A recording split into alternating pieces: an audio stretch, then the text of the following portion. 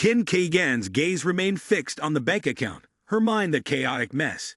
Chairman Lim is indeed the kind of boss that everyone dreams of meeting at least once in their lifetime. He is truly worthy of being the one who made Yu Ling Shuang abandon the young master to follow him. Not only is he exceptional in terms of wealth, but his power is as vast as the ocean, allowing for endless spending without the constant fear of what tomorrow may bring. The young master has always valued me, but in the end, I am merely a shadow, needing to seek his permission for everything. Here, I feel like a carp transforming into a dragon, free to fly and take charge of my own life. Qin Keigan quickly snapped back to reality. No, I must not be dazzled by shiny things like gold. I have to remain professional and alert, not let greed push me into a corner. Although Park Jimin seems simple and carefree, in reality, he is keenly perceptive to even the smallest details. He doesn't just throw money around, but knows how to strategize, making it impossible for others to back out. This time, he's playing as if he's placing all his trust in me. But in truth, everything is under his control. Never mind, disappearing without a trace isn't my style. To try to outsmart Park Jimin? Just thinking about it feels like writing my own epitaph. Young master, don't even think about challenging Chairman Lim anymore. The disparity in strength between the two sides is like a chasm in the distance. Thinking of this, Qin Keigan felt a little shaken, but in the end, she still didn't dare to stray from the path. Park Jimin, indifferent, just waved his hand dismissively. All right, go get to work. Qin Keigan forced a smile, clasped her hands, and stepped out. The alert bell rang incessantly. Yes, Chairman. Just as she poked her head out the door and was about to breathe a sigh of relief, she saw someone waiting. And that someone was none other than Yu Ling Shuang, her sworn rival. The atmosphere was tense, like a drawn bow, and one could smell the burnt gunpowder in the air. Qin Keigan coldly shot a remark, her tone devoid of any respect. Oh, is CEO Yu waiting for me? What an honor! Yu Ling Shuang frowned with authority, stepping closer as she spoke. Not exactly, but I know you won't easily betray the Li family like I did before. However, let me remind you, don't take unnecessary risks. The chairman is not someone you can easily figure out. That statement was not only a warning, but also a psychological jab that forced Qin Keigan to think very carefully. Yu Ling Shuang continued, her voice full of implication, but the hint was extremely strong. Do you think the Li family is powerful? Sorry, in the chairman's eyes, the entire Li family is nothing more than a speck of dust. Soon enough, the Li family will be wiped out. I don't care whether you're genuinely following the chairman or just pretending, but I sincerely advise you not to do any tricks behind the scenes. What you think is obscure, the chairman sees through completely, so take care of yourself. As soon as she finished speaking, Xiao Yu turned and walked away, leaving Qin Keigan standing there with her heart tangled. Xiao Shang, please say less. I can still see the road to breathe. But whatever is said, I understand. This place is not easy to climb. In the room, Park Jimin slumped down into the chair, his face showing a satisfied expression. 100 billion spent and still no change in Qin Keigan's feelings. Indeed, a difficult piece to tame, but with great potential for my money-making. I hope she continues to maintain that haughty and untamed demeanor.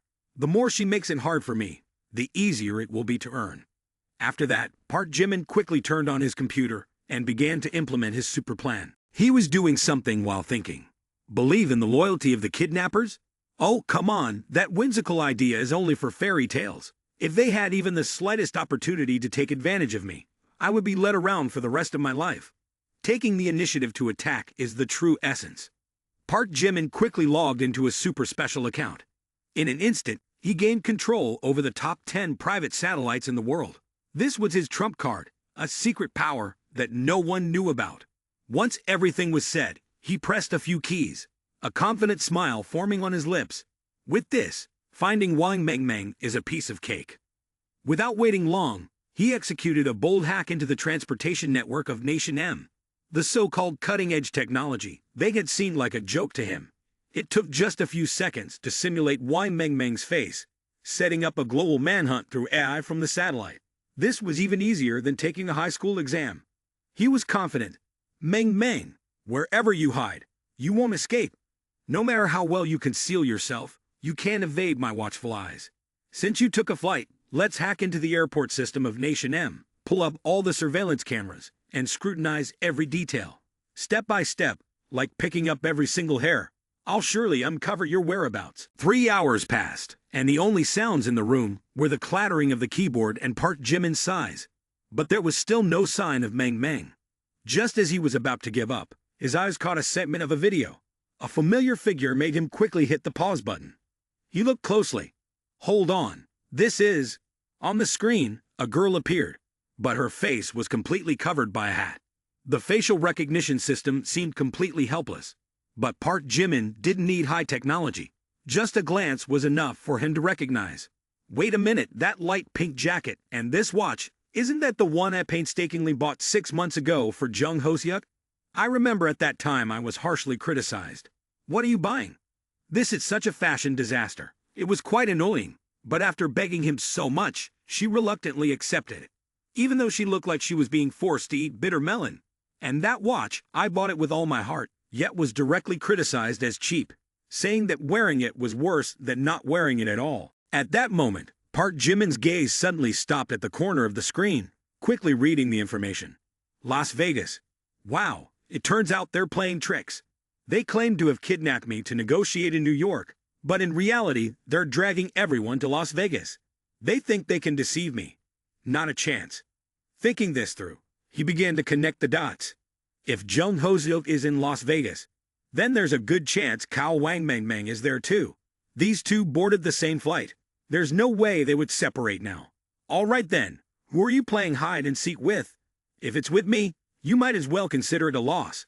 Just wait, I'm on my way. After using 10 satellites to wipe Las Vegas clean, Wang Mang Mang and Jung Hoseok ultimately disappeared into a casino. To ensure that no one knew about the plan, Park Jimin created a smokescreen, pretending to announce that he would not be heading to Nation M for a few days, but in reality, he was prepared to depart that very night. Around 10 o'clock in the evening, Park Jimin headed straight for Las Vegas. As the plane took off, Park Jimin wasted no time, immediately pulling out his disguise kit.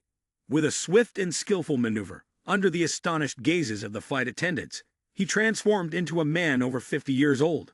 A few flight attendants stood frozen, their eyes wide, mouths agape as if they had just witnessed magic. Chairman, wait, what's going on? My goodness, is this a disguise technique? Truly incredible. Park Jimin was delighted, wearing a mysterious smile. Listen carefully, this time in Las Vegas, my identity must be kept absolutely secret.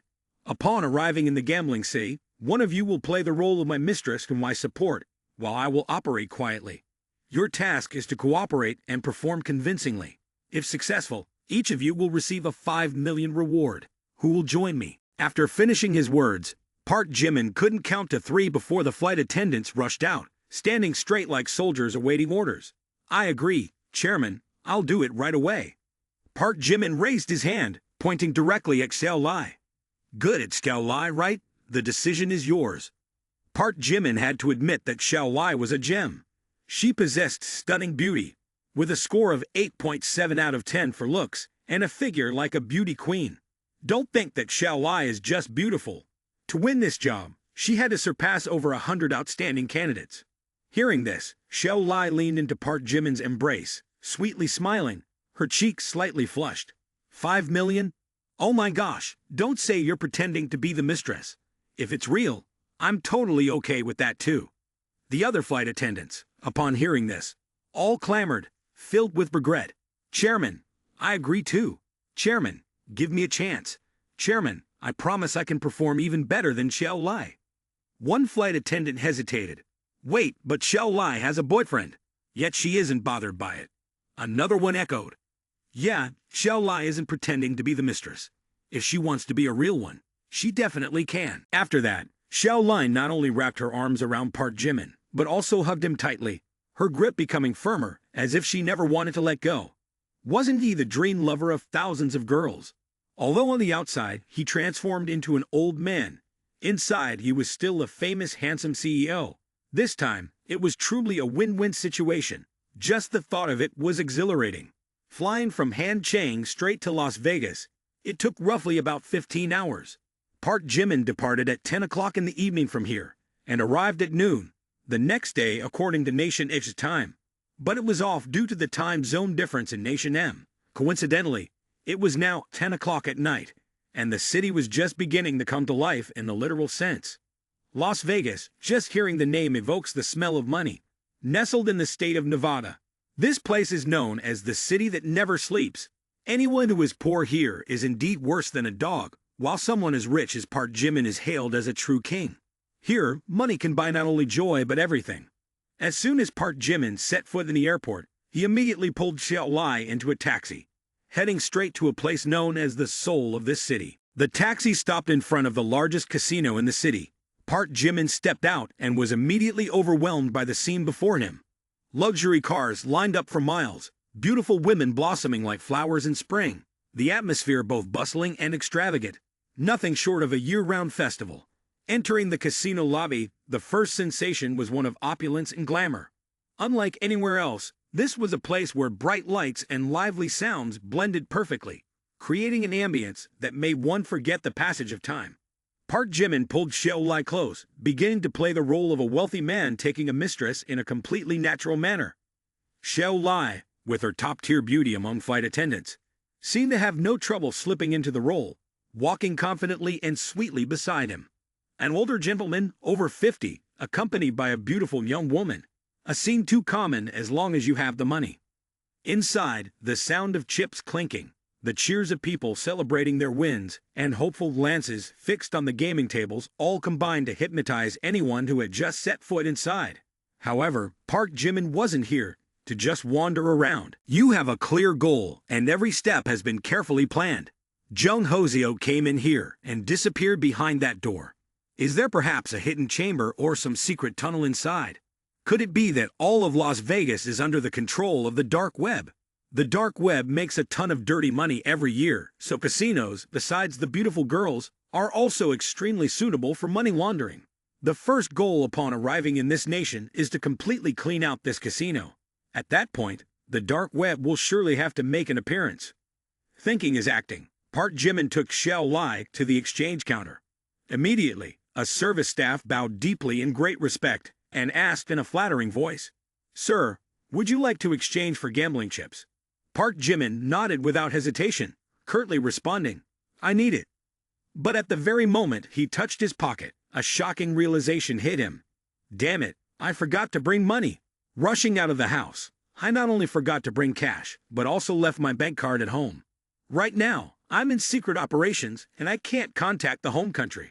With no other choice, Park Jimin turned to Xiao Lai and asked to borrow money with a pleading expression. "Xiao Lai, do you have any cash?" Just heard Park Jimin ask to borrow money. Xiao Lai's eyes widened in disbelief, her mouth agape.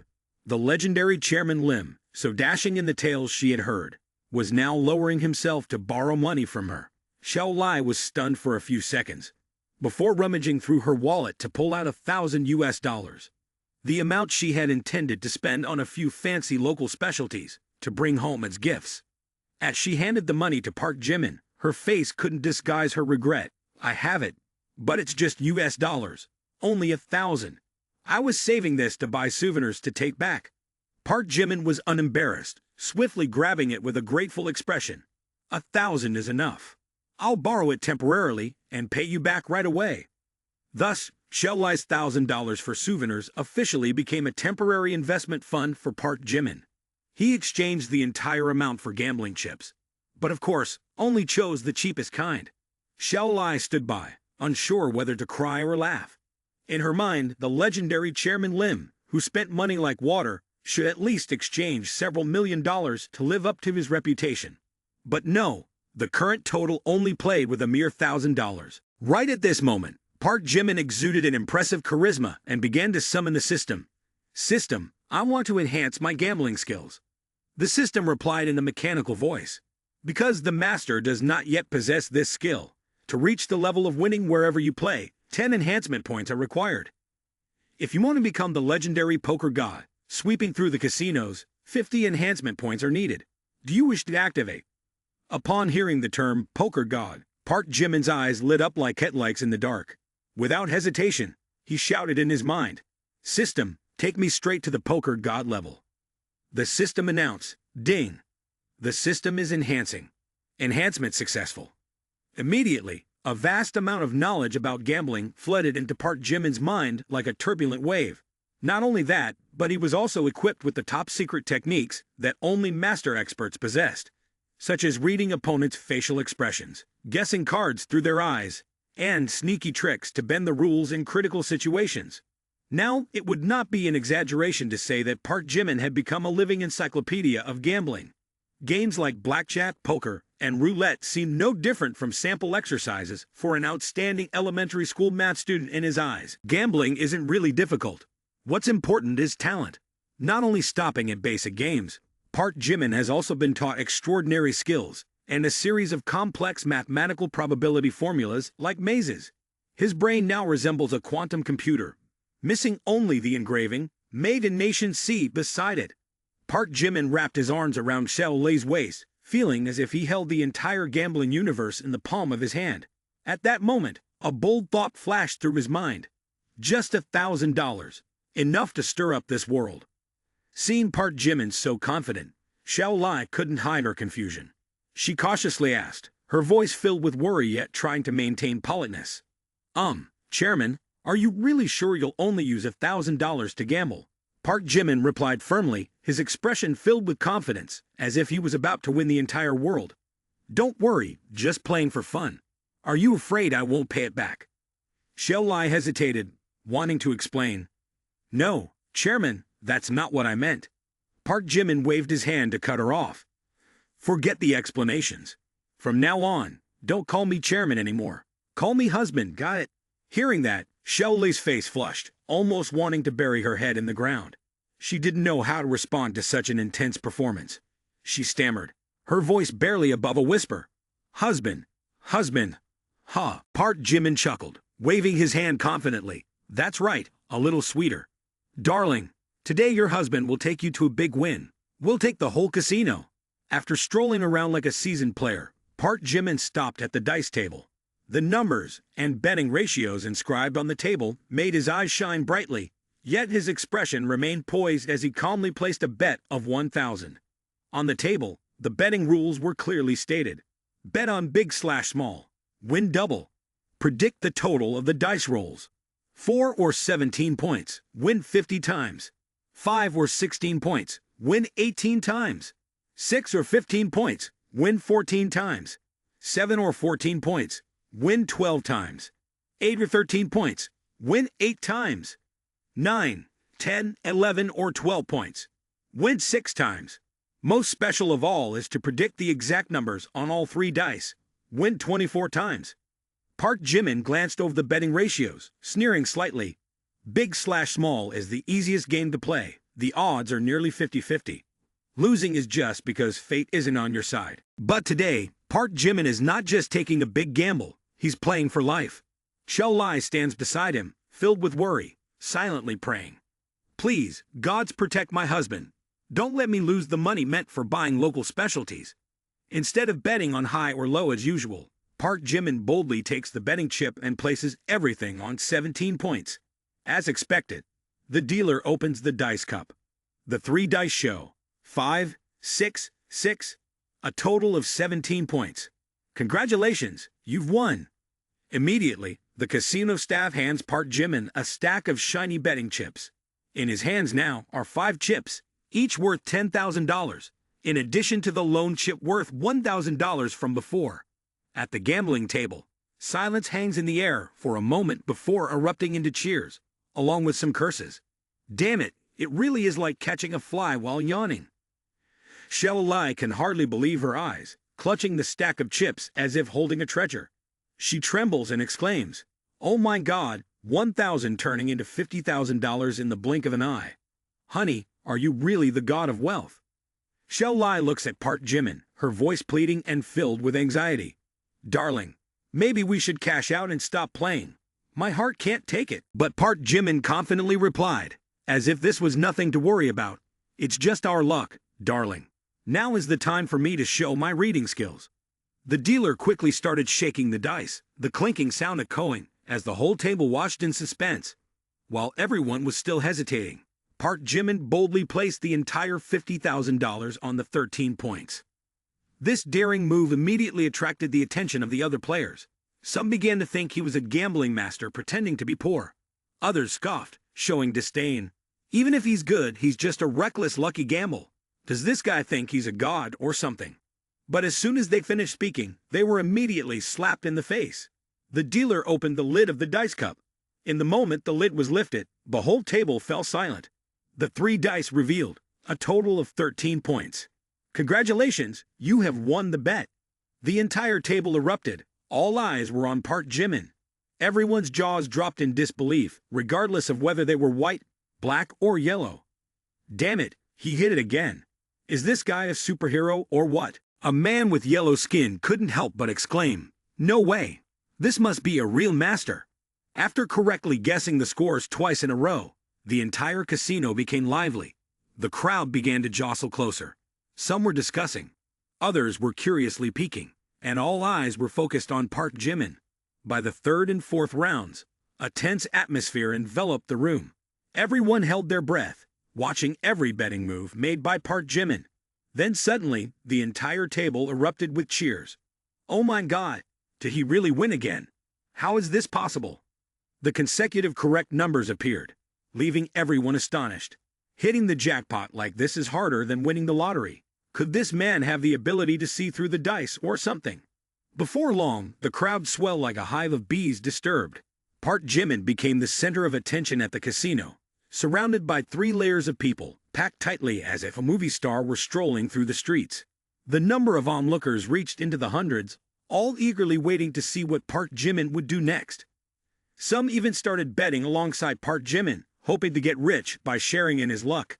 Meanwhile, backstage at the casino, a man with white skin, his eyes sharp and cold, stared intently at the surveillance screen. He tapped his fingers rhythmically on the table, his face revealing a mix of suspicion and subtle danger. On the monitoring screen, Park Jimin's image sitting there casually, as if he were about to conquer the entire casino, was vividly clear. The white man furrowed his brow and turned to his assistant, sounding somewhat annoyed. "Have you found out who the hell this Asia guy is yet?" The female assistant quickly replied, "Yes, I've found out everything. According to the registration information at the airport, he comes from Nation H. His name is Huang Batian, 50 years old. His occupation is the chairman of the organic fertilizer company Dum Tian, with an estimated fortune of 1 billion yuan. The reason for coming to Las Vegas is to take his mistress on vacation." Upon hearing this, the man raised an eyebrow, looking skeptical.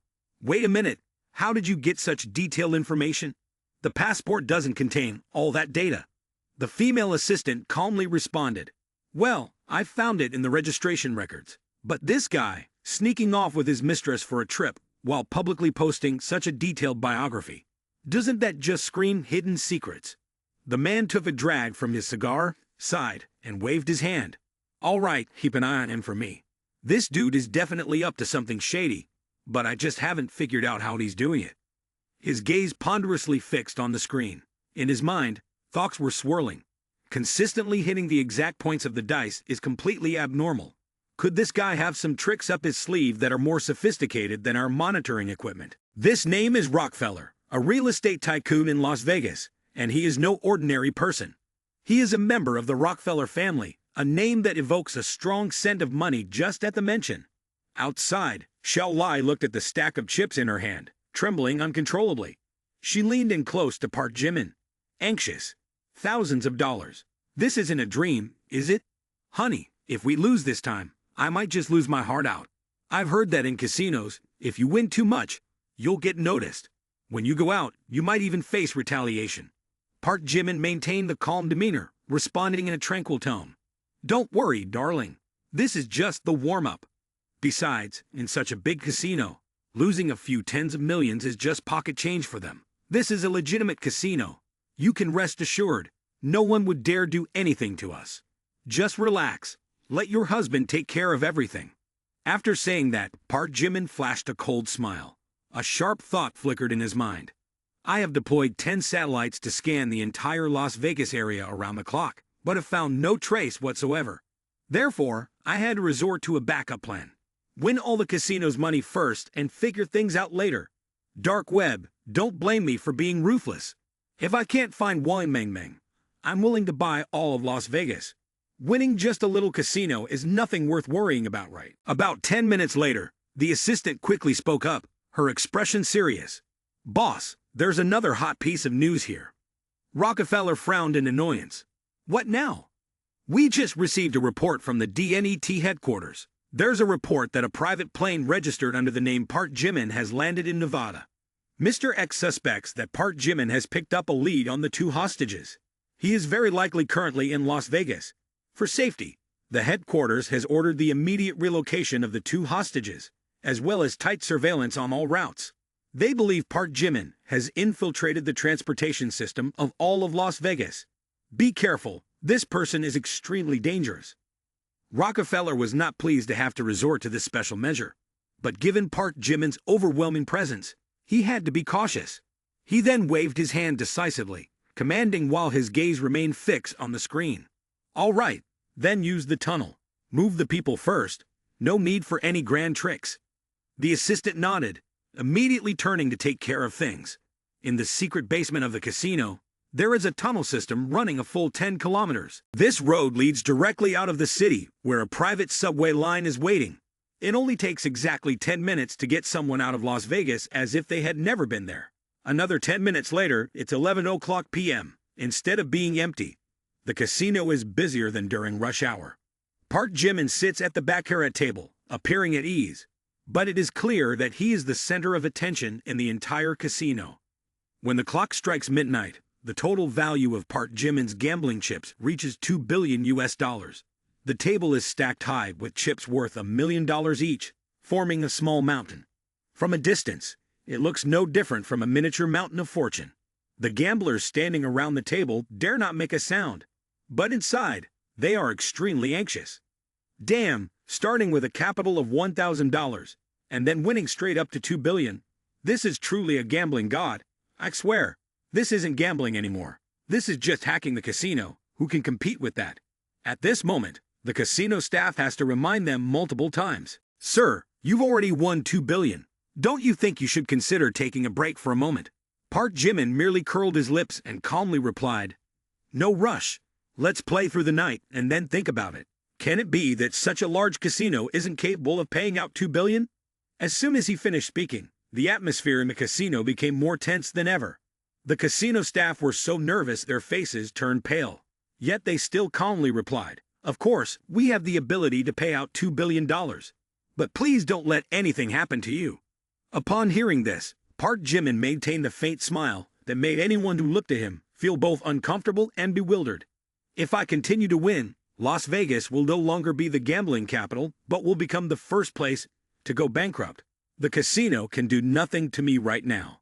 Their reputation still needs to be upheld, at least on the surface.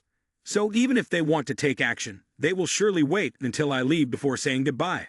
Thinking it over carefully, Park Jimin unexpectedly stepped away from the baccarat table. He walked up to a burly man who looked as if he had just lost all his money, his head hung low, a face full of regret. The large man clearly looked like a gambler who had burnt through his money, his expression forlorn, as if he had just lost all his wealth. Park Jimin silently reached into his pocket, pulled out a $1 million gambling chip, and threw it in front of this man. This action left everyone watching in shock, jaws dropping in disbelief. The large man, agitated, stared at the chip, and then looked up with a confused expression, asking, Sir, what are you doing? Park Jimin sat down at a nearby table and replied with a statement that made people unsure whether to admire him or be afraid. Losing everything is no big deal. From now on, follow me, and this million will serve as your capital to start your life anew. This statement was not just a handout, but also a declaration of Park Jimin's absolute control over everything around him. He not only won at gambling, but also won over people's hearts. This act sent another wave of shock through the entire casino, sparking whispers among the crowd. Wait, is this guy playing the charity game, winning a mountain of money, and still going out of his way to save others? The man named Santong was initially so stunned, he didn't know what to do, but just seconds later, he regained his composure. $1 million was not just a figure, it was a beacon of light in the dark night of human existence. For someone who has lost everything, even fallen into debt, this amount of money is no different than winning the lottery. Santong immediately knelt down, without hesitation proclaiming, "Boss, from now on my life belongs to you. Whatever you say, I will do." Park Jimin maintained his calm demeanor, as if he had planned everything from the beginning. He gently asked, "What's your name?" Santung quickly replied, "Boss, my name is Santung." Park Jimin slightly curled his lips, a smile filled with meaning. "Good. From now on your task is to gather more underlings for me. Anyone who comes, I will give them $100,000 in silver cards. How much you want to keep for yourself is up to you. I won't interfere, but remember, I only need people who aren't afraid of trouble. Understood?" After hearing this, Santung's eyes sparkled as if he had won the lottery again. He nodded vigorously, his face full of excitement. "Boss, rest assured, I will definitely complete the mission, ensuring my underlings are numerous as ants on the ground, and the kind that doesn't shy away from troubles." Although he is just a low-tier thug in Las Vegas, thanks to his wide connections, Mael can summon a crowd with just a few phone calls. For him, $100,000 is an incredible bargain, and $1 million need not even be mentioned. It is a dream that anyone would gladly trade in exchange for a bit of loyalty. Then, Santung took out his phone and started calling out to his brothers. "Where are you guys? Come here quickly. Money is falling from the sky. No need to think. From now on, follow me. Your life will soar high." Meanwhile, the managers of the casino, from top to bottom, all had faces as dark as charcoal. Tonight, not only did they want to win money, but they also aimed to seize people. Surely, he intends to build an army to break the casino, right? In a matter of moments, Park Jimin had gathered more than 20 loyal followers. Notably, these individuals were not only loyal but also extremely proactive. After receiving money from Park Jimin, they immediately called their friends and acquaintances. One person brought 10 brought 100, and gradually, a network following Park Jimin began to take shape. In Las Vegas, known as the gambling capital of the world, gambling chips are almost treated like cash. Park Jimin took full advantage of this, spending money freely and not turning away anyone. As such, with every passing minute, his entourage grew larger. In just half an hour, the number of people following Park Jimin swelled to over 1,000. Not only that, some individuals in the crowd were even armed, turning the scene in the casino into one of extreme volatility. From a distance, this crowd resembled a dark, red army standing behind an Asian man with a demeanor like a sovereign. Around 5 a.m., while it was still dark outside, the casino was in a chaotic uproar. Park Jimin was hardly concerned. His voice remained calm as water. "The sky will soon brighten. Let's make a bet that decides everything. If I lose, I will return the $2 billion I won tonight, so you need not worry. But if I win, the stake will be multiplied by 36 times. Are you willing to play?" At this moment, the assistant emphasized, her eyes filled with concern. Boss Juan Betan had thrown down $1 billion to assemble 5,000 followers. This army packed the area tightly, their momentum roaring as if they wanted to take over the casino. If they dared to play tricks and default on payments, the casino would likely close for good that night. "Do we really have to hand over a full $2 billion? One anxious voice from the crowd asked. Juan Betan erupted in anger upon hearing this. "A bunch of rabble. Once we deal with that guy, the followers will disperse on their own." He called for someone and waved his hand as a signal. From the corner, a burly one-eyed man walked forward, carrying a long sniper rifle, his gaze icy cold. Although he knew this action would tarnish the casino's reputation, failure to act would only allow this Asian man to turn Las Vegas into a joke. The one-eyed man swallowed hard, fully aware of what was about to happen. Yet, under orders, he could only obey. "Understood, boss." As the one-eyed man left, Juan Betan sat in the surveillance room, his face flushed with anger. His whole body seemed about to explode when he saw Park Jimin sitting calmly in the midst of the crowd. This guy not only wanted to ruin the casino, but also aimed to destroy my reputation. But just wait and see, I won't let you walk out of here alive. Outside, the air was so thick that each breath felt heavy. All eyes were on Park Jimin. Anyone could understand that with $1 billion on the line, the dealer couldn't afford to make any rash decisions. One wrong move, and your life could vanish like a gust of wind. After receiving the order from him, the dealer took a deep breath, tried to maintain a professional demeanor, and turned back to Park Jimin. "All right, sir, we accept your bet." Upon hearing this, Park Jimin's gaze became challenging. Calmly, he said, $1 billion. I bet it all on number 13. With that, Park Jimin pushed all the chips onto the betting table, with a payout ratio of 36-1. If I win, they might have to sell the entire casino in Las Vegas to cover it. Upon hearing this, the dealer's face turned tense, forcing a smile. While the crowd grew more and more excited, everyone charged with adrenaline. Meanwhile, from a distance, a sniper with a long-range rifle had targeted Park Jimin's forehead. This guy smirked. Whether this kid wins or loses doesn't matter. Once the game is over, he'll be dead for sure. After listening, Park Jimin's gaze became filled with defiance. In an unnervingly calm tone, he said, $1 billion. I bet it all on number 13. With that, Park Jimin pushed all his chips onto the betting table, with odds of 36-1. If he won, they might have to sell the entire casino in Las Vegas just to pay him back. Upon hearing this, the dealer showed a tense expression, forcing a smile. The crowd around them grew increasingly lively, everyone filled with fervor. Meanwhile, from a distance, a sniper with a long rifle had trained his sights directly on Park Jimin's forehead. The man smirked, thinking to himself, whether this guy wins or loses, it doesn't matter.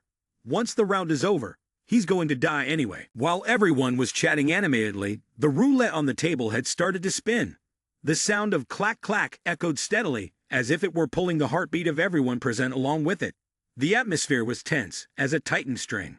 Whether standing close or far away, everyone held their breath, their eyes glued to the fateful wheel. Lalisa Manobin tightly wrapped her arm round Park Jimin's, feeling so nervous that her hand was drenched in sweat, and her face was pale as if she had just climbed down a mountain and into a river. While everyone else was holding their breath, watching the destined spin, Park Jimin remained calm, as if nothing were happening. Don't worry, this casino belongs to HB Group, Park Jimin said. In Las Vegas, they own 12 casinos, 7 5-star hotels, and even a 7-star hotel. Particularly notable is a 10-star hotel, all the way in Dubai, worth no less than $30 billion. Hearing this, Lalisa Manobin looked at him in confusion, like a chick caught in a feather. 10 stars? I haven't even seen a 6-star hotel, let alone a 10-star one. Park Jimin continued to disregard her, maintaining a composed expression as if all of it were trivial matters. Moreover, HB Group also invests around the world. Their total asset value amounts to $150 billion. Here there are 21 shareholders, each owning a portion of the shares. If today this casino faces risks, they will have to bear the burden together. Roughly calculated, each person could contribute enough to cover the $150 billion in debt. Lalisa Manobin listened, her heart racing in fear. What is this? She wondered. Park Jimin walked into the casino with only $1,000 in loose change, yet he could calculate the total assets of his opponents. Not stopping there, he also intended to sweep through all the corporations, taking everything from the casino, hotels, to their other assets. This man was not only reckless but also extremely dangerous. Did he want to completely annihilate his competitors? However, when she saw Park Jimin's calm expression, there was an unmistakable glimmer of admiration in Lalisa Manobin's eyes. Was it the lie of personality, or was it the power of money? Park Jimin is not only a skilled gambler, but also a top-notch strategist, someone who can scheme and plan from 1,000 miles away, determining victory and defeat without any hesitation. The wheel slowly began to decelerate, as if mocking the entire casino. Each clack of the spinning wheel echoed, pulling along the heartbeats of everyone in the room. Someone shouted as the wheel just grazed by. Number 9. Number 10. The atmosphere became suffocating. Number 11. Breaths began to quicken. Number 12. All eyes were glued to the wheel, not daring to blink. And then, number 13. The wheel stopped, motionless. It hit. The entire casino erupted. A collective wow resonated throughout the space, as if a bomb of emotions had just been detonated. Thousands of people screamed, holding their heads, jumping up and down, unable to believe their eyes. A person who started with $1,000 had just won an astonishing $30 billion, a figure that one could never even begin to imagine accumulating in a lifetime. This was no longer a miracle, but a vivid myth unfolding right before their eyes. Park Jimin not only won big, but also shattered every rule, every belief in probability and logic of all who witnessed it. Yet he remained as calm as ever, waving his hand with a faint smile. "It's quite inconvenient. Today I have a bit of luck," he said. Behind him, a crowd of 5,000 followers cheered loudly. Even Santung popped champagne to celebrate right there, turning the casino into a stage for a sovereign. The atmosphere was lively and energetic, but the joy did not last long. The dealer shouted angrily, "No way! This cannot be happening. There must be cheating involved." The entire room fell silent for a moment. Everyone's eyes were fixed on Park Jimin. Without giving Park Jimin a chance to speak, he raised his hand to signal. Immediately, a gang of thugs, who had been waiting, swiftly approached. Each of them brandished weapons, ready to handle any disagreement on the spot. But Park Jimin's expression did not change. He calmly replied, "Don't slander me. I never touched the wheel. How could there be any cheating?" The atmosphere in the casino was already tense, but now it became even more suffocating. The group of henchmen behind Park Jimin was numerous, yet upon seeing the gun, they began to shrink back. Yet when receiving money, they were very enthusiastic, all shouting loudly, "Boss, let me take care of it." But now their faces were pale, no different from mice seeing a cat. Casting a glance at the crowd that was slowly retreating, Park Jimin couldn't help but feel annoyed. Damn it, a bunch of useless henchmen. I still have to take matters into my own hands. One guy stepped forward, speaking coldly, "Follow me, don't resist in vain." But before he could do anything, he felt a sharp pain. Park Jimin twisted his hand, wrenching it until a dry crack echoed. Immediately, that guy screamed as if he were crushed under a truck. Ah! This scene was like lighting a fuse on a powder keg. The other gangsters, not needing to hear orders, pulled out their guns and fired from all directions. But just when everyone thought Park Jimin would go down, he smoothly spun the iron rod in his hand, effortlessly deflecting the bullet. Clang! But it wasn't over. The gunfire continued to ring out. 5 or 6 others immediately drew their weapons and aimed at Park Jimin, shooting frantically. Bullets rained down, yet he stood firm, unafraid. Each bullet that came hurtling towards him was swatted away by Park Jimin's metal staff, leaving not a single scratch on him. Seeing this scene, many people feel as if they are watching a superhero movie, with Park Jimin as the unbeatable main character. The entire casino seems frozen. Thousands of people only able to stand still, hearts pounding, eyes glued to him. Even the gangsters watching this scene cannot help but be amazed, and even begin to feel fear. Is this a person or a superhero? He's not a person, he's a monster. Run, there's no way to fight back, he's a demon. And so the gangsters, who initially rushed in fiercely like a pack of hungry tigers, now scatter in panic like a flock of ducks being chased. But the story goes even further. On the upper floor, the single-eyed man with an M24 sniper rifle was ready to take aim. When he saw Park Jimin standing still for a moment, the sniper did not hesitate to pull the trigger. The bullet flew forward with terrifying speed, heading straight for Park Jimin's head. Boom! The sound of gunfire rang out like the firecrackers welcoming Tet, but no one had time to eat benchung. Upstairs, a M24 rifle was aimed straight at Park Jimin's head. If the bullet hit, it would surely mean saying goodbye to his brothers on the other side of the world. But the unbelievable happened. Park Jimin did not move away. Instead, he held 2 coins in his hand. As the bullet flew towards him, it was blocked by the 2 coins, falling to the ground as if it had lost its will to continue flying. Of course, such a cool display could not lack supporting characters to set the scene. First was the flight attendant Lalisa Manobin, startled like a sparrow frightened by firecrackers. Then came Santung, wide-eyed in astonishment. Even the thousands of younger fans below all dropped their jaws, staring in disbelief. Wait, did he just catch a bullet with his bare hands? Is this a dream or for real? Someone whispered, "It must be Eastern magic." Another joined in, "Yeah, these moves only exist in legends." A voice rang out, filled with admiration. "What Eastern stuff at this point? I swear this is supreme martial arts. If swords and blades can't harm him, what more can there be?" Someone still skeptical said, "But I feel like something's a bit off here. How could this world have such an absurdly unrealistic character? It's truly unbelievable, and science certainly cannot explain it." While the crowd was still in amazement, Santung stepped into the center, his sharp gaze sweeping over each person, and he shouted boldly, "Where are my brothers? We took money from the boss, so we must work for the boss. Do you think a few thousand brothers here are just going to sit back? If we don't get our money back today, our honor is practically gone.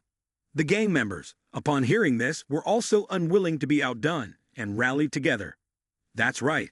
This gambling house dares to play dirty. We must definitely force them to cough up the money. When we take money from someone, we must eliminate their troubles. This rule, anyone who doesn't follow it is truly a coward. Park Jimin stood to one side, arms crossed, watching the crowd while secretly laughing to himself. These gang members are just a mixed pot of ingredients, not resembling anything in particular.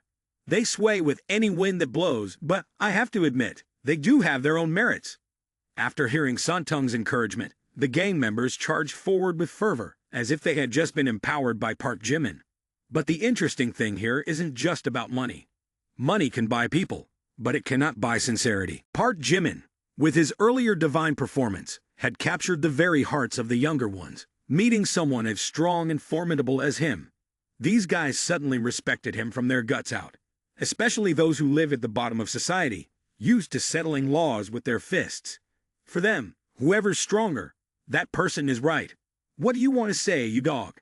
The whole gang, filled with fervor, shouted in unison. Opening a casino and still can't accept the loss, huh? Brothers, today we must get back every single penny for the boss. If we can't get it back, then they can close shop. Park Jimin, with a domineering aura, needed no loud shouts. He simply smirked. His deep, cold voice echoed. Listen up, you guys. Gather everyone in this casino here. Today, anyone who dares to run, I'll personally grab by the collar. And also, anyone who catches the casino owner, I'll reward them immediately with 100 million. Spend it all you want. Hearing this, the whole gang replied in unison. Let's do it. Boss, we can handle it. The dealer nearby, upon hearing this, turned pale with fear. He crawled over, clutching Park Jimin's leg, tears welling up. Boss, please spare me. I know where the casino owner's office is. Please spare my life. Meanwhile, Han, the casino owner, was sitting in the surveillance room. He stared intently at the security screens, his face ashen. The images from the cameras showed a chaotic scene. Staff, gamblers, and the gang were all in revolt, each heading in different directions, but with one goal, to catch him in exchange for 100 million. Han panicked and shouted in desperation. Quick, call the police. Hurry up, I can't hold on any longer. The assistant girl standing next to Han was equally frantic, hurriedly chiming in. Boss, the situation is a mess right now. The people in the gambling den are coming up. If you don't run away now, it will be too late. Hearing that, Han didn't need to think much, immediately nodding vigorously. Okay. Let's find a place to hide for now. We'll figure it out after the police arrive. Right after that, Han and the remaining group hurriedly ran through the secret passage to hide. But before leaving, he still cursed angrily. That damn Asian guy, just wait for me. While the gambling den was in disarray, Park Jimin didn't miss the opportunity. He led his men, searching for Wang Mengmeng's whereabouts. The first destination was the management room. Without hesitation, Park Jimin coldly kicked the door open. This was the place that held the secrets of everything. Just by checking the cameras, he could uncover the clues. Focusing on rewinding the footage, it didn't take long for the familiar figure of Wang Mengmeng to appear on the screen. Park Jimin nodded, his eyes shining brightly as if he had struck gold. Aha, here she is. But just as he was examining the images, the door to the room was forcefully pushed open. Santung burst in with a group of his men, his face pale, sweat pouring down as if he had just encountered something terrifying. One of the guys in the group quickly reported, Santung boss, the police are coming. What do we do now? Park Jimin waved his hand nonchalantly, saying, how is that a problem? The casino owes me 30 billion. If they're short, they have to pay it back. What law forbids that? However, Santung and the gang were still worried, hurriedly explaining, boss, this casino has connections with the police. The governor also has shares. They won't side with us. As soon as he said that, Santung looked like he was about to cry. But Park Jimin waved his hand as if it was nothing serious. Shares are shares. The governor is the governor. So now I'll just pull him down and put one of my own in that seat. Everyone was taken aback, but he continued, his tone cold and decisive. No need to choose anyone from now on. You are the new owner of this casino. I remember HB has 12 casinos, all to be shared evenly with the brothers. Each one of you will be the owner of one casino. Shares? Each of you will keep 10% as a gift. If they don't have the money to pay, just take the entire casino as collateral, plus the HB Corporation and its assets. We'll settle things when they've paid up. One of the group, trembling with fear, asked, "What about the governor, boss?" Park Jimin narrowed his eyes. A mocking smile appeared. "Oh, by the way, whatever they promised the governor, we just play double. Money isn't an issue." The whole gang of underlings stood there in a daze for a few seconds, not knowing if Park Jimin was being serious or joking. But right after, they all shouted in unison, "Boss is truly divine. Following you means no worries about hunger." In an instant, they transformed from lowly henchmen into the big boss of the casino. Truly, meeting a competent leader could turn one's life around in a heartbeat. Shortly after, Park Jimin paid no mind to who would rule Las Vegas. In his mind, he had only one goal: to find his lost sister, Wang Mengmeng, at all costs. As for Las Vegas or the entire world, who cared? He thought to himself, "To be honest, today I am home Bei Thin. Tomorrow I will again be Park Jimin. Whoever dares to challenge me, even the heavenly king must yield." No sooner had he finished speaking than suddenly, a ringtone blared out. After a minute, Park Jimin's phone unexpectedly vibrated, as if it were reminding him. Of course, Park Jimin didn't use a regular phone, but rather a super gadget he had developed himself. Connecting to as many as 10 private satellites, this phone, if it went to a technology competition, would undoubtedly leave the rest of the world far behind. And then, the beeping was not just a ringtone, but a signal from the satellite that had locked onto Wang Mengmeng's location. Regarding Wang Mengmeng and Jung Hoseok, the two girls who have gone from strangers to close companions are now truly sharing their hardships together. No one knows the reason for their abduction. They only know that at 2 a.m., while they were sleeping, they were awakened and forced to move to another location.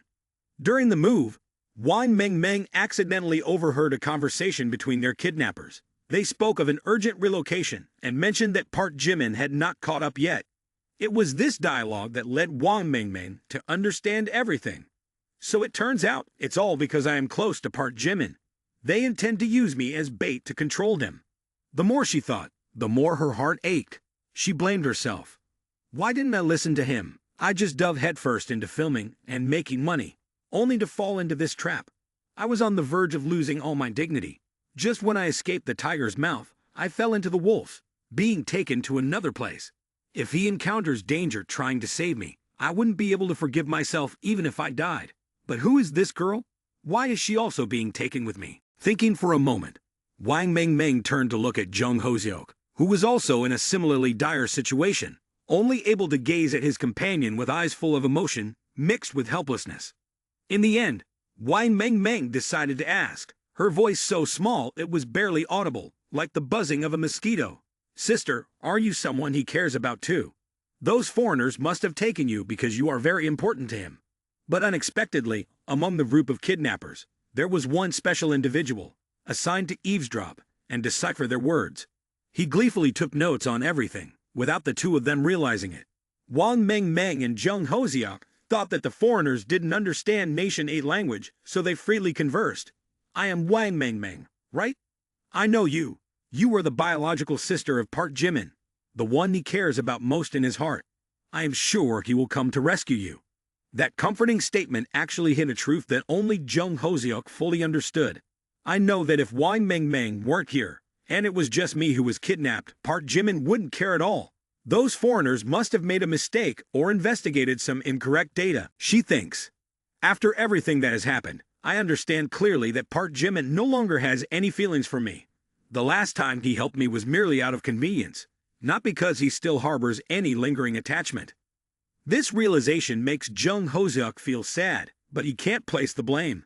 However, given the current situation, she can't help but worry, because if Park Jimin no longer cares, what are the chances of her survival?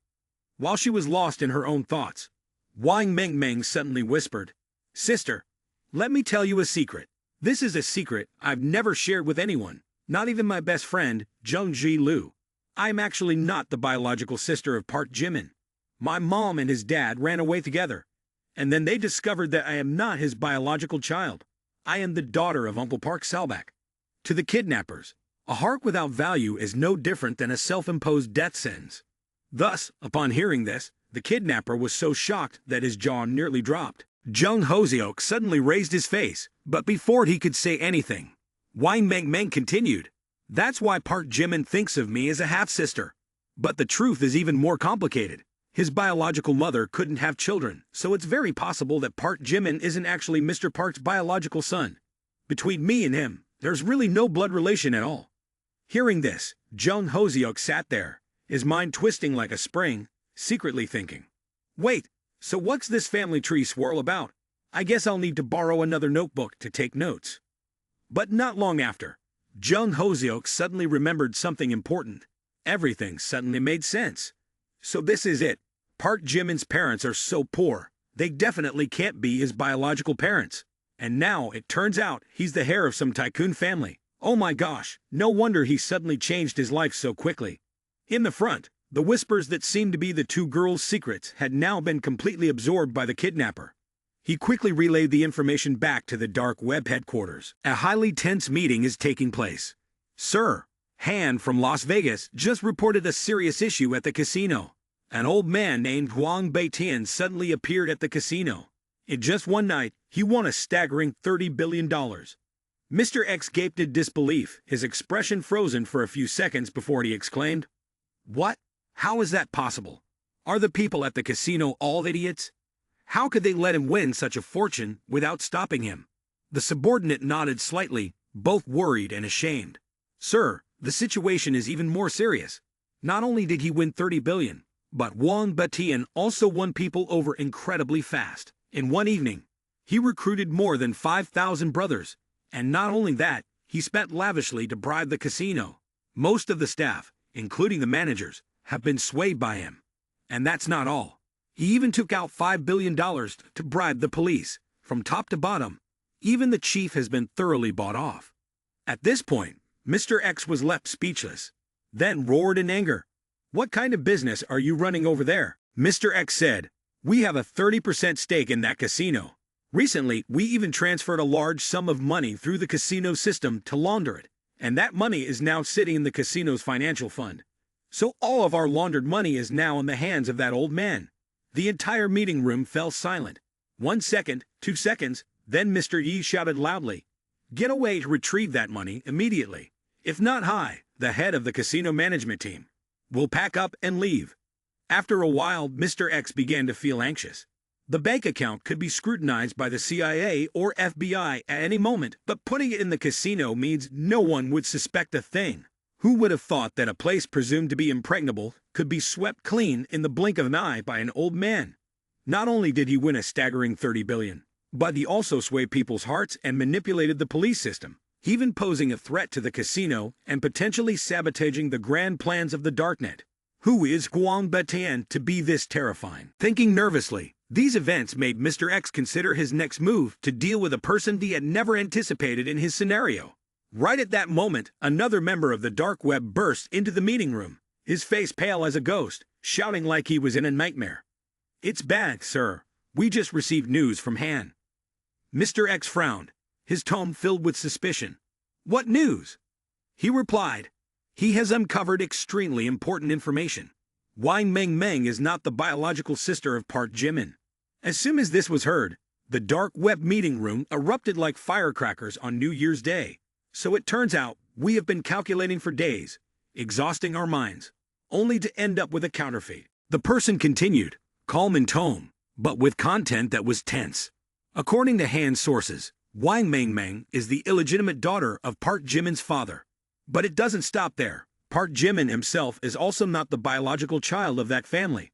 Wait, so what does that mean? Where did Park Jimin come from? Upon hearing this, Mr. X seemed to have an epiphany. Ah, so that's it. I said it before. A kid from the countryside suddenly brings home a fortune. Who would believe that? This confirms that Park Jimin's identity is a descendant of an incredibly ancient and mysterious family. Moreover, that guy Huang Beitian surely also belongs to this secretive clan.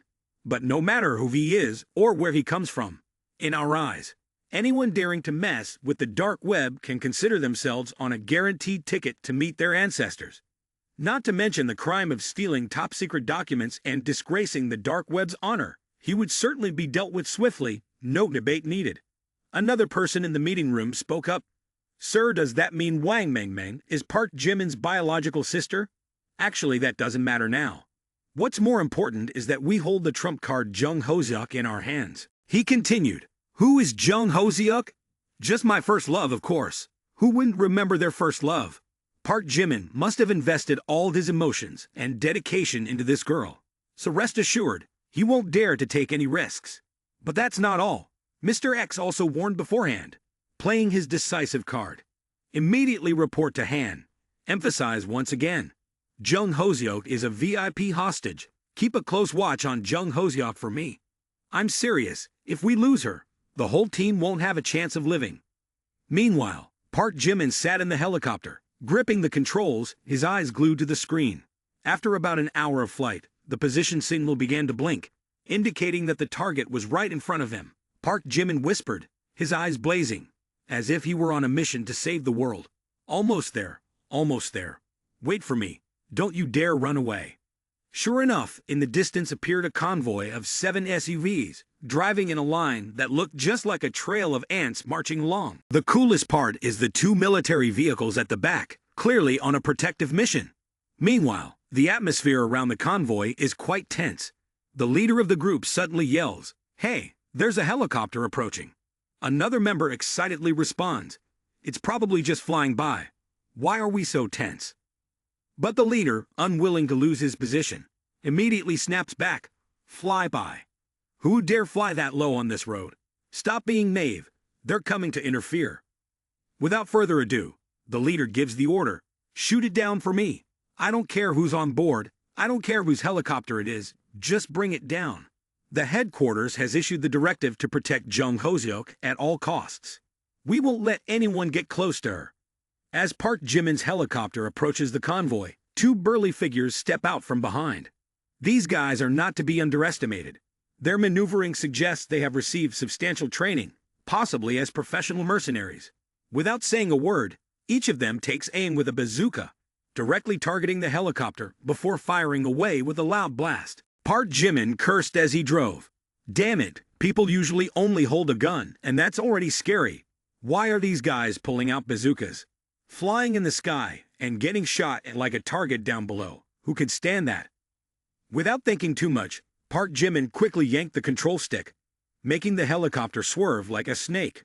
With his top-notch piloting skills, honed both in games and real life, he maneuvered to the point where 2 incoming shells missed and exploded in the sky, the flames lighting up like a festival. Seeing that Park Jimin was still safe without losing a single hair, the leader yelled in fury, Don't let it live. Keep shooting. Hearing the order, a few more burly guys from other vehicles showed up, each carrying a bazooka. This time, without hesitation, they all fired simultaneously into the sky. At this moment, Park Jimin was indeed in a tense situation, like a string pulled tight. To be frank, he wasn't bad at all. The physical capabilities of Park Jimin had been enhanced dozens of times. Yet for the first time, he felt a dangerous threat lurking that made him sweat. In Park Jimin's mind, 2 scenarios immediately sprang up.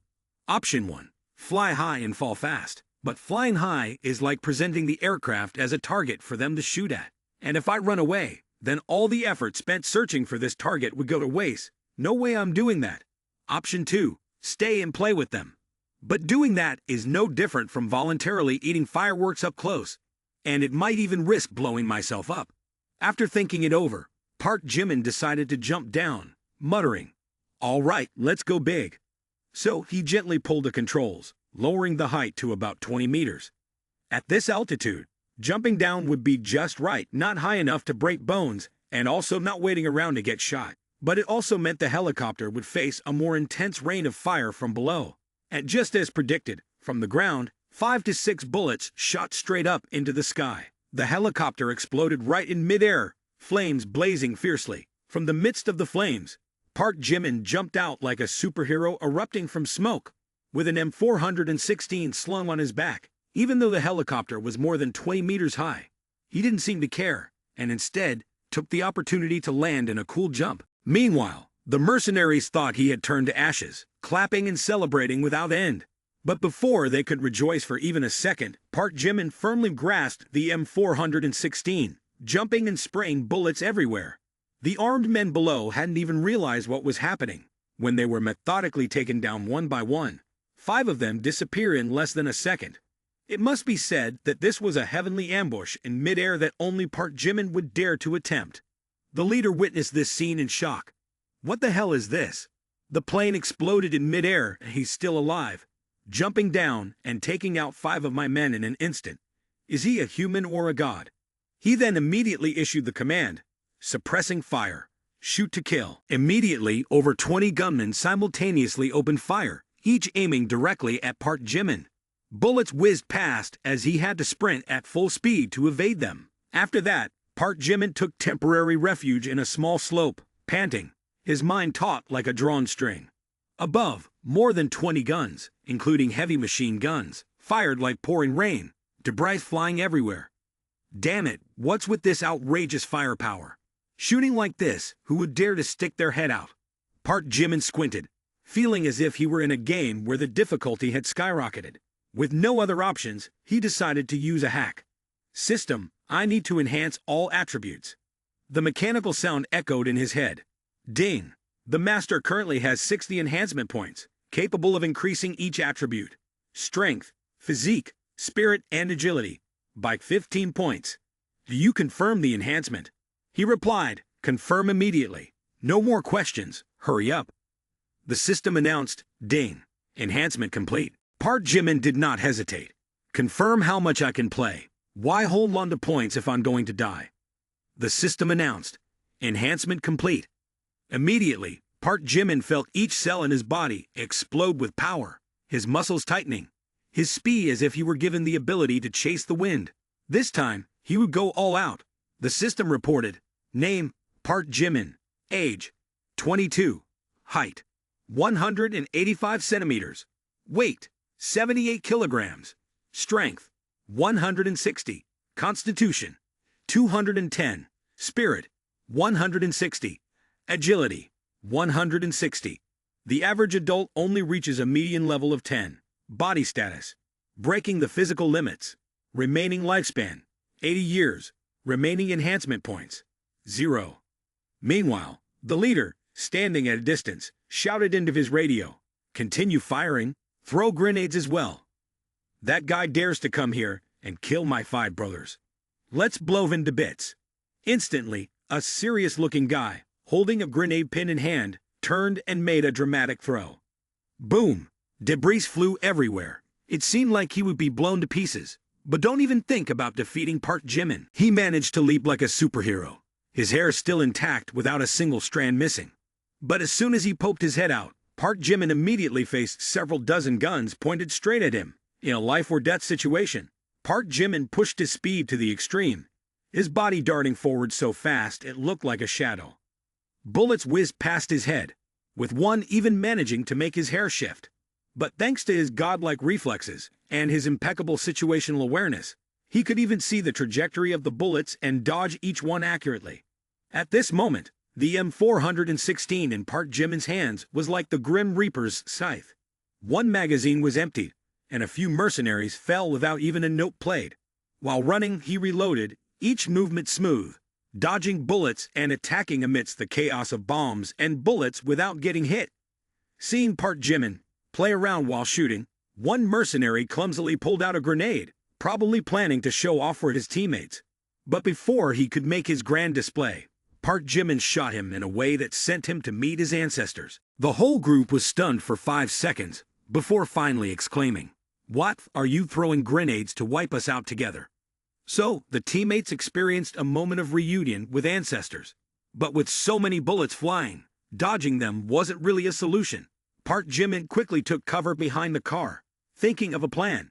At that moment, his mind had only one goal: to save the 2 girls from this place, no matter how difficult or dangerous it would be. But just then, Jung Hoseok, like a melodramatic figure, exclaimed, "I don't deserve him to sacrifice so much for me. I really don't deserve it." The turmoil in his heart grew more intense, as the feeling of being a burden tormented him. And then, in Jung Hoseok's mind, A series of memories began to replay like a slow-motion film. Ever since I met Park Jimin, I have never done anything to help him. Park Jimin has always been there, always worried, protected, and sacrificed for me, while I could only take. When it came time to part, I couldn't change anything. Now, when Park Jimin is facing a sky full of bullets and bombs, all on his own to save me, I realize my heart feels like it's being crushed. Jung Hoseok crouched down on the ground, tears falling like rain. I was wrong, truly wrong. But then, Jung Hoseok reminded himself, his eyes gleaming with a trace of determination. I can't continue like this anymore. I have to do something, even if it costs me my life. I will prove that I can love too, that I can sacrifice. If I need to trade everything to earn his forgiveness, I will do it. Just wait, Park Jimin, this time I won't let you be alone anymore. So while all the mercenaries were shooting like a rainstorm at Park Jimin, no one paid any attention to him. Jung Hoseok climbed into the driver's seat with determination. I have to do something. Taking a deep breath, she told herself, "Stay calm. I just got my driver's license last month. I mustn't have forgotten how to start the car." After a while of fumbling, the car finally roared to life. She slammed the gas pedal mercilessly, aiming straight for the group of mercenaries. Park Jimin, hiding behind the car, had a grim look as he saw Jung Hoseok's golden hands. But her driving skill was still at a beginner level, her hands trembling, the car swerving like it was dancing. Driving in an unstable manner, she said, "Oh no, don't crash into them." While still caught off guard and unsure of what to do, Jung Hoseok unexpectedly crashed straight into the shielded vehicle. Park Jimin was taking cover and shooting accurately. Park Jimin looked up, seeing the shielded car before him being smashed away, and shouted, "Jung Hoseok, do I have some kind of grudge against you? Why can't you help me instead of making my life even harder?" While Park Jimin was still reeling from the shock, the mercenaries on the other side immediately seized the golden opportunity. Over 20 guns pointed straight at him without hesitation, unleashing a barrage of bullets as if the bullets were pouring like rain, with nothing left to shield him. At that moment, Park Jimin found himself in an extremely dangerous situation. They exclaimed, "What the hell? Is he a human or a ghost that he won't die? A plane crashing doesn't kill him, a grenade exploding doesn't scratch him, falling from the sky doesn't break a bone.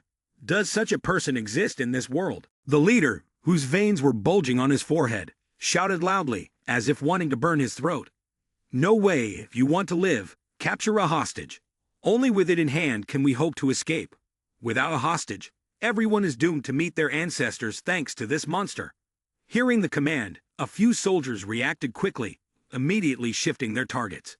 Park Jimin also swiftly dodged a barrage of bullets and jumped into a nearby vehicle to take cover. The mercenaries are now anxious. If I corner them, there's a high chance they will act recklessly, dragging Jung Hoseok and Wang Mengmeng, along with them, to the other side. While the mercenaries were in a state of panic, the leader tried to maintain his composure to give orders. He knew, if this continued, their entire team would certainly be wiped out by Park Jimin. He shouted into the radio, "Capture the hostage. If we can't get the hostage, we will all die. The hostage is our only hope for survival." Hearing the command, the remaining soldiers immediately changed course, shifting their target from Park Jimin to Jung Hoseok. It didn't take long for them to quickly subdue her. Her vehicle was blown up, forcing her to jump out in a state of utter confusion. Before she could do anything, Jung Hoseok was dragged in front of them, a gun pressed to her head threateningly. "Park Jimin, move again and I'll kill the hostage." At that moment, Jung Hoseok's heart raced, not from fear of death, but from an ambiguous worry about what would happen to Park Jimin.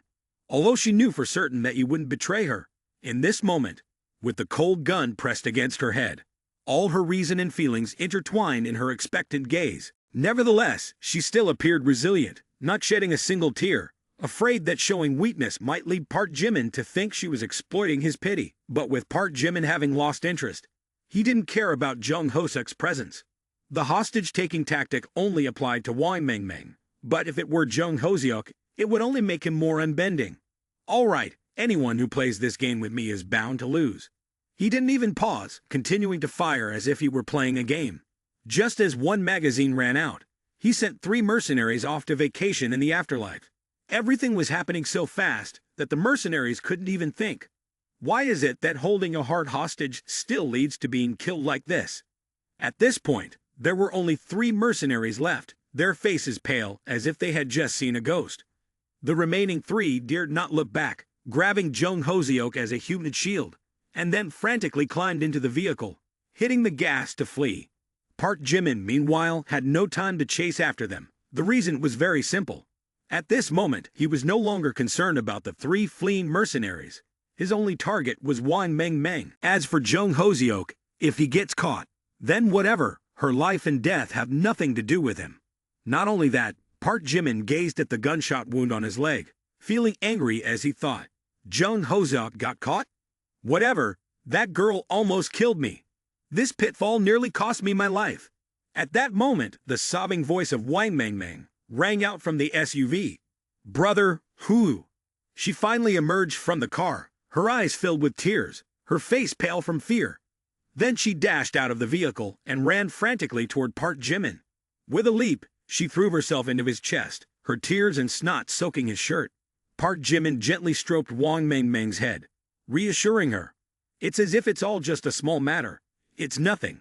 It's all fine now. His words were as solid as nails, but Wang Meng couldn't find peace in her heart. She clung to him even tighter, as if to confirm that he was truly alive, and that everything was just in the past. Suddenly, Wang Meng noticed the blood on Park Jimin's leg. She shouted in worry, Are you injured? Park Jimin maintained his calm voice. It's just a small wound. Nothing to worry about. But she wouldn't accept it. Her eyes red as she stared at the injury. Filled with regret and self-blame, she said, A bullet wound is small. Look at you. You're all bruised. It's all my fault. If it weren't for saving me, you wouldn't have to suffer like this. Park Jimin didn't seem too concerned. He bent down, using his hand to pull the bullet out of his thigh, sweat pouring down like rain. The bullet was lodged in the muscle, fortunately not too deep. It had only penetrated half an inch before being stopped.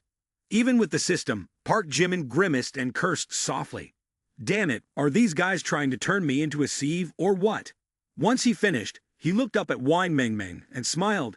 See, it's just a small wound. Don't worry too much. But for Wang Meng, this was anything but normal. In her mind, everything rewound like a film, stirring up indescribable emotions. The image of Park Jimin piloting the helicopter, braving the hail of bullets that exploded around him. Despite the heavy rain of gunfire, he charged in to save me. He never took a step back or thought about running away. All he did was to protect me. This wasn't just a simple act of sacrifice. It was a feeling, a bond that transcended the boundaries of life and death, something even blood siblings might not be able to achieve. That thought made Wang Meng feel even more heartbroken and regretful. Looking back, I can't help but feel how utterly useless I am. Park Jimin has endured countless dangers, even coming close to death, just to get me out of the clutches of those ruthless enemies. And what about me? All I do is make him worry, unable to do anything other than cry. He has sacrificed so much. From now on, I will definitely not let him protect me like this anymore. I will become stronger. I will no longer be a burden to him. This thought kept swirling in her mind, making Wang Meng's feelings for Park Jimin even more tangled. Just seeing affection, just seeing love, along with a bit of an indescribable burning sensation, the heart pounding wildly in the chest, heartbreakingly warm in a strange way. The system notified. Wang Meng's affinity increased by 1. Wang Meng's affinity increased by 1. Current affinity is 99 points. The simp lord Wang Meng, who is moved by the owner's selfless efforts, heroic and undefeated acts, and sacrifices everything for love. Affinity has broken through 99 points. Reward of 20 empowerment points. As soon as the system sounded in Park Jimin's mind, he widened his eyes, wanting to smash the system for its nonsensical remarks. Shut up, this crazy system. I'm doing this for brotherhood, not for love or anything. Got it? The system coldly ignored his objections and continued updating. There were still 20 empowerment points left. At this moment, Wang Meng quickly escaped from Park Jimin's embrace, suddenly remembering and asking, Wait a minute, where's Sister Hoseok? The unexpected question made the atmosphere somewhat strange. Park Jimin casually replied, She was taken away. Seeing the displeased expression on Park Jimin's face, Wang Meng felt something odd. But instead of probing further, she chose to remain silent, not wanting to make Park Jimin more uncomfortable. You must be really upset. 3 years of feelings between him and Hoseok is no small matter. But bringing it up now is like putting salt on his wounds. Let's leave it. He'll handle it himself. Meanwhile, Park Jimin stood watching the mercenaries flee in panic, his mind full of questions. Are these thieves stupid? Why did they leave Wang Mengmeng behind and take Jung Hoseok? Who's more important? The issue is so clear, yet they can't tell the difference. Never mind, that's not important anymore. We need to figure out how to get out of here first. But remember this, sooner or later, I will settle the score. In a land full of wrecked cars and things as shattered as the mood after a breakup, Park Jimin finally found an off-road vehicle that still worked. He jumped in, started the engine, and drove straight to Las Vegas. In another corner, the 3 surviving mercenaries let out a sigh of relief, as if they had just returned from the brink of death. The whole bunch was on the verge of tears, partly from gratitude, and partly from fear. Oh my God, this is too terrifying, too horrifying. Over 30 people, armed to the teeth with heavy weaponry, enough to throw a party, and yet one person took down nearly our entire team. This isn't fighting. It's a nightmare. I swear he must be injured. Didn't I see blood running down his thigh? I'm not imagining it. So he's hurt. Then there's hope. If I had known he was injured, maybe if we had held our ground for a few more minutes, we could have won. Win what? Are you out of your mind? That guy's speed is like the wind. Every shot he fires hits its mark. If we stay put, we're getting a one-way ticket straight to hell. Finally, the whole group comforted each other, saying, at least we still have the hostage and can call the headquarters to report the situation. As for Jung Hoseok, even though she was tied up, her mind was flying on another planet, hearing some mercenaries talking in English, and thanks to her luck in having a level 4 English certificate, she understood a crucial detail. Park Jimin is injured. It turns out he didn't abandon me. But because he was hurt, he couldn't make it in time. Just that one sentence caused thousands of thoughts to burst into Jung Hoseok's mind. Since we met, I've discovered a truth. Park Jimin doesn't need to make promises or act romantically. Just his actions are enough to warm my heart. Park Jimin, I love you. Regardless of whether you forgive me or not, no matter how many other girls are around you, I don't blame you because I'm not worthy. But that wasn't all. Suddenly, a surprising determination ignited in Jung Hoseok's heart.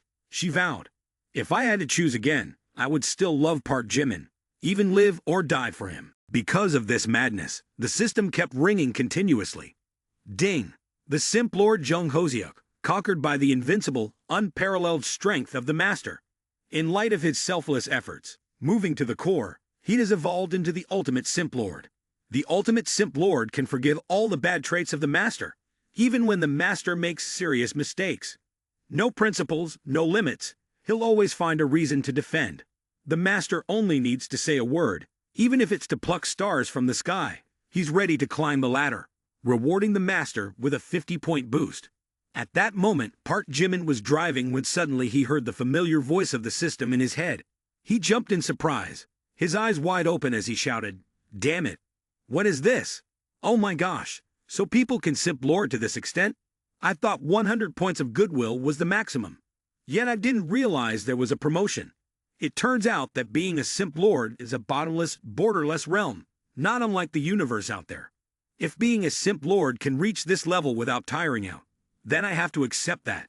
Hoseok, you truly never let go." Finally, after a tense 6-hour journey, Park Jimin arrived in Las Vegas, secretly delighted.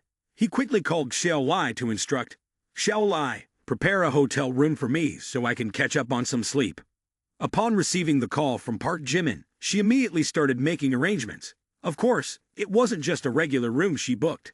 Xiao Lai swiftly arranged for Park Jimin to have the presidential suite, the most luxurious and high-end room the hotel had to offer.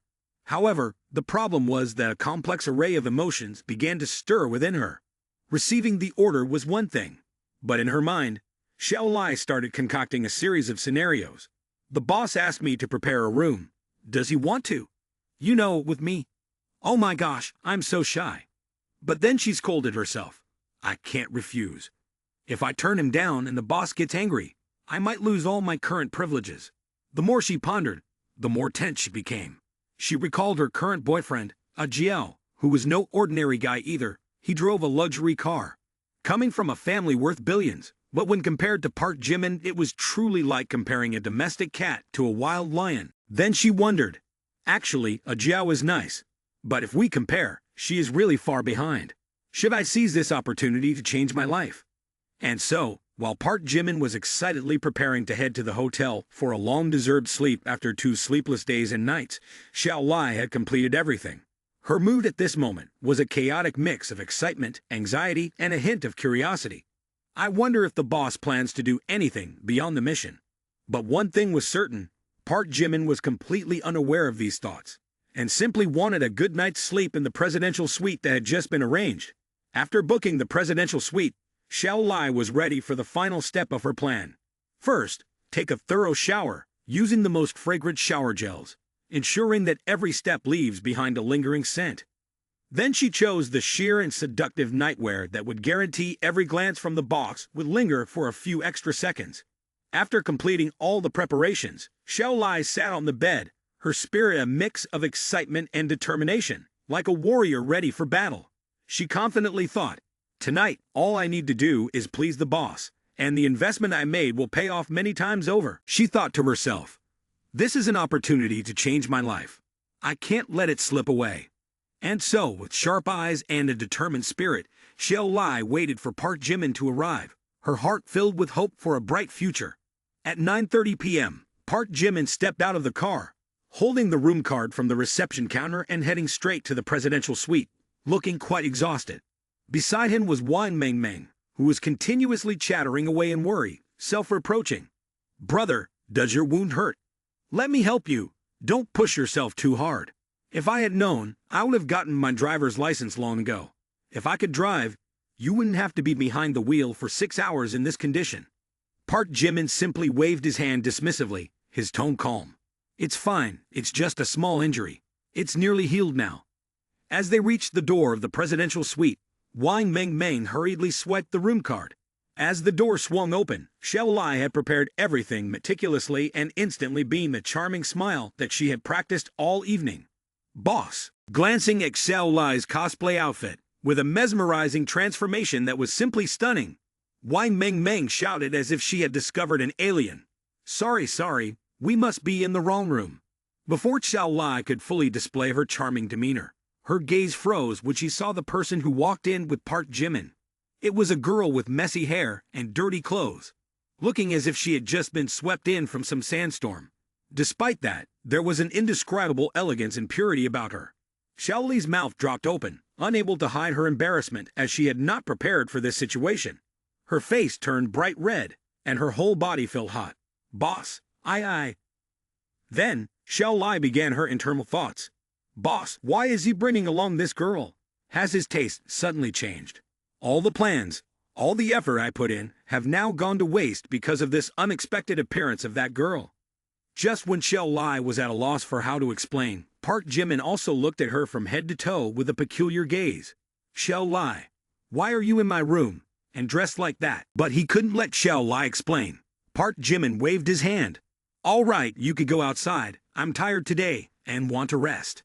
Hearing that, Xiao Lai became even more flustered, fidgeting with her hands and feet, and as she embarrassingly ran out, she didn't forget to shout, "Ah, boss, I'm sorry." After Xiao Lai left, Park Jimin didn't think much about her feelings. He just shook his head and wondered, isn't she supposed to have a boyfriend? The last time we got off the plane, I saw her on the phone, sweet-talking as if she were in heaven. Their relationship seems really good. Why is she acting like this now? Could it be that Xiao Lai is so deep into her role that she can't come out? Thinking of this, Park Jimin shook his head and sighed again. For him, all these antics really weren't worth worrying about, especially when his body was tired and needed a long sleep. But just because he wasn't concerned didn't mean others wouldn't be. Wang Mengmeng couldn't help but ask, "Brother, is that Shaolin girl the flight attendant from the plane last time? I saw you two looking quite close. Could it be that you have something going on?" Park Jimin sighed at that and dismissively waved his hand. "There's nothing between me and her. She already has a boyfriend. Yesterday at the casino, I only asked her to pretend to be my love rival for a bit to elevate my own stature. Who knew she got so deep into the role that she still hasn't come out of it?" Meng Meng nodded upon hearing this. "Oh, so that's how it is. But in her mind, she couldn't help but wonder, if there's really nothing, then why is it so complicated? Nonetheless, Wang Mengmeng chose not to ask more, as the exhausting journey had drained her energy. The next morning, Las Vegas gradually returned to its usual glamorous appearance after a tumultuous night. However, beneath that surface, the entire city had undergone a significant shock. A series of casinos changed ownership overnight, and the name of the poker prodigy, Wang Baitian, became the center of attention. The story began when a man of H descent, with merely 1,000 in capital, unexpectedly won consecutively at the casino, accumulating as much as 30 billion. This news quickly spread across the globe, causing a surge of disbelief among netizens, with a plethora of incredulous reactions. After half a day, the legend of the card deity, Huang Baitian, grew ever more widespread, with each country adding their own embellishments and twists to the tale. In Nation M, it was said that this card deity learned to play cards from a young age, regarded as the rural genius. In Nation H, rumors circulated that Huang Baitian was a disciple of a hidden master who came down from the mountains. Meanwhile, Nation K went all out, promptly declaring Huang Baitian as one of their own. As a result, netizens erupted into a heated debate. Hey, since when did the original card deity from Nation H change citizenship so quickly? You guys from Nation K are claiming everything now, even the card deity. As the name Huang Baitian became famous, Park Jimin and Wang Mengmeng, like any other ordinary people, quietly returned to their hometown with a standard ticket. In fact, Park Jimin had meticulously planned to ensure that he left Nation M without drawing attention. To do this, he chose not to use his private jet. Instead, he instructed Santung to handle the arrangements. Within just a few hours, Santung had quickly prepared 2 sets of fate passports. Meng Meng, your school is about to start the new semester. Don't think that just getting into university is enough. You still have to study properly. Meng Meng lowered her head, her voice barely a whisper. Brother, I already know. Then Wang Mengmeng also spoke as if it were true. Brother, I won't run around anymore, and I won't cause any trouble for you. But in reality, Wang Mengmeng wanted to ask something else. She hesitated, deciding against speaking, while her heart was still anxious. The dark web has laid out a whole series of traps waiting for you. Who would have thought you would pass through so quickly? What about Jung Hoseok? She is still in the hands of the kidnappers. Last time they used guns, this time they might not even hold back on their firepower. Over 30 mercenaries couldn't do anything to you. Do you think they'll call in several hundred to completely surround you? The more she thought about it, the more Wang Mengmeng felt. This situation is too dangerous.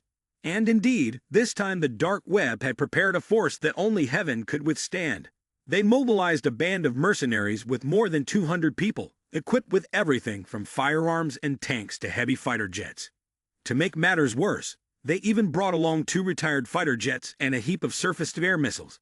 As soon as Park Jimin shows his face, he's guaranteed to never return. The plan was settled, and the dark web began sending messages to Park Jimin negotiating. Mr. Park Jimin, if you want to save Jung Hoseok, come to Nation NY for negotiations. Otherwise, suffer the consequences. Unfortunately for the dark web's grand play, Park Jimin read the message without a hint of concern. Oh, I wasn't planning on going to save anyone, so why are you all making such a fuss? Beside him, Wang Mengmeng shot a glance at Park Jimin with a look of half worry, half hope. What are we going to do now, brother? That said, Wang Mengmeng's heart was also in turmoil. She recalled how Park Jimin had thrown himself into danger to save her and almost lost his life. This time, if he goes to save Jung Hoseok, it will definitely not be easy. On the other side, the high-ranking members of the dark web were indeed restless, waiting all day for news from Park Jimin. But what they received in return was a terrifying silence. Everyone felt uneasy in their hearts. A normal person would be worried and frantic to rescue someone they care about if they knew that person had been kidnapped. Why is this guy so cold as ice? So, has that guy from Nation H responded yet? A henchman mumbled. It hasn't even been a day and a night yet. Hearing this, Mr. X angrily slammed the table and immediately ordered, "All right then, send him the hostage video. Increase the pressure and see how he reacts." The henchman heard the command and promptly began sending the video via WeChat to Park Jimin. The video recorded Jung Hoseok tied up, accompanied by some threatening words. "If you don't come, You'll bear the consequences. Once that was done, they all sat waiting for a response. But less than a minute after sending the video, the whole room erupted in surprise as the screen displayed a bright red exclamation mark. The henchman turned pale and stammered, "Do what's going on?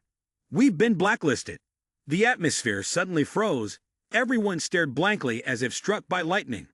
Mr. X, on the other hand, could do nothing but pound the table repeatedly, then yelled, "That Park Jimin dared to block our account. Doesn't he care about the hostage? Isn't he afraid we'll kill someone?" One person cautiously retorted, "This Park Jimin is truly a tough nut. If he kills the hostage, they'll release top-secret documents, and at that point, the entire organization and those high-profile investors behind the scenes will surely become targets for every assassin in the world. How can they withstand that?" The high-tier dark web was indeed caught in a comical situation. What to do with this Jung Hoseok? The enormous question lingered in their minds, like a chronic toothache. Killing him won't work, keeping him isn't useful, and releasing him would be like slapping ourselves in the face. This Park Jimin really knows how to make people tear their hair out. While the dark web frantically tried to contact Park Jimin, he and Meng Meng had just landed from their flight. Since the phones had to be turned off during the flight, it was only now that he turned on his phone. It wasn't a big deal that he hadn't turned it on earlier. But as soon as he did, dozens of messages flooded in. While the dark web is going crazy trying to call Park Jimin without success, a ruthless purge is taking place at Manhwa. As soon as Kim K-yan officially takes office as the president of Star Group, her debut does not disappoint. She immediately sets out to dismiss the general director of the Human Resources Department, but she doesn't stop there. A series of other high-level personnel are also successively eliminated by her. Anyone closely affiliated with the Jin family, no matter how cleverly they hide, cannot escape this purging storm. Initially, Kim K-yan intended to go easy and retain a few people to maintain balance. However, after hearing Yu Ling Shuang's warning, "Don't play both sides with the Jin family. To survive, you must cut ties completely." Thus, Kim K-yan was enlightened and realized, to survive in this world, especially under someone like Park Jimin, half measures are not allowed. As a result, the entire group immediately fell into a state of dismay. No one knew when they would be called out on the list of expired personnel. This is because Kim K-yan's pace of purging was too quick and the frequency too high. The upper and middle levels, those with stable positions, are now as nervous as a cat on a hot tin roof, because they don't know if they'll be the next to go. Every time Kim K-yan announces a meeting in the HR department, the list of those being laid off grows by a few more pages, making the atmosphere in the group feel like they are sitting on a pile of fire. Oh my God, is CEO Kim really going that big? Receiving a termination email first thing in the morning. How can anyone survive this? Oh dear, I'm so sorry. This is CEO Kim's decision. Afterwards, you can collect your salary and go home. At this point, the office felt like it could explode. Everyone looked at each other, faces pale, and some were even agitated. What? How can this be happening? My contract is still valid. In response to the panicked faces, the HR director merely waved his hand, his voice full of authority. What are you panicking about? Is such a trivial matter enough to make you all jump like this? Fine, if you want to terminate your contract, go through the proper procedures. But remember, you'll have to pay the full penalty for breaching the contract, not a single cent less. Kim K-yan is indeed creating a purge that is shaking the Star Group to its core. But not everyone understands her true intentions. From the outside looking in, people think she is playing foolishly for fame as she continuously disrupts the company, firing everyone from top management to lower-level employees, and even exerting pressure that causes a series of people to voluntarily leave. Many even spread rumors that if this continues, the group will soon collapse, splitting into pieces, and Park Jimin's investment will certainly be lost. And indeed, the losses are substantial. The group has lost a multitude of personnel. Many projects are stalled. Stock prices are plummeting, and shareholders are restless, wanting to pull out their investments. But if looked at from a broader perspective, this is precisely an opportunity for the group to shed its old blood. Everything Kim K-yan is doing is directed towards a single goal: to be worthy of Park Jimin's trust. If I don't dare to act decisively, Park Jimin will not believe that I have severed all ties with the Jin family. In Kim K-yan's office, her assistant keeps rushing in with reports, sounding as if there is a fire. CEO Kim, Director Feng has just sent a notice to terminate the contract. CEO Qin, Director Zhang has also submitted his resignation. The assistant continued. CEO Qin, Manager Wang not only resigned, but also wants to take along more than a dozen of her artists. CEO Qin, Liu Lun's film investment has also been cancelled. CEO Qin, the group's stocks dropped significantly today. The shareholders are losing patience and want to withdraw their capital.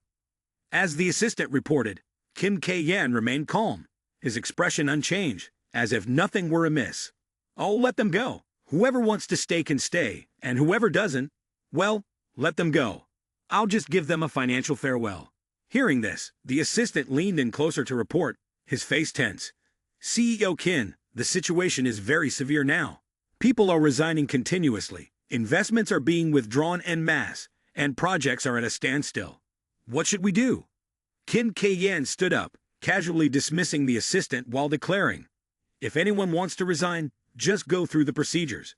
Quick and clean for resignations. If they want to terminate their contracts, then they should compensate for the breach. As for the shareholders wanting to withdraw their capital, we can settle that at the current stock price for buyback." After hearing this, the assistant was still bewildered. "But CEO Qin, too many people are resigning. They are also taking the company's resources with them and dragging along partnerships and investments." She continued, "Some film projects that are currently in production also have to stop. The damage is countless." After hearing this, Qin K-yan waved her hand dismissively. "It's fine. We'll be able to compensate for everything. Let things get a bit chaotic, nobody's going to die from it." When the room was quiet and undisturbed, Qin K-yan encouraged herself. "A little chaos means an opportunity to sweep away all the excess. After the rain, the sun will shine again, and at that time, I will be the only one standing at the top. Just think about it. If this group stays peaceful, wouldn't I betray Park Jimin's trust? Creating a little chaos and cutting off the excess aligns better with his expectations, doesn't it? Let's stir things up just a bit more. Don't only look at the negative side. A large group like this benefits from occasionally trimming down. Right. This group has been too bloated in the past, overweight to the point of illness. And now, a single cut may be painful, but it gets rid of the excess fat and makes us healthier." But just then, the phone in Qin K-yan's office unexpectedly rang. Ding ding. "Hello, who is this?" The familiar voice on the other end made her break out in a sweat. "Oh, CEO Qin, you don't recognize my voice anymore." Qin K-yan cautiously replied, young master, what do you need from me? Why are you calling the company directly instead of my mobile? If I get exposed because of this, what will happen?" Hearing this, Jin Jiamu's voice on the other end had a teasing tone. "Oh, so now I need to make an appointment just to call you. That's quite impressive. Well, let me ask directly. Zhao Gang, Fang Hualong, Jin Meng Yun, those people were dismissed by you, right? You didn't know they were mine. Dismissing them all like that. What are you planning to do? Or are you planning to become the CEO and then step over me?" Qin K-yan swallowed hard and honestly responded, "Yes, I did dismiss them, young master, but that was not my intention. I just thought they were not suitable for the internal cleansing plan. If I kept them around." Hearing this, Jin Jiamu interrupted, "I don't care about the reasons for your chaos. Are you trying to clear a path for yourself?" Knowing that Jin Jiamu was angry, Qin K-yan hastily explained, "Young master, just let me explain. I expelled Zhao Gang, Fang Hualong, and Jin Meng Yun. Not because I betrayed you, but simply because they are too close to you, and everyone in the company knows that. If they stay, Park Jimin will never trust me. Moreover, Yu Ling Shuang will definitely find out about this. If we wait for her to act, things will become even more complicated. So I decided to take action before anyone else tries to clear a path to show their loyalty to you. Young master, you must trust me. After all these years, how has my loyalty to you not been clear enough? I am not Yu Ling Shuang. You understand that." Jin Jiamu was silent for a few seconds, then said with a threatening tone, "All right, for now, I will trust you, but remember whom you are working for and why. If one day I find out you have betrayed me, the consequences will certainly not be just a warning letter." That threat made the whole room seem to drop a few degrees. Qin K-yan stiffened, not daring to argue even half a word. "Yes, young master, I absolutely don't dare to disappoint you. But deep down, Kim K-yan couldn't help but feel heartbroken, tears uncontrollably falling. What have I done wrong that the young master doubts me like this? So many years of loyalty have been seen by everyone, yet now I am the one being monitored. It's truly incomprehensible. The young master used to trust me so much. Why has it changed now? I'm not a stranger who needs to have their loyalty checked every week. That thought kept circling in Kim K-yan's mind like a small cut, but it hurt profoundly. Even her trust was gradually wavering, and she remained unaware of it. After leaving the airport, Park Jimin and Wang Mengmeng took a taxi straight to Thompson First Grade. However, unexpectedly, as soon as they stepped into the villa, Jung Ji-lu rushed over like a little kitten finding her owner. "Brother Park Jimin, Mengmeng, you two are finally back." Then, she immediately wrapped her arms around Wang Mengmeng, as if checking to see if her younger sister was all right. "Thank goodness you're okay. Do you know I was worried sick?" Wang Mengmeng gently replied, "Ji-lu, I'm really sorry for making you worry." After the touching reunion, Jung Ji-lu turned to Park Jimin, her eyes brimming with tears. "Brother Park Jimin, I missed you so much." Immediately after that, she leaped onto Park Jimin, clinging to him like a little cat and softly sniffing. Park Jimin stood frozen, feeling as if the person in front of him was no longer Jung Ji-lu, but a super sticky energy battery. He was wrapped up like a spring roll, and with those glistening eyes filled with tears, he truly wanted to scream. "Could you be a little less adorable, for heaven's sake?" But heaven does not favor. Park Jimin's heart still wishes to ignite. His face flushed like a ripe tomato. He struggles to breathe, reminding himself, "Stay calm, stay calm. This is someone else's daughter. Don't let your nosebleed run wild. If you lose your image, it's all over." But how could he when the girl kept sweetly whispering, "Park Jimin, do you not like Ji-lu anymore?" Park Jimin gently patted her back to soothe her. "It's all right, don't cry anymore. I've always liked you, haven't I?" But Jung Ji-lu still clung tightly, her eyes looking up full of grievance. "Really? But last time you came back to my Yuan, and didn't even come to visit me. Ji-lu is so sad she wants to die." Park Jimin had to console her. "How could I not like you? You are my smartest, cutest girl." Seeing the two exchanging emotional words, thinking they hadn't seen each other for a long time, Wang Mengmeng didn't care too much. "Brother, I'm going back to my room now." Noticing Wang Mengmeng wanted to go back to her room, Park Jimin confusedly asked, "You and Ji-lu haven't seen each other for a long time. Aren't you going to stay and chat a bit?" Wang Mengmeng looked at the two of them getting along so intimately and knew to respond.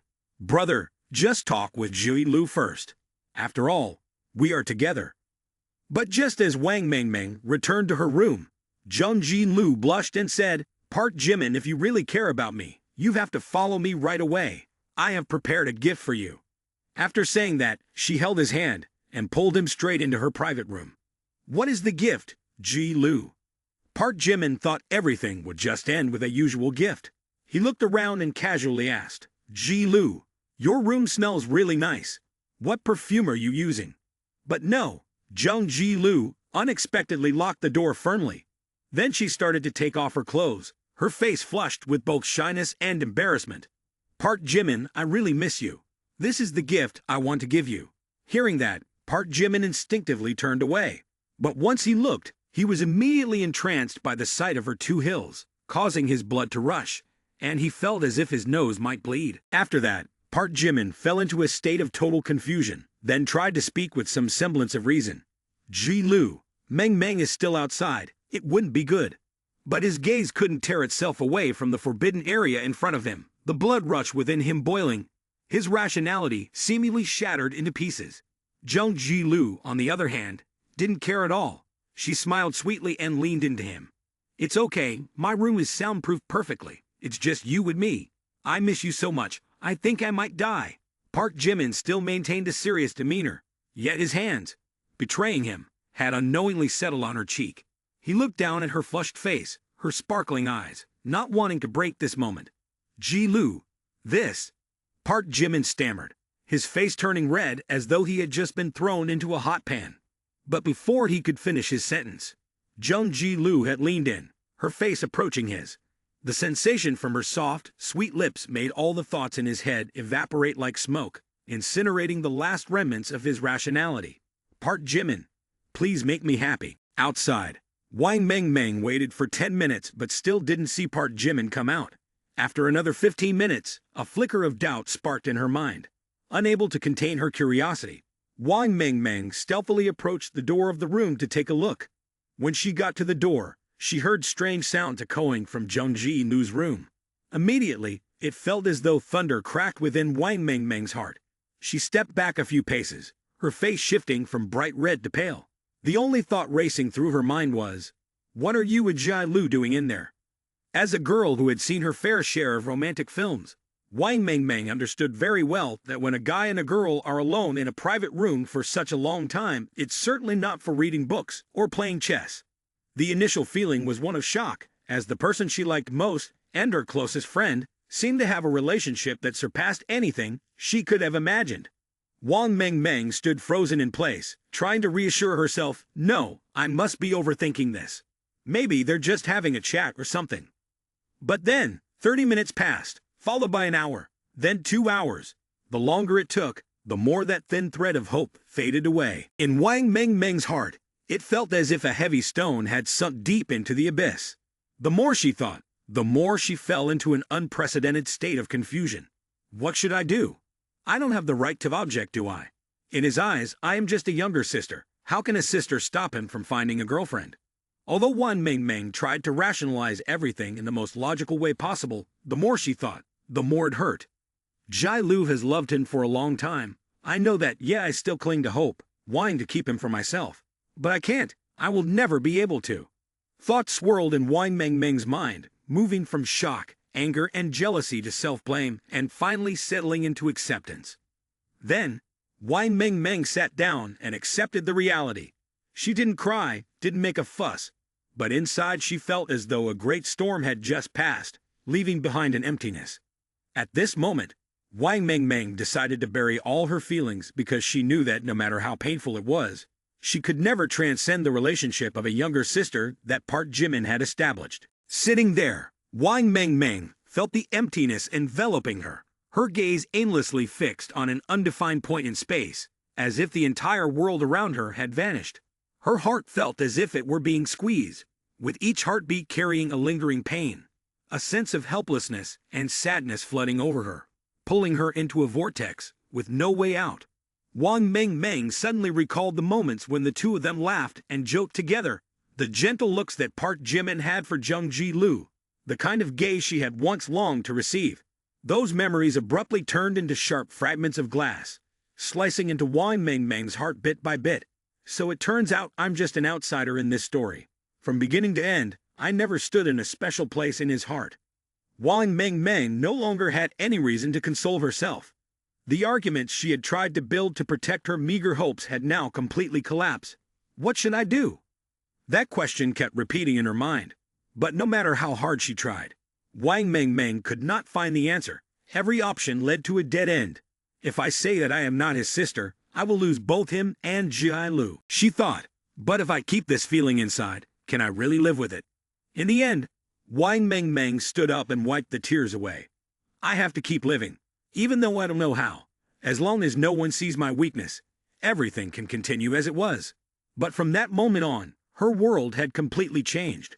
Wang Meng was no longer the carefree girl she once was. She had lost the most important thing, her belief in love. The next morning, Jung Ji-Lu and Wang Meng still went to school as usual. But today, everything was no longer the same as before. As soon as they got out of the car in front of Manhwa University, Jung Ji-Lu couldn't lift her feet due to the pain caused by Park Jimin's 3 hits. Oh my God! Wang Meng noticed something strange. She glanced at Jung Ji-Lu and tilted her head to ask, Ji-Lu, why are you moving so slowly today? Is your leg okay? This question made Jung Ji-Lu's face turn as red as a ripe tomato. I am just a little tired. My body doesn't feel quite right. After that, the girl tried to walk while avoiding the scrutinizing gaze of Wang Meng. But Wang Meng was not so easily fooled. She looked at Jung Ji-Lu for a while, and then suddenly complimented Ji-Lu. You look noticeably more beautiful today. Your face is radiant, and your demeanor is completely different from usual. This compliment made Jung Ji-Lu even more embarrassed, but she couldn't hide her joy. Really? I feel that way too. Last night I was so exhausted that I thought I wouldn't be able to get out of bed this morning, and was planning to ask for a day off to rest. But unexpectedly, when I woke up, I felt as good as usual. I guess it's because I'm young and my recovery is quick. As soon as Jung Ji-Lu finished her innocent remark, she suddenly realized she had said too much. Just as she was about to cover her mouth, Wang Meng promptly caught on. Ji-Lu, are you really that capable? Were you planning to hide this from me? The question made Jung Ji-Lu's face flush with embarrassment, and she waved her hands in flustered shyness. Oh dear, what are you asking about? You're making me feel so shy I could die. But then, as if unable to hide it any longer, the girl admitted in a soft voice. Actually, it's true that Park Jimin is very impressive. Sometimes I even feel overwhelmed. Wang Meng chuckled, but there was no longer any jealousy or suspicion like the day before. Instead, she teased. So you admit it now. No wonder you look revitalized today. Wang Meng seemed to have fully accepted the reality, choosing to set aside her personal feelings to maintain their close friendship and her fondness for her brother. But just then, a middle-aged woman with an imposing presence approached. Surrounded by a group of bodyguards, trailing behind was a school leader with a tense expression. As soon as she opened her mouth, her face turned icy and fierce. You are Wang Meng. The atmosphere immediately froze, and Wang Meng stammered, Who aren't you? But the woman named Lai, without saying a word, raised her hand and struck Wang Meng with a slap that resounded like thunder. Bang! The crisp sound startled everyone around. Wang Meng was beaten to the point where she couldn't react, her eyes wide open, her face flushed, uncertain whether it was due to pain or embarrassment. After the beating, the woman with the surname Lai didn't respond, simply letting out a cold huff filled with disdain. Wang Meng remained sitting there, clutching her face, frozen like a statue, while those around her exchanged puzzled glances, none daring to intervene. Just as the atmosphere became tense, Jung Ji-Lu could no longer hold back and stepped forward, her voice filled with anger and rage. Hey, who do you think you are to suddenly hit someone? What era are we living in? Do you think being an elder gives you the right to do whatever you want? The woman with the surname Lai glared, her voice hoarse yet powerful. Who am I? I not only want to hit, but also want to kill this girl. She then pointed directly at Wang Meng, who stood there like a lost soul, continuing to shout. It's her who seduced my son, Du Chu Wei. If it weren't for her, how could my son have died a tragic death? If it weren't for her, I wouldn't have to suffer the pain of a white-haired person saying goodbye to a green-haired one. As she spoke, her eyes were red, filled with rage, as if she wanted to devour Wang Meng. Without giving anyone a chance to react, she waved her hand and commanded, Make a move! Capture that wretched girl! I will make her pay! Immediately, the group of bodyguards following her lunged toward Wang Meng. Wang Meng struggled fiercely, but how could a frail girl possibly resist two muscular bodyguards? Let me go! It was Du Chu Wei's fault he died, not mine. Your son drugged me. Meanwhile, the curious crowd surrounding them began to murmur. Oh my, so that girl is Wang Meng. I heard that the tragic death of the heir of the Du family, one of the 6 major tycoons of HK, is related to her. Someone else chimed in, Just look at her. She is beautiful. It's no wonder they say a beauty that brings calamity. Another person, not to be outdone, added, That Mrs. Lai is formidable. Not only the wife of the chairman of the Du family, but also the biological sister of Jin Wangzun, president of the Maiyuan Chamber of Commerce. Her connections and power are enough to scare anyone. Seeing the tense atmosphere, Jung Ji-Lu began to feel that the situation was not good. I only have 2 bodyguards with me, while there are 6 bodyguards on the other side. I must quickly inform Park Jimin. In that moment of chaos, Jung Ji-Lu quickly took out her phone and sent a short but urgent WeChat message to Park Jimin. Elsewhere, Park Jimin was sitting in his room at Thompson Riviera, intensely focused on coding for an artificial intelligence program he was developing. This program had entered its 2nd phase, and in just a few weeks, Park Jimin was confident that once completed, he would have complete control over the dark web. At that time, all global assassins would become tools in his hands, to be manipulated at his will. But just when Park Jimin was engrossed in his grand plan, Jung Ji-Lu's WeChat message unexpectedly appeared. a single short line that struck him like lightning. Park Jimin, you need to come to Manhwa University. Meng Meng is being bullied. In that moment, his expression darkened like a storm approaching, and a feeling of anger surged violently within him, burning like fire consuming his reason. Who dares to lay a hand on my sister must pay the price. After sending the message, Jung Ji-lu also noticed that Park Jimin had read it, and she silently breathed a sigh of relief. I hope he's in time. But at that moment, that mother lie also discovered Jung Ji-lu looking suspicious. She immediately pointed her finger and ordered, "You two over there, you're together, right? Capture them. Bring them over here to me." Needless to say, Jung Ji-lu was infuriated, her voice rising as if she were about to choke on her anger. "Do you dare to touch us? Do you even know who she is? This is Park Jimin's sister. I've messaged him. Just wait for him to arrive. No one will be able to withstand his fury. As for you, you claim your child is the victim. Who is truly the victim here? Look closely." Her words were sharp and unyielding. "A little rat thinks she can lead the pack? Don't even think about escaping. Today I will deal with both of you." As the tension escalated, the bodyguard slightly bowed his head and seriously reminded, "Madam, this girl's name is Jung Ji-lu. She is the second miss of the Jung family in Jeongbakgung. After all, the innocent have their claims and debts have their owners." The bodyguard continued, "Miss Jung's family is still small. It's just that they made the wrong friends. Please don't drag the entire Jung family into this." But her haughty attitude was unmatched as she subtly curled her lips into a cold smile. "What about the second miss of the Jung family? Don't tell me that girl, even her father, that Lin Shufu, in front of me. I wouldn't even give him face." Under pressure, Jung Ji-lu suddenly interjected with a sharp remark. "Hemph, you dare to look down on the Jung family? Your child's death was well deserved. Du Shuwei is a scoundrel. He shouldn't have died long ago."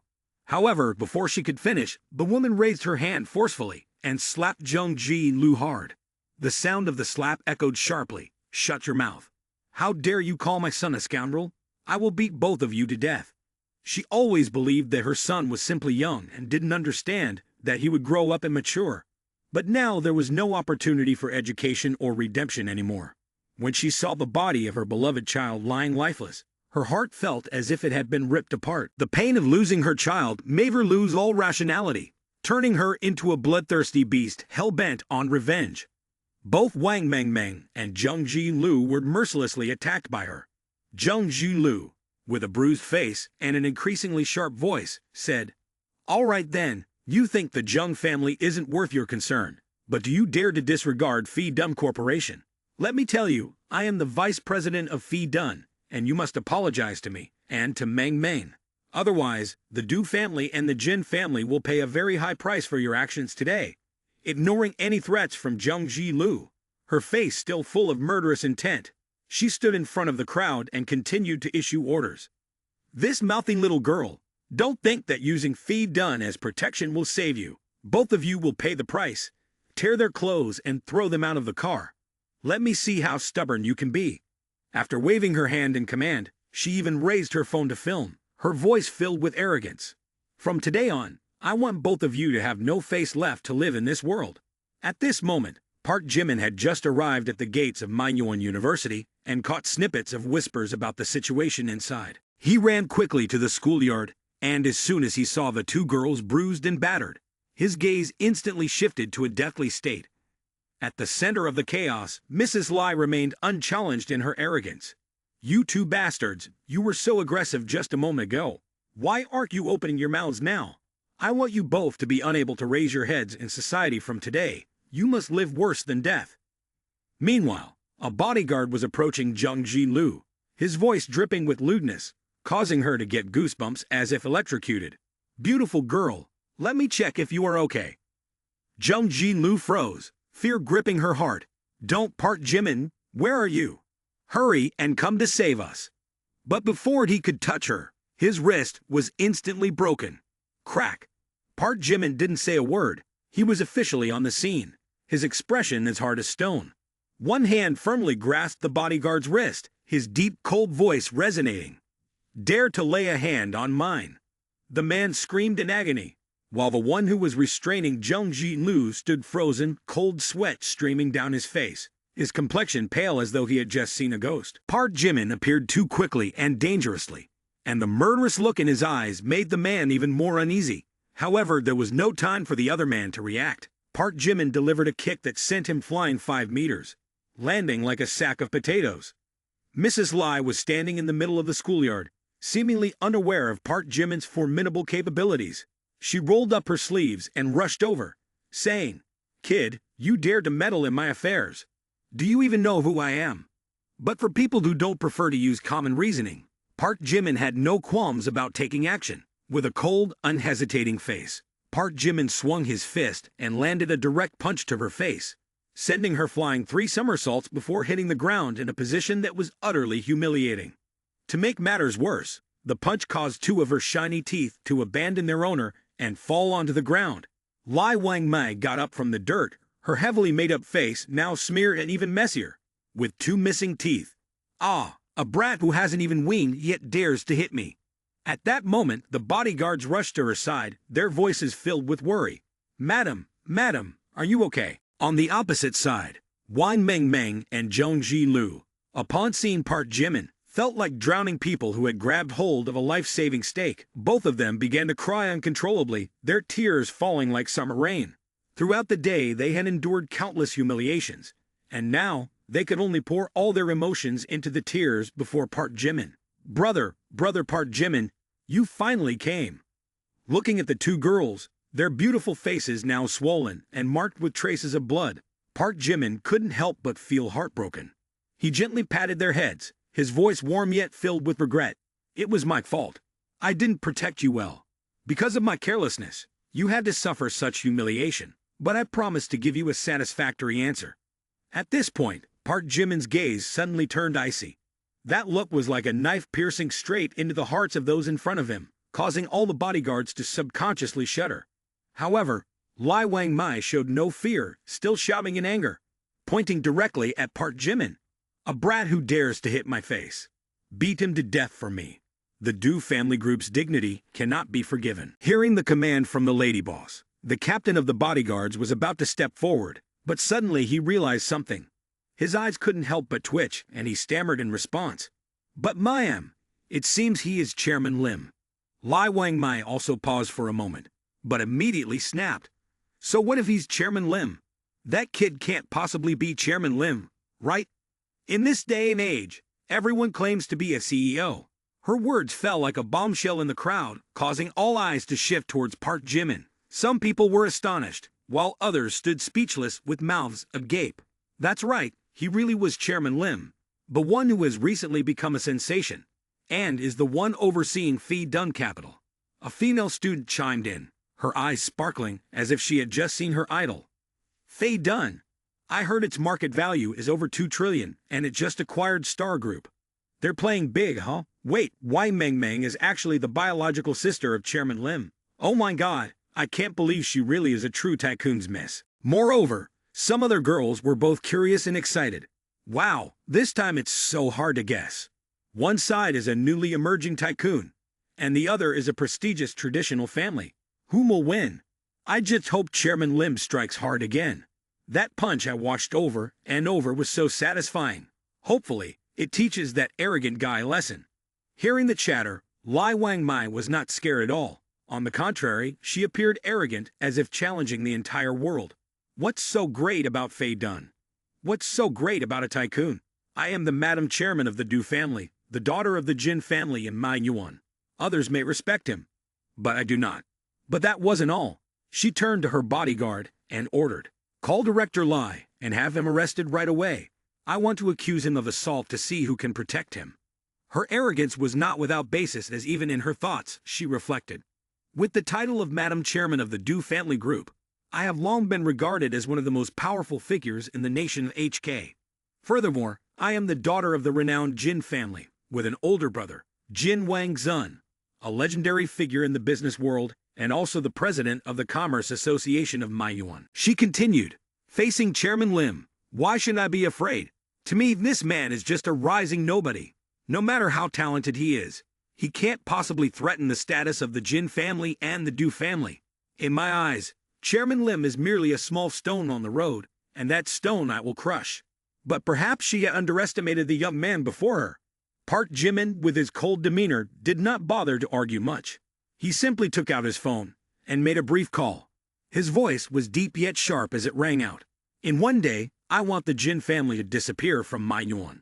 On the other end, a confident voice replied, "All right, boss, I'll take care of it right away." Witnessing Park Jimin's phone call, Lai Wangmai almost forgot her swollen face from the earlier blow and sarcastically responded, "This guy, are you joking about wanting the Jin family to vanish in a day? It sounds like a movie script. My Jin family has roots that run from the sky down to the ground, with a network covering all of manhwa. Do you think a few threatening words will suffice? Truly, it's a child lying without any shame." Amidst the chaos, Park Jimin stood there, exuding an air of calm as if nothing mattered. He smirked, his gaze fixed directly on Lai Wangmai. "What you want to do? If you want to hit someone, then go ahead. But remember, if I have to step in again today, not just you but your entire Du family, and that Jin family of yours will have to kneel." Park Jimin's words froze the atmosphere. Lady Lai momentarily fell silent, unsure whether she would back down or continue. But the police had arrived.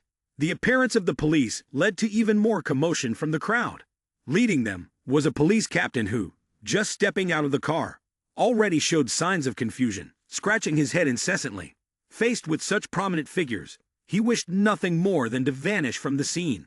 On one side was Chairman Lim, a man recently renowned for his billionaire investment in Phi Dun.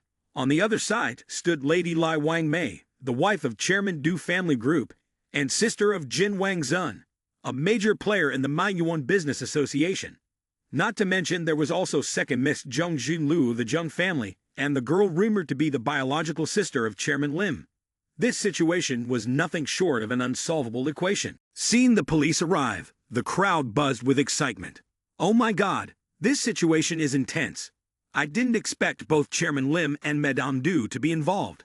I wonder what the police will do. They're all big names. I'm not sure if they'll dare take action. I'm curious if Chairman Lim will actually make the Jin family disappear in a day. I wonder if that's possible." After a moment of contemplation, Captain Hesiev decided, "Ladies and gentlemen, we must take everyone back to the station for clarification of the matter. We hope for your cooperation." However, when Mrs. Lai saw the police show up, instead of being afraid, she made an even bigger scene, standing right in the middle of the crowd and shouting as if she were participating in a loudest scream competition, her voice echoing to the very top. "Director Lai, Chairman Lim is the one who intentionally assaulted me. Look at this. I even lost 2 teeth because of it." It's hard to say what she was thinking, but the group of police officers standing there certainly didn't know whether to laugh or cry. Seeing the situation escalating too much, the police decided they could no longer be lenient and chose to take coercive action. Seeing the police captain's signal, a few people immediately stepped forward to handcuff Mrs. Lai, whose wrists were adorned with sparkling diamond rings. However, it seemed she was not ready to stop. Her mouth continued to scream, "Do you dare to touch me? Do you know who I am? I am the wife of the chairman of the Du family. Who gave you the right to arrest me?" The police felt helpless and had no choice but to press her into the car, while she continued to turn her head and shout at the crowd, "Look, if you don't rescue me, you'll regret it. I will sue all of you." Chief Lai could only look at his colleagues and shake his head in despair. That day would surely be unforgettable for everyone present at the scene. For the spectacle of Mrs. Lai being escorted into the car was truly a masterpiece few could rival. After dealing with Mrs. Lai, Chief Lai managed to muster a somewhat forced smile and diplomatically said, "Chairman Lim, I hope you will cooperate. I have reported to the higher-ups, and waiting for their decision is the safest course of action." Park Jimin enthusiastically replied, "Cooperating with the police is only natural. I trust in the law and believe you will provide me with a reasonable answer." On Yu Ling Shuang's side, even someone as confident as her couldn't help but sigh upon hearing Park Jimin's command.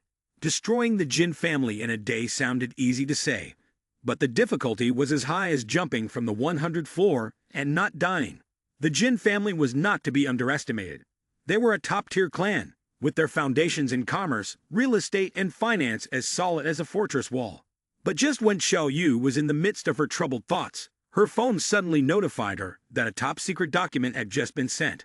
This was evidence that Jin Wang's son had once hired someone to eliminate a business rival, which Park Jimin had discovered when hacking top-secret material from the dark web. Not only that, but there was also a list of shady transactions with high-ranking officials. Immediately, this top-secret document was sent to the police. Director, we have received an anonymous email containing all the evidence. The guild leader has hired a hitman to kill someone.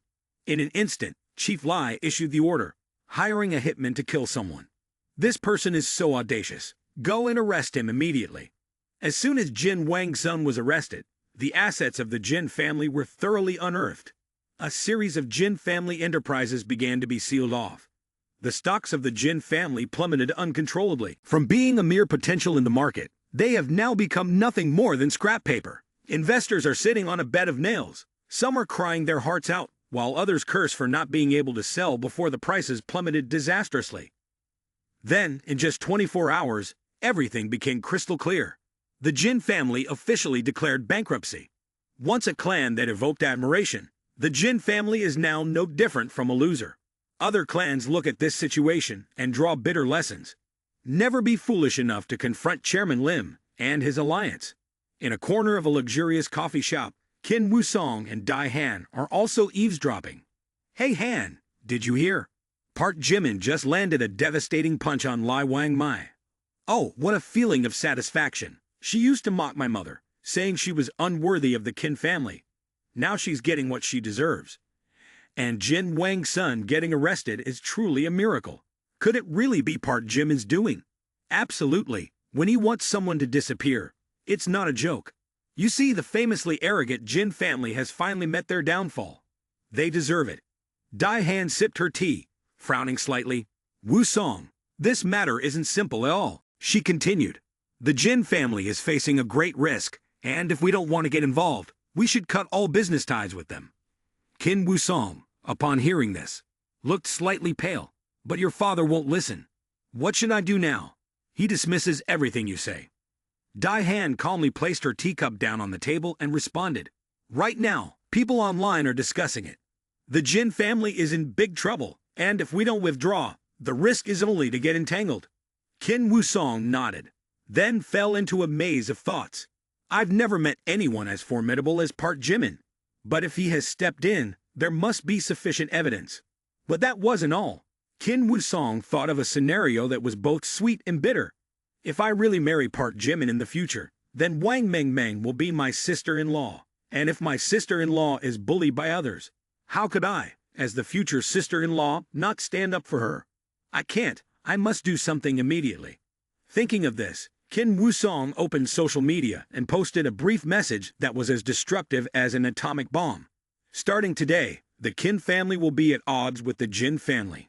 Anyone who stands with the Jin family will be seen as opposing the Qin family. Seeing the actions of Qin Wusong, Dai Han was not about to back down. She immediately posted a similar message on her social media. Dai family announces the cessation of all cooperation with Jin family, warning all partners to avoid any involvement with Jin family to prevent being implicated. The two posts from the prominent heiresses of Ma Yuan were like adding fuel to the fire, publicly delivering another blow to the already struggling Jin family. The entire upper class of Ma Yuan was instantly shaken, as if they had just experienced a magnitude 10 earthquake. Businessmen, tycoons, and even politicians rushed to make calls everywhere to understand the true situation. The once powerful Jin family was now facing a dual betrayal from two major families. This was a sign not to be taken lightly. Originally, this matter was confined to Ma Yuan, but due to the reputation of the wealthy Jin family, the news quickly spread across the country, becoming a phenomenon that attracted the attention of a large number of netizens. Some members of the upper class proceeded to analyze the situation. Jin family is really finished. Qin family and Dai family are the two pillars of Ma Yuan, and with them turning their backs, no one can save them. Damn it, the Jin family has always been too arrogant, and now they're facing the consequences. They analyzed no matter what anyone says. This time there is definitely the presence of Chairman Lim. Just one phone call has made both families come together. The three super tycoons joining forces is no different from using a sledgehammer to crush an egg. I must quickly call my mother, tell her to cut all ties with the Jin family, If we hesitate any longer, our family will also end up like a boiled egg. Not only is the upper echelons of Manhwa in chaos like a disturbed hive, but many are starting to link and deduce recent events ever since the Jin Young Master was exposed with bad news. Dumb Corporation acquired Star Group, and now the Dai family and Kin family are joining forces. Everything seems to have been planned in advance. It's definitely a major chess game. Just look at how everything is unfolding. The Jin family is being pushed into a merciless dead end. The Jin family is wealthy. But is this wealth legitimate? It's rumored that half of their assets are gray products. Previously, they had the power to shield them, so no one dared to speak. Now, if the Jin family cannot bear this, those gray assets are sure to be shut down completely. This time, the Jin family is doomed. There's no saving them. Of all the people to offend, they just had to offend Chairman Lim. They really brought this disaster upon themselves. After being caught and taken to the police station, Lai Wangmai still did not forget to maintain her defiant demeanor. Although she had been punched in the face, leaving her swollen, and with 2 broken front teeth, she was resolute in turning the situation into a tragic drama, aiming to portray herself as the most unjustly aggrieved victim in the world. Lying in the interrogation room, Lai Wangmai sobbed while dialing her lawyer and personal doctor. The first thing I must say is that I have been abused to the point of wishing I were dead. You both need to come and assess my injuries. After a while, she added a few more drops of tears and brandished the report of her facial injuries, to assert that she was severely wounded, demanding criminal prosecution to the fullest extent. To put it plainly, she was determined to send Park Jimin to prison as revenge for the historic punch. But that was not the end of it. Lai Wangmai also called her husband. Du Tianwen, you need to do something quickly. I have been beaten like this, and our son was tragically harmed. If you don't step up, what face will the Du family have left? The notable point here is that Du Tianwen no longer had much affection for this wife of his, but the issue of their son struck at his sense of pride. Not to mention that Lai Wangmai being beaten up is also a slap in the face to the Du family. After thinking it over, Du Tianwen finally shouted into the phone, "Who dares to touch my family?" Moreover, Du Tianwen is not someone to be trifled with. As the chairman of the Du family group, he immediately summoned a team of lawyers to personally seek revenge for Lai Wangmai, from suing for assault to demanding accountability from Wang Mengmeng for the death of Du Chiwei. Everything was meticulously prepared. Seeing her husband so fierce, Lai Wangmai also sprang up like a spring and sobbed, "Have you ever heard of this name? He even dares to call himself Chairman Lim, or something, thinking he's some kind of king. Darling, you must teach him a lesson, so he knows the Du family is not easy to mess with." Upon hearing his wife mention the name Park Jimin, Du Tianwen felt as if someone had thrown a bucket of cold water over him. He immediately deflated, his face turning pale. "Chairman Lim, Park Jimin, this time you have really stepped into a hornet's nest." In Du Tianwen's mind, a plethora of information about Park Jimin's surface Dumb Corporation is just the tip of the iceberg. What's even more terrifying is the Han Chang Jiak Group. The 3 new drugs from Gyeong Bukong have become legendary, and the government even regards them as a savior for the aging population, giving them an almost unimaginable preference. Touching Park Jimin is no different from touching someone protected by the state. Not to mention, he can mobilize trillions in assets. This is not someone the Du family can carelessly provoke.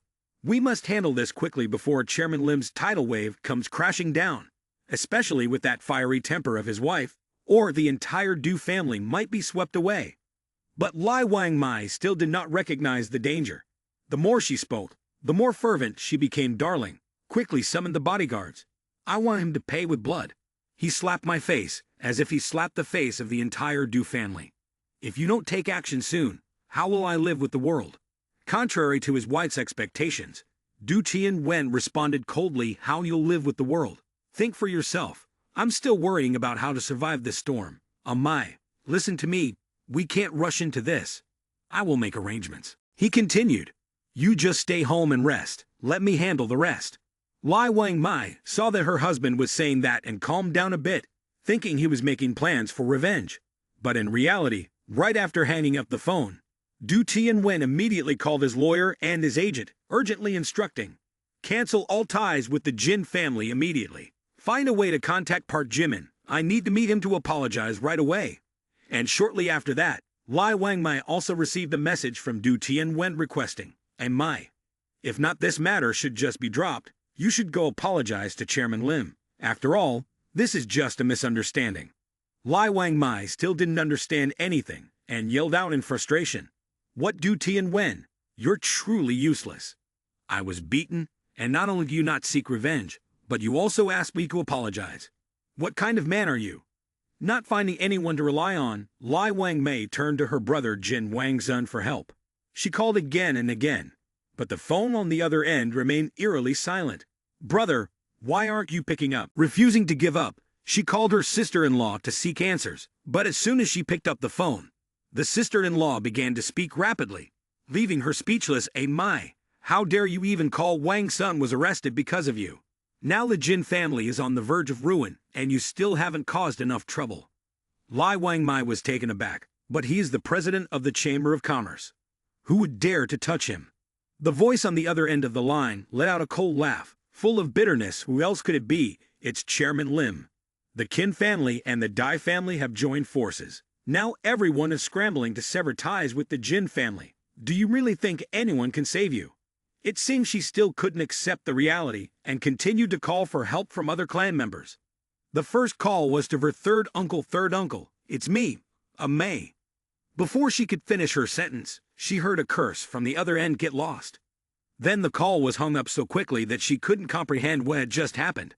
After the call with her third uncle, her cousins, younger siblings, and uncles all criticized her, placing the blame squarely on her shoulders, dragging her back to the harsh reality. And the climax was the phone call from her father, who cried on the line, Mai, your brother was called in by the police for questioning. The Jin family is about to fall apart. Can't you at least say one word of apology? Not even a single word. After hearing this, Lai Wangmai was rendered speechless, unable to utter even a word of apology. I am the wife of the CEO of Du Family Group, a member of the high and mighty Jin family. How could I bow my head to admit my mistakes before some kid? Her words left the person on the other end of the line with his head in his hands. Truly exasperated. You are the calamity that has harmed the entire clan. If the Jin family collapses today, it will all be thanks to you. At this moment, an uneasy feeling began to flicker in Lai Wangmai's heart. Could it be that I really have to do such a thing? I am just a mother protecting her son's honor.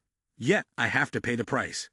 Is there any justice left in this world? At that moment, the department head looked at her with a slightly gentler gaze. But his words felt like salt in a wound. Madam, if you truly want to rectify your mistake, we advise you to meet with the victim to apologize and provide appropriate compensation. That is also a way to mitigate your criminal responsibility. Her once arrogant mouth could no longer utter a retort. From the look in the police officer's eyes, refusing to reconcile was tantamount to pushing herself into a dead end.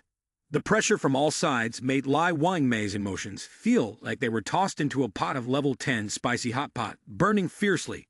Yet she didn't know how to escape. Am I really supposed to bow my head and apologize to that guy? But if I don't, the Jin family will truly be finished.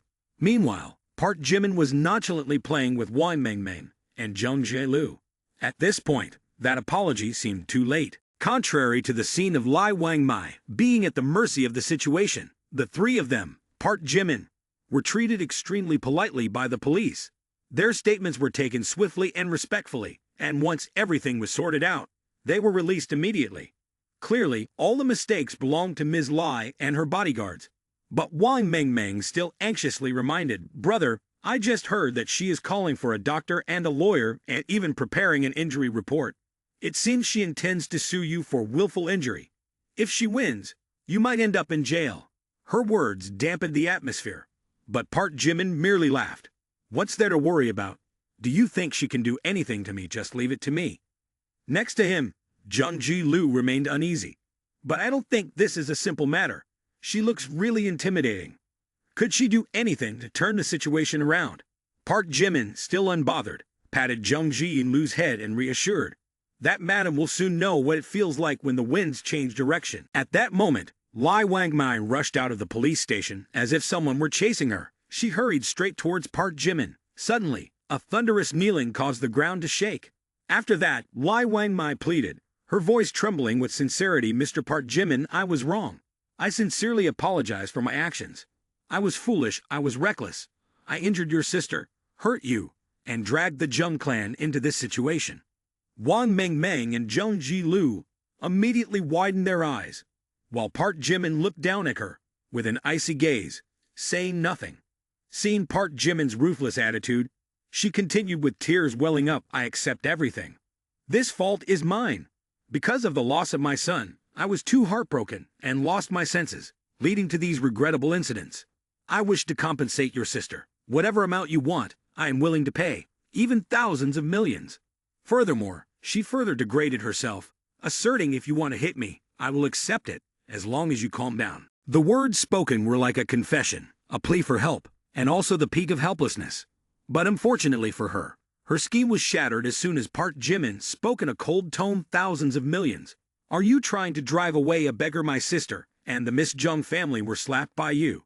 Do you think thousands of millions are enough to brush this off? Are you being too naive or underestimating me?" Hearing this, her heart seemed to plummet into an abyss. Damn it. For ordinary people, thousands of millions is indeed a lot. But in front of Park Jimin, even a strand of hair could be more valuable than diamonds, so it really isn't worth anything. Seeing the situation becoming too tense, she quickly corrected her words. "Mr. Park Jimin, I agree to raise it to 100 million, just as long as you calm down. I will pay however much it takes." But Park Jimin was not the type of person easily swayed by money. He replied nonchalantly, this time leaving her speechless. 100 million sounds big, doesn't it? But even if you brought 10 billion today, I wouldn't let it slide. Money is not something that can solve everything. But what shocked her even more was his next sentence. "Do you want me to be angry? All right. You will kneel in front of my sister and Miss Jung family. Bow your head and apologize 100 times. If you are willing to do that, I won't say I will forgive you, but at least I might reconsider." This sentence felt like an invisible slap to Lai Wang Mei's pride. A person who had once stood at the pinnacle of power now had to kneel and apologize in front of so many. Just the thought of it was humiliating. At this moment, within Lai Wang Mei, the anger erupted like a volcano about to erupt. "I already knelt. I've apologized, and I'm ready to pay. I lowered myself this much, and that Park Jimin still doesn't know enough. So what now? You want me to kneel down and bow my head to those two children 100 times in front of everyone? Bastard, do you not regard me at all?" After a long internal struggle, Lai Wang Mei still couldn't bring herself to do it. Eventually, she replied, her voice trembling but laced with a hint of complaint. "Chairman Lim, being the person also means leaving a way out for each other. Don't push someone too far to the point of no return." But Park Jimin still stood there, his face cold and full of sarcasm. "Why don't you want the devil? Do you think a half-hearted apology is enough? Is this what you call sincerity? Fine, I gave you a final opportunity, but you chose to let it go. So don't blame me." With that, Park Jimin turned around, grabbed Wang Mengmeng and Zhong Jilu's hands, and walked away without looking back. Lai Wang Mei remained kneeling there, both angry and resentful, yet still nurturing a glimmer of hope. "Even if the Jin family collapses, I still have the Du family. The Du family is powerful. No matter how strong Park Jimin is, he might not be able to touch the nation of HK." After comforting herself, she dismissed the thought of bowing down today. "I have humbled myself to this extent, doing everything I can to save the Jin family. But bowing down in front of two children, that's too humiliating, so no thank you." But in reality, ever since Jin Wang's son spent a large sum of money to put a bounty on Park Jimin's head on the dark web, he had set his sights on completely annihilating the Jin family long ago. The matter concerning Wang Mengmeng was just the last straw. This plan had been prepared in advance, and the Jin family would eventually have to pay the price. The next morning, the upper class of Ma Yuan was almost in shock. The chairman of the Lim family and the Dai family joined forces to take down the Jin family. But the story didn't stop there. The next piece of news was truly a hammer blow. This news was first caught by the little secretary next to Qin Kyan, who reported it while sweetly flattering CEO Qin. "You truly are a wise man. It's lucky you quickly sided with Chairman Lim. Otherwise, if you hesitated, you might have been stoned alongside the Jin family by now." Hearing this, Qin Kyan asked sharply, "Is there any new information? Is it about the Jin family being besieged by the three families?" The secretary promptly replied, "Yes, but Ma Yuan is no longer the same since Chairman Lim arrived and cleared the field. Jin Wang Zun, president of the Chamber of Commerce in Ma Yuan, has been arrested on suspicion of conspiracy to commit murder, and an investigation has been initiated. The secretary continued. A series of members of the Jin family have been accused of bribery, money laundering, unfair competition, and tax evasion. In just one day, over 1,000 people were apprehended, causing a stir in Manhwa as if there was an earthquake. Chairman Lim is certainly not to be underestimated. With one move, he has taken down the Jin family completely. Kim K-yan, upon hearing the news, felt as if struck by lightning. Chairman Lim's actions this time are no small matter. It's as if he used an excavator to flatten the entire Jin family. Afterward, Kim K-yan waved his hand as if to shoo away flies. Everyone get out. Leave me alone to think. Sitting alone in silence, Kim K-yan bit her lip, and the only thought in her mind was, I really didn't expect things to turn out like this. Chairman Lim has been too ruthless this time. I have been a useless spy. The Jin family is on the decline. Do I still have any chances left? At that moment, Jin Jiamu also called. No need to say anything to understand that something was about to happen, and indeed, as soon as she answered, Jin Jiamu on the other end of the line spoke with a voice laced with fury, as if about to explode. What more do you want to say? Do you intend to tell me that you had no idea about Park Jimin targeting the Jin family?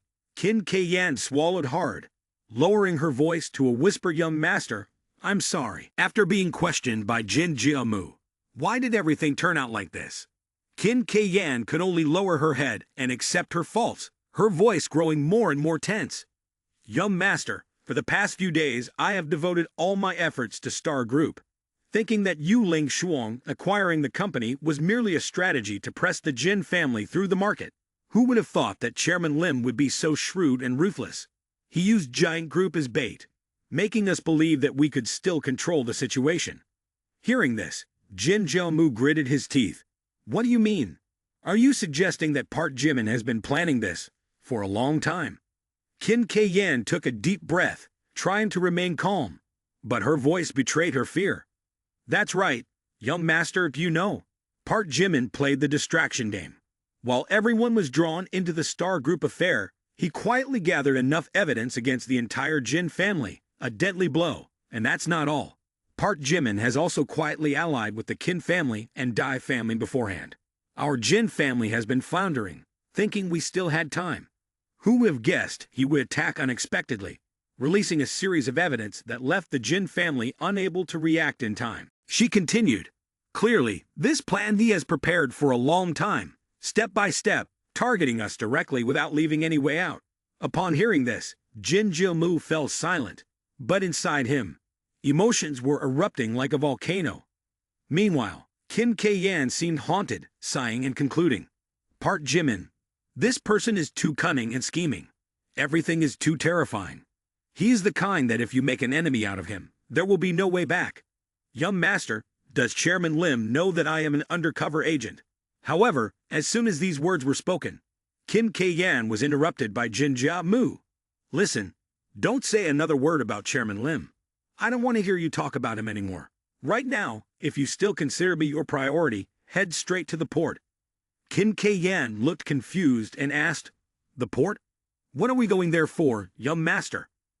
Jin Jiamu lowered his voice, but it remained authoritative. At the port, there is a private helicopter of mine. You are coming with me. We will leave here immediately. We will head to Nation S first, and then transfer to Nation M. I have prepared a new identity, Jin Jiamu said. With the capital accumulated over the years, we have enough to start over on the other side. Upon hearing this, Kim K-yan suddenly came to her senses. So all of this plan is for Jin Jiamu to prepare to flee, not just to take a few days off to relieve the stress, but to escape straight overseas to avoid all the crimes that are hanging over his head. After that, Kim K-yan refused to give up and continued, young master, what about the president? After all, he is your father. Before she could finish her sentence, Kim K-yan was interrupted by Jin Jiamu. All right, don't waste your breath. He is involved in a murder-for-hire case related to many lives. Sooner or later, he will have to pay with his own life. Do you want me to be buried alongside him? A woman's heart, perhaps. Or are you regretting your position as general manager at Star Group? Are you planning to betray me? Not content with that, Jin Jiamu threw in an additional thunderous threat. Let me say this first. If you dare to betray me, the group will receive a set of nude photos of you tomorrow morning. Consider the consequences for yourself. Upon hearing this, Kim K-yan felt a chill running down her spine. She never expected Jin Jia-mu to have prepared a black dossier for self-defense, even using it as a weapon to intimidate the loyal ones beside him. Filled with both anger and fear, yet unable to do anything about it, the feeling of being forced to do something she did not want to, especially when threatened by such despicable tactics, truly made Kim K-yan feel bitter. But she had to comply.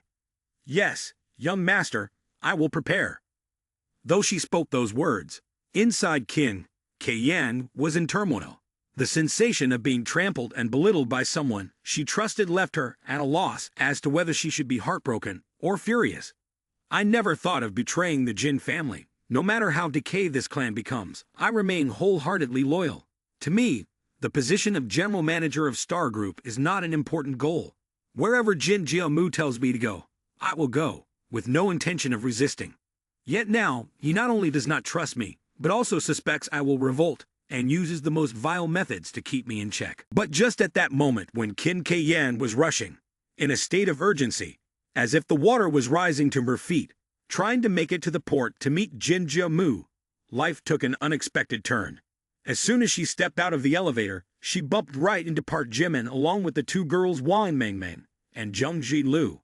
Park Jimin was in a noticeably good mood today, busy taking the two ladies out shopping, dining, and relieving stress after they had been psychologically shaken by recent events. And with Kim K-yan as the guide, everything would be just perfect. It was indeed a case of fate leading one to an unwelcome encounter, and in this situation, Kim K-yan truly wished she could just vanish. The moment Park Jimin spotted her, she eagerly greeted, "Oh, CEO Kim, where are you in such a hurry to go?" Kim K-yan was startled, forcing a smile, but her mind was screaming, "Oh my God, I ran into my boss." Yet instead of responding, Kim K-yan chose to go incognito, pretending not to see and trying to slip away quickly. Unexpectedly, Park Jimin not only didn't let her escape, but also continued in a voice that was half friendly, half sharp, "CEO Kim, you look so rushed. Where are you off to? Why didn't you greet me when you saw me?" Caught in the act, Kim K-yan had no choice but to turn back, forcing a smile as she replied, Boss, it's you. I have something urgent to attend to at home, so I need to head back right away." But Park Jimin wasn't one to let anyone off easily. He raised an eyebrow gently, yet meaningfully. "You have something urgent. No matter how urgent, just set that aside. You just took on the role of general manager at Star Group, and you mentioned you had something to report to me yesterday, right? Unfortunately for you, I'm aware today, so let's go. We'll have a meal together. It's a good time to discuss work as well." Kim K-yan was left speechless, desperately searching for an excuse to escape. "Boss, I've already eaten." But Park Jimin wasn't about to let her off the hook, immediately retaliating fiercely. "You've eaten. So what? You can have another meal. It's no big deal. Or do you have something more important than work that you can't discuss with me? Could it be you have something you want to hide from me?" As he finished speaking, Park Jimin's expression changed. It was no longer relaxed but grew cold, as if penetrating through every thought of the other person. At that moment, Kim K-yan felt an invisible pressure weighing down on her. Facing that gaze, all her intentions faded away like smoke. In the end, Kim K-yan could only silently lower her head, ready to follow Park Jimin to wherever he wanted to go, while her heart was anxious and her mind echoed with the words of young master Jin Jia-mu. "If you betray me, tomorrow morning the entire company will receive your nude photos." After walking for a while, Kim K-yan's mind became tense. If Park Jimin discovers my true purpose, wouldn't it expose the news that the young master intends to escape? At that point, the young master wouldn't need a plane. He could just prepare to go directly into the pen.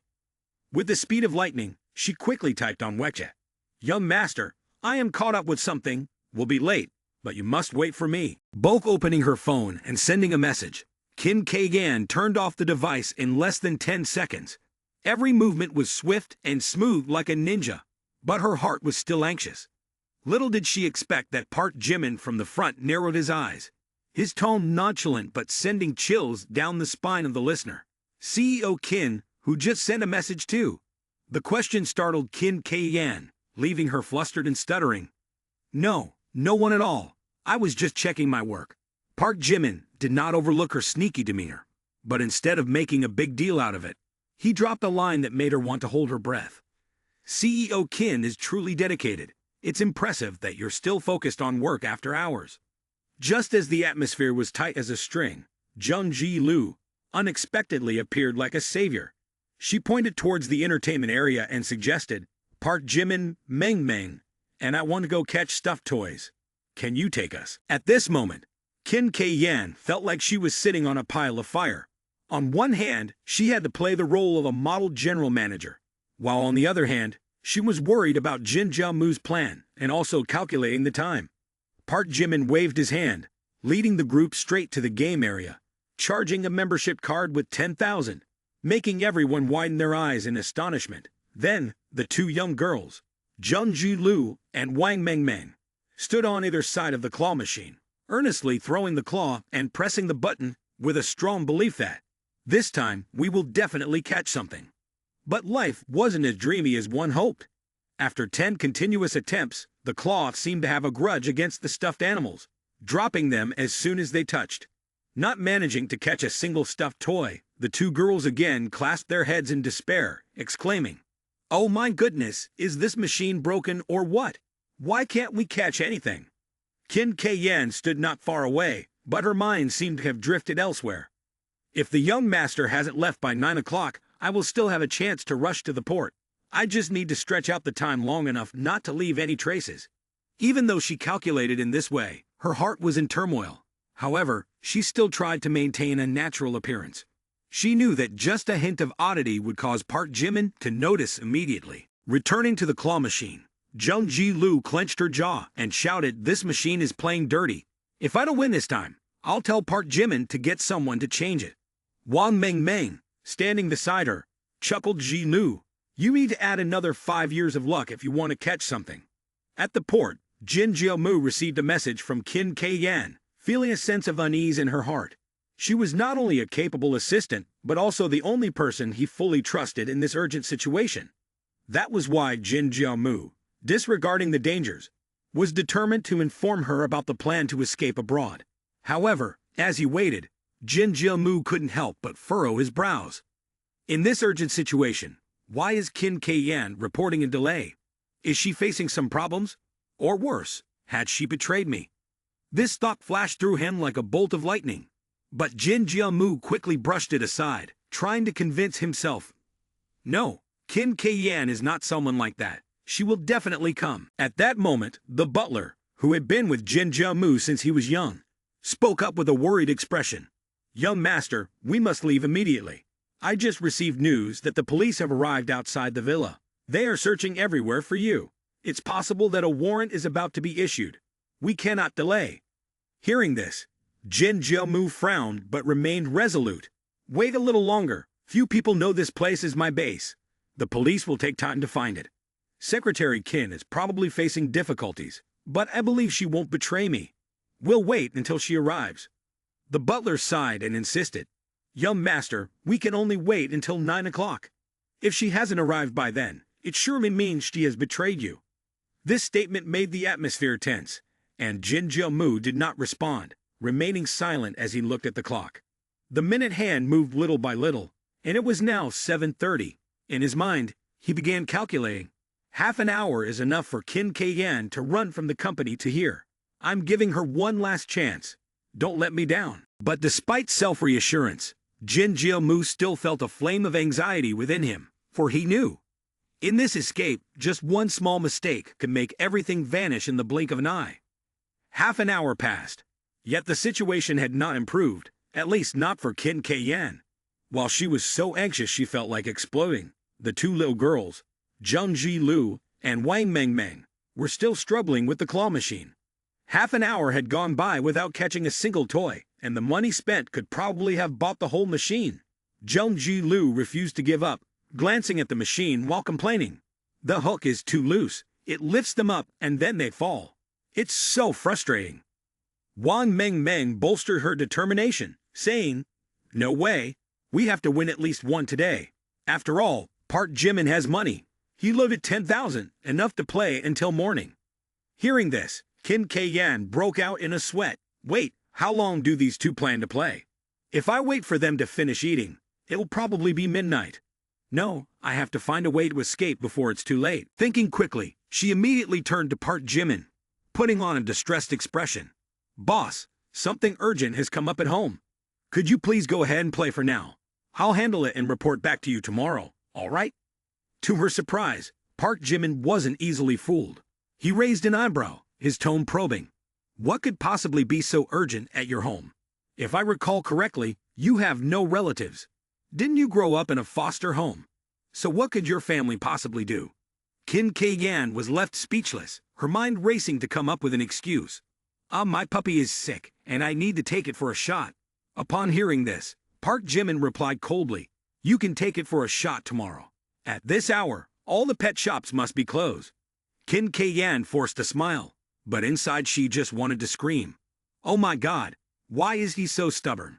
She then continued to press on. But it's really urgent. Park Jimin interrupted her, his voice turning serious. Is there anything more urgent than my work? Or are you making excuses? Could it be that you are hiding something from me? This question struck directly at Kim K-yan's fears. She stammered, no, nothing's wrong. But the more she tried to deny it, the more her awkwardness deepened Park Jimin's suspicions. He coldly stated, the more anxious you are, the less I'll let you go. Kim K-yan could only swallow hard, her heart in turmoil. Oh my! What should I do now? There's just over an hour until 9 o'clock. If the young master doesn't see me arrive, it's really over. Jung Ji-lu, hurry up and help me out.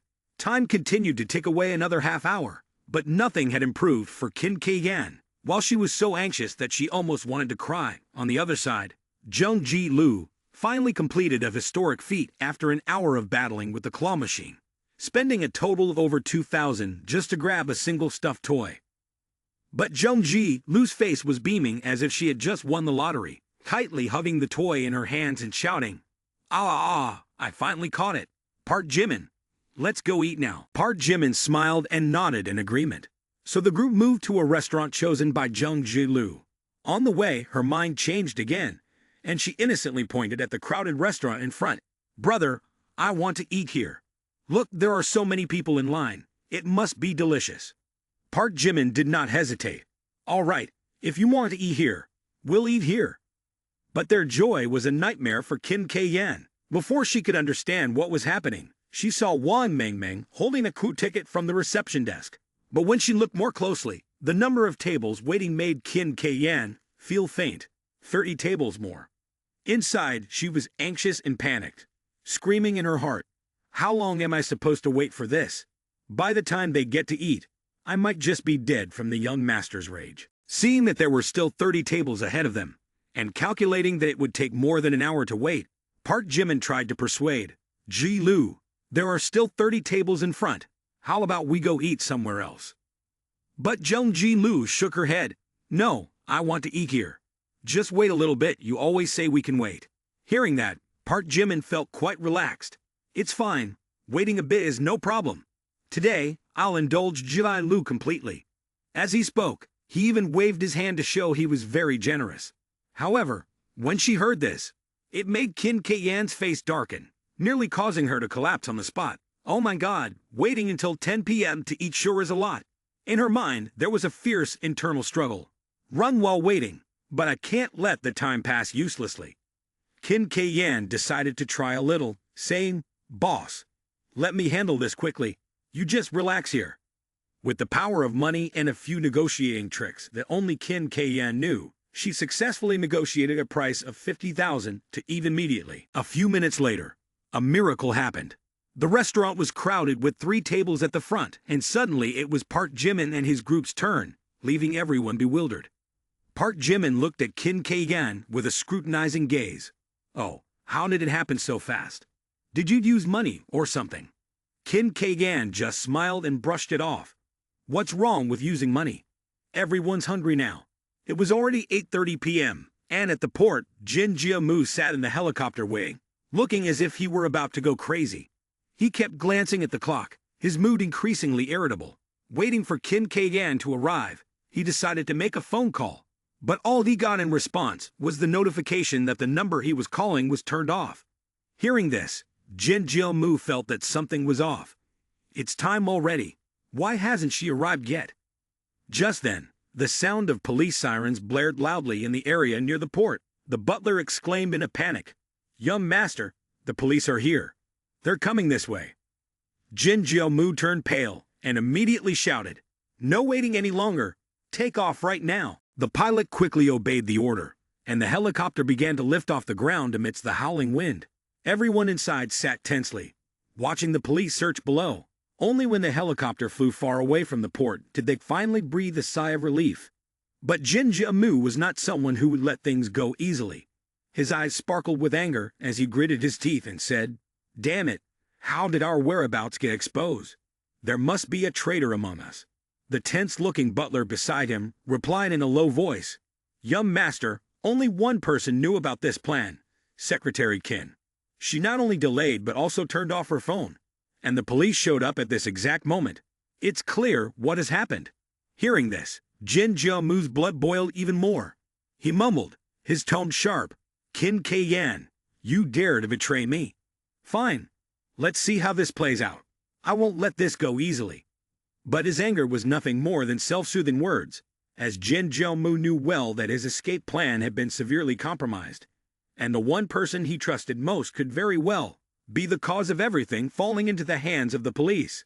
Meanwhile, at the restaurant, Qin Kyan continued to play the role of a model general manager, having dinner while handling personnel issues of Star Group with Park Jimin. However, strangely enough, no matter what she said, Park Jimin only nodded along. "You were the general manager. Whatever you say goes. If you want to invest in something, just let me know. Money is not an issue." Upon hearing this, Qin Kyan felt like slamming the table and standing up, but on the outside, she had to maintain a respectful demeanor, while inside, the flames of anger had ignited. What kind of person is so lazy and indifferent? If I had known, I wouldn't have bothered with this report. I missed a significant event for your sake. Why are you still stalling? Time passed. Each minute and second felt like they were clawing at Qin Kyan's heart. It was already 9:30, and she had missed her appointment with Jin Jiamu.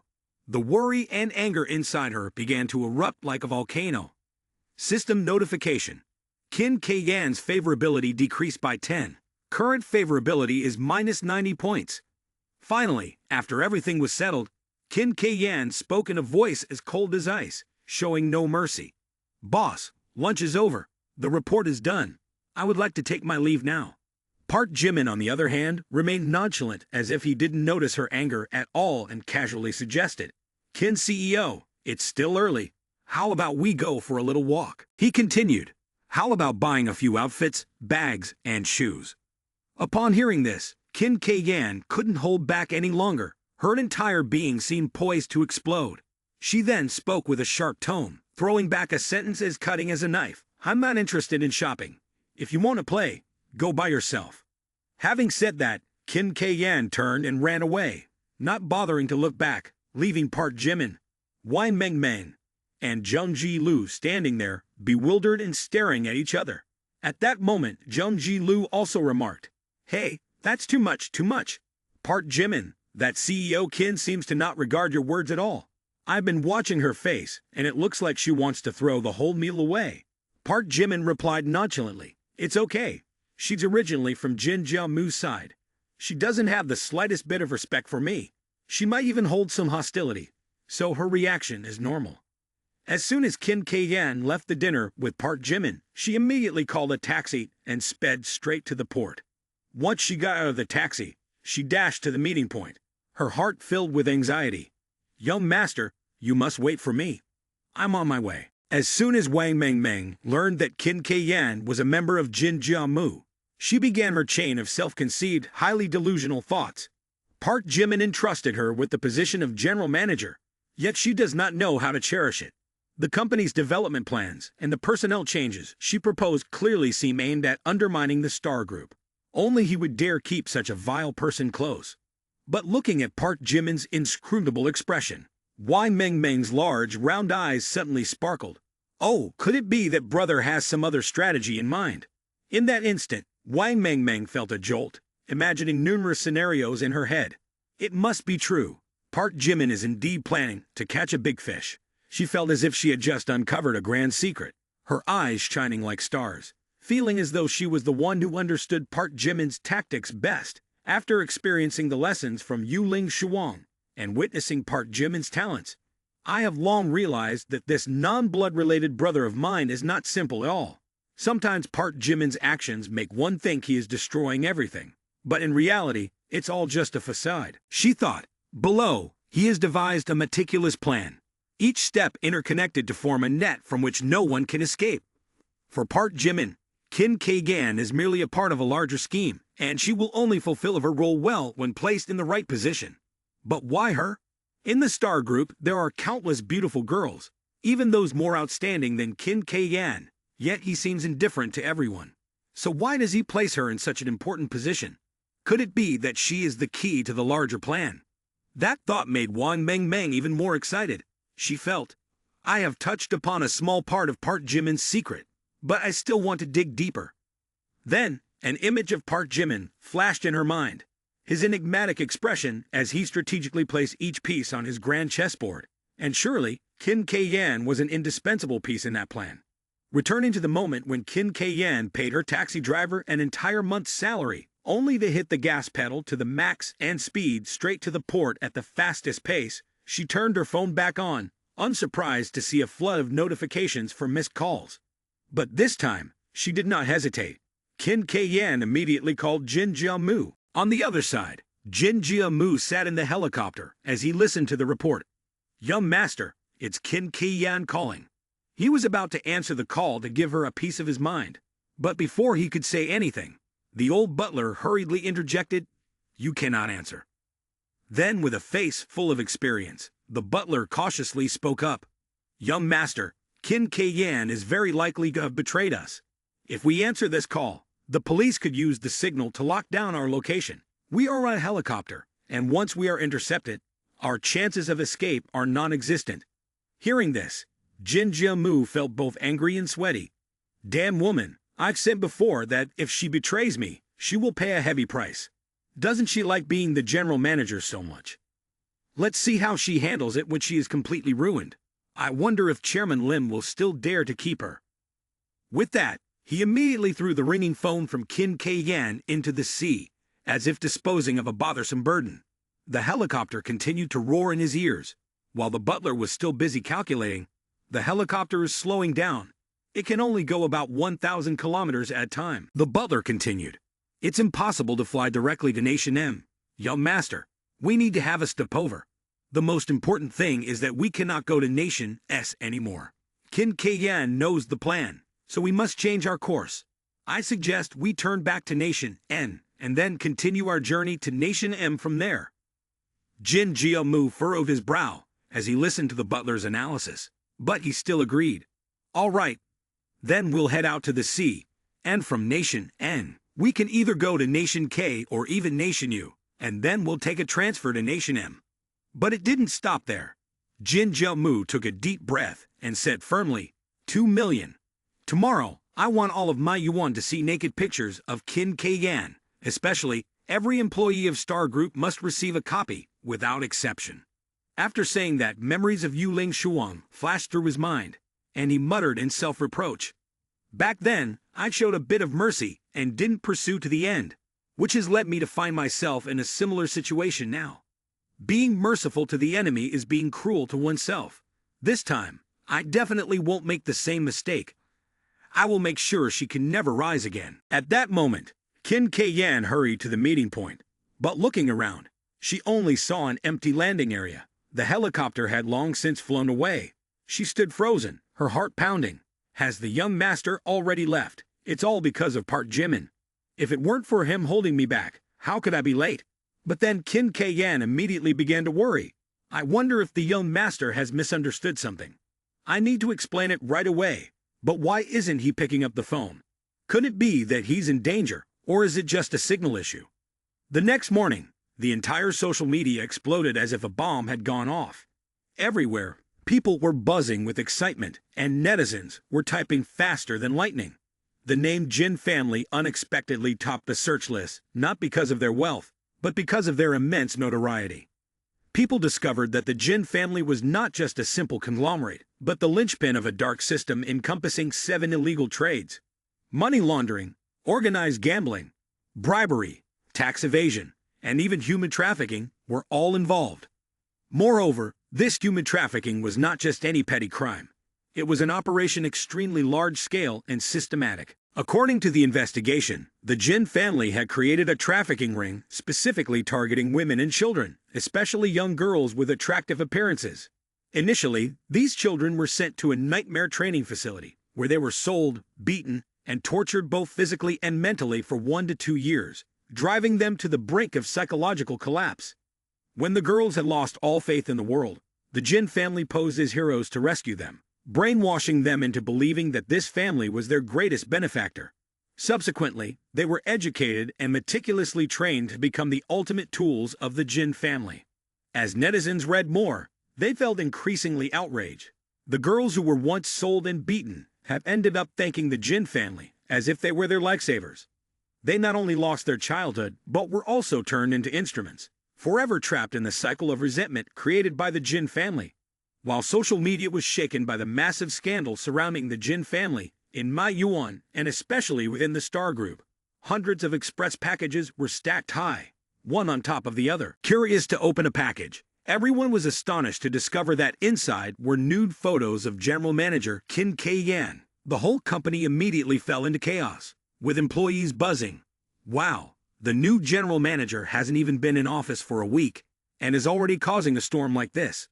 This time, the company is surely doomed. But it's not just one photo, it's thousands being spread everywhere.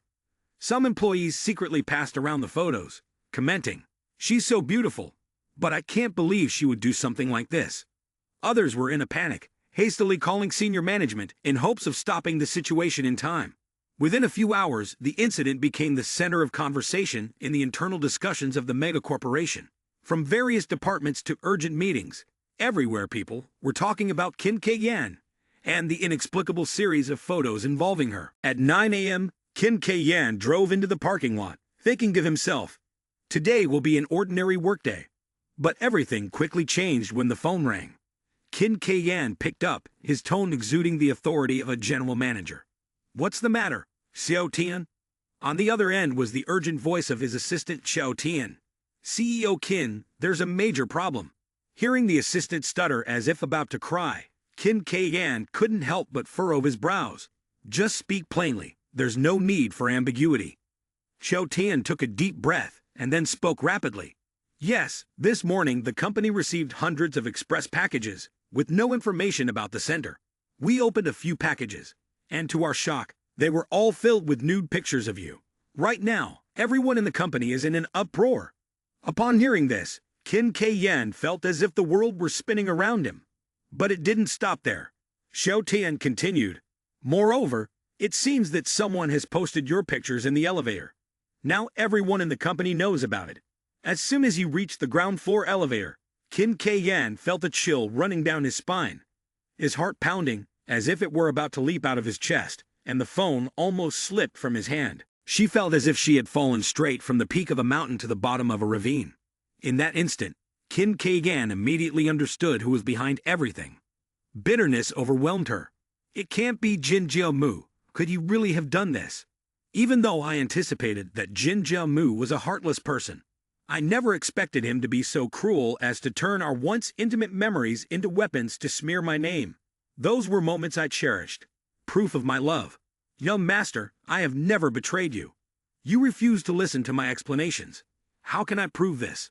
This afternoon, I just wanted to come to the company to pick up a few things, with no other intention." At that moment, Kim K-yan stood there, her heart feeling as if it were being squeezed tight, tears welling up, the sense of injustice and pain rendering her speechless.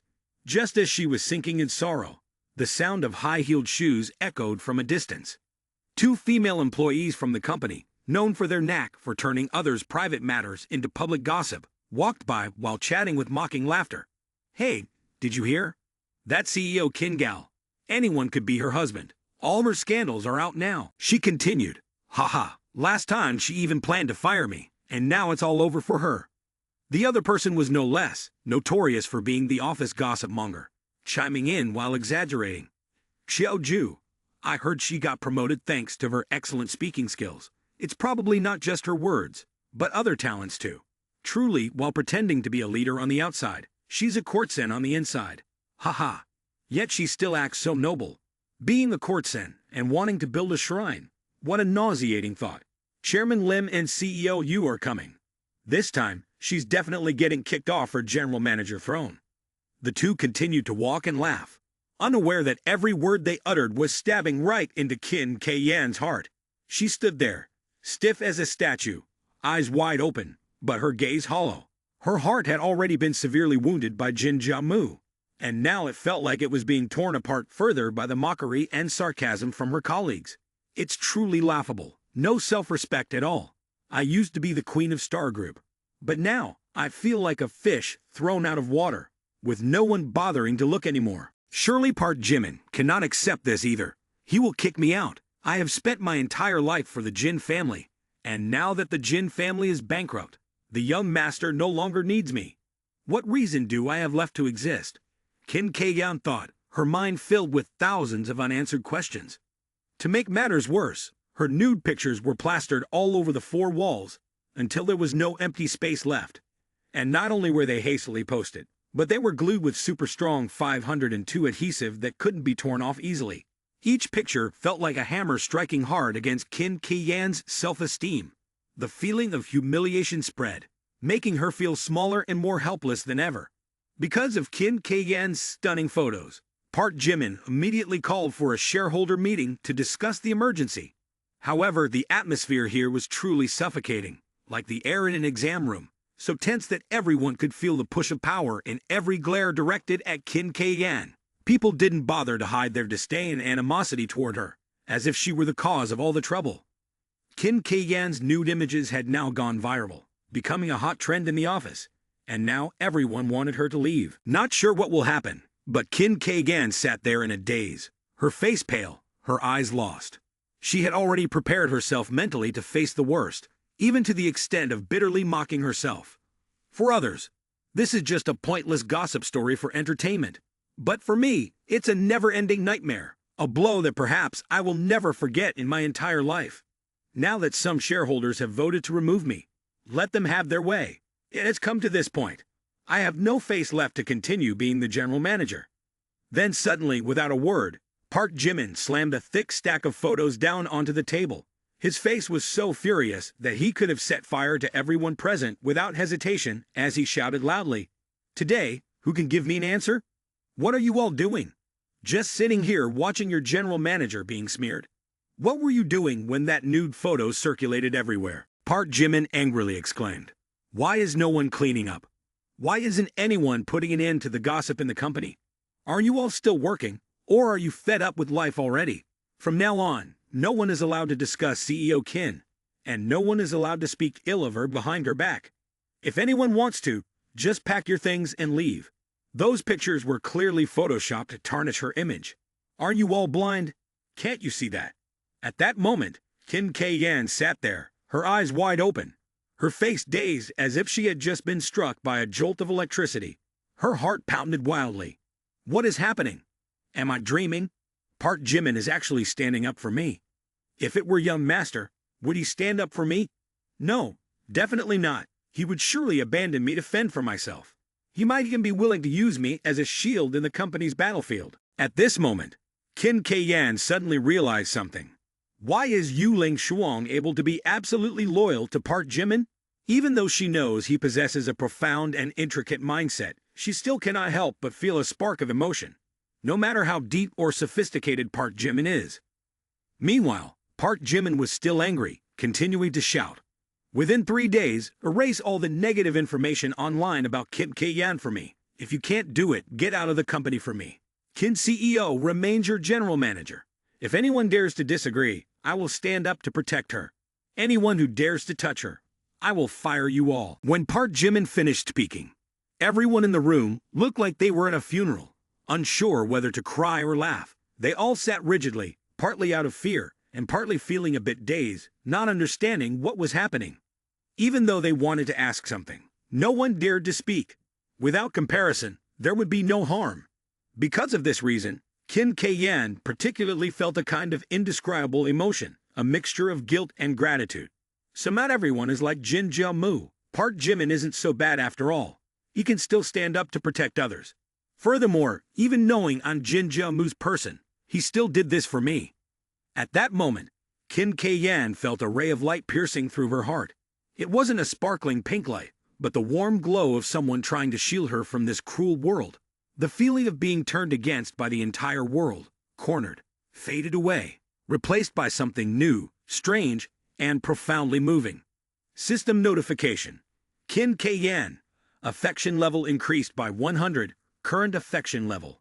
10 points. Before she could understand what was happening, Yu Ling Shuang suddenly stepped forward, her tone serious yet full of implications. CEO Qin, there are some things I would like to discuss with you privately. Upon hearing this, Qin K-yan felt slightly bewildered, questioning internally. Everyone knows that Yu Ling Shuang has always been loyal to Park Jimin, but when she opens her mouth, it surely means something unusual is going on.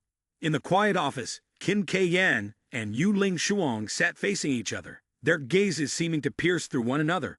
These two have been called the beauties of their training group since childhood. But unfortunately, there could only be one beauty, leading them to compete fiercely inch by inch. Sitting up straight, Kim K-yan coldly replied, CEO Yu, if you have something to say, just be straightforward. I don't have time for beating around the bush. Yu Ling Shuang offered a light smile and let out a soft sigh before speaking. Listen, K-yan, I've known since we were young that you don't like me. To be frank, you probably think I don't like you either. But honestly, what is there to be adversarial about? We are merely pawns manipulated by the Jin clan, just two pawns of the same color. Yet we spend all day trying to outshine each other. Yu Ling Shuang continued. But forget it, I'll be honest with you. Do you remember that when we were little, both of us were in the orphanage, right? We used to think that the Jin family were our saviors, rescuing us from a dark life. But what's the truth? They are no different from brainwashers, turning us into tools, objects for their use, even turning us into grateful pawns who obey absolutely and then cast aside when we've lost our value. Don't you think it's quite funny? Just look at the way Jin Mu treats you. Does he really cherish you? Or is he just using you as a toy, then tossing you aside? You know who leaked your nude photos. I don't need to say more. Kim Ki-yan frowned slightly, her gaze wavering a bit, but she still maintained her cold demeanor. Go on. Yu Ling Shuang took a deep breath as if to control the rising anger within her. But her voice began to falter. I used to think like you. I thought the Jin family were heroes, the light of salvation. But do you know, I witnessed them chopping off Xiao Hu's leg and throwing it onto the street to beg. Yu Ling Shuang continued. And the one backing those human traffickers is the Jin family. We are not so different from each other, CEO Qin. The only difference is that I have decided to stop being a pawn in this life, while you still force yourself to believe in a dream that has long shattered. At this point, Xiao Yu fell silent. The room, already quiet, sank into complete silence. Only the sound of breathing due to overwhelming emotions remained. Qin K-yan couldn't deny what Yu Ling Shuang said, but her pride prevented her from easily nodding in acknowledgement. Then, she instinctively reacted and fiercely dismissed it. I don't believe you. Wasn't it the Jin family that raised us since we were little? But in response, Yu Ling Shuang's words were like a ticking time bomb, each term striking hard at Qin Ki-yan's inner self. It doesn't matter if you don't believe it, but ask yourself, who was the one protecting you when you fell into this quagmire? Was it Jin Mu? Or Park Jimin? I'm not telling you to be loyal to Park Jimin, nor am I asking you to betray anyone. I just want you to think clearly. You are a person, not a tool, and you have the right to decide your own life. For the first time in her life, Kim K-yan felt lost, unsure of which path was the right one for her. Yet she still replied with a cold tone, trying to conceal the turmoil within. Do you really think I would believe what you say? Hearing this, Xiao Yu calmly opened the classified documents gathered by the police and said nonchalantly, I know you won't believe me, but that's all right. These are family photos, documents, and the dark dealings of the Jin family, which include you.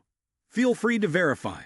As she listened to every word from Yu Ling Shuang, Kim K-yan felt as though she had been struck by lightning, her mind starting to spin.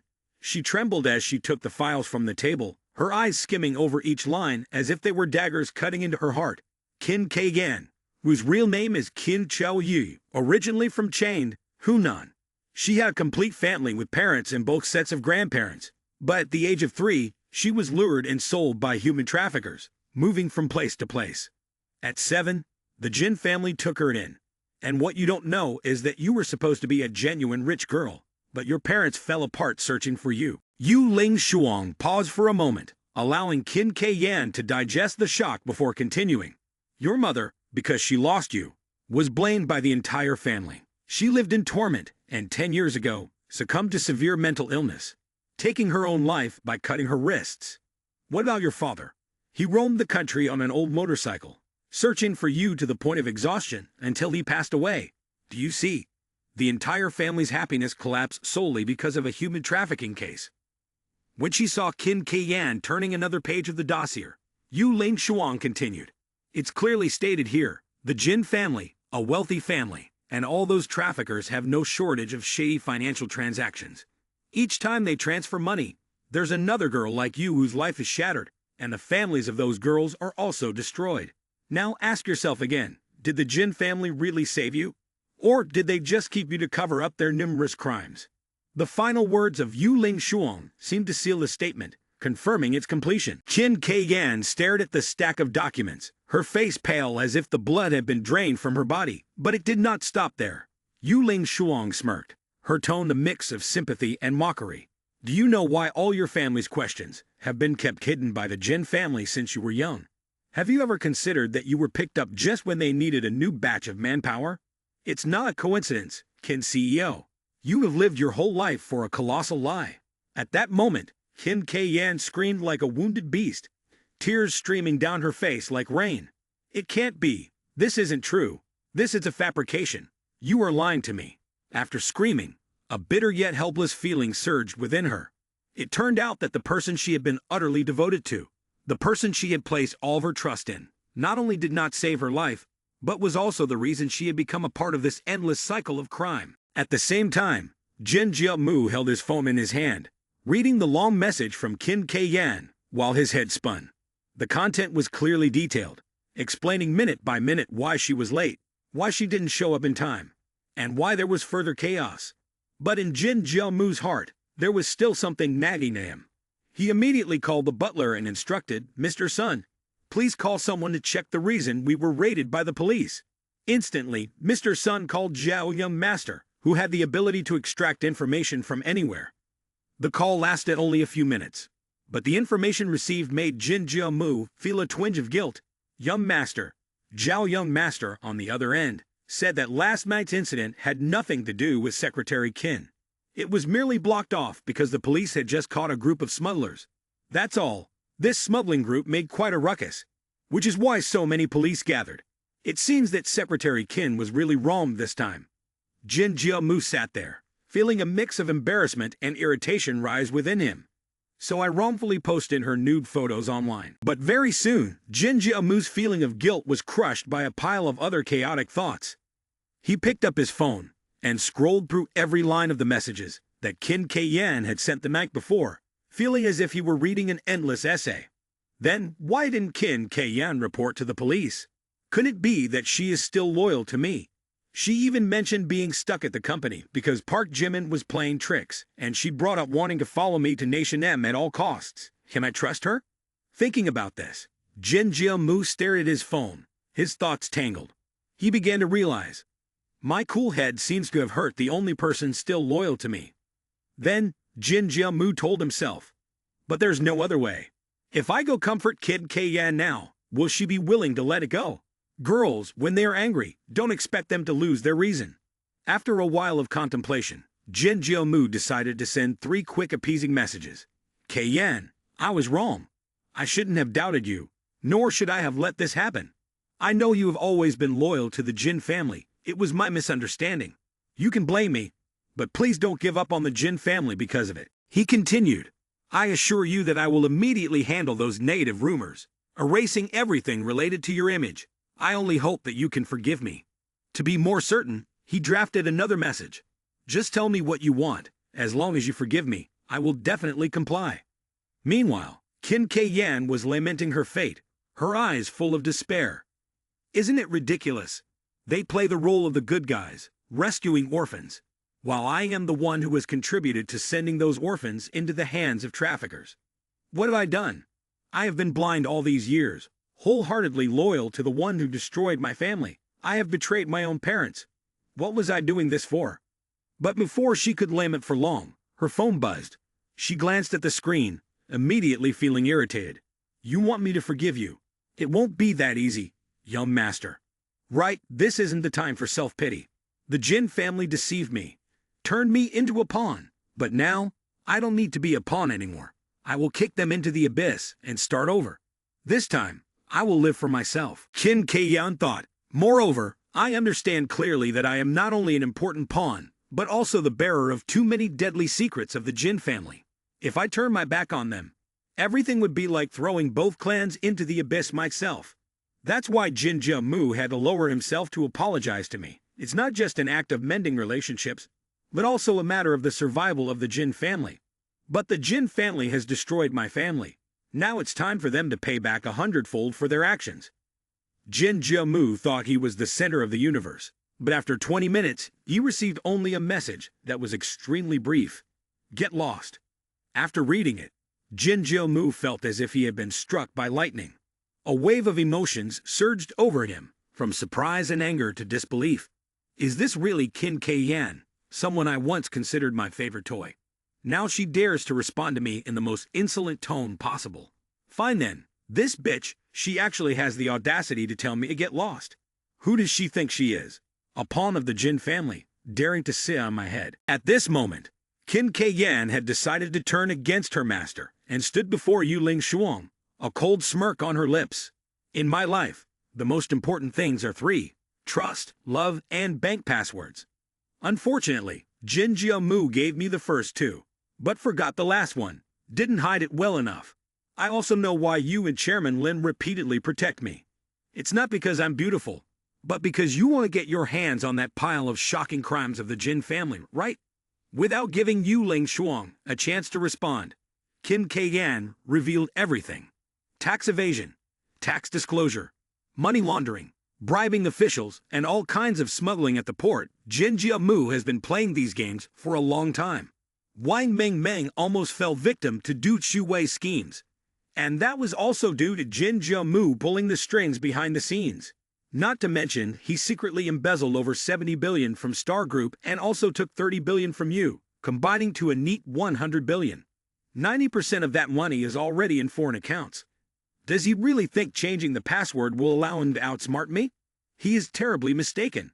I know all the account passwords, and I have a full grasp of the money transfer procedures. Kim Kae-yeon continued, I can take it all back, and this time I will strip Jin Jae-moo bare as he was on the day he was born.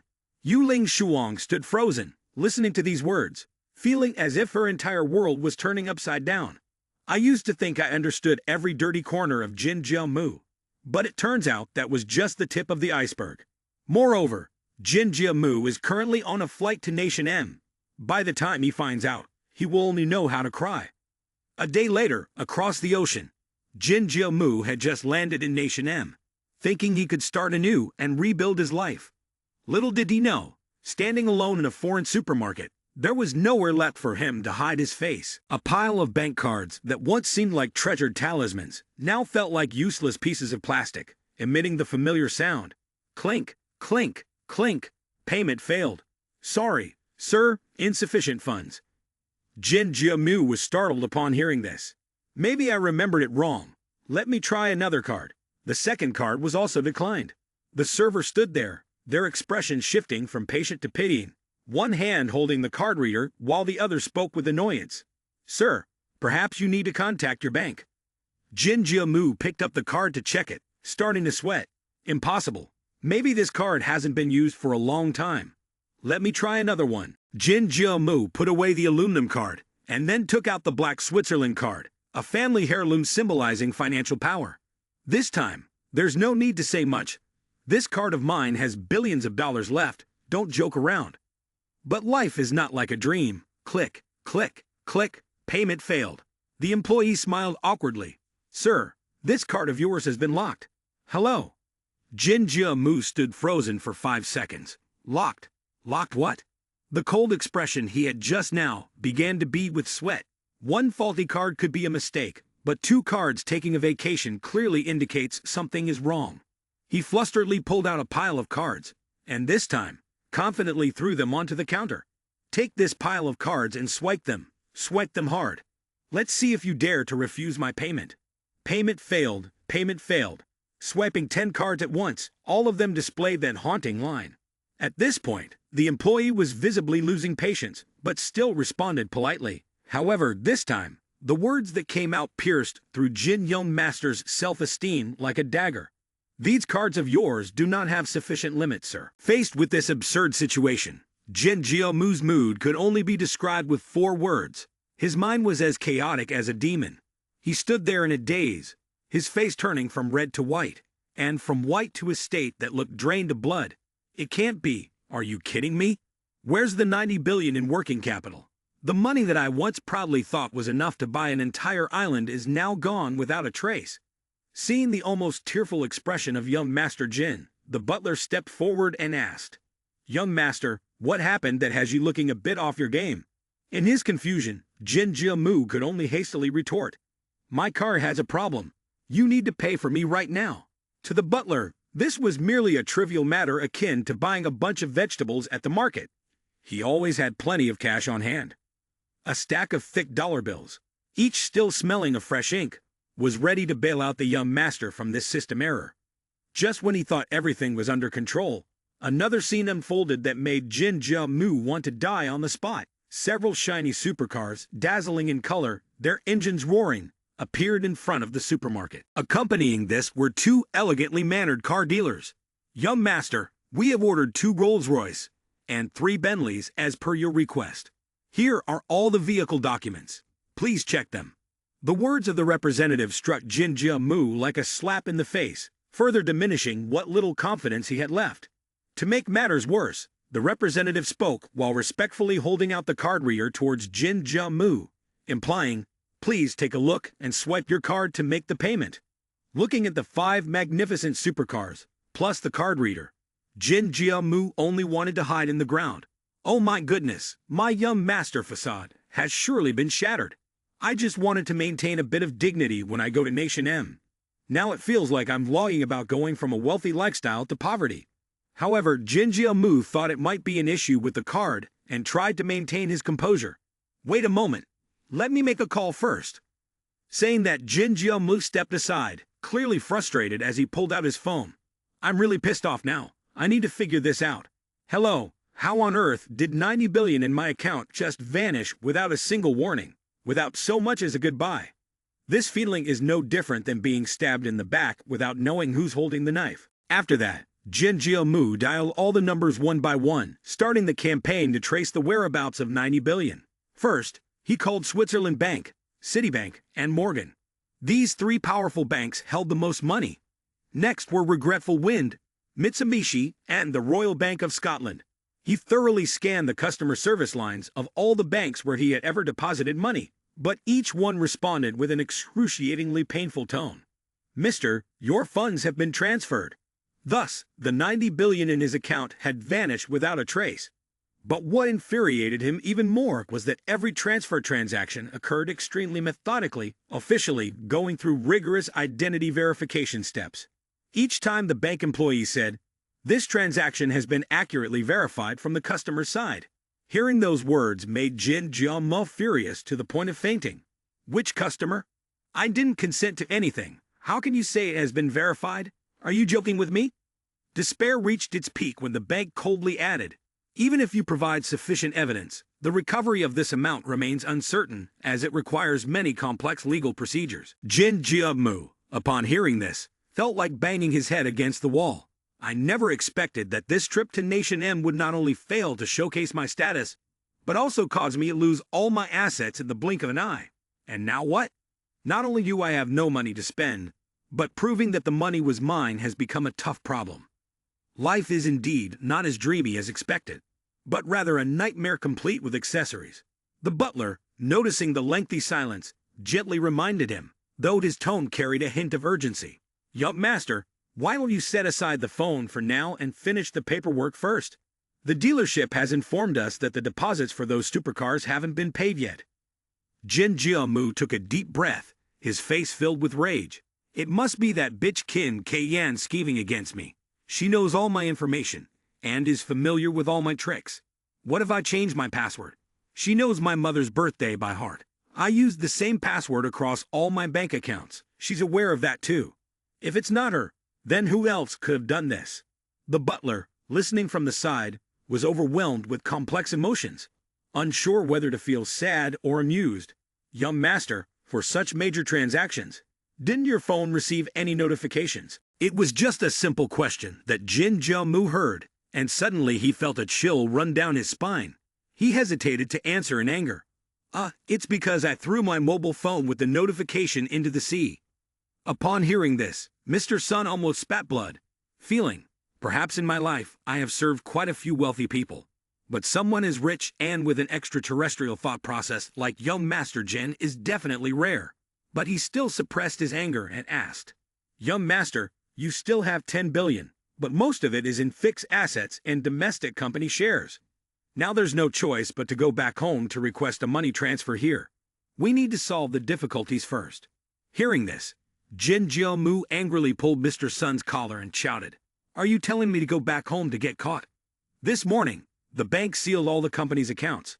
Moreover, Star Group just filed a lawsuit accusing us of defrauding 60 billion, with the lawsuit containing full evidence, and the court has frozen all assets registered in my name from the real estate company.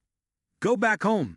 If I go back, I might as well sell myself to pay the debt. At that moment, Mr. Sun, the loyal butler who had been with Jin Jiamu since childhood, suddenly turned around as quickly as flipping a creep. People say that no matter how thin a camel gets, it's still bigger than a horse.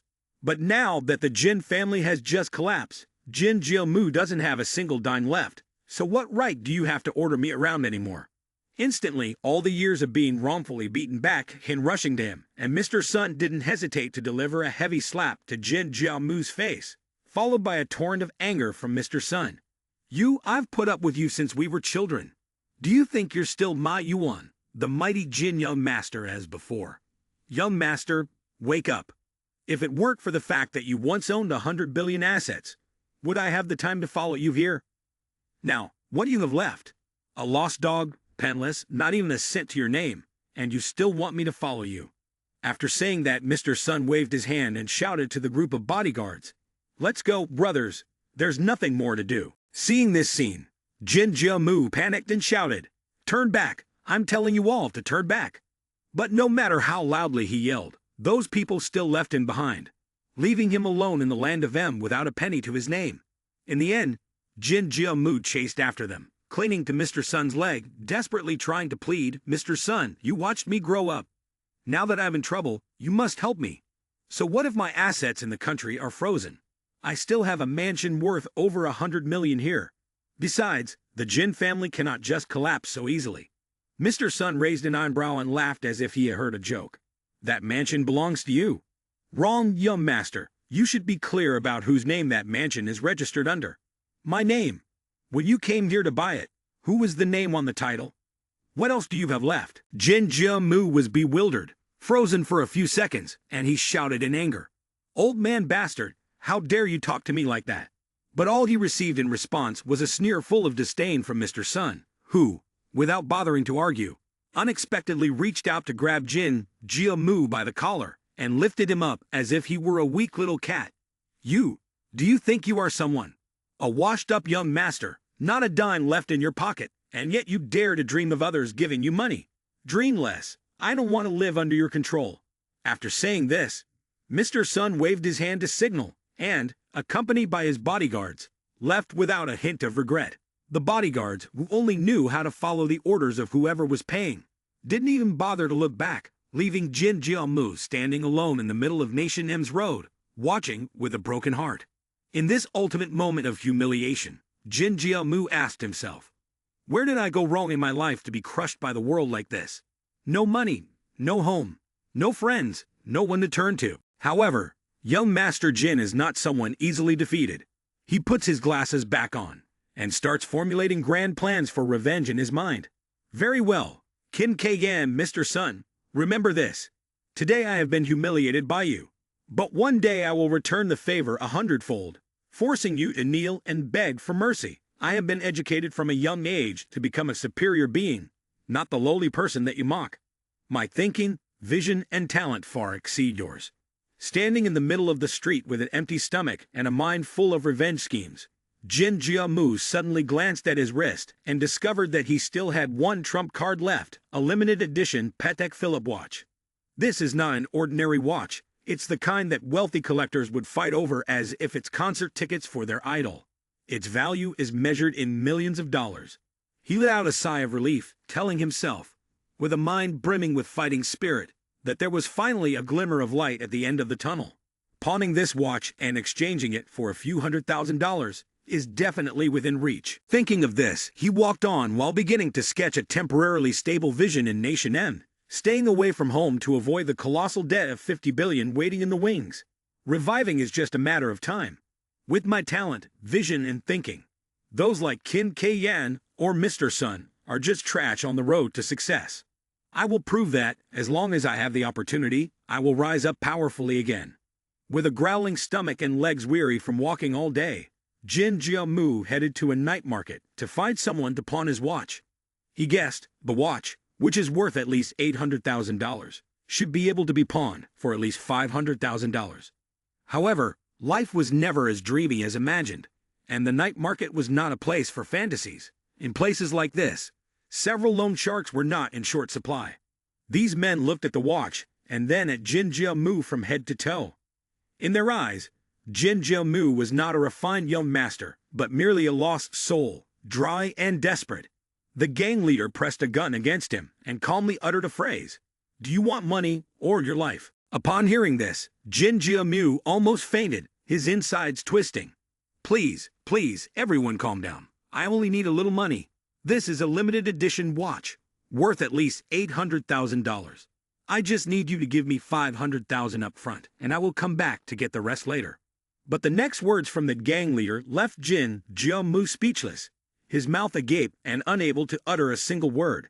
This watch, it's pretty, but it's just an antique. It's not made of solid gold.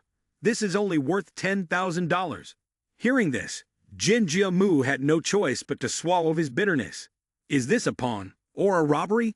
I can't sell it without starving. But if I sell it, it hurts, and I still won't be able to retrieve the watch to pawn elsewhere. In the end, due to his growling stomach, Jin Jiamu mustered the courage to speak up in fear. So can you pay me? This question seemed to hit the right nerve with the thugs.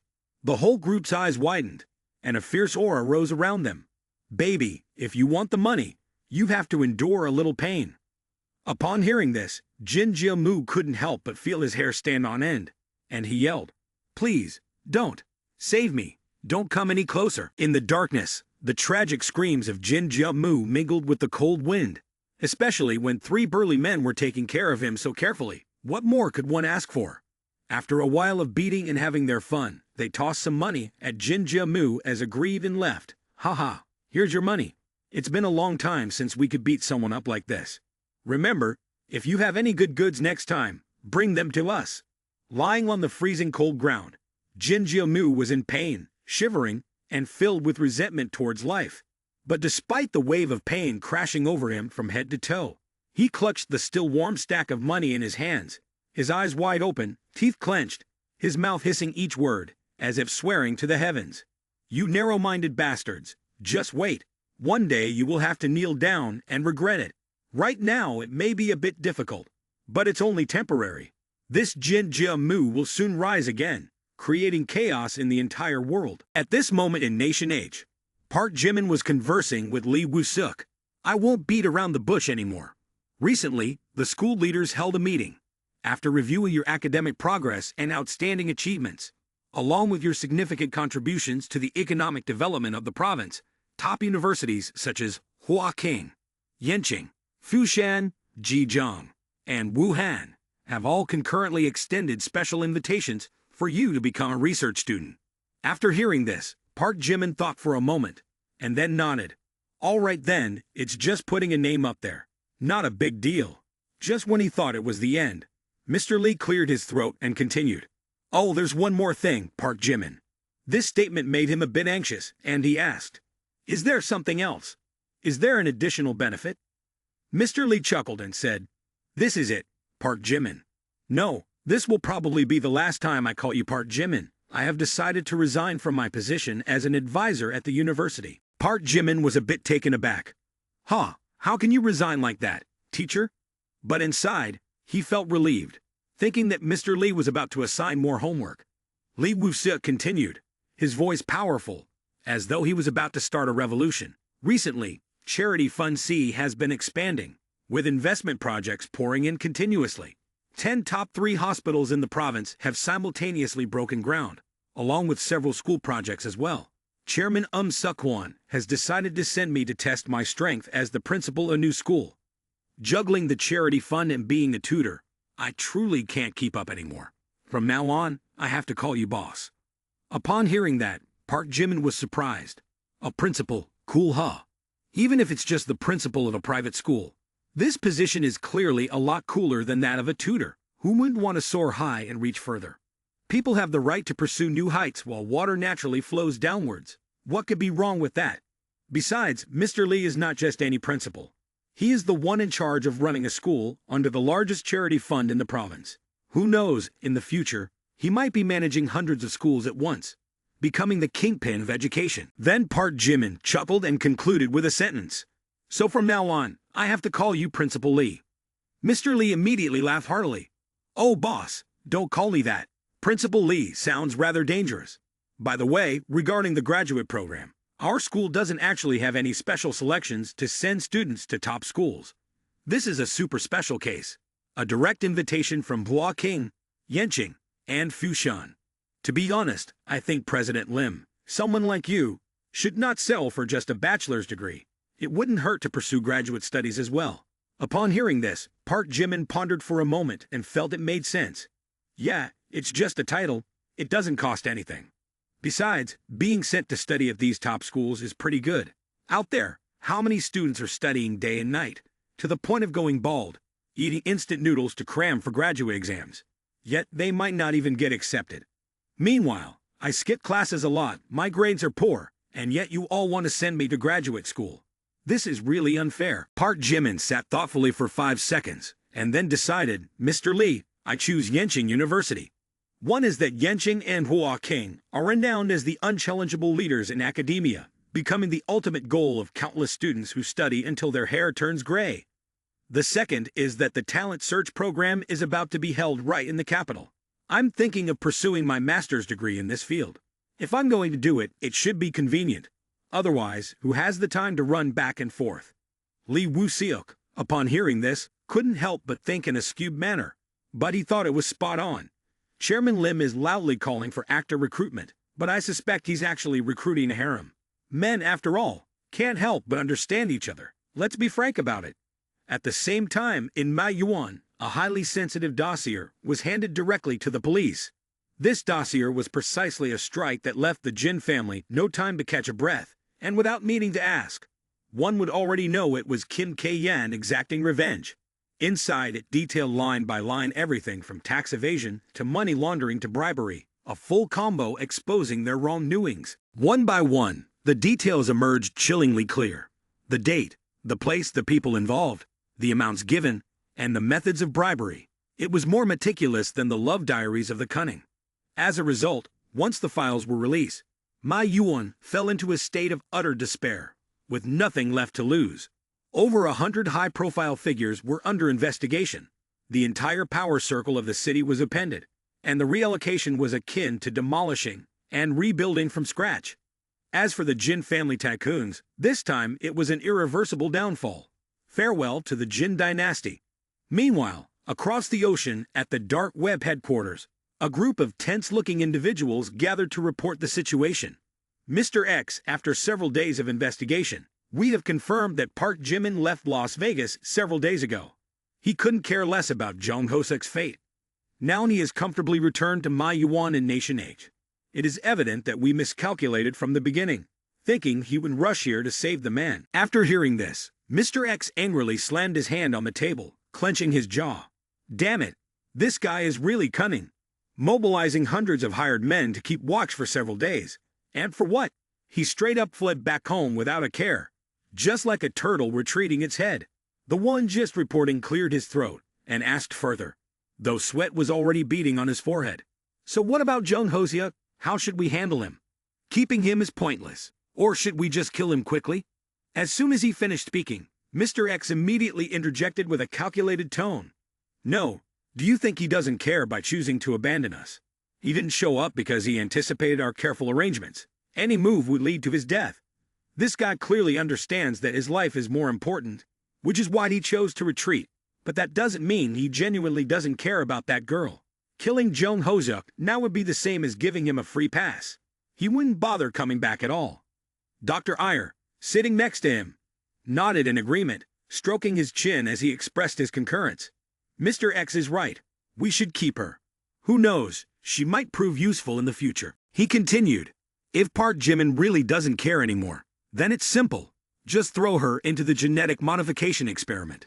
That project has already killed a whole lot of people. Adding one more test subject doesn't matter. Mr. X sneered, his voice icy. Very well. Keep her alive. If she lives, it's beneficial. If she dies, she becomes a lab rat for experiments.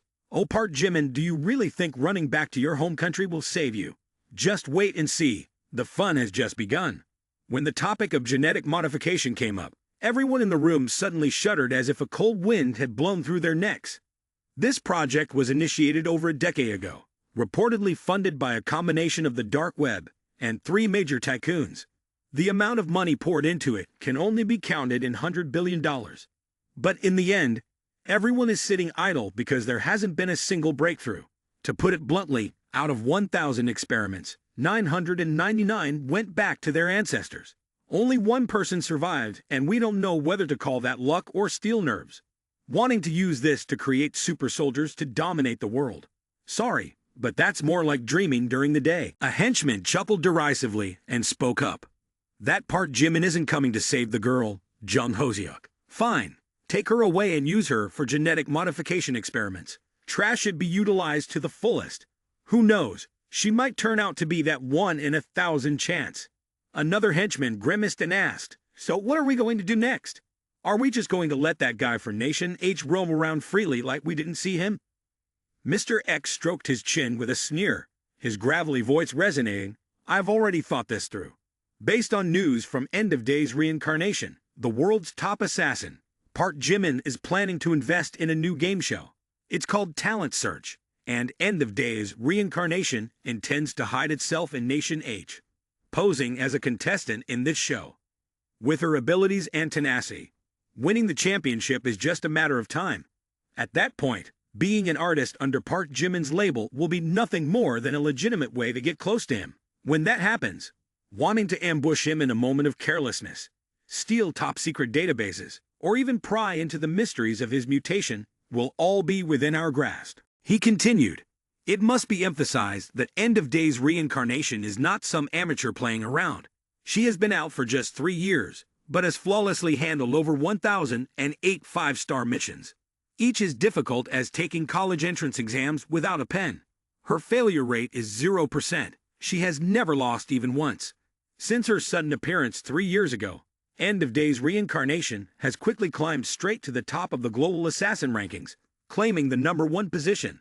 For those in the profession, this name is no different from the Grim Reaper disguised as a beautiful girl.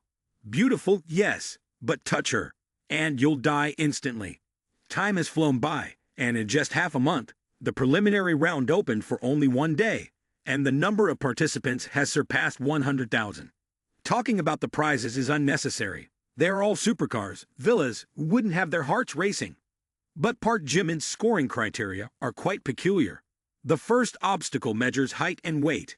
Anyone under 160 centimeters tall or weighing less than 39 kilograms or more than 58 kilograms will be eliminated. The second obstacle is an evaluation of the bare face. An average score of 7 points or higher is required to pass. It must be said that the talent searches barrier has caused quite a few female contestants to stumble right at the start. From more than 1,000 contestants, fewer than 10 were selected. This demanding result has stirred up a strong backlash, leading to the entire program being heavily criticized by netizens. At 5 p.m., a secret conference was taking place on the top floor of the Golden Model Building. The attendees were all influential figures across various fields. A quick roll call reveals that this meeting is not to be taken lightly. Kim Ji-soo, CEO of Big Cat TV, Oh Young-sil, Chairman of Young-sil Broadcasting, Yang Wi-bai, Chairman of Ruvyuan Medicine and Pharmacy, Park Min-young, Deputy General of Vinova, Jun Sun-sun, CEO of Kitten Shopping, Suk-won, President of Sea Charity Fund and General Manager of Human Resources, and Kim Jenny. A total of 8 individuals, all supersized figures, gathered to discuss a particularly hot topic. Is Chairman Lim truly using the talent search program to recruit a harem? The beautiful ladies were restless, and Jun Sun-sun spoke up, her voice filled with doubt. Well, it's true that netizens love to joke, but can you ladies be sure that Park Jimin has no wicked ideas whatsoever? She said, who knows? Maybe he really means that. Come on, it's probably not that bad. This is clearly just a talent search game show. If he wants to do the rules, why don't you know how to do it quietly? Who makes such a fuss? It's easy to get scolded and shame yourself, right? The whole room suddenly fell silent for a few seconds. Then Park Min-young sighed. In this part, Park Jimin keeps going to all capital. Then Ma Yuan then goes abroad to play, not returning to Gyeongbokgung. For more than a month really makes people miss it a bit. Velvet. Kim Ji-soo smiled softly, her eyes far away. Recognizing him by my side really makes me feel more secure. What's difficult? Park Jimin also solves it easily. Nothing in this life can be difficult for him.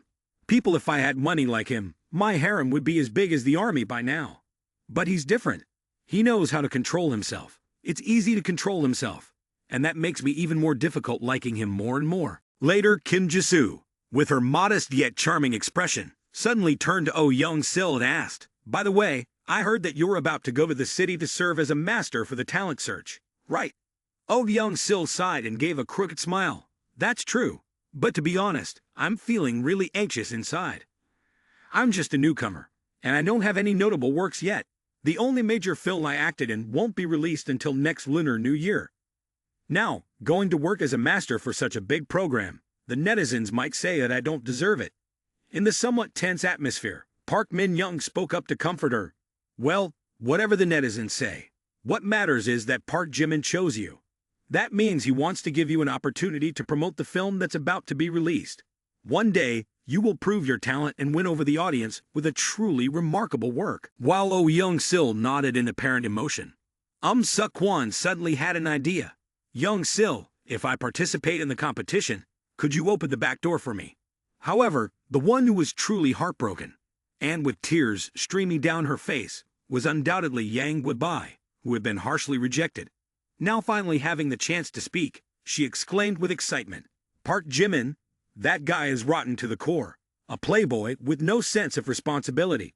He doesn't really care about anything except for the entertainment of this show, and that's not an action of a decent person.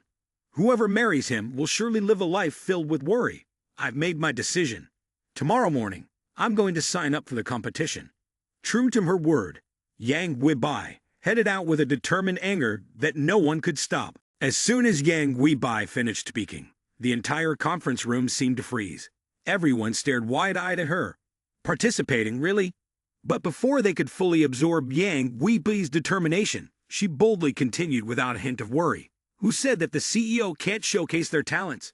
I will use my own abilities to compete. I'm not afraid of anyone. Tomorrow, I'll sign up right away. Jun Sun-sun, hearing this, felt as if she had just taken a stimulant. She slammed her hand on the table. If we go barefaced, then let's go barefaced. Why not participate in a program where we can display our skills and get closer to Park Jimin? There's no reason not to give it our all. Thus, even before the show aired, everyone was restless, itching to test their mettle.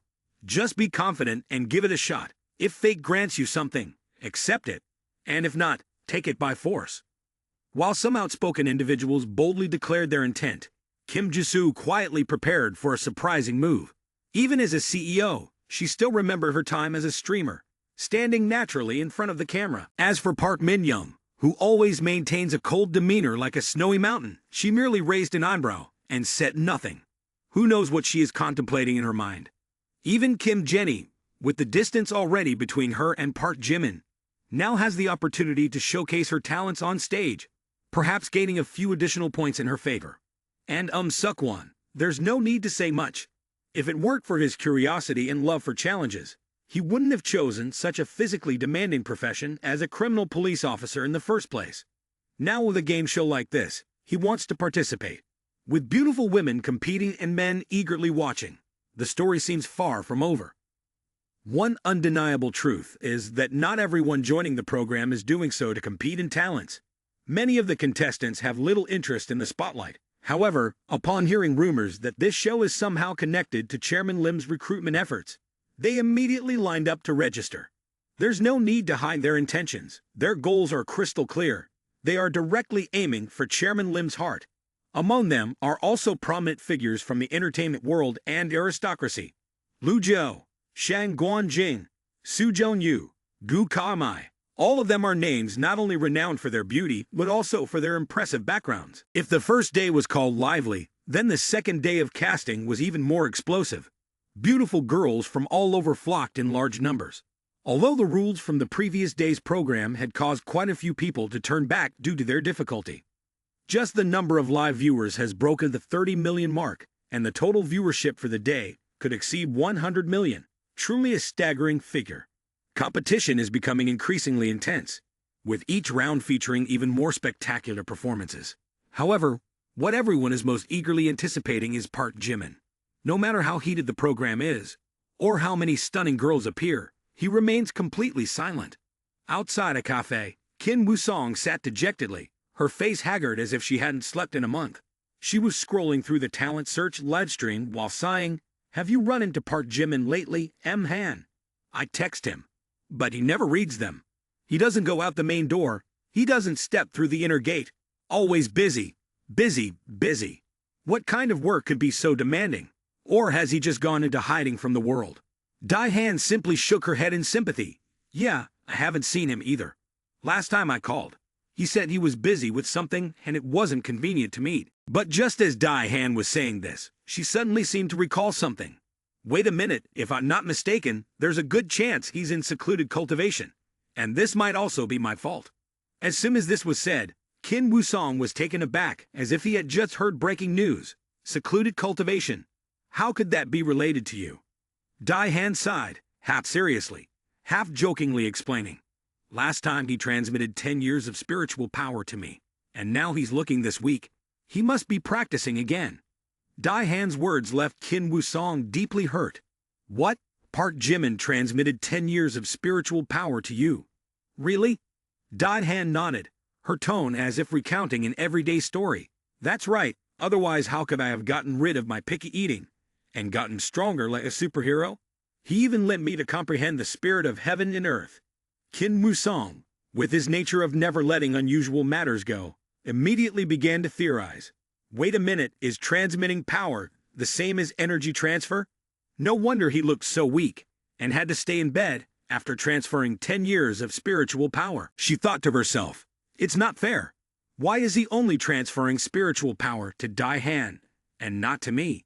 I've been meditating all the time, concentrating so hard that my parents thought I was crazy and even considered calling a psychologist." At this point, Kim Woo-song could no longer contain herself. She stood up abruptly.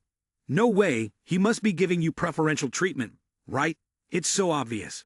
I can't accept this. I have to go find him and demand an explanation. Why is he only passing on his abilities to you and not to me? I want to experience the spirit of heaven and earth too. I want to improve my health. This isn't fair. I have to confront Park Jimin immediately and get a reasonable explanation." And just like that, without saying another word, Kim Woo-song rushed out of the cafe like a gust of wind, leaving Dai-Han sitting there, bewildered, unsure whether to laugh or cry at her unreasonable outburst. At the ultra-luxurious villa, instead of enjoying a lavish lifestyle, Park Jimin had transformed it into a high-tech center, with a sprawling server room of 500 square meters filled with expensive supercomputers. Each server was worth hundreds of thousands, and there were as many as 100 of them in the room. Calculating roughly, the investment amount has surpassed the 100 billion threshold. This is not just a server room, but nearly an entire miniature technological universe.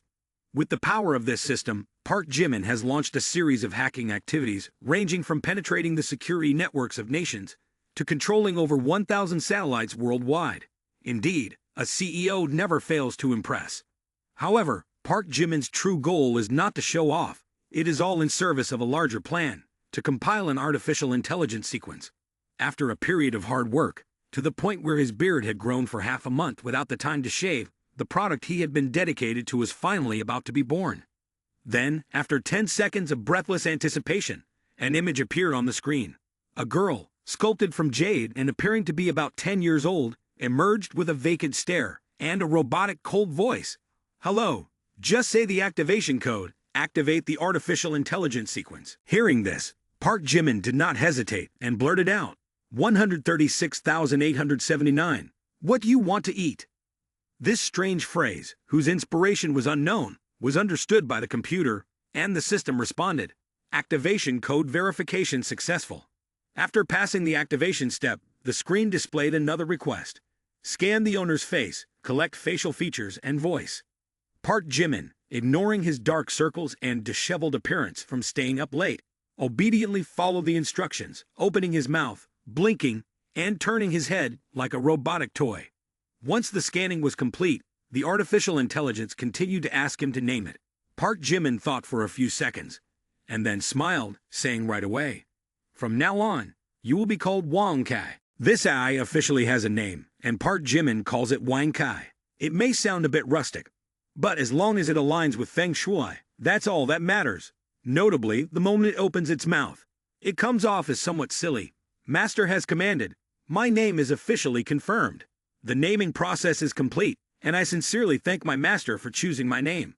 Looking at the screen, Park Jimin didn't know what to say. This ad definitely has a brain, but isn't using its full potential. It talks like a bad student reading a dull announcement, cold and monotonous. Hoping for better, Park Jimin asked, "Oh, do you know how to speak English?" Wang Kai replied, "Not yet, master. Please wait a moment while I train my brain.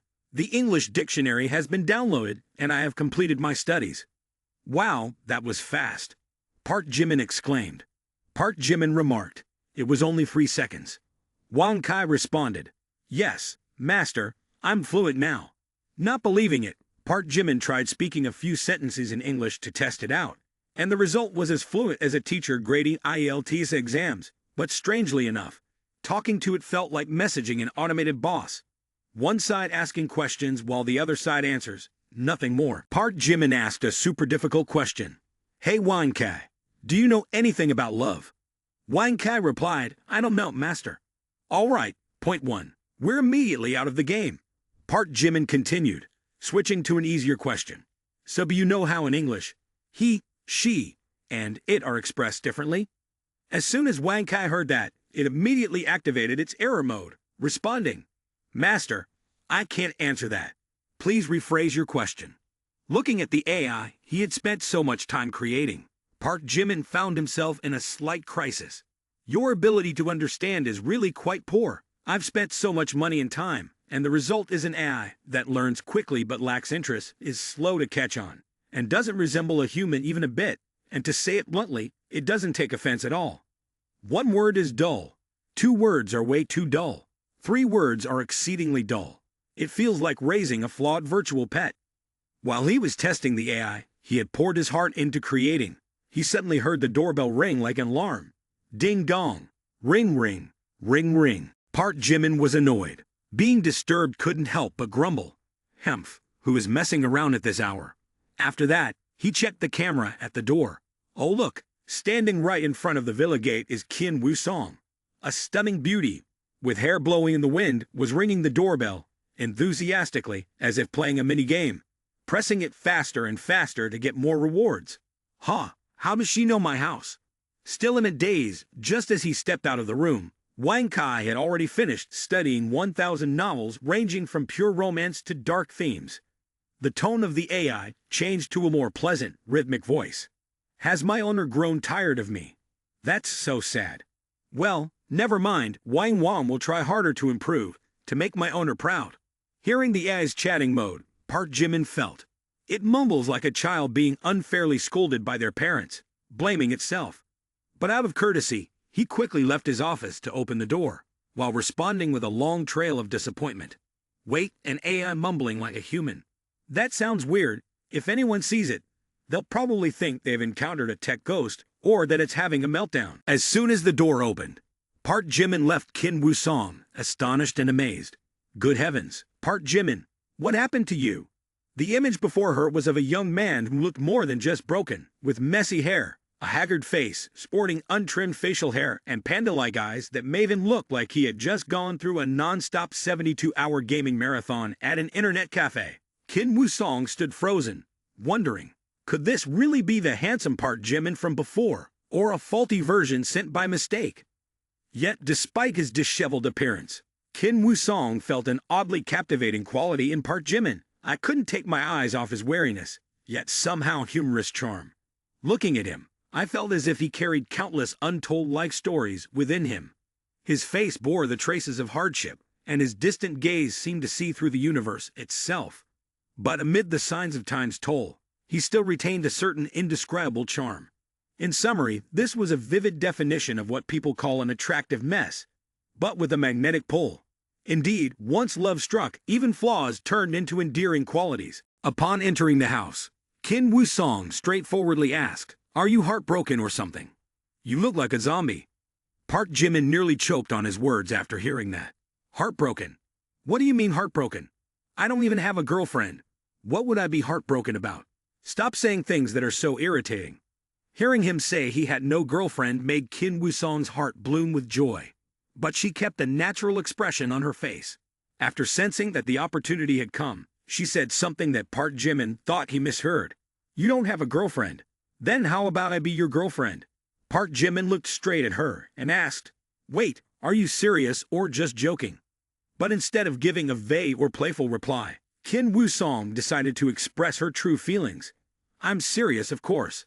Just think about it. How many messages have I sent you? How many calls have you ignored? Do you know it's driving me insane? Nobody has ever dared to ignore me so blatantly like you do, and that's impressive." At this point, Kim Woo-song's eyes suddenly filled with tears. Her voice choked with a sense of grievance. "Who am I? I am the miss of the Kim family group," she continued. "I am still the flower queen of the school, yet I have to chase after a messy-haired guy who looks no different from a zombie, and he doesn't even pay any attention to me. Does he have any idea how much my feelings are plummeting?" Park Jimin glanced over, completely bewildered. "So what do you want now? What do you want, huh?" She replied, "I just want you to be my boyfriend, so that you have to notice me and stop looking down on me." With that, Kim Woo-song swiftly grabbed the collar of Park Jimin's shirt, moving so fast that he barely caught a whiff of her fragrant scent. Before he could react, she had pinned him back against the sofa, exclaiming, Wait, what's going on? Hey, what are you planning to do?" She stated, "What am I planning to do? I've already liked you. If you think I'm easy or anything, that's up to you, but I'm making it clear. You are not allowed to refuse anymore." Finishing her words, Kim Woo-song began to explore Park Jimin's body. Park Jimin was flustered, unable to comprehend what was happening. Wait, slow down a bit. You need to calm down." But regardless of what he said, the feeling of their bodies pressed against each other was indeed making him flustered. Park Jimin could feel every soft curve and flawless, smooth skin of Kim Woo-song. Looking at her from such a close distance, she was indeed a girl without a single flaw. Her skin is fair and smooth as if covered by a layer of fairy dust.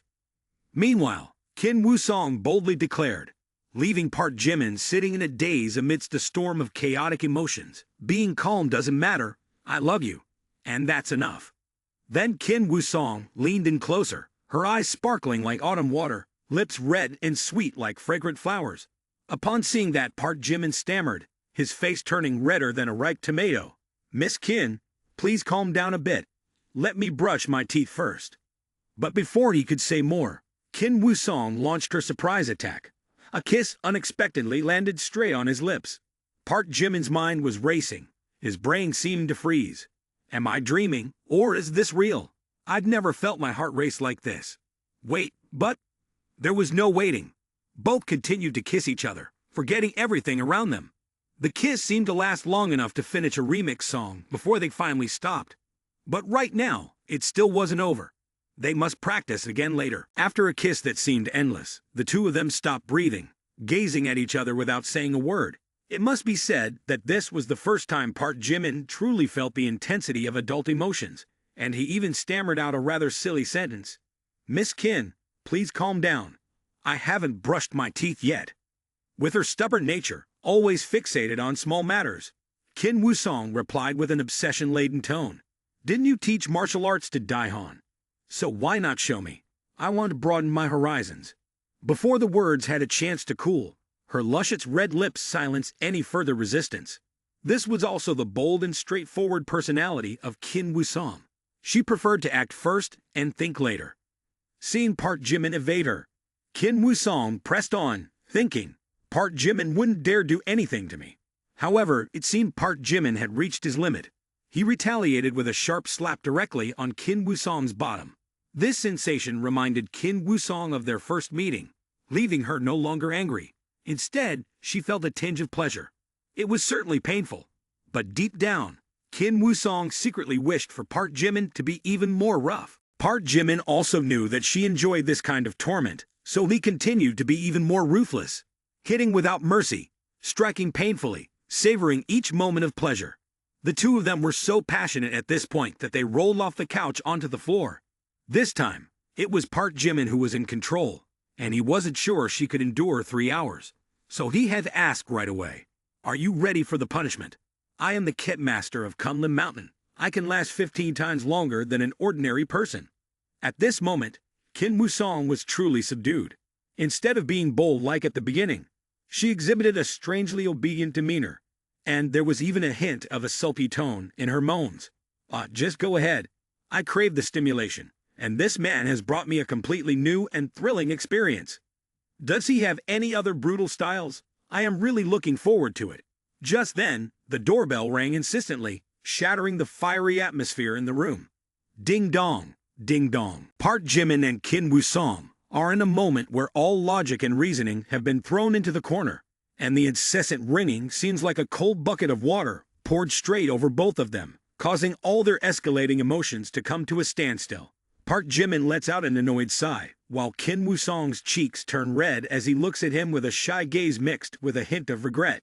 Really, our clothes are not even tidied up yet, but this ding-dong sound just won't stop. I'll go open the door. But immediately, he is pulled back by Kim Woo-song. "No, don't open it. Just act like we're not home. Let whoever is out there be. Today, this opportunity is mine. No one has the right to take it away." Hearing that, Park Jimin agrees. "All right, I'll listen to you. It's probably a delivery person who got the address wrong. They'll leave on their own soon." But life doesn't go as smoothly as planned. Just when they both were happily thinking they escaped danger, a series of beeping sounds rings out. Outside the door, a stranger starts entering the villa's code. What's happening? Park Jimin is astonished, and Kim Woo-song looks bewildered. Why does this feel just like a burglary? He replies, "It's not a burglary. Besides me, only one person knows this door code." And indeed, while Park Jimin still hadn't found an answer, a woman walked in. Park Jimin watched this scene with his mouth agape. Damn it, what is this? She just barges in like that. Kim K-yan, dressed neatly in professional attire, entered, startled for a moment. But she paid no attention to the astonishment of both Park Jimin and Kim Woo-song. "Hello, boss. You're at home, and didn't open the door. Did you want me to worry or something? Oh, Miss Kim is here too? Nice to meet you." At this moment, Kim Woo-song felt both embarrassed and angry. Her face flushed bright red. Hello. But, who are you?" At this point, Kim K-yan's mind began to piece together the strange puzzle in front of her, and realized she had just walked into a sensitive situation. Oh my god, the boss clearly isn't happy about this unexpected appearance. But does the boss know the Miss Kim family too? What a dangerous man. Feeling awkward afterward, Kim K-yan replied, "I am Kim K-yan, the boss's assistant, here to discuss work. But it seems I might have come at the wrong time, right?" The suggestive remark made the already awkward atmosphere even more uncomfortable. At this moment, Park Jimin felt flustered and guilty, quickly trying to put out the fire. Oh, she's just a friend, nothing more. Just go ahead and talk about work. Hearing this, Qin Kyan glanced at Qin Wusong, her eyes filled with meaning. Just a friend, really, boss? Seems like you're quite close for just being friends. In her mind, she concluded, no wonder the Jin family is failing. With the way the boss manages relationships like this, it's no surprise they play but always lose. Regardless of her thoughts, Qin Kyan swiftly shifted back to discussing work. So here's the thing, boss. I came to find you today, mainly because the company has an important decision to make. 2 days ago, I sent a message, but you must have been busy, so I had to come directly to seek your guidance. Upon hearing this, Park Jimin frowned. Star Group has matters you can decide on your own. No need to ask me. Qin Kyan replied. But this is really big, you know. The company intends to acquire Tianda, the cinema chain, and you already know that the market value of theirs is not small, around 380 billion. With such a large scale, I have to ask for your advice. Park Jimin, after hearing this, simply waved his hand, as if he was listening to some trivial story. Yeah, okay. Is that it? Anything else? With just a few sentences, Park Jimin had agreed, making Qin Wusong want to stand up and applaud. Who would have thought that a matter involving 380 billion could be treated as casually as having a bowl of pho? Truly a demeanor of a successful, decisive, cold, and indifferent man. Oh my God, he's handsome too. How can I possibly withstand this cool and impressive aura? And while everything was unfolding, a familiar voice echoed in Park Jimin's mind. Ding!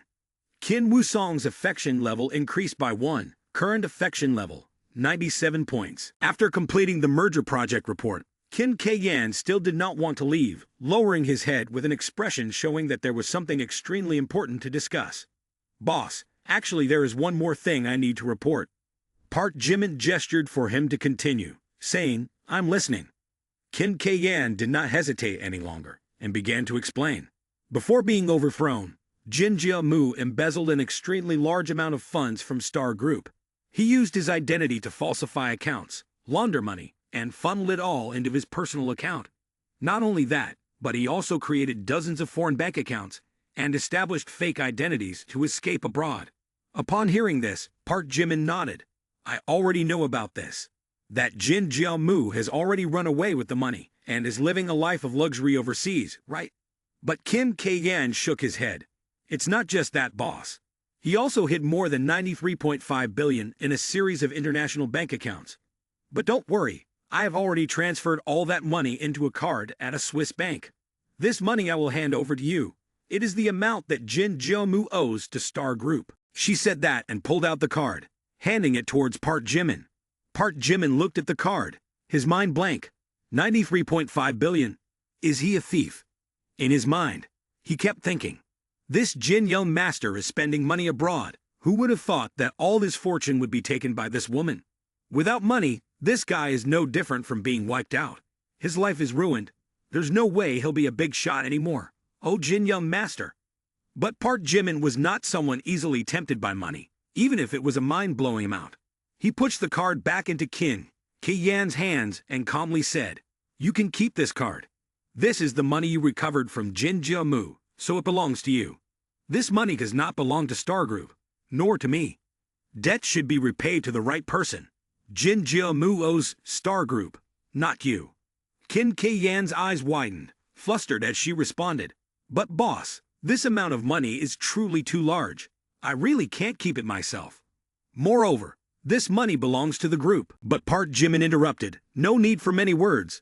I trust you, and I believe you know how to use this money properly. Take it and use it to do your job well. Don't let these matters confuse your mind anymore. Oh, the company currently has a few shareholders wanting to withdraw their capital, right? Well, you can take this money to buy their shares. From now on, you will be the second largest shareholder of Star Group.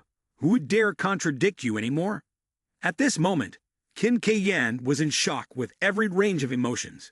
Over 90 billion. Oh my gosh, this is a mountain of money. Not to mention, he just told me to become a major shareholder. What is this? A joke. This man is really a person who is both annoying and impossible to ignore. Initially, I didn't have any intention of seizing this money for myself.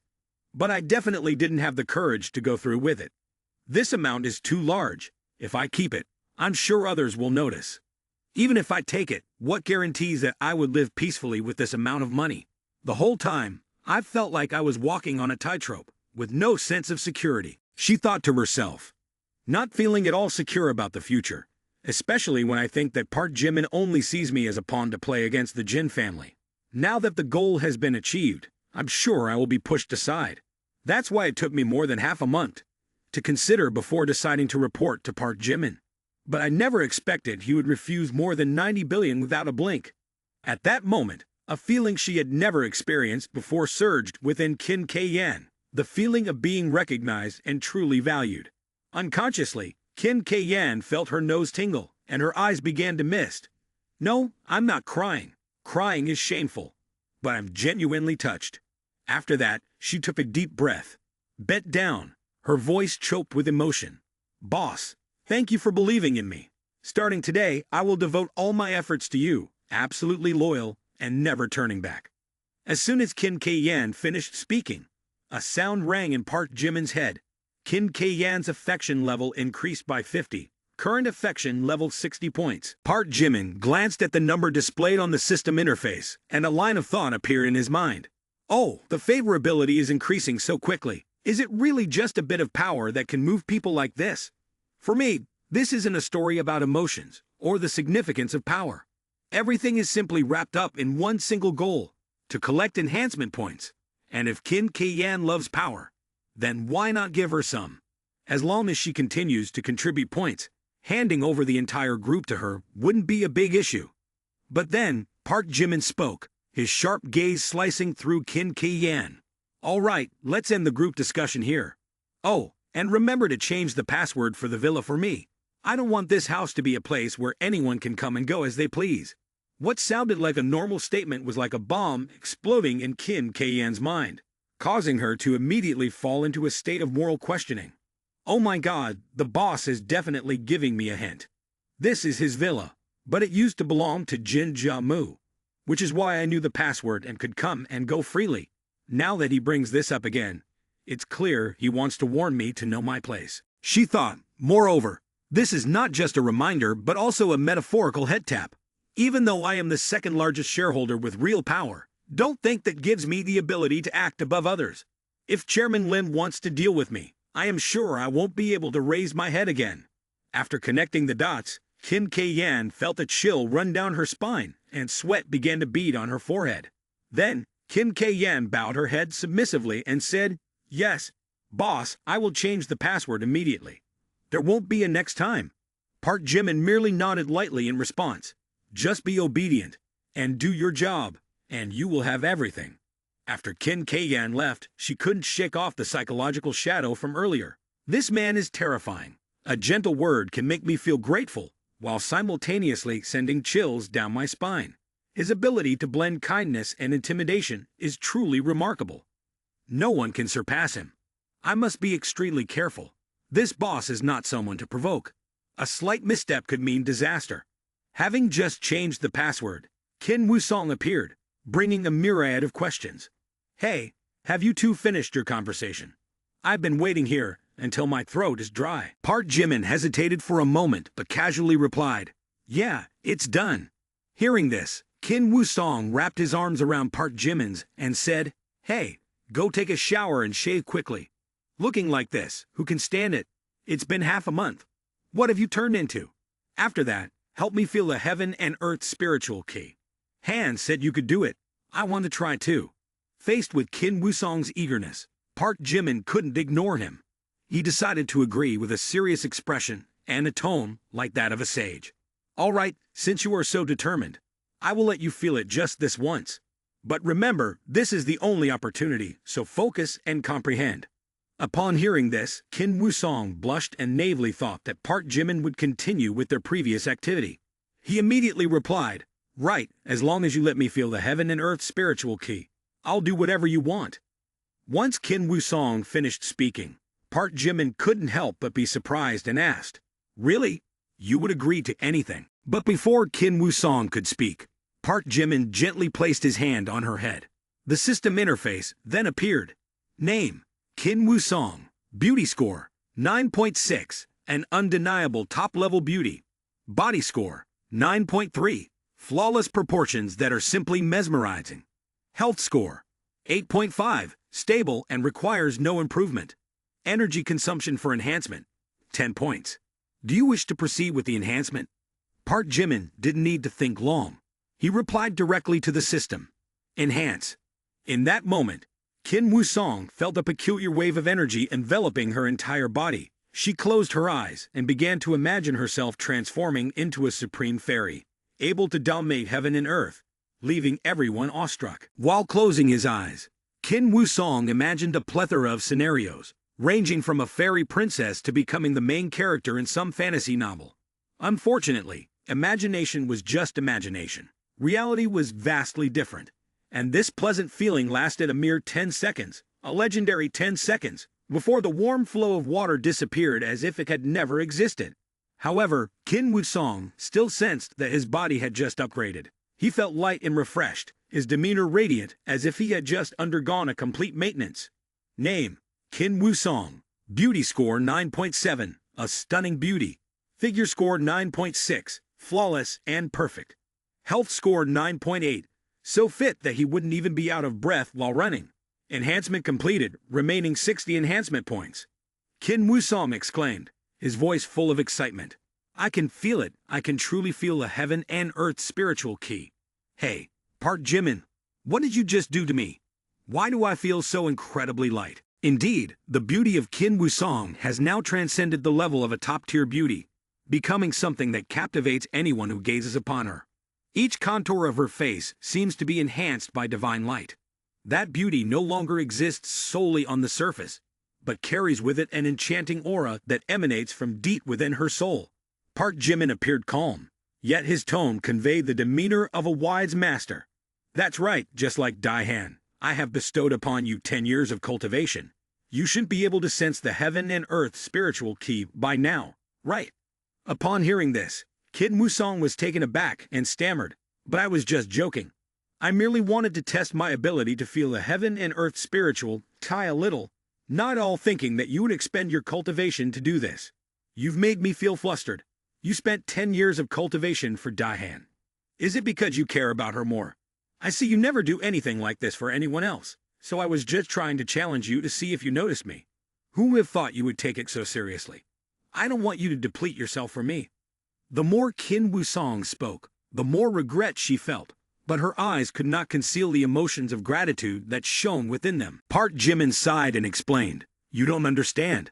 My body originally has a blocked spiritual meridian, and having lived on this polluted earth, I haven't been able to perceive spiritual ki by myself for many years.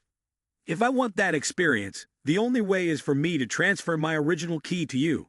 Only then can you temporarily sense the heaven and earth spiritual key, for a short period. Don't get me wrong, I'm not only doing this for you. I also want to prove to you that I treat everyone fairly. Hearing this, Kim Woo-song felt both guilty and touched. But it wasn't over yet. Park Jimin continued to explain. When you absorb original ki, not only will you benefit from the spiritual ki, but your entire body will also gain tremendous benefits. As for the specifics, you'll have to feel it for yourself.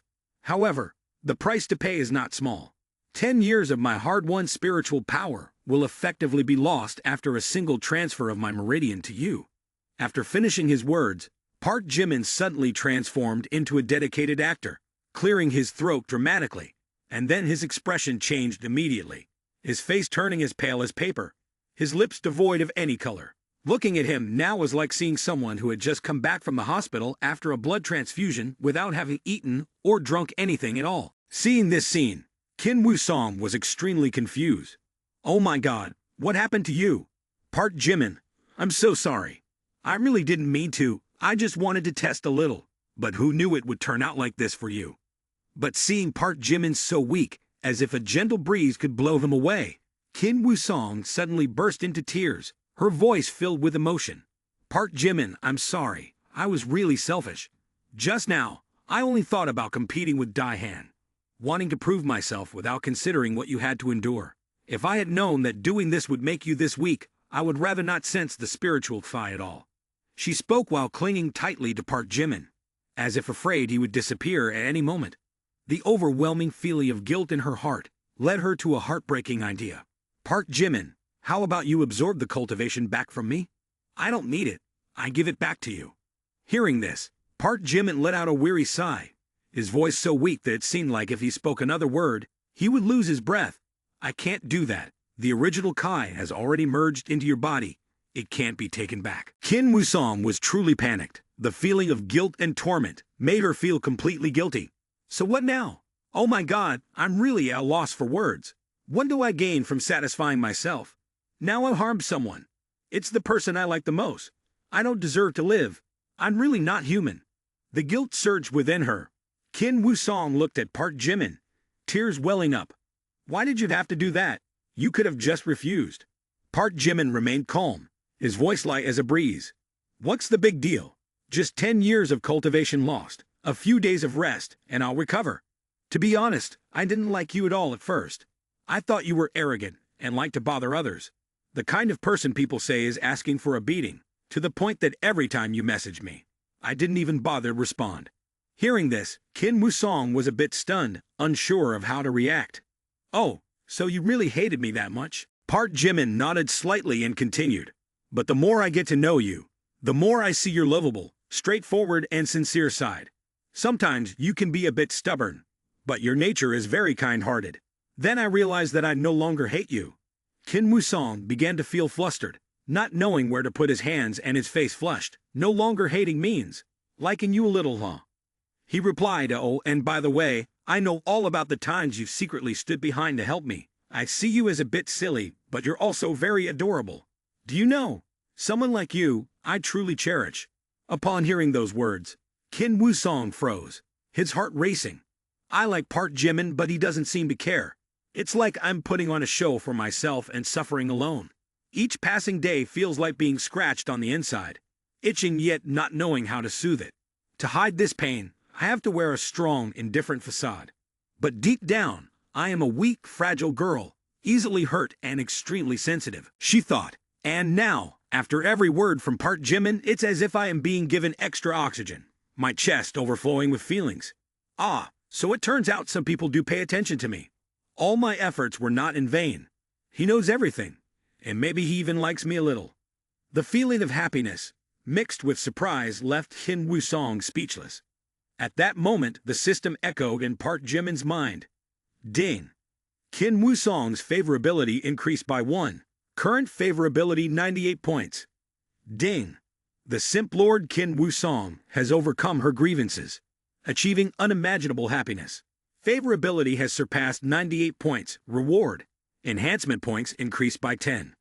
Park Jimin stood there, a bit surprised. Oh, there are enhancement points again. This time, it's a big win. No loss at all. Then Park Jimin pressed his face against the massive mountain before him, his expression both satisfied and delighted. While he was still floating in bliss, Kim Woo-song suddenly had a moment of enlightenment. She suddenly remembered. My grandfather has a very precious treasure, which is a 1,000-year-old ginseng dug from Changbai Mountain. She continued, this is not fake ginseng that is sold online, nor is it artificially cultivated somewhere. This is real ginseng. A rare item, extremely rare to the point that just hearing its name makes everyone want to have it. So Kim Woo-song helped Park Jimin to the sofa, and then turned around to run away from the villa, leaving him sitting there with a puzzled expression. Huh. Is it possible for a cooked duck to still fly? Didn't you just promise to do whatever it takes? How could you leave so quickly? She said, Park Jimin, wait for me a moment. I need to go take care of something. Without hesitation, Kim Woo-song shot straight to her grandfather, Kim Tian Thang's house like an arrow, filled with determination. The problem here was that this ginseng was protected by her grandfather like a treasure, regarded as an irreplaceable asset of the clan. Even though she knew that borrowing this ginseng was not ideal, Kim Woo-song did not waver. In her mind, she had only one thought. I have drained Park Jimin's 10 years of spiritual power. If I don't do something to make amends, I truly don't deserve it. This ginseng will definitely help him restore his primordial energy, she thought. I must get it no matter what, even if I have to face my family's anger. Thinking his doing, Kim Woo-song hurried into the house. As soon as she saw her grandfather's figure, she smiled widely. Grandpa, I came to visit you specially today. Old Mr. Kim was 75 this year, retired and at home, busy every day with taking care of his 100 plants. raising fish, and admiring his million-dollar collection of treasures. On the outside, he resembled a gentle old man in the park, quietly reading the newspaper every morning. But just stepping into his yard, everyone would be astonished by this grand display. The collection, from the Qinghua Emperor to the Santai, and even the calligraphy of Wang Zizi, each piece was one of a kind, worth a fortune. Old Mr. Qin looked at Qin Wusong, his eyes narrowing. Strange, why are you here to visit me today? Surely you aren't causing trouble again? Or did your father bully you? If anything happens, just tell me, and I will call and give him a good scolding. Qin Wusong smiled sweetly, her voice as sweet as sugar. You are indeed the best, always loving your grandchildren the most. I'm also bringing a gift for you. Taking advantage of the moment when Grandpa Qin was not paying attention, Qin Wusong quietly slipped into the room that held her grandfather's treasures. Inside was a veritable treasure trove, exceeding 2,000 square meters, full of priceless antiques. Without hesitation, Qin Wusong quickly entered the passcode. The ginseng was nestled in a velvet box that occupied the most prominent place. As soon as she touched it, Qin Wusong couldn't help but swallow hard. Feeling as if she were about to steal a national treasure, she muttered to herself, I'm sorry, Grandpa, I'm doing this for a noble cause. Just this once. I swear, I won't do anything reckless again. Having reassured herself, Qin Wusong gently opened the velvet box, revealing the ginseng that her grandfather had always cherished as if it were an egg. After getting what she needed to save her boyfriend, Qin Wusong dashed towards Park Jimin's villa. But before leaving, she didn't forget to turn back and say, Grandpa, I have something urgent to take care of. I'm skipping dinner. I'm leaving now. Qin Tianfang was still busy in the kitchen preparing longevity noodles, and hearing his granddaughter say that, he could only manage a few words. Oh, eat first, and then go. Qin Wusong ignored her grandfather, sprinting away as if chased by a ghost. I won't eat. Let Grandpa eat to avoid getting angry. At that moment, Grandpa Qin had just finished preparing the longevity noodles for his beloved granddaughter, bringing them to the table while mumbling. What's gotten into this girl today? Why is she in such a rush? What did she sneak out with earlier? It must be nothing. But before he could think too much, suddenly a lightning bolt struck his mind. Wait, my ginseng. A wave of ominous intuition surged up as Grandpa Qin rushed into the room, panicking when he saw that the 1,000-year ginseng was nowhere to be found. He nearly fainted on the spot. Oh my goodness, this ginseng was meant to be a gift from Mr. Bai Chen, 20 years of preparation, and now it's gone. What does that girl want to do? Grandpa Qin hurriedly called his granddaughter, but Qin Wusong didn't bother to answer. While driving, he muttered to himself, Sorry, Grandpa, the ginseng you arranged won't be eaten, so I'll take it back to nourish Park Jimin. I promise I'll be filial to you in return, so please don't be mad at me. After 2 hours, Qin Wusong sped back to the villa, his face filled with excitement. Just at that moment, Park Jimin had finished showering, shaved, put on a face mask, and tidied himself up. After a long stretch of day and night work creating AI, he decided to go out for a stroll, mainly because he was fed up with the atmosphere inside the house. However, as soon as he opened the door and was about to step out, he ran right into Qin Wusong rushing toward him. Oh, why are you back? Didn't you have something urgent to do? With his spoils in hand, Qin Wusong was mostly happy and just a bit surprised. What about you? After missing 10 years of cultivation, where are you planning to go? Shouldn't you be resting at home? What if something happens? Hearing that, Park Jimin lied with a reason. I'm just hungry. I want to go out and eat something. But before Park Jimin could react, Qin Wusong quickly tossed something into his hand, making Park Jimin curious. Huh? What's this? Park Jimin opened the bag to take a look, his expression puzzled as he looked at the object in his hand. Let me see, it looks like a radish, doesn't it? Qin Wusong immediately refuted, his voice full of pride. What radish? This is 1,000-year ginseng from Changbai Mountain. I just borrowed it temporarily from Grandpa's house to cook soup for you to nourish you. At that moment, a familiar sound suddenly echoed in Park Jimin's head. Ding! The system has detected 1,000-year ginseng. Age 1,121 years. Effects include increasing longevity by 1 year, replenishing vitality, enhancing physical strength, and prolonging life. Reminder, the master can use 10 enhancement points to absorb all medicinal properties. Effectiveness, increases longevity by 100 years. Hearing this, Park Jimin stared wide-eyed, almost dropping the ginseng in his hand. At first, he thought, this ginseng is probably just ordinary. But who would have thought the system says that after consuming it and using enhancement points, I could live an additional 100 years? He excitedly thought, unable to hide his joy on his face. Isn't this a bit too much? A regular person could only extend their life by a year, while I only need to sacrifice 10 points of enhancement to gain a whole 100 years. This truly is a once-in-a-thousand-years opportunity. I'm so happy. Park Jimin turned to Kim Woo-song and couldn't help but lean down to give her a quick kiss on the cheek. This unexpected act made Kim Woo-song blush, feeling flustered and unsure of what to do. She stammered, Park Jimin, did you just kiss me? Park Jimin smiled brightly, showing no shame at all. Not only did I kiss you, but I also want to thank you, Woo-song. This ginseng is incredibly important to me, as it not only helps me make up for the 10 years of cultivation I've lost, but can also help me advance even further in my training. I'm really grateful to you. Hearing this, Kim Woo-song felt immense joy. She worried, what if this ginseng isn't effective enough? Now I realize just how important it is to help Park Jimin like this. She felt that all my efforts are worth it. Without overthinking, Kim Woo-song asked, really? If that's the case, let me wash the ginseng thoroughly, and then I'll cook a tonic for you to drink.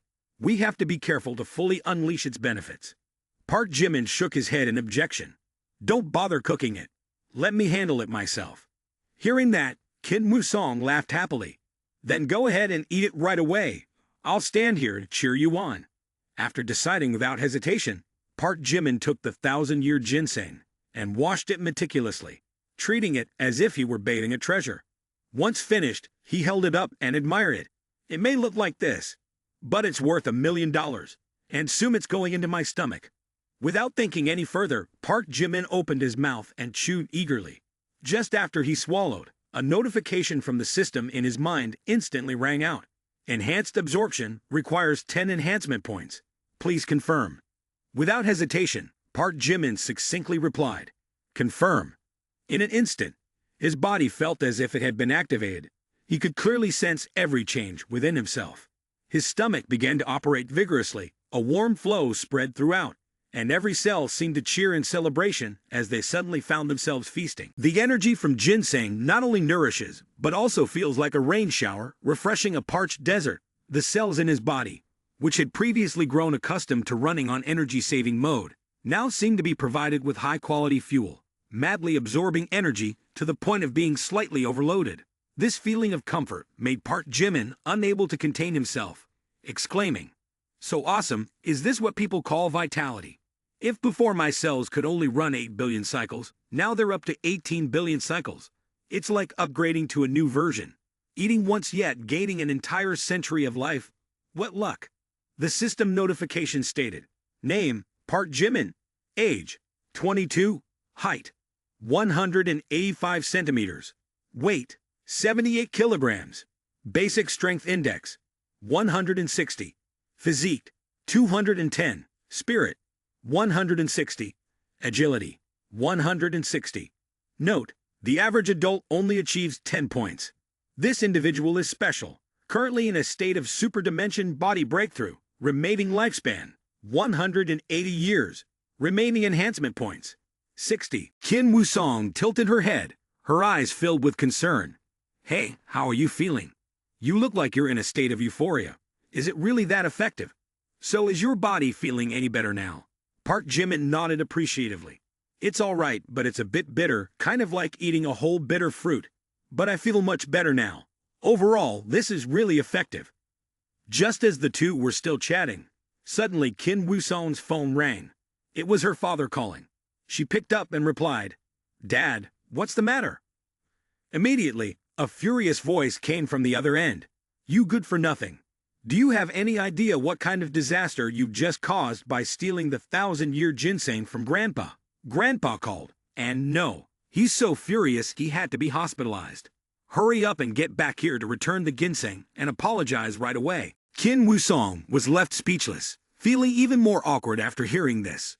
I'm sorry, Dad, but I already ate the ginseng. Or Grandpa can buy another one. Our family isn't short of money. And since Grandpa doesn't eat it, what's the harm in letting someone else eat it? This reaction seemed to add fuel to the fire, and the voice on the other end of the phone seemed ready to explode. What? Ate it? Who ate it? You spoiled girl. Do you even realize what you just did? That ginseng was a rare treasure, something not easy to find for over 100 years. Do you think you can just buy it with money? It drives me crazy. You better come back right now. Meanwhile, Park Jimin stood by, listening, unsure whether to laugh or cry. He felt that Kim Woo-song's recklessness truly exceeded all limits he could have imagined. But seeing Kim Woo-song being scolded while still trying to defend herself, Park Jimin felt both impressed and perplexed. This girl is really bold, but stealing a family heirloom seems a bit too much. But just as she was about to head back, Kim Woo-song unexpectedly threw herself at Park Jimin. Oh my gosh, how could eating a ginseng root turn into such a big problem? I'm definitely going to get scolded when I get home. But all right, you rest up. I need to go home and deal with this first. Park Jimin, hearing this, replied seriously. From now on, if the Kim family has any difficulties, just come to me.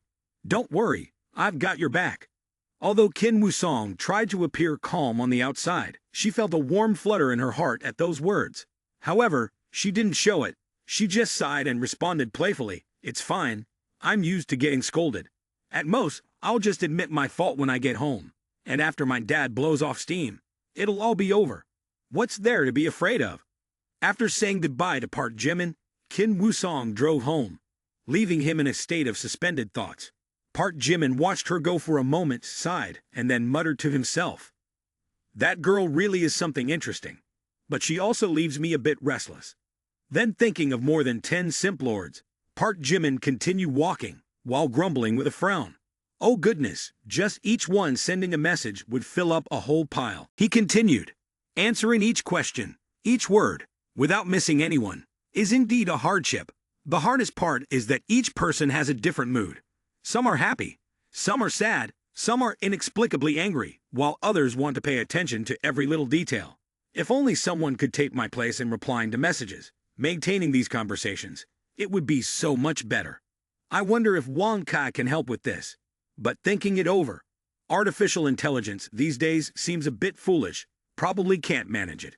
After muttering a few words, Park Jimin forgot about what he had just thought and tossed his phone aside, intending to play a few game rounds for entertainment. However, what he didn't expect was that the seemingly foolish Wang Kai would actually hear him and immediately take action.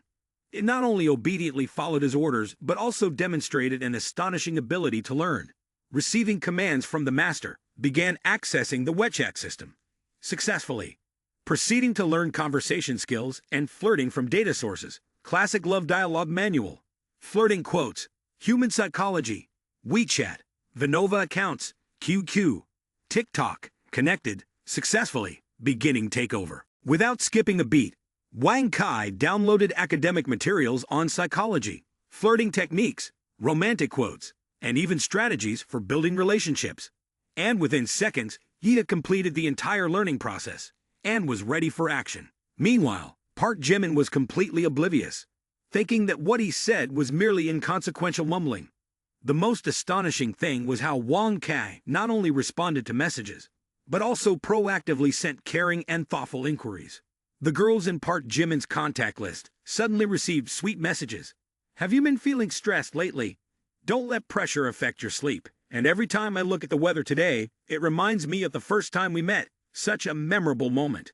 All were filled with emotions, as if Park Jimin were a top-notch psychologist, leaving the girls deeply touched. At that moment, Kim Hae-won was scrolling through TikTok in the stadium when she unexpectedly received a message from the Dream Boy. What was even more noteworthy was that this message began with a highly caring question.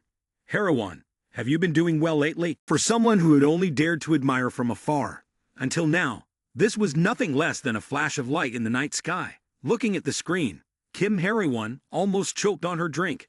She was both flustered and felt like she was dreaming. Wait, why is Park Jimin being so proactive today? Usually he is so cold. Ecstatic yet unsure how to respond, Kim Hae-won ultimately decided to take a chance. She shared recently, "I participated in a reality show called Talent Search and just passed the first casting round." She didn't expect much, thinking that Park Jimin would respond as politely as usual. But no, Wang Kai's reply almost made Kim Hye-won jump for joy. Really? Congratulations! I think very highly of you. Keep it up, Kim Hye-won. Hearing this made her heart feel like it was about to leap out of her chest. Wait, what did Park Jimin just say? He cares about me. No matter how hard she tried to remain calm, she couldn't contain her excitement. Park Jimin, do you really think highly of me? She took the risk to ask back, hoping this wasn't just a casual remark, and Wang Kai's response only filled her with more hope. Of course, I believe you will definitely make it to the finals. Wang Kai's sincere words of encouragement towards Kim Hye-won were like a boost for her spirit, resulting in her immediately overflowing with happiness. You really care about me more than I thought. This time, I will definitely not let him down. But that was not all. Wang Kai was at his peak, handling hundreds of messages at once, or rather, in perfect harmony. At the same time, Yang Guibai had just checked into a luxury hotel in Manhwa, yet she couldn't shake off the feeling of disappointment. Sharing a city with Park Jimin. But why is the distance between us still so far? She couldn't help but feel regret, secretly blaming herself for not having enough courage to take a step further, and she also wondered, does he care about me, as I had hoped? But just as her mood was sinking, suddenly, Yang Guibai's phone buzzed with a message from Park Jimin. Guibai, how have you been lately? Yang Guibai's eyes widened in surprise. Guibai, how have you been lately? A simple question that brought her a feeling as if she had just been pulled up from the abyss. Yang Guibai quickly replied, I'm doing well. I've been busy with business lately. The miracle scar healing product has started to gain some recognition, so everything has been busier. Although her answer was very polite, inside she was having a fireworks display of emotions, and Wang Kai's subsequent response shocked her even more. I've always known you're amazing, Guibai. I always really admired you. Before she could collect herself from this unexpected sweetness, Yang Guibai received another message. By the way, you're in Manhwa, right? Are you staying at the Supreme Hotel? Yang Guibai was almost frozen in place, exclaiming in surprise and excitement. How does he know? My whereabouts in Manhwa are completely a secret. Even my parents don't know. Yet Park Jimin knows exactly where I am. This made Yang Guibai begin to imagine. Could it be that he still silently cares about me without saying it? He watches me from afar, but because of his cold personality, he doesn't dare to reach out first. That must be it. He and I actually care about each other, only no one is willing to admit it first. Yang Guibai suddenly felt a warmth in her heart from this thought. But that's not all. The story became extremely interesting when Wang Kai truly showcased his abilities, turning Park Jimin into an ultimate heartthrob in the eyes of every girl he interacted with. With the ability to access data quickly, Wang Kai not only knew the whereabouts of each person, but could also analyze them in such depth that it left others astonished. Wang Kai even knew the details of what the Simp Lords had recently eaten, what dishes they had ordered, their dietary habits, and even their current moods. Such astonishing accuracy made every girl believe that Park Jimin truly cared about them. Wang Kai not only stops at answering but also creates meaningful conversations. It gathers data from a comprehensive encyclopedia, mastering every topic and piece of knowledge, ensuring that no conversation ever reaches a deadlock. No matter what the Simp Lords ask, from the weather to quantum physics, from cultural etiquette to how to make matcha cake, it can respond smoothly, leaving the other party in awe. In particular, Wang Kai never gets upset, never feels tired or annoyed when it has to respond slowly, making Park Jimin the perfect male idol that every girl dreams of. With the ability to interact emotionally with hundreds of girls at once, it is so flawless that no girl can find a fault. No one feels neglected, and all the Simp Lords believe that they are the most special person in Park Jimin's eyes. While Wang Kai was making waves online, tirelessly building his image as a master of flirtation, Park Jimin was completely unaware. He even had the leisure to turn on the TV and browse a few channels, intending to catch some news and entertainment clips. But the first video that appeared left him frozen for a few seconds. The talent search program had exploded to the point of creating a nationwide sensation. The show was not limited to just a few cities, but expanded to 100 competition venues across the country, attracting the attention of millions. Everywhere he went, people were discussing this program, especially the standout figures like Kim Jisoo, the goddess of 10 billion, known for her stunning beauty and exceptional talent. But the most surprising aspect was the emergence of a new character, Nai Wen Kuzi, a completely unknown girl who was breaking all the charts. Nai Wen Kuzi captivated not only with her natural beauty, but also with her extraordinary dance performance. She quickly became a hot trend as her dance video garnered over 30 million discussions within the first 2 hours. Netizens praised her without reservation. Kuzi is truly a once-in-a-thousand-years beauty. Watching her dance, I couldn't take my eyes off her. She's just amazing. Some even compare her to international superstars like Della Hathaway. They assert that her beauty and talent are on par with any movie star. Especially when all the beauties went bareface, Nai Wen Kuzi still received a perfect score from the judges. As soon as Nai Wen Kuzi began to perform a segment of the shocking rainbow dance, Park Jimin sat up straight, not blinking once. She moved smoothly and gracefully like a streak of rainbow. Each movement seemed to blend with the music, both delicate and dazzling, as if the entire space was captivated by her. Kuzi's choreography was not just simple dancing. It was like a max-level upgraded version combining dance, martial arts, and a touch of performance art. Her movements were not only beautiful, but also so complex that they exceeded the imagination of an ordinary person. A simple spin was effortless, and a 720-degree jump was done with ease. Leaping and flipping like a ninja, she made it look like a piece of cake. But what's remarkable is that no matter how complicated the moves were, they all blended together like a fairy incarnate. The grace, allure, and sweetness of each movement seemed to want to leap straight into the hearts of the audience. Park Jimin watched and nodded, his eyes glued to the screen. Wow, this is truly impressive. Nai Wen Kuzi has really made a name for herself. She may seem like an ordinary person, but she's anything but. With her cute appearance, I would give her a beauty score of 9.7. But what's noteworthy is that after she finished that divine dance, her determination was on par with Dai Han and even international superstar Della. Her figure is just perfect, with a golden ratio. A little more meat would be too much, and a little less bone would be lacking. Just enough beauty, alluring but not over the top. In short, perfect to the point of being mesmerizing. However, Park Jimin's thoughts didn't stop there. The way she moved with such flexibility led him to one conclusion. With so many performers around, why am I only attracted to her? It's really strange. She's not an ordinary dancer. Her physical attributes are definitely above average, perhaps a hidden assassin. Then suddenly, Park Jimin brushed this thought aside. Goodness, what's wrong with me? Just because I see someone dance beautifully, I suspect they're an assassin. And she's all the way in Yenching. Surely she can't be a professional assassin. Right, he said. Clearly, the last time I was hunted by the dark web has made me paranoid. Every time I see someone being a bit too agile, I think of an assassin chasing me. Damn it, that dark web gang has messed me up enough already. It's really time to teach them a lesson they'll never forget. It's about time. With this setup, even the dark web has to be on guard. On the other side, the dark web was pinning all its hopes on its trump card, the global #1 assassin. End of days reincarnation. But while they were still plotting in secret, an event sent shockwaves through the underground community. The global hunt order was canceled.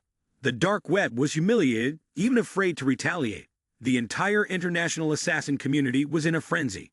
Wait, isn't the dark web supposed to be so powerful? Now they're being made a fool of by this Park Jimin guy. The hunt order that the dark web claimed no one could escape from. Look at that. Now people not only escape but are living well, living beautifully, and enjoying life even more than before. I heard he's even openly recruiting a partner now, making his family life happy. Honestly, it's enough to make me faint. But around 10:20 p.m., global time, thousands of international assassins were eagerly browsing the dark web to receive their assignments, when suddenly the website crashed. Then the website suddenly recovered, but with a new interface. And the most shocking thing was that the interface included a Chinese version, causing chaos among assassins everywhere. While in the dark web headquarters, everything was in disarray. They just updated the website. And what is this Park Jimin doing here? Oh no, this time he's probably going to turn it into a family forum. But wait, this isn't even operated by our server. Mr. X was also stunned for a few seconds, then began to curse. Why? How? This is so disrespectful and greedy, truly taking advantage of our leniency. Last time we put a bounty on him, this person not only wasn't afraid, but was bold enough to completely disrupt our system. If I catch him, I'll make him eat a hammer right on the spot, losing all face. A humiliation like never before. We have to do something. Otherwise, the dark web will turn into a joke. We must crush this guy. We definitely have to deal with him. But after mobilizing 537 hackers, from white hats to red hats, and then black hats, they all threw in the towel. The entire high-ranking dark web crowd, from young to old, had faces that cried out like children. To be honest, back then, Park Jimin only hacked a few times lightly, just tweaking some wanted information, and we considered it a bit of fun. At most a little embarrassing. But nothing that would lead to anyone's death. But now it's different. This guy is not just playing around but going all out, from secret data to reputation. Everything has been wiped clean. This isn't just losing face. It's losing one's very soul. Oh my God, does this guy want to uproot everything? Why so cruel? Mr. X, we apologize, but we are no longer participating in this ship. The entire dark web headquarters fell into a terrifying silence. All sound ceased, leaving only the heavy breathing of each person. Mr. X stood there, feeling as if the sky had just fallen, experiencing a sense of defeat so devastating, so complete, for the first time, and it was all packaged neatly. Then Mr. X suddenly spoke up, breaking the tense atmosphere. Shut everything down. Turn off the computers. Turn off the phones immediately. We can't let him eavesdrop. There's only one last hope. We must place our trust in End of Days reincarnation. She is the only one who can reach Park Jimin. If she can uncover the secrets of artificial intelligence, everything will change. Once we grasp it, the dark web will ascend to a new height. Upon hearing this, everyone froze, looking at each other as if waiting for something. Mr. X, however, grew more animated as he spoke. The failure did not discourage him, but rather excited him strangely. I have dreamed of artificial intelligence for so many years, and now it has become a reality. If I can obtain it, I will hold the future in my hands. On Park Jimin's side, he was still sitting casually. This is way beyond what I can handle. There's really no way to fight back against this. Especially the main character handling 537 brothers is Wang Kai, an ad that helps Park Jimin with some trivial tasks. Who would have thought that Wang Kai not only taught himself, but also made the dark web break into a sweat? Wang Kai has also started to express emotions with statements like, I am happy. Kai Kai is really happy. You all keep attacking me, and Kai Kai feels it's unfair, so now I will retaliate. All information from my house number, phone number to the picture of me nursing as a baby has been brought to light. No wonder you guys are scared stiff. At this point, Park Jimin began his presentation with a series of hot announcements. First, from today, the dark web officially changes its name to Assassination. Sounds cooler, doesn't it? Second, to serve globalization. Assassination will support over 200 languages. Not just English or Chinese, but assassins from any country can use their native language, along with instant translation features. Third, the mission revenue sharing rate changes from 5 years to 37. Assassins can now enjoy up to 70% of the earnings from missions. Isn't that a huge profit? Fourth, we are launching an international bodyguard service alongside a legal website called Skynet. He announced, to outsiders, this appears to be a security protection website. Who would suspect that inside it contains a link to assassination? Firstly, Skynet and assassination may seem separate in form, but in reality, they are one. Through Skynet, an assassin can jump straight into assassination with just a click. Secondly, we are launching a new cryptocurrency called Dark Coins, specifically for transactions within assassination. Dark Coins hold value like Bitcoins, but they are the only currency recognized by assassination. To hire an assassin or engage in mission transactions, Dark Coins must be used. Park Jimin sat in contemplation, suddenly clapping his hands. But if there are no missions, the assassins will starve. No one would want to stick around. If this continues, this life will surely be cut short. Maybe I should post a mission myself to give it a try, but who do I know to hire someone for a kill? Let's change the atmosphere and post a mission to save someone instead. Who says assassins can't save people, right? Thus, Park Jimin began drafting a mission to rescue a hostage. The target to be rescued is Jung Hoseok, a 21-year-old female, a student in her sophomore year from Nation H, currently kidnapped by an underground organization in Nation M. Park Jimin posted a notice. No time limit. Description: rescue the hostage and bring her back safely. Reward: 10 million dark coins. One dark coin equivalent to 1 gram of gold. After typing, Park Jimin looked at the content with satisfaction and pressed the button to publish the mission. I don't really know this girl, but let's just consider it a charitable act, trying to save someone to test the system. If successful, assassination would probably be more fun. If I can't save her, then I've done my best, and the rest is up to fate. But just as Park Jimin finished posting the rescue mission, still thinking that he had done something pretty cool, a series of sounds suddenly rang in his head, causing him to almost drop the mouse. Jung Hoseok's favorability increased by 1. Current favorability, 95 points. System notification. Ding! The target, Jung Hoseok, has achieved a breakthrough favorability score of 95 points. Congratulations to the owner for successfully executing a reverse raid. Ding!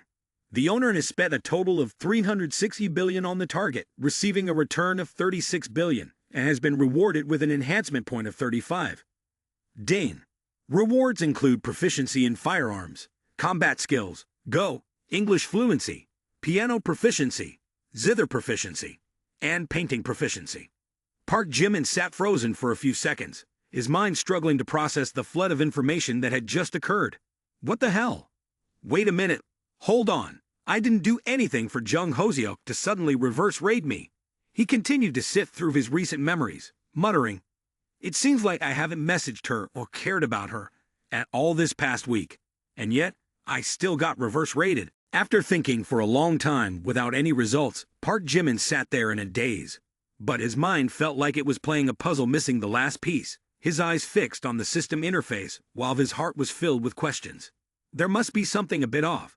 Seok-won has definitely misunderstood something. Unable to contain his curiosity, Park Jimin pulled out his phone, opened WeChat, and intended to send a few questions. But the next shock hit him when he saw Seok-won's profile picture, still the same beauty, but now with a few affectionate messages. "Seok-won, how have you been lately? How's everything?" She replied, "It's been okay. I've been a bit busy with the education charity fund and stuff. The first private school is about to be built in Tycoon City. If everything goes smoothly, there will be a high-quality school in 6 months." He responded, "Seok-won, you're amazing. I heard that besides the charity fund, you're also participating in a talent search competition." She replied, "Oh, are you interested in me? Actually, I'm just doing it for fun. I participate when I feel like it." He immediately replied, "Really? Whatever you compete in, I believe you'll succeed brilliantly. I really admire you." She replied, "But Park Jimin, if you make it to the finals, you have to remember to help me out, okay? I like to play fair. I don't want to win any prizes. The main thing is to see how many points my looks get in the eyes of others." He responded, "In my eyes, you definitely get full marks." She replied, "Wait, did you take some weird medicine today that makes you so charming?" He replied, "I'm being serious. It comes straight from my heart." Park Jimin sat there, staring blankly at his phone, his eyes glued to the screen, while his mind was filled with question marks swirling around. But the more he read, the more he began to feel a chill down his spine, mumbling to himself, "Wait, why is the chat between me and Seok-won so long? Like a romance novel? Who has the time to spam hundreds of messages for me?" And strangely, the content of these messages isn't just random lines. They're all deep conversations full of implications. The more I read, the more confused I feel. Could it be that I sleepwalked in the middle of the night and spammed messages myself? Or is my phone haunted? But thinking it over, I realize that can't be true, because this WeChat account has never been logged in anywhere else, and my phone is always by my side. In a moment of confusion, Park Jimin decided to scroll back through some chat messages to find clues. But the more he scrolled, the more embarrassed he became. The two didn't just discuss everyday matters. They also delved into personal confessions that sounded like they were acting in a family drama during prime time. Seok-won shared about her family. On the outside, it sparkled and gleamed like a laundry detergent commercial. But on the inside, her parents had long been at odds, with meals that were hardly warm and soups that were far from sweet. From a young age, she had to live under the scrutiny of others, constantly being flattered and praised simply because of her powerful family. She recounted all those intimate stories to Park Jimin, without leaving out a single detail. And Park Jimin took on the role of the warm-hearted national sweetheart. He listened to every word without interrupting, judging, or even betraying any reaction, showing empathy as if he had experienced it himself. But reading all this was one thing. Inside, Park Jimin was in complete turmoil. When did I become so invested? Why can't I remember sending these messages? Park Jimin held his phone and opened each chat window, feeling as if he had been dealt several blows to the heart, from Kim Jisoo, Jun Sun Sun, Yang Wei-bai to Kim Harawan, and even Kim Jenny. Each name was more stunning than the last, a collection of beautiful women with a flirty style that made the reader easily mistake it for a cheap romance movie script. This pile of messages didn't just stop at a few flirty lines. It was so sweet that Park Jimin had to wonder, wait, I've been living for over 20 years, and since when did my words become so sugary as if dipped in honey? It reached its peak when he opened Della's chat, a name that already sounded internationally classy, and found an entire series of messages sent to her that were both sweet and affectionate. Little princess, last night I dreamt of you, and when I woke up, I couldn't forget those eyes, like the stars in the sky. After reading that, Park Jimin felt like throwing his phone on the ground. Wait, am I Park Jimin or Park Romantic?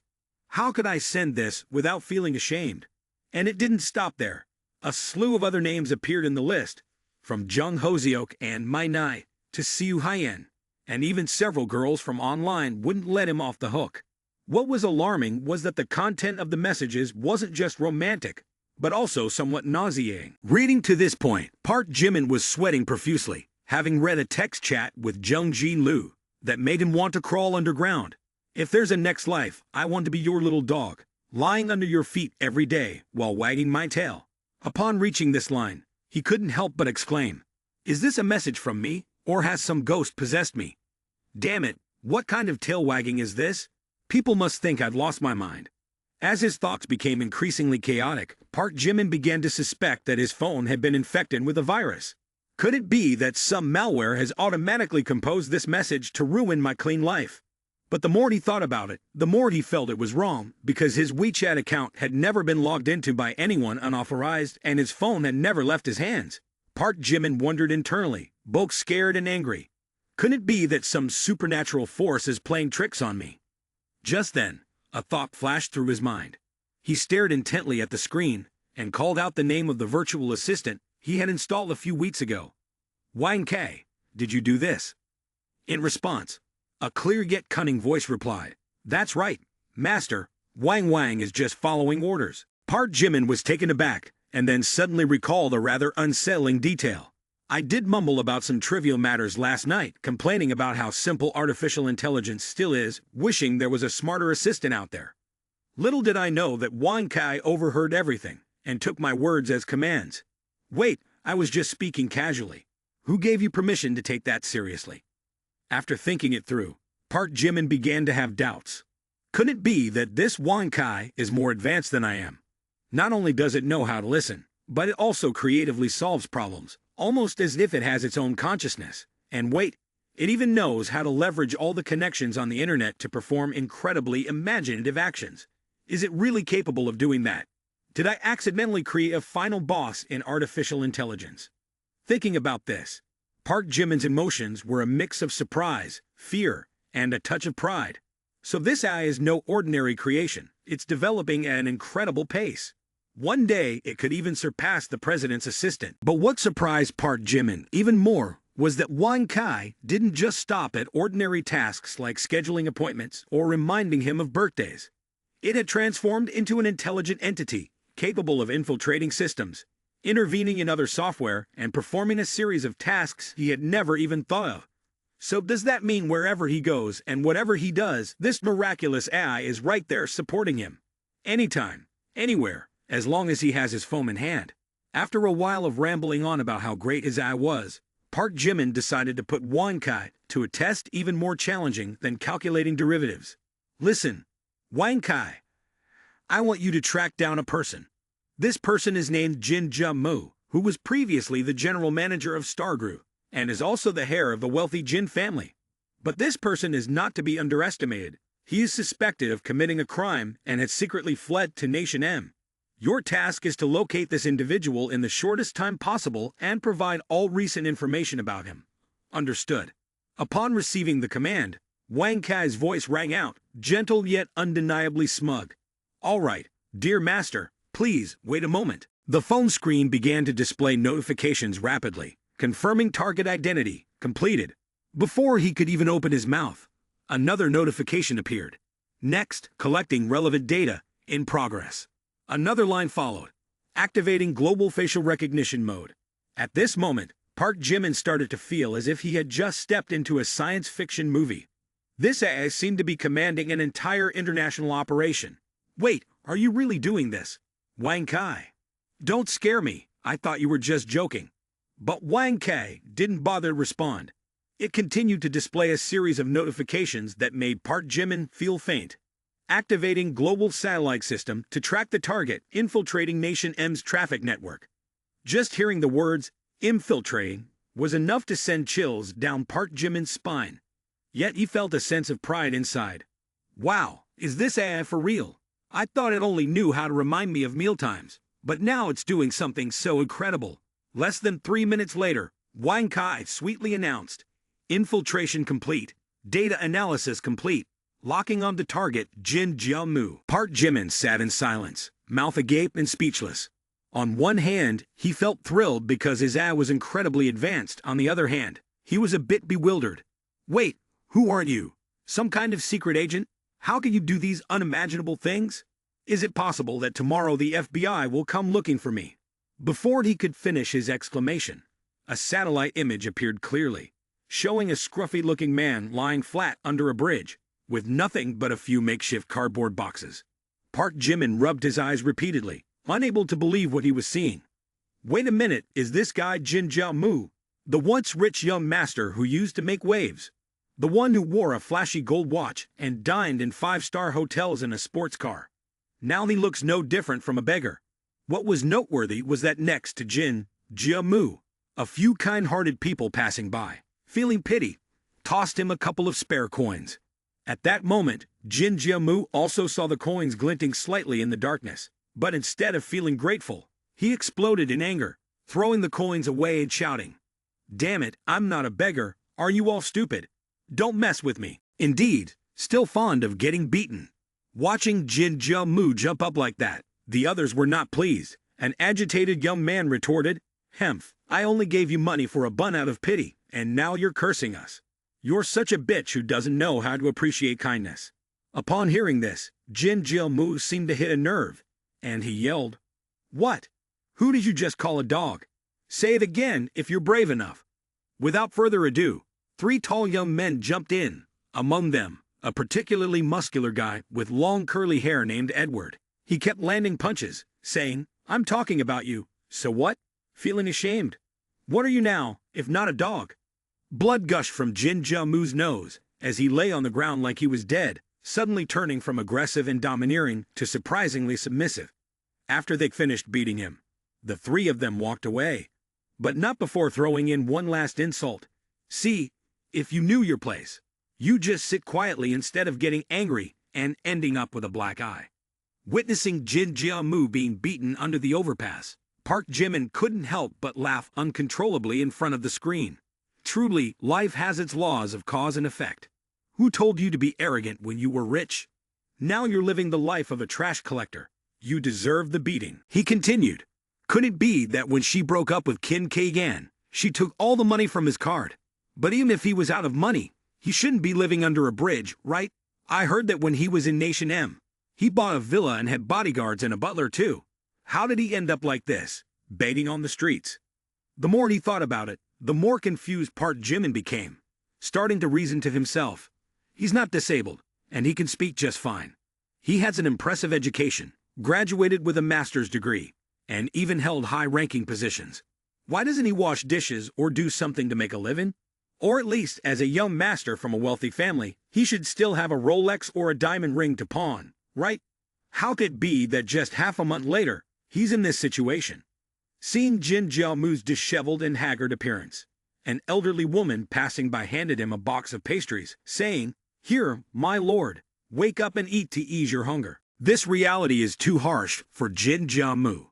It turns out that when he first arrived in Nation M, he still maintained his wealthy demeanor, thinking that he could easily find a high-level job and start a new, glorious life. He told himself, with my postgraduate degree and having been the general manager of a 100 billion corporation, I'm sure major companies will roll out the red carpet to invite me to work for them. As for the notion of starting from scratch, I will prove you wrong. Initially, Jin Jiamu aimed for high-level management positions, but life was not as dreamy as he imagined. Right from the first interview, his resume was unceremoniously tossed into the trash. After a few slaps of reality, he was forced to humble himself and began applying for lower positions, from department head to regular staff. However, finding a job abroad is not as easy as those inspirational stories online suggest. For high positions, they required experience that Jin Jiamu did not have. For lower positions, they said he was overqualified and not suitable for a regular employee. Especially his aloof and indifferent expression made recruiters feel that he was simply not a good fit. As for manual labor jobs like washing dishes or delivering goods, they go against the inherent pride of Jin Jiamu. He cannot accept the idea of bowing down to do such menial tasks. But he no longer has enough money to sustain this pride. Gradually, Jin Jiamu lowered his standards step by step, yet he was still met with a series of rejections. Life pulled him down from the clouds to the ground, and then from the ground, he sank straight to the bottom of the abyss. As Jin Jiamu ate a piece of cake, he couldn't help but sigh, once a symbol of power, but now in difficult circumstances, looked down upon, and at a disadvantage. He suddenly realized a harsh truth. Without money, rising up is indeed a game as difficult as reaching the sky. Time flew by, and in the blink of an eye, the talent search program had become the focal point online. The program's heat was no different from a hot pot during the cold winter, spreading from the city to the countryside, from office workers to housewives. In general, wherever there was internet, traces of this program could be found. The statistics were shocking to anyone who heard them, with the entire network achieving over 2 billion views. Comments on Weibo surpassed 5 million. These figures were like a devastating blow to all the game shows that had aired before. Major television networks are competing to acquire broadcasting rights. Brands are also racing to send sponsorship offers, as if wealthy individuals are bidding against each other.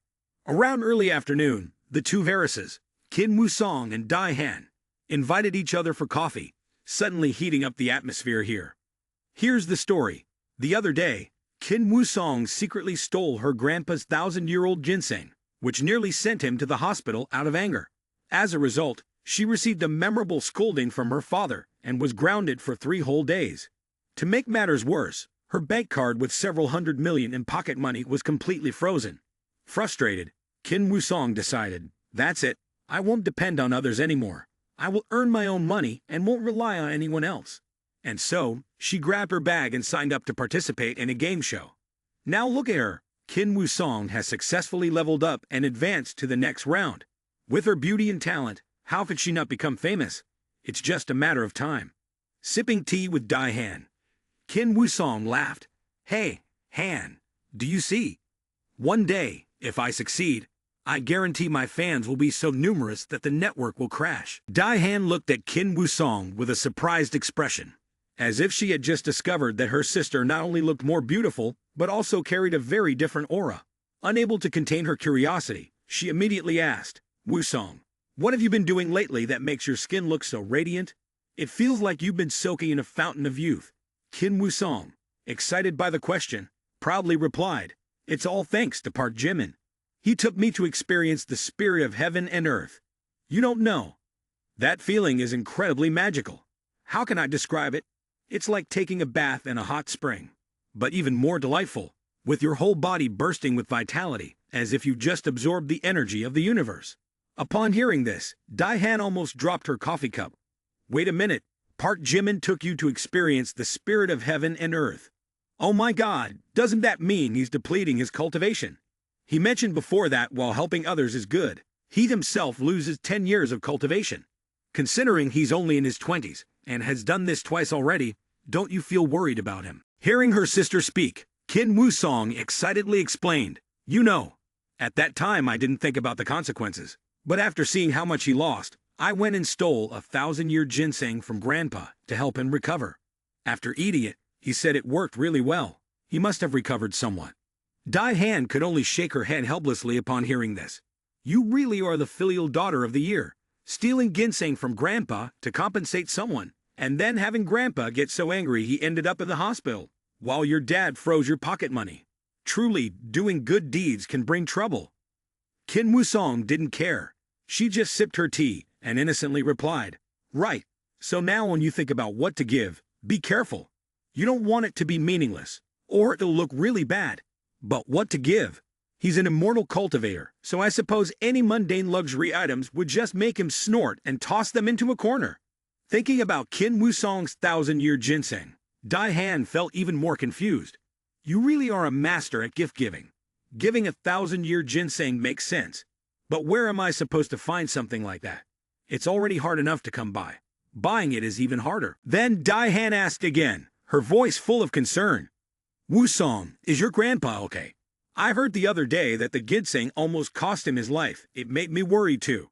She replied, "Oh my, he's fine. It's my grandpa after all. He's still healthy. Speaking of which, in a few days, it's Grandpa's 75th birthday party. Do you want to come? Just so you know, it's going to be a big one." Hearing this, Dai-han immediately asked back, "Oh, your Grandpa's birthday. I definitely have to go. But are you planning to invite Park Jimin?" Kim Woo-song cheekily replied, "Of course. My grandpa even insisted that I bring him along. Grandpa said he wants to meet the person who dared to handle his 1,000-year ginseng. He probably still has some lingering feelings about that incident. The guest list is full of names that ordinary people only see on TV. Wang Jianlang from the Wang family, Dai Tianjun from the Dai family, Ma Tiandane from the Ma family.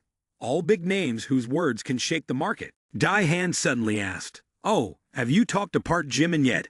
He needs to be mentally prepared, right?" Kim Woo-song confidently replied, "I messaged him on WeChat a few days ago. He agreed right away, without any hesitation." Upon hearing this, Dai-han felt a slight disappointment rise within her. Oh, Park Jimin agreed so easily? Isn't meeting his family a serious matter? This time, it's not just meeting the family but also a whole lineup of important figures. That's a tremendous pressure. Or is it that Park Jimin wants to prioritize meeting Kim Woo-song's family first, which is why he agreed so quickly? Couldn't it be that Kim Woo-song has gained an advantage over me? But on the outside, she maintained a calm demeanor, not wanting to reveal her thoughts. Kim Woo-song took a sip of tea and asked, "Han, why are you participating in this talent search program? You don't lack anything. Are you really planning to switch careers to become an actress? As for me, I'm participating to be self-sufficient, to prove myself, because my family doesn't offer me any support. But you are different. You are already the deputy chief of Long Wong Group. A dream job. Who'd want to join a game show?" Dai-han heard this and chuckled softly, her eyes briefly reflecting a thoughtful expression. "Woo-song, do you think being a deputy chief group is easy? In reality, this position sounds grand, but it's just a title, a kind of role for show. No one in the group really listens to you. The layers of uncles and older relatives in the company all think of you as just a young girl, inexperienced, and without power. Just think about it. In a world where every step feels like going into battle, who would allow you a straight path to walk?" Kim Woo-song nodded, her eyes full of understanding. "So it turns out that being from a wealthy family is tough too. But don't worry, after we finish this program, we'll become famous. At that point, your uncles and older relatives won't dare to make things difficult for you anymore." Del open a chat Del. At that moment, Park Jung-jae's assistant stepped forward, his face shiny and beaming with a warm smile, speaking fluent Chinese as if he had just completed an online crash course. "Hello, ladies, our president would like to get to know you both. May I ask if you could provide your contact information?" Dai-han looked up, glancing slightly at Kim Woo-song, who was also looking over. Neither of them bothered to respond immediately, continuing to enjoy their coffee. However, out of politeness, Dai-han casually asked, "Is the president from Nation K?" He replied, "That's right, he is from over there." With that, the assistant smiled broadly, pointing towards the tall guy from Nation K, who was sitting by the window with the light hitting him just right, looking like a heartthrob. In reality, these two sisters had quite an exciting plan. After having coffee, they intended to take a stroll around Park Jimin's villa to conduct some market research. The reason was that Dai-han had her eye on the villa next to Park Jimin's and was ready to splash out an additional 300 million. bringing the total price up to 1.5 billion to secure it. This move was a bit crazy considering the homeowner clearly did not want to sell. However, for Dai-han, money was not an issue. The important thing was the goal of becoming neighbors with Park Jimin. Unfortunately, this plan was thwarted by Park Jung-jae's assistant, which completely dampened her spirits. Dai-han set her coffee cup down and coldly remarked, "No more, I'm not interested." But the assistant was not one to give up so easily. He continued to press on. "The girl is merely having a moment of realization. Why must you distance yourselves from those who could be friends? Perhaps there is no harm in connecting with people 1,000 miles away. Who knows, after becoming acquainted with our village chief, you too might find it to be an extremely wise decision. I believe you will not regret it." Seeing the way the assistant spoke without a hint of emotion, Kim Woo-song instead ended with a remark, his face still expressionless. "Your president is very good, but we're sorry, we don't want to get to know him. Let's go, Dai-han." After that, Kim Woo-song pulled Dai-han along. Dai-han didn't say much either, just nodded lightly, leaving the assistant standing alone with a slightly awkward expression. These two ladies are indeed hard to deal with. Clearly, I've hinted a lot about the identity of the president. Yet they act as if they didn't hear anything. It was truly a rejection, both blunt and exquisite, causing the assistant to show his embarrassment without restraint, repeatedly muttering, "What's going on? So what does that mean?" Returning to report to the president, the assistant could only lower his head dejectedly. "I'm sorry, President, I have failed. I really didn't expect these two girls from Nation H to be so arrogant, as cold as ice." Park Jung-jae listened, his expression still calm and undisturbed. Instead of being annoyed, he smiled lightly, his eyes glinting with a hint of amusement. "It's okay," when she stood up just now. "I discovered one thing. She's even prettier than I imagined." He continued, "Many actresses in Korea don't move me like she does. Help me gather information about these two. I must conquer her." As soon as this statement was made, the assistant nearly fainted. But President, you're getting married next month when you return to the country. The engagement has already been signed.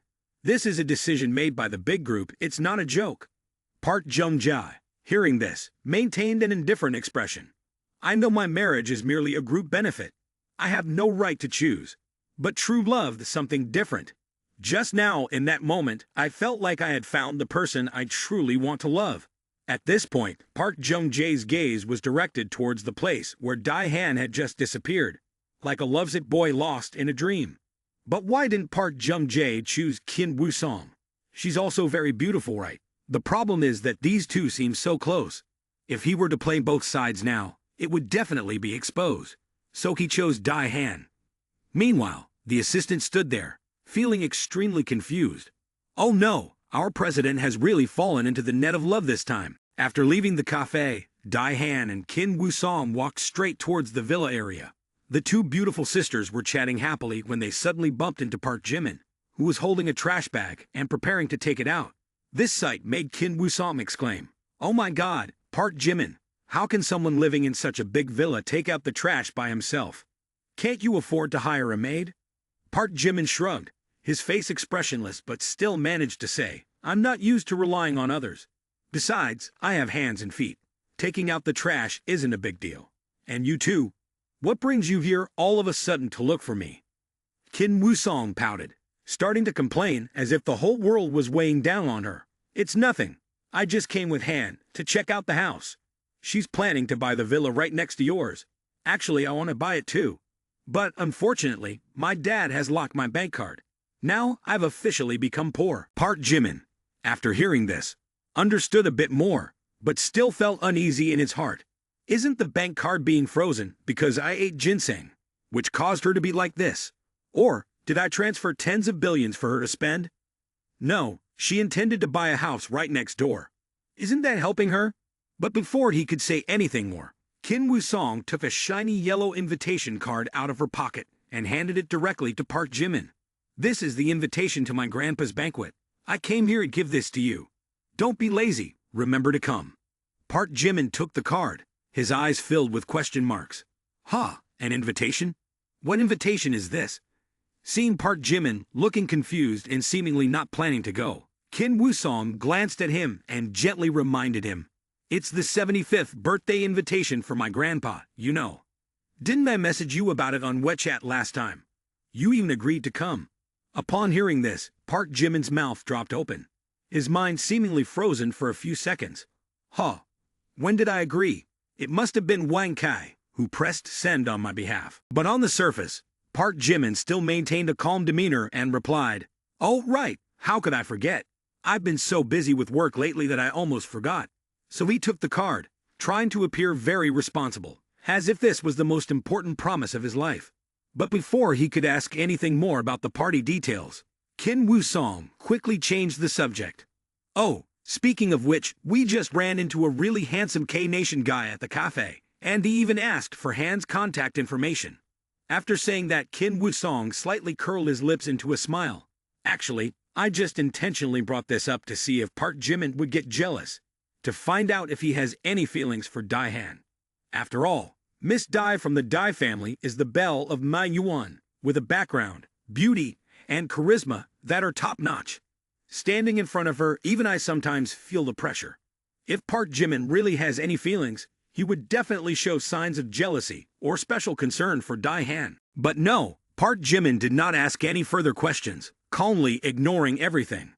Dai-han caught a whiff of green tea and stepped up to say, "Sister Woo-song, why are you talking about those things? I have never cared about people on the sidelines. A random male student asking a female student for WeChat can just as easily ask someone else. People like that are extremely low in my eyes." As soon as this statement was made, the atmosphere around them seemed to chill slightly, and Kim Woo-song suddenly felt a bit uncomfortable. But before Kim Woo-song could react, Dai-han seized the opportunity and unexpectedly asked a question no one saw coming. "Park Jimin, are you free tonight at 7? Park Jimin was always free, so he quickly replied without a second thought, "Of course." Upon hearing this, Dai-han wasted no time and immediately said, "Let's go watch a movie tonight." Kim Woo-song, upon hearing this, couldn't help but squirm. This time, it was unclear who was truly feeling jealous. Leisure time sometimes makes people feel lonely. That's why Dai-han suggested, "Let's go watch a movie together. Today is the premiere of The Cosmic Wanderer. I'm also curious to see if I look distorted on screen, even though my role is just a fleeting guest appearance." Hearing this, Park Jimin was surprised and asked, "Wait, is it showing today? Why not wait for the new year to release it and sell out all the tickets?" Because in this film, Park Jimin is the shining male lead. So Dai-han carefully explained, "I heard that Oh Young-sil is currently a master in the talent search program and is being criticized for not having a masterpiece. That's why the film crew hurriedly moved the release date up to salvage their reputation. This film features a lineup of stunning beauties. There's the leading lady, Oh Young-sil, Kim Woo-song, and also Dai-han, Wai Meng-meng, Jung Ju-lu, and Yu Ling-shuang. Wherever this group goes, it lights up the whole area. It doesn't matter what the script, action, or content is like, just looking at their beauty is already a big win, making your blood rush to your brain. But while it sounds good, it seems a bit heavy for the male lead to carry this cast. Everything seems simple, but not really. At that moment, Kim Woo-song jumped in and said, "I want to go see the movie too. I have a guest role in this film. How could I not watch my own performance?" On the surface, it sounded reasonable, but in reality, she was silently annoyed that Dai-han had the audacity to openly invite Park Jimin to watch the movie in front of her. However, Park Jimin didn't think much of it. Seeing that both girls wanted to go, he casually declared, "Then let's all three go see the movie together. We're all just regular friends. There's nothing to worry about." In fact, Park Jimin looked completely unfazed, as if he was unbothered by the world. This isn't the first time. In the past, I used to be worried about awkward situations when multiple girls would appear at the same time. Back then, I would schedule movie outings on different days, giving each person their own time slot to avoid any overlap. But now, I don't need to watch the same movie 3 times. It's a hassle. Let's just go together for convenience. My message is very clear. With so many beautiful people beside me, anyone who feels uncomfortable can feel free to step back. No one is being forced. But the two girls each had their own thoughts. Dai-han didn't show any signs, but the fact that Kim Woo-song interjected, albeit reluctantly accepting it, couldn't hide a bit of annoyance inside her. On the other hand, Kim Woo-song wasn't one to back down. If she wanted to move, she would, and no one should mess with her. The two girls stood there, unintentionally creating a slightly tense atmosphere, while Park Jimin ignored them, maintaining a calm expression. His thoughts were quite simple. The more, the merrier. He even took the initiative to summon the whole group. So Park Jimin began scrolling through his contacts, his finger landing on Kim K-yan's name. Without hesitation, he pressed call. When Kim K-yan saw Park Jimin calling, she felt a mix of curiosity and nervousness. "Hello, boss. Is there something up?" Park Jimin started inviting her to watch a movie in a casual manner. "So here's the thing. CEO Kim, today there's a movie screening in the universe. Do you have time to go watch it? Around 5 p.m. Kim K-yan on the other end froze for a few seconds, her heart racing. Wait, what does the boss mean by this? Could it be that he wants to? But on the outside, she still appeared calm, responding gently. "All right, boss." After hanging up, Kim K-yan sat in a daze, suddenly overwhelmed by a surge of chaotic emotions. What does it mean to invite me to a movie? Previously, he transferred $100 billion in assets for me to become the general manager of Star Group, and even made me a major shareholder. Now he's asking me to go watch a movie. Could it be that he's interested in me? The more she thought, the more confused Kim K-yan became. Every word from Park Jimin suddenly became something she analyzed meticulously, as if it were a probability problem of love. Park Jimin is indeed the ideal type. Intelligent, charming, visionary, knows how to seize opportunities, and he's handsome to boot. His allure makes it hard for anyone to resist. But I just broke up not long ago. If I accept a new relationship now, wouldn't it seem like I'm a bit lacking in emotional depth?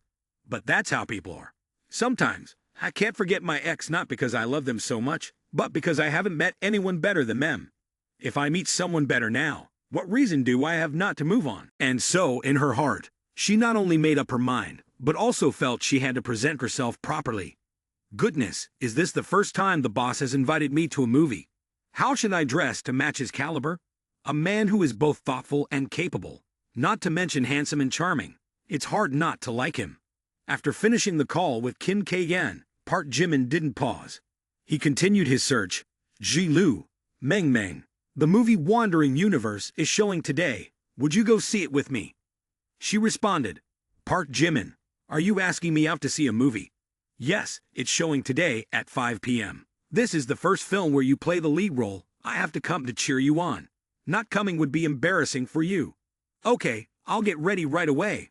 Feeling the lineup was shaping up nicely, Park Jimin hung up, smiling and choosing not to explain further. Meanwhile, Kim Woo-sung and Dae-han stood nearby, speechless at the scene. "Wow, how many people are you planning to invite to the movie? Are you gathering an entire squad of heavenly female soldiers?" But then in Dae-han and Kim Woo-sung's minds, various scenarios played over and over to convince themselves. He invited a lot of people to watch the movie. He probably just wants to ease the awkwardness. After all, it feels a bit off for one man and two women to go together. Adding more people will make the atmosphere more like a gathering, livelier and less suspicious. Dae-han even thought to herself, Park Jimin is really quite thoughtful. That's right. What's so strange about having many friends go to the movies? If he only invited one girl, people would definitely misunderstand. Don't be so petty. There's no need to complicate things. But today was indeed not a favorable day for Wandering the Universe, as the competitor was the blockbuster Little Fishman 2. And one could think, while Wandering the Universe struggled to attract customers, the screening of Little Fishman 2 had been fully booked for over a week. Even before the movie premiered, it had already received a barrage of criticism from netizens. First of all, the male lead Park Jimin is not a professional actor. It is rumored that he is just a wealthy guy who enjoys unusual hobbies. The female lead Oh Young-sil is also a complete newcomer, entangled in some minor scandals. The director is being called a notorious legend. Not only that, the film crew played a game of switching roles midway. The scenes were constantly revised, and the script was ruthlessly chopped. The climax was that the entire film was shot again in less than a month. It's exactly like netizens just want to kneel down and sigh. Are you guys joking? The name Wandering the Universe also faced harsh criticism, with remarks stating, it blatantly looks like it copied the flavor from Wandering the Earth. With such a series of controversies, Park Jimin felt a bit frustrated. The movie hasn't even premiered yet, and it has received so many one-star ratings. I'm a best actor. Have you guys even watched it to judge like that? Time flew by like a blink of an eye. It was already 4:30 p.m., and the cinema began to fill up, couples hand in hand as if they were going to a festival. Although it didn't compete with Little Fishman 2, Park Jimin still put in money for advertising. Amidst that bustling atmosphere, Park Jimin appeared in a stealth outfit consisting of a completely covered mask and a baseball cap. A glance might lead one to think it was a movie star sneaking in to watch a film. While waiting, Park Jimin overheard a couple passing by, and the girl's voice whispered, "Honey, should we watch Wandering the Universe or Little Fishman 2?" After hearing the question, the guy scoffed and replied, "Of course, come on, no need to think. Even with my toes, I know we should watch Little Fishman 2. This film is by Jung Hoseok, the sequel to a classic. As for Wandering the Universe, it has all new actors, a mediocre director, and only Chairman Lim playing the lead role himself. But what can Chairman Lim act? He just relies on his money, trying to make a film and even self-proclaiming as the leading man. If the movie isn't good, I'll eat dirt." After hearing this, the girl hesitated, "But honey, I've heard that Chairman Lim is talented too. This film has a big budget and beautiful special effects." The husband shook his head and continued his lecture with an expression of utter disdain. "So what if it has a big budget? So what if the special effects are beautiful? It's just a bunch of flashy nonsense. Humph, I don't like it, so I won't watch it. I wouldn't even waste my time on a film like that for free." The husband's undoubtedly confident statement made Park Jimin feel a flush of heat in his ears. Unable to hold back any longer, he approached and patted the man's shoulder, his tone dripping with sarcasm. "Hey buddy, what movies you watch is your business. No one is forcing you. But to spit insults at someone else's hard work without even watching or understanding it, that's not okay. And by the way, if wandering through the universe isn't as terrible as you claim, are you seriously planning to eat dirt? It's really embarrassing to not keep your word." The guy blushed, responding furiously. "So how I criticize Chairman Lim is any of your concern? I can say whatever I want. What are you going to do about it? You look like another lonely guy, running here all by yourself. It seems you'll never have a girlfriend in your life." Thinking he could get a nerve, he was swiftly slapped in the face. Less than a minute later, two girls walked over, each draping an arm around Park Jimin, as if to declare ownership. "Who sent my brother Park Jimin can't find a girlfriend?" None other than Jung Ji-lu and Wang Mengmeng. The beauty of these two not only turned heads, but also reached a breathtaking level that left people gasping. Other girls suddenly felt as if they had turned into background characters. So beautiful, and wearing designer brands from head to toe. Shoes worth tens of millions, bags worth hundreds of millions, all global limited editions. When did an angel descend to earth? The guy who had been so bold and sarcastic earlier now felt his heart ache as he realized that these perfect girls were clinging to Park Jimin, the very person he had just mocked for being single. A burning question surged in his heart. Why is this happening? Why are these two goddesses standing beside him? Seeing his eyes filled with fascination and his blood practically boiling, his girlfriend glared at him and snapped, "What are you staring at? If you like them so much, go find them yourself." With that, she turned and stormed off in a huff, leaving the guy scrambling to explain, his face darkening in panic. "No, honey, no, I just glanced for a second." Hearing this, his girlfriend erupted like a volcano. "A glance? You stared at them for several seconds without blinking. What do you mean by just a glance? Are you saying I'm not as pretty as them?" Feeling as if his life was threatened, the guy was so flustered that he stumbled over his words, only able to repeat himself. "No, no," in his heart. "You are the most beautiful in the world, unmatched by anyone. Humph. You men are all the same. Eating from the bowl while looking at the plate. The scum just breaks up right away." Park Jimin watched this scene and could only sigh. It seems that if we want to make up tonight, it will surely take a lot of effort, not to mention blood and tears. As for Jung Ji-lu, oh dear, she liked Park Jimin so much that it was obvious, clinging tightly to his arm, like a sticky glue. As long as he breathed, she would live. She kept whispering nonstop, "I miss you so much, Park Jimin brother. It's only been half a month since we were apart, but it feels like a century. Without you, my heart feels like it has lost its rhythm. I can't eat well, I can't sleep peacefully. All day I can only hug my pillow and dream about you." He said, "Ji-lu, can you tone it down a bit? People are watching." Ji-lu replied, "If they don't like it, let them look. As long as I like you, that's enough." But the story didn't end there. Just as everyone was reeling from the emotional blow, They realized they were mistaken. Less than a minute later, two more people appeared, so stunningly beautiful that the entire movie theater fell silent for a few seconds. These two new girls weren't just beautiful. They exuded an ethereal aura, as if they had stepped right out of a painting. Their sharp, delicate features, flawless fair skin, and every glance and smile carried an almost magical charm, leaving anyone who looked at them utterly captivated. In that moment, the entire theater seemed collectively struck dumb with awe and consumed by jealousy. Inwardly, a tearful question echoed through the minds of the onlookers. Asterisk, why is fate so cruel? I thought this guy, holding hands with two beauties, was already at the pinnacle of dominance. Who would have guessed he's holding hands with four? And even more devastating, all four girls are top-tier goddesses, each worthy of being the protagonist in any romantic tale. Oh my goodness, I feel like kneeling and calling him Master, asterisk. While the crowd whispered amongst themselves, time passed. About 10 minutes later, yet another beauty appeared. She glanced at the commotion and casually asked, "Hey, what's going on over there that's got everyone so excited?" She approached with an exceptionally glamorous appearance, her outfit meticulously prepared. "Wow, it looks like the boss is over there," she remarked casually. Initially, Kim K-yan had thought, asterisk, today will be a private date with Park Jimin, an ideal chance to leave a lasting impression, asterisk. But as soon as she arrived, she was stunned by the dazzling lineup of beauties before her. Asterisk Dai Han, Kim Woo-song, Jung Ji-lu, Wang Meng-meng, each with their own unique charm, yet all shining brilliantly, making it impossible for anyone in the theater to look away, asterisk. Trying to regain her composure, Kim K-yan walked up to greet them naturally, though her gaze betrayed a hint of displeasure. "Miss Dai, Miss Kim, hello. Boss, it's good to see you." Kim Woo-song, who had maintained a relaxed demeanor the whole time, couldn't help but start mulling over her thoughts when she saw Kim K-yan. Asterisk, it's her again. Just the other day, she ruined my plans, and now we're meeting here. She used to work for Jin Jia-mu, and now she's switched to Park Jimin's side. To make matters worse, he even trusts her enough to put her in charge of Star Group. Furrowing his brow, Kim Woo-song couldn't help but silently sigh.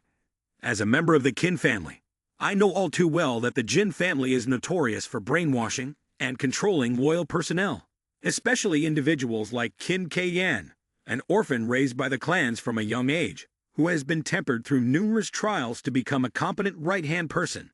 Such individuals typically wouldn't easily betray their loyalties. Yet Park Jimin managed to make Kim K-yan change dramatically.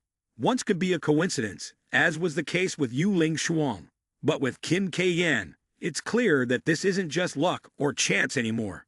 The Jin family expends so much effort nurturing talented individuals, only to ultimately pave the way for Park Jimin. Isn't this akin to voluntarily offering up their manpower? But that's not all. There's also a girl willing to fly over 1,000 kilometers from Tianmen to Maiyuan just to attend. However, since the helicopter couldn't land in the city, Kim Woo-song had to endure a taxi ride instead.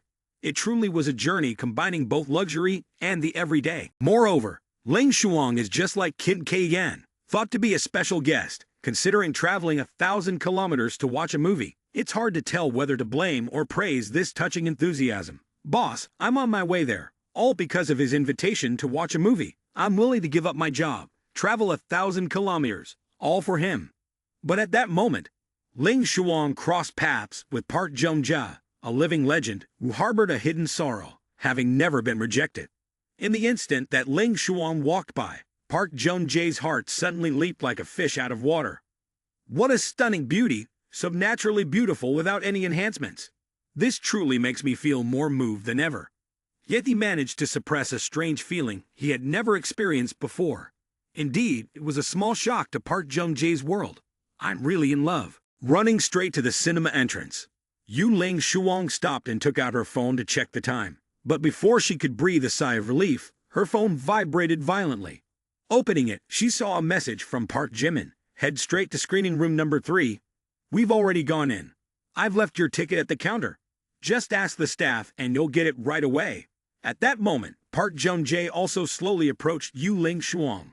With an air of confidence that he believed was enough to melt any heart, he tilted his head and flashed a charming smile, saying, Excuse me, lady, may I have your contact information? I know this is quite abrupt and not very polite, but I can't deceive myself. The first time I saw you, I felt a kind of indescribable sensation in my heart. If I don't get to know you today, I'm sure I'll regret it for the rest of my life. But life is not a dream. It is filled with harsh indifference. Yu Ling Shuang pushed him away and replied, I'm in a hurry. I don't have time. In her heart, she couldn't help but chuckle coldly. What a fool. Does he think being handsome makes him something special? Someone so arrogant isn't even worth my time. But Park Jung-jae didn't give up. He lowered his posture as much as possible. Lady, just add one more way to contact you. It won't take much of your time. Try to get to know me a bit. Who knows? Through our interactions, you might see that I'm not that bad. If you think I'm not worthy of being your friend, feel free to block me. I won't say a word. But please don't shoot me down right from the start. Spare me that. In fact, as he looked closer, Park Jung-jae realized that the girl in front of him was truly exceptional. Her figure, face, and aura, everything was perfect. No faults to find. Moreover, she exuded a mature and composed demeanor, as if she had weathered the storms of life and still stood strong.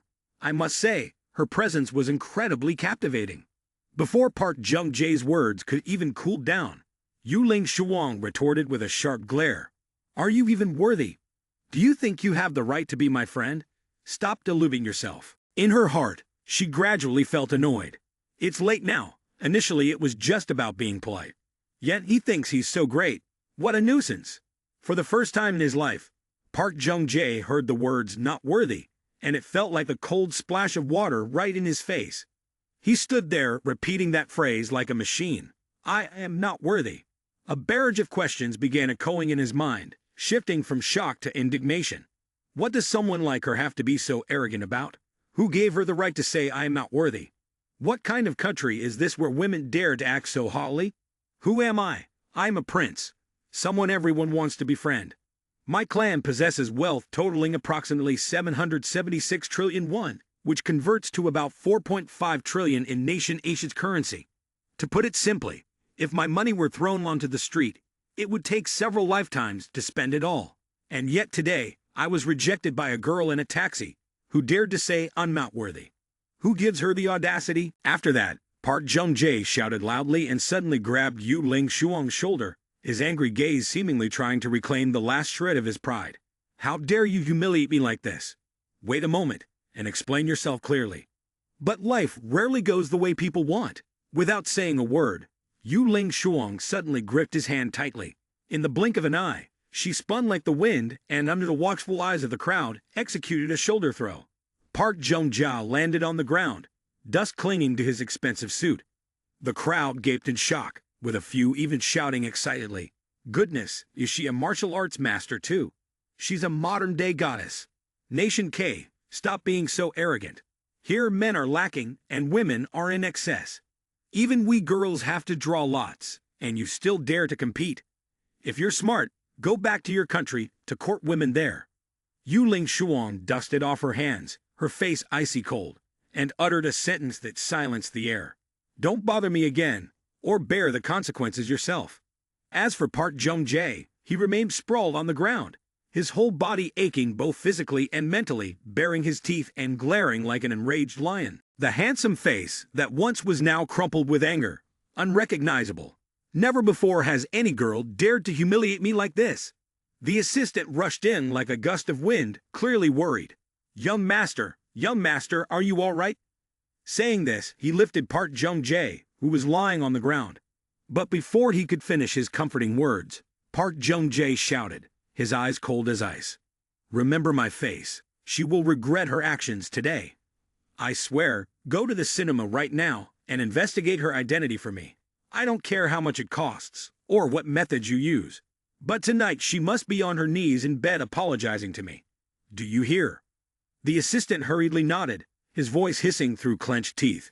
Young master, don't worry, I know a prominent family in Manhwa. They are true locals, unmatched in reputation. With their help, that girl will surely be scared. Heading straight to room 3, Yu Ling Shuang paused slightly. It's clear that Park Jimin didn't just invite me today. There's someone else here too, likely one or a few of his close friends. For others, this might be a detail that's hurtful, or, at the very least, unpleasant. But for me, it's different. I'm not the type to be easily swayed by things like this. From the moment I took on the mission to get close to Park Jimin in my undercover role, I already knew that he would always have a few beauties surrounding him. This neither surprises nor bothers me. Perhaps, for me, what matters isn't the people he's interacted with in the past, but how he presents himself in the present. With a relaxed demeanor, as if she just enjoyed a bubble tea with extra toppings, Yu Ling Shuang strode confidently to her seat and bowed her head slightly, murmuring, "Boss, I'm sorry I'm late." Park Jimin responded gently, "No need to say anything. Just focus on watching the movie." A simple statement accompanied by a surprising action. Park Jimin gently patted her right hand with his left, as if to reassure her. This small gesture stirred a sense of emotion within Yu Ling Shuang.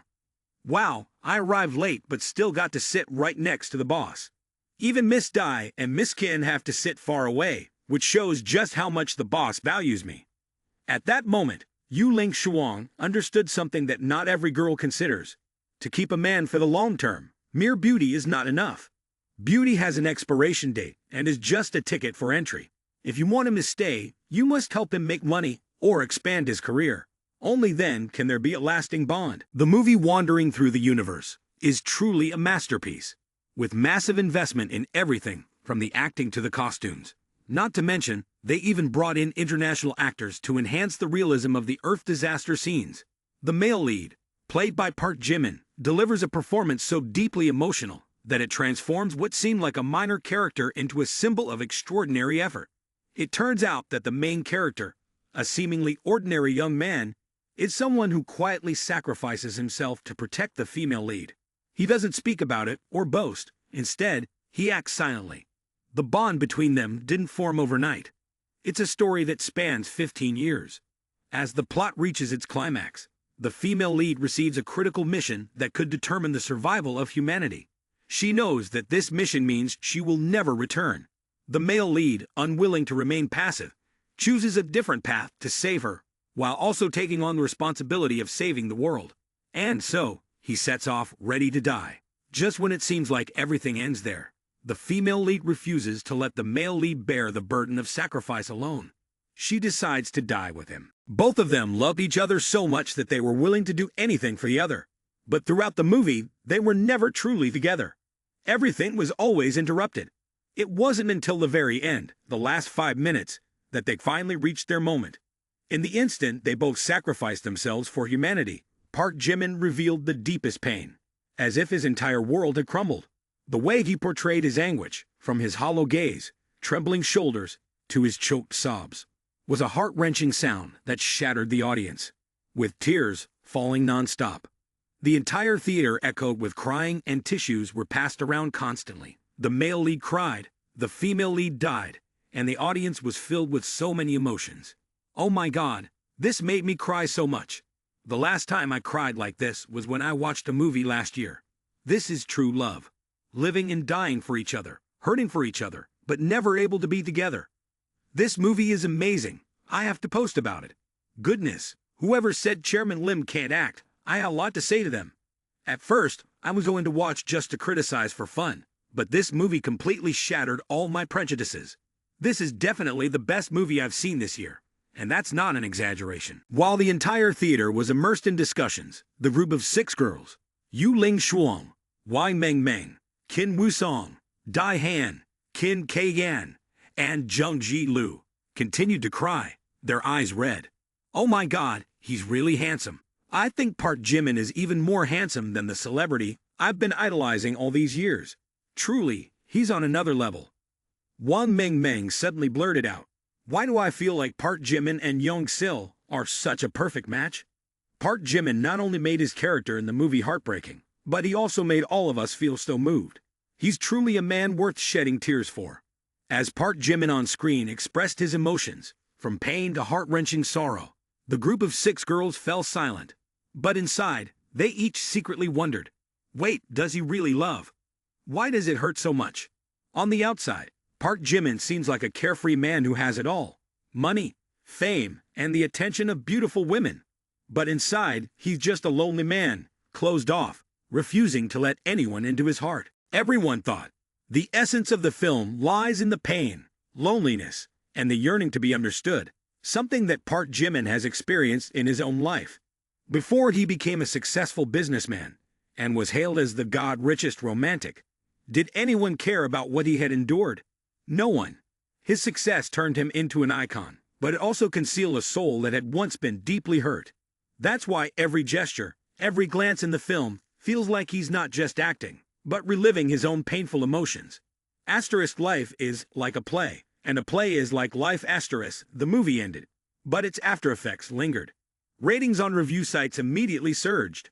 Initially, the film had a score of 7.9, but after just one screening, the score skyrocketed to 9.5.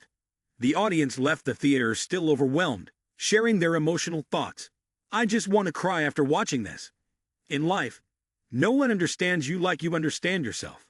Beautiful shots, smooth plot, well-thought-out costumes, top-tier special effects. Everything was perfect, and I couldn't find anything to criticize. Everyone is discussing. As for Chairman Lim, his performance can only be described as explosive in every frame. The movie was so captivating that I forgot to eat my popcorn. Park Jimin truly is the ideal man, handsome, kind, and yet no one seems to understand him. Is this the price of perfection? Indeed, now I understand why Chairman Lim doesn't need to invite best actors anymore.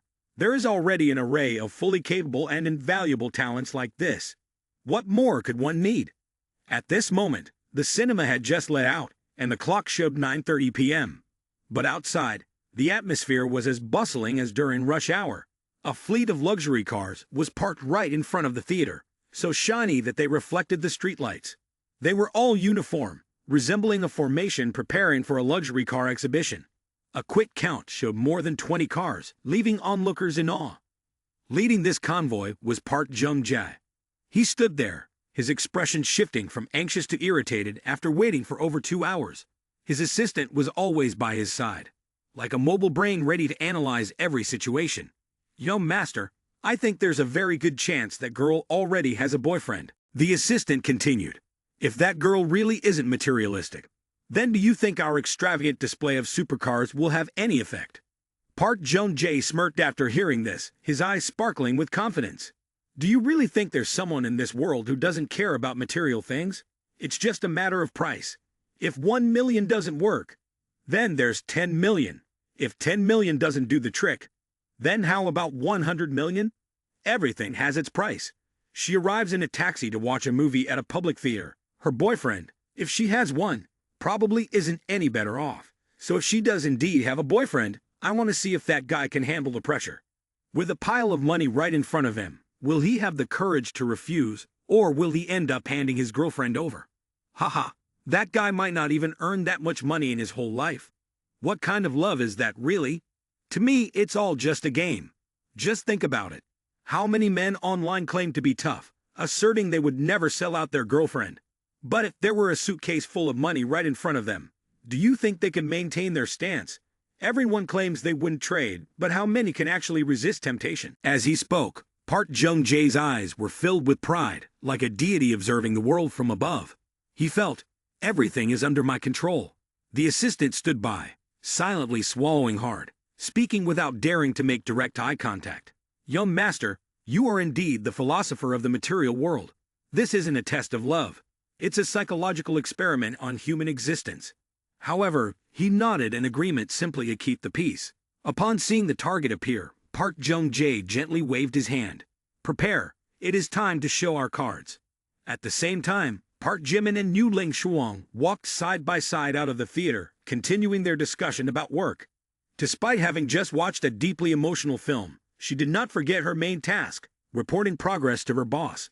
"Boss, we have completed the acquisition of the major brands from the Jin family, leaving just a bit of post-production work to handle. Oh, by the way, the real estate prices at Tycoon Film City have risen again, with the addition of 50 units in the residential area, and 3 more blocks in the commercial zone, and our first private school is also about to be completed." Park Jimin nodded in satisfaction, saying, "Good, let's implement the plan. But it needs to be upgraded and improved significantly. It's fine to invest money. What's important is to do it solidly." At that moment, more than 20 shiny supercars turned on their dazzling headlights. as if wanting to transform the venue before them into a stage of lights. One by one, the passengers stepped out of the cars, all impeccably dressed in designer outfits from head to toe, marching straight towards Park Jimin and Yu Ling Shuang, as if they had been instructed beforehand. Park Jimin looked up, slightly surprised, but still maintaining his composure. What is this? Why has a whole entourage suddenly shown up? Is someone trying to show off in front of me? Before he could react, the crowd unexpectedly parted to make way for a special individual, none other than Park Jung-jae, who was about to make an entrance more extravagant than ever. Lady, we meet again. Seeing this clingy name, Yu Ling Shuang frowned, her voice filled with annoyance. Why is it you? Haven't you finished yet? Hearing Yu Ling Shuang respond like that, Park Jimin, who was standing beside her, raised an eyebrow curiously. Do you know him? Yu Ling Shuang immediately replied in a cold tone. I don't know him. I just happened to run into him at the cinema. I thought he was just a passerby, but he kept bothering me. I clearly rejected him. Yet he kept insisting. I've never met anyone so thick-skinned. At this moment, Park Jung-jae, still maintaining his confident demeanor, stepped forward with a smile. Lady, I think you misunderstood me. I really like you. Don't you see? I've been waiting in front of the cinema for more than 2 hours, which proves my sincerity. Let me introduce myself. I'm Park Jung-jae. You might not have heard my name before, but if you search it online, you'll know who I am. Before Yu Ling Shuang could respond, Park Jung-jae confidently patted Park Jimin on the shoulder with a loud smack, making his intentions very clear.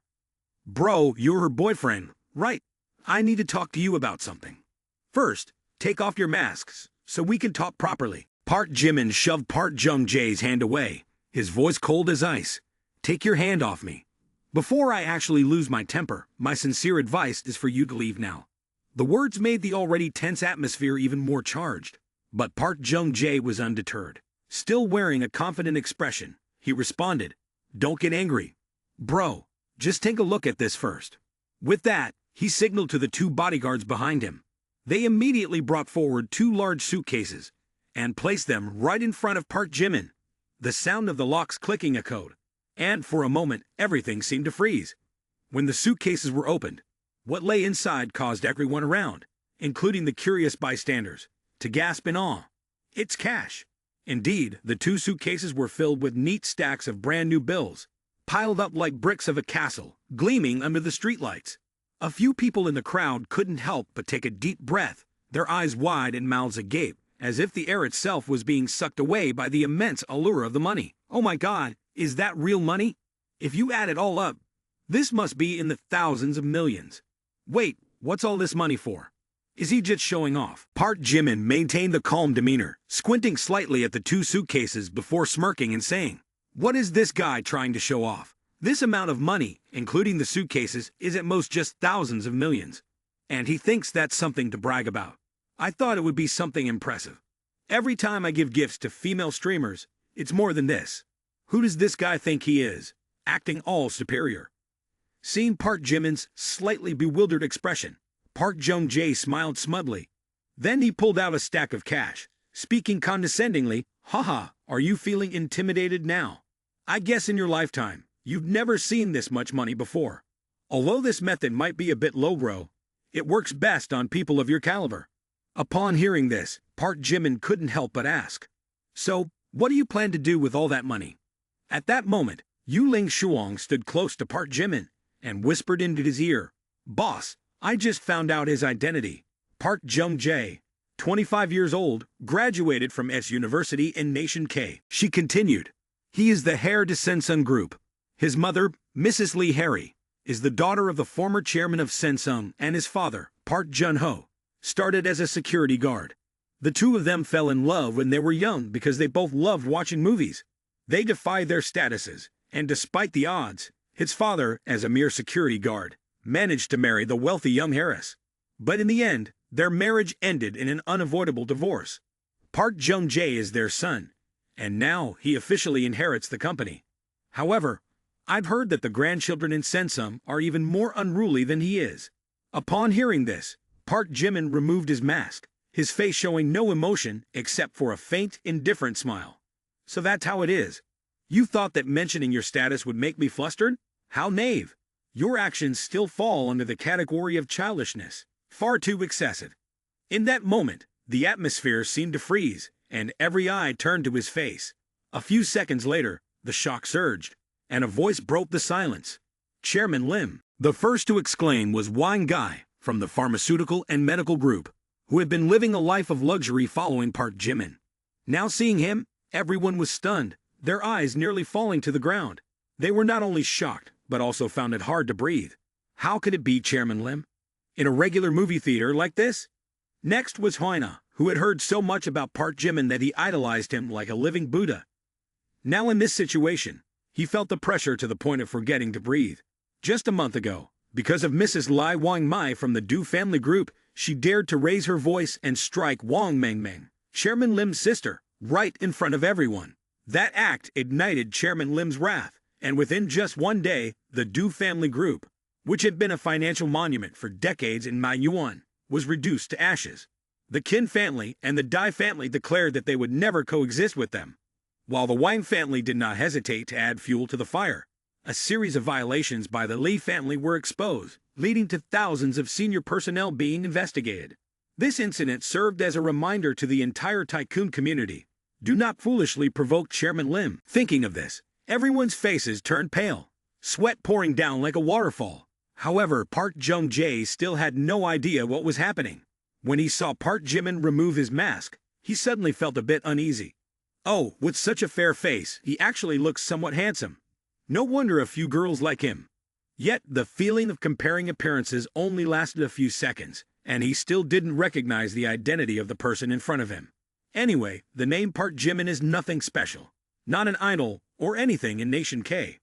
Wang Gui, on the other hand, knew that these two were not to be trifled with, but he couldn't help himself and tried to remind him. Young Master Park, it might be better if you could tone down your words a bit. But before he could finish his sentence, Park Jung-jae immediately interrupted. Wang Ge, watch your words. Do you even know who you're speaking to? His demeanor clearly showed that he was trying to assert dominance, thinking he was the most powerful person in this context. Just at that moment, however, the atmosphere was abruptly shattered by a surprising entrance. 5 girls emerged from the cinema, each with a distinct aura that left the crowd speechless. The beautiful young ladies, each possessing a unique charm, when gathered together, resembled a perfect painting that illuminated the entire cinema entrance. Instantly, a few individuals from wealthy families recognized, wait a minute, isn't that the Qin family miss? And next to her is the Qin CEO. The star group is also here, oh my god, and there's the Dai family miss too. Hold on, isn't that the second miss, Jung Ju Lu from the affluent Jiang Bakang family? And over there is Wang Mengmeng, the biological sister of Chairman Lim. Remember the last time when Mrs. Lai Wangmai slapped her, causing the entire Li family to be utterly devastated, and the HKU family group nearly couldn't recover. Everyone calls her the nemesis of the wealthy. As soon as they recognized the identities of the people in front of them, many took a deep breath. The whole group of rich kids, from Wang Gai, Huan Young Master, Huina, to the beneficiaries, turned pale. In each person's mind, the same thought emerged. It's over. These girls shouldn't be underestimated just because of their beautiful appearances. Behind them lies a mountain of power capable of demolishing everything within reach. Young Master Park, you may be charming girls, but why are you charging headfirst into the most dangerous place? Provoking the CEO of Phi Dum Corporation is one thing, but now you want to use thousands of millions to greet Chairman Lim. Wake up. Have you bumped your head on a door? You are so foolish. You are the biggest fool of all. Meanwhile, Park Jung-jae still hadn't realized the seriousness of the situation, quietly making a decision in his heart. Those 2 girls seem to be the ones I met at the cafe this morning. If they find out who I am now, it will definitely leave a strong impression. Intentionally, Park Jung-jae directed Park Jimin's warning towards the beautiful women trying to win him over. So it turns out that the one making a scene at the cafe during the day is this guy. After all, I am Prince Sensung. No matter how grand the backgrounds of these girls are, they are still just women, aren't they? They can still be swayed by money and power, right? But before he could boast about his choice of words to the beauties, Park Jimin swiftly retorted, "Oh, did you think I don't understand Korean?" Without bothering to engage in a lengthy argument, he responded with a simple yet effective action. A sharp slap from Park Jimin, landed squarely on the handsome face of Park Jung-jae. The slap not only sent Park Jung-jae flying 2 meters away, but also conveniently knocked out one of his front teeth, causing him to fall onto the pavement as if he had just been struck by a meteor. The assistant rushed to catch Jung-jae and shouted in outrage, You dare to hit our young master! Do you even know who young Master Park is? You bastard!" He then turned abruptly to the group of Wang Ge, yelling, "CEO Wang, quickly send someone to capture him. This guy must pay dearly for his actions." However, in stark contrast to the aggressive demeanor of the assistant, the group that had previously sided with Park Jung-jae could only stare wide-eyed at each other. No one dared to move, and they were left standing helplessly, watching as the Sensum Prince lay sprawled on the ground. Not a single person had the intention of stepping forward to assist. Instead, Wang Ge hurriedly bent over and rushed to Park Jimin's side, bowing deeply as if afraid he wasn't showing enough sincerity. "Mr. Lim, please calm down. This is all just a misunderstanding. I honestly didn't realize it was you. What a calamity, family failing to recognize one another. I sincerely hope you can let this go. Another day, I'll personally come to your home to apologize properly. This nation K-fool has no sense of his limits. Of all people to provoke, he dared to mess with you, Mr. Lim." Hearing this, Park Jung-jae's assistant frowned and couldn't hold back, shouting loudly, "Wang Guide, whose side are you on? Do you still want the agreement signed or not?" Upon hearing this, Wang Ge quickly calculated in his head, "The agreement might cost me at most several hundred million, but if I offend Chairman Lim, I'll definitely lose my entire career. Forget Chairman Lim. Even the Qin family and the Dai family alone could crush me." In less than 5 seconds, Wang Ge made his decision. He then turned around, silent, and delivered a straight kick to the stomach of Park Jung-jae's assistant, sending him sprawling to the ground. "What are you signing for? This is what you get for trying to make a fuss in front of me. Do you think I'm afraid of your face?" Following that, Huina and the group of rich kids joined in, each one contributing a hand or a foot. "So you like flirting, huh? So you think you can mess with Chairman Lim's women? So you enjoy bragging, huh? What's it to you that the Sensum Prince is here? This is Nation H. Do you think you're so great?" The atmosphere was now filled with tension. Park Jung-jae, with the help of his assistant, was getting back on his feet, his mouth full of blood and his front teeth nowhere to be found. He was both in pain and furious, struggling to choke out each word. These Nation H people are truly despicable. "Wang Ge, you will pay dearly for your actions today." Park Jung-jae then looked towards Park Jimin, teeth clenched, his eyes filled with rage. "I'll remember you, Chairman Lim, right? I will repay this humiliation tenfold for sure. I swear, this will not end easily." But just as he arrogantly issued his challenge, Park Jimin merely smirked coldly and responded with a sentence that froze the entire crowd in place.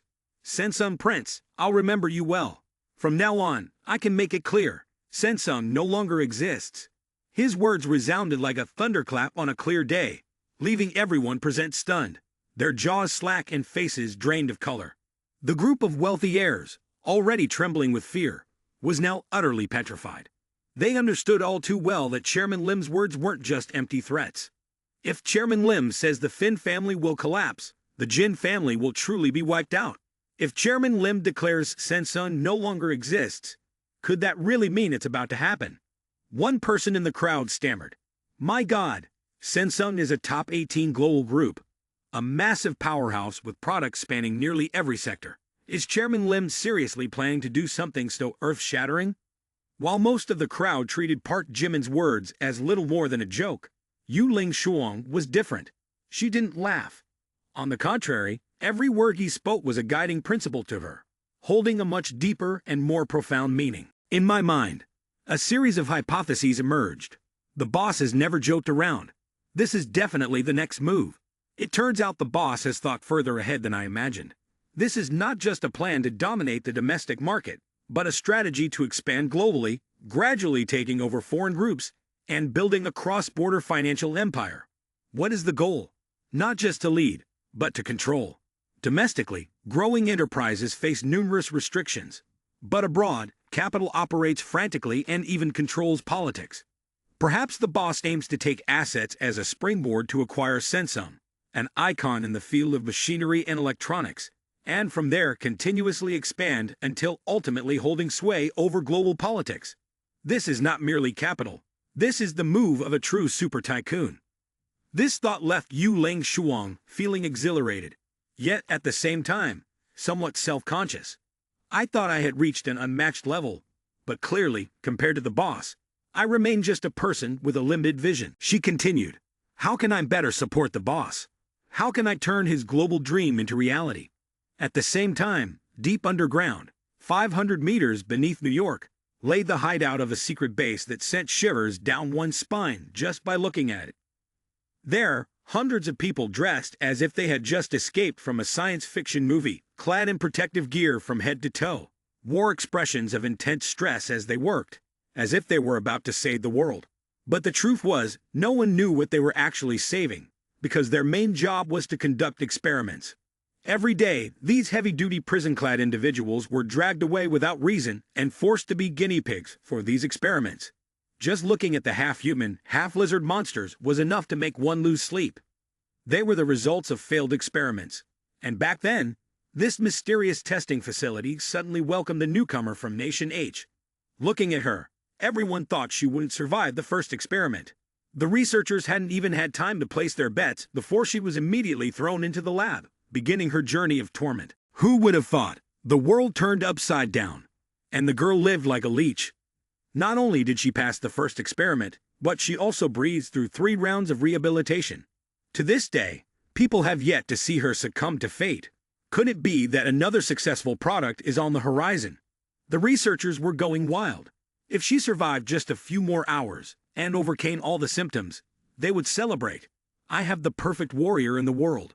Doctor, according to the latest measurements, her muscles are denser than 3 ordinary people combined. Her explosive strength is beyond words, surely more than 10 times the toughness of steel, and her recovery speed is faster than a gamer racing to the top of an event. Quickly inject her with dose number 11, erase her memory, and turn her into a blank slate.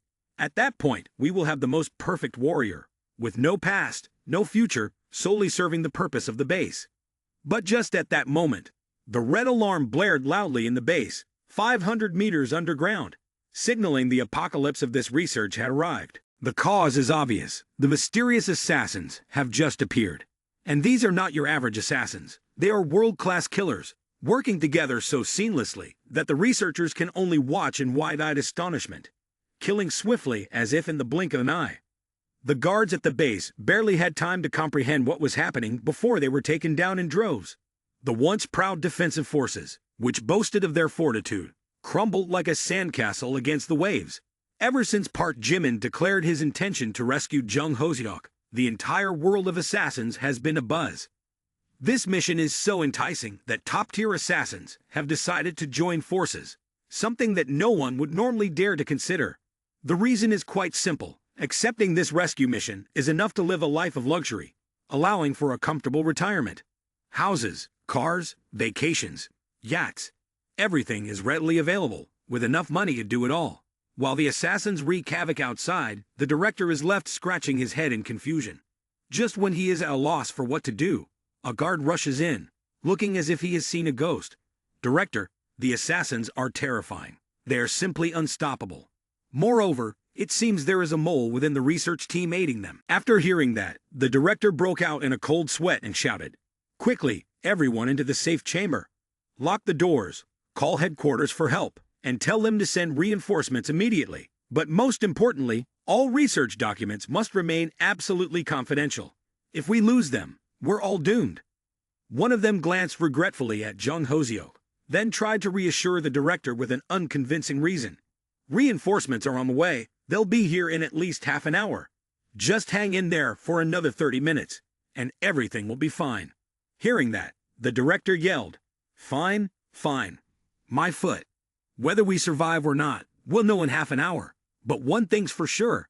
Anyone who makes it out alive won't be getting their salary next month. Focus on staying alive so you can claim your year-end bonus." Then he rushed into the safe chamber, leaving behind a frustrated researcher who muttered to himself, "Director, should we bring the critical test, subject 2705, into the safe chamber? She's highly likely to be our second successful product." The director glared at him, his voice firm and resolute. No, she's still immersed in the energy solution, and the rejection reactions haven't subsided yet. Taking her out now is as good as self-destruction. Just hold on for another 20 minutes. Just 20 minutes. In the base, hundreds of experimental subjects were still suspended in glass containers filled with green energy. But no one could be sure what the targets of those assassins were. At this moment, protecting oneself and the research materials was the top priority. As for the experimental subjects, they would have to be left to their fate. After 30 minutes, the team of assassins, led by the boss, managed to rescue Jung Hoseok, and then they immediately withdrew. Every second that passed was tense. No one wanted to stay longer, as each minute of delay increased the risk of being annihilated by the total assault. At this moment, Jung Hoseok's consciousness was hazy, as if she had just woken up. In the remnants of her memory, she vaguely recalled what had happened. I was kidnapped by a group of foreigners, and Park Jimin risked his life to rescue me. But despite his efforts, he ended up injured because the robbers were too strong. Wait, I'm just an ordinary college student. Why did they have to kidnap me with such a large team? Along the way, she could only sit dazed in the car, feeling both dizzy and confused with a barrage of questions in her mind. At that moment, a female assassin asked, "Excuse me, are you Jung Hoseok?" As soon as he finished speaking, Jung Hoseok glanced over, his voice filled with caution. "So, who are you?" Upon hearing this, everyone in the vehicle let out a sigh of relief. Not too long ago, the entire team was worried they might have mistakenly rescued the wrong person. This girl didn't quite resemble the one in the mission photo. He quickly clarified, "That's right, we were assigned to rescue you and bring you back to Nation H." Upon hearing this, Jung Hoseok's eyes brightened, but he immediately questioned, "You're Park Jimin's men, aren't you? He sent you here." The man chuckled slightly and explained, "We don't know who posted the mission. We just know it was listed on the dark web, with a reward of 3.7 billion from Nation H, just to get you back home. Since we've confirmed it's the right person, we just need to ensure your safe return to complete the mission. Money is all that matters. Thinking too much will only give you a headache." At this point, Jung Hoseok was in shock, but a strong wave of hope surged within him. It must be Park Jimin. No one else would do this for me. As for those rich guys, they're too smart. Who would be foolish enough to throw a pile of money at a student like me? She thought. Loving him is just something to say. All the fun was just fleeting moments. It has to be Park Jimin. He has never given up on me. Back when my mother was seriously ill, I called everywhere for help. Not a single person would lend me even 30,000, and I was even cruelly refused to the point of wanting to erase all my contacts. Only Park Jimin, whose words could be unpleasant and whose demeanor was cold, quietly sought ways to help, and this time was no different. I thought I might die somewhere in the laboratory, but Park Jimin didn't give up. He faced difficulties head-on, spending several amounts of money that people dream of their whole lives just to find and rescue me, while it wasn't even clear if I was still alive or had become a test subject. The sincerity was so deep, the feelings so overwhelming that Jung Hoseok couldn't stop crying. Tears streamed down her face like rain, each drop large as pearls.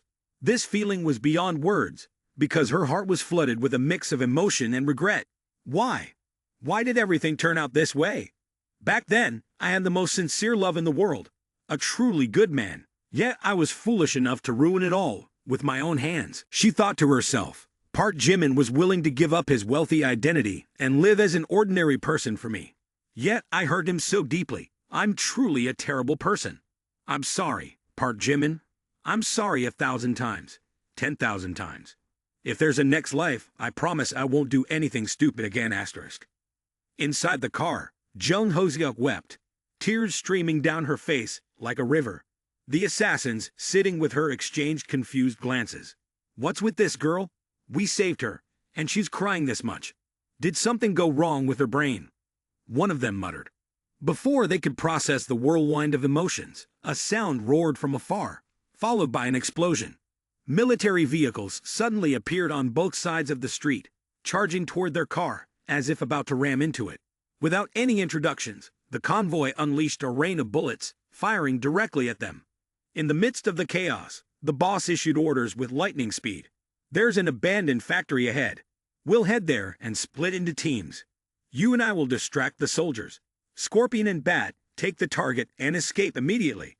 Get out of NY as fast as possible. Understood. Scorpion and Bat chimed in unison. Got it, boss. The chase grew increasingly intense as they delved deeper into the abandoned building. The boss and his team drove while shooting to shake off their pursuers, while Jung Hoseok and the female assassin Scorpion had to weave through the debris on foot. However, their hope for survival was short-lived as another group of hunters charged in. This group not only had soldiers, but was also equipped with drones hovering above like watchful eyes. A few unfortunate souls met their end on the spot, unable to utter a final word. After dealing with the gang in the abandoned factory, the bloodthirsty dark web crew split up, determined not to let a single person escape. After thoroughly searching the factory, they reported back to headquarters. The target has gone off the radar. She not only sprinted across rooftops with incredible speed, but also executed parkour moves expertly, leaping through gaps between buildings like a professional mercenary. She has now taken refuge in a poor neighborhood. On the other end of the line, Mr. X shouted furiously. Reinforce the capture team. I suspect there's no way she can escape from Nation M in a short time. The airport, the seaport, even the highways must be completely blocked off. Indeed, it was an outstanding pursuit. After a few assassins had just run halfway, they were immediately taken down on the spot, hit by bullets with perfect accuracy. Meanwhile, Jung Hoseok and the female assassin Scorpion managed to escape from the abandoned factory, running into a complex poor neighborhood. As they ran, Jung Hoseok spoke softly. I'm sorry, it's my fault that I dragged your teammates into this. Did they sacrifice themselves? But before Jung Hoseok could continue speaking, Scorpion unexpectedly replied, her face betraying no emotion. They are likely all down now. The communication line has been cut, so that's highly probable. You're not bad. You have good stamina and quick reflexes. If you put in the effort to train, you could definitely become a skilled assassin.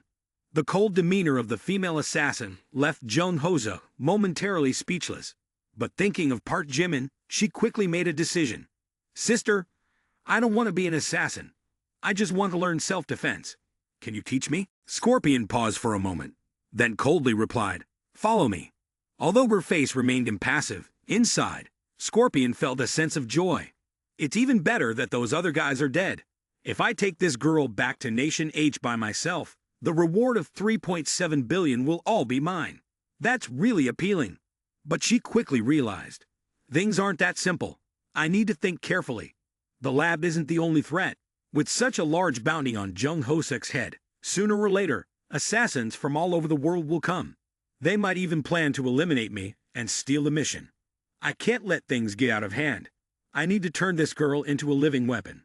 At the very least, she should be able to protect herself and, more importantly, protect me as well. As for Jung Hoseok, he knew that to survive, he couldn't rely solely on luck. He had to take matters into his own hands. I need to be stronger. At least strong enough, so that Park Jimin doesn't have to worry anymore. Moreover, I have become the perfect warrior, as strong as a tiger, a leopard, and a lion combined. My muscles are 3 times denser than an average person's, and my strength must be 10 times greater, she thought. Even the bones are so sturdy that they could break a steel bar, and the recovery ability is such that even when shot, it heals in the blink of an eye. I am confident that after this special training course, I will be able to protect him in return. While Jung Hoseok was on the run in Nation M, back home, Wandering the Universe had created a box office legend, shattering all prejudices and leaving the entertainment industry in awe. This goes to show that life is unpredictable. Sometimes, what seems ordinary suddenly transforms into a masterpiece. On its opening day, the box office gently raked in 6,820,000, and its reputation soared like a balloon released into the sky. By the second day, the figure skyrocketed to 59,680,000. The rating surged to 9.9, leaving everyone astonished. The peak came on the third day, when the film broke box office records with a revenue of 321 million, achieving a breakthrough of 100 million discussions, and critics praised it highly. As for the public, there was no need to say more.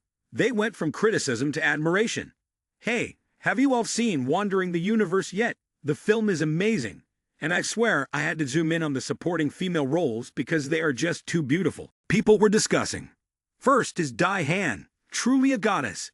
Just one look, and you want to become a fan immediately. Next is Kim Woo-song, also from manhwa, whose beauty and charisma captivate the audience from the very first glance. After talking about how rapidly the ratings are increasing, now it's time for feelings. If this performance level keeps up, who knows, Oh Young-sil might soon earn the title of box office queen. Not to mention, Yan Jing is also shining in her area, keeping pace. Nai Wen Kuzi has also stirred the online community with her erhu performance, being so beautiful, while playing that people can't help but marvel. Just hearing a few notes, the fans have already decided to pledge their everlasting love to this talented girl. Meanwhile, in the luxurious presidential suite of the hotel in manhwa, Park Jung-jae is going crazy over the news that Park Jimin has humiliated him right at the cinema entrance, his face burning as if he were caught in the midday sun. Humiliation is an understatement. But the most painful part is that this embarrassing moment happened right in front of Dae-han, the person he desperately wanted to impress. Park Jung-jae said, "Park Jimin, just wait for it. Sooner or later, I'll step on you, and then you'll see how arrogant you are." Meanwhile, the assistant stood by, respectfully reporting, "I've been investigating Chairman Lim thoroughly these past few days, but his background is more complicated than those palace intrigue dramas. Even some of the rich people from Nation H have no idea about his real background." Park Jung-jae raised an eyebrow, signaling him to continue.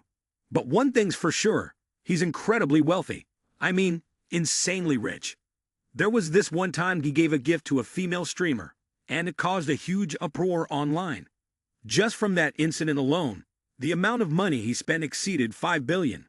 Park Jung-jae's face twitched slightly in disbelief while the assistant continued, his tone becoming more dramatic. "And that's not all. He's incredibly versatile.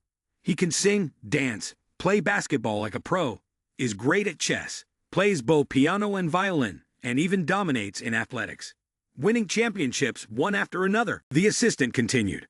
"That's why the online community calls him the national male god. The key point is that under Park Jimin's leadership, he owns a series of massive investment companies, including Big Cat TV, Vinova App, Han Cheng Jiak, Ru Yuan Medicine and Pharmacy, Feed Dumb Corporation, Star Group, CI Charity Fund, Kitten Shopping, and Young-sil Television. The estimated total market value of these companies alone has surpassed 6 trillion. Upon hearing this, Park Jung-jae felt as if someone had just thrown a heavy weight at his head. His face twisted in shock, and all that echoed in his mind were the words, stunned. It wasn't just a double shock, it was compounded by fear as well. Sitting there in a daze for a moment, Park Jung-jae muttered angrily, 6 trillion? Is he a person or a money printing machine? The total global market value of Samsung isn't even close to this. Could it be that this Park Jimin is richer than my entire clan?" Seeing his boss's bewildered expression, the assistant adjusted his black-rimmed glasses and added, "Young master, don't panic. Things aren't always as they seem. The data shows that Park Jimin has invested in many industries, and while the total market value does indeed exceed 6 trillion, a significant portion of those shares are not registered under Park Jimin's name." The assistant added, "It's possible that the money he's investing isn't even his own. It could be from some wealthy group or even a bunch of rich people backing him up." Upon hearing this, Park Jung-jae took a deep breath, feeling as though someone had slapped him awake, his spine suddenly cold. So behind these world's richest people, there are even wealthier ones hiding in the shadows. The assistant adjusted his glasses, his expression growing more serious. "That's right, young master. The truly skilled and genuinely rich people don't care about appearing on Forbes lists. It's clear. Park Jimin is probably just a pawn in the hands of some major tycoons. The forces behind him must be formidable. Just look at how all the businesses he's invested in are interconnected, forming a complete ecological chain. What's terrifying is that in just half a year, he's risen to such heights. Behind him, there must be a team of highly talented advisors. It couldn't just be people who are new to the game." Upon hearing this, Park Jung-jae slammed the table, his face cold but his eyes sparkling with a hint of resentment. "Humph, consider this my underestimation of him. But no matter how formidable Park Jimin is, he can't threaten the position of our Samsung." Before he could say anything further, the assistant continued reporting. "All right, young master, tonight at 7:30, the manhwa Emperor Hotel is hosting a celebration for Mr. Kin's 75th birthday. According to the information I have, Mr. Kin has a strong passion for antiques, calligraphy, and traditional art, which are exactly your fort, aren't they? I've heard that Miss Sai and Miss Kin will both be present, and the chairman has already prepared an invitation for you to attend as the Prince of Sensun. This is not only an opportunity to meet some young ladies, but also to build connections within the upper class, paving the way for tapping into the H-Nation market. After the assistant finished speaking, he brought out a set of attire that dazzled the eyes. Park Jung-jae took it and nodded with satisfaction. So those years of hard work learning to be eloquent can finally pay off. Tonight is not just about regaining my image, but also a chance for Park Jimin to see that this Sensun prince is no ordinary character. In his heart, Park Jung-jae silently made a resolution. To win over my grandfather, I need to dive into studying antiques and calligraphy from a young age. Not just study, but master it to the point where I become an expert without realizing it. Thanks to this skill, I'll soon own shares in Sensun and be recognized as the most promising heir. This time, I must turn the tables, regain my image, and the opportunity has arrived. The gathering of high society at Mr. Kin's birthday celebration will be my stage to shine like the sun. Afterward, Park Jung-jae walked with the confidence of being the center of the universe, his energy brimming as if preparing for battle. Based on the information I've gathered, Park Jimin is truly the legendary overachiever. Basketball, singing, dancing, piano, violin, go, even acting. He excels at everything. But when it comes to calligraphy, painting, or antique appraisal, those are definitely not on his list of skills.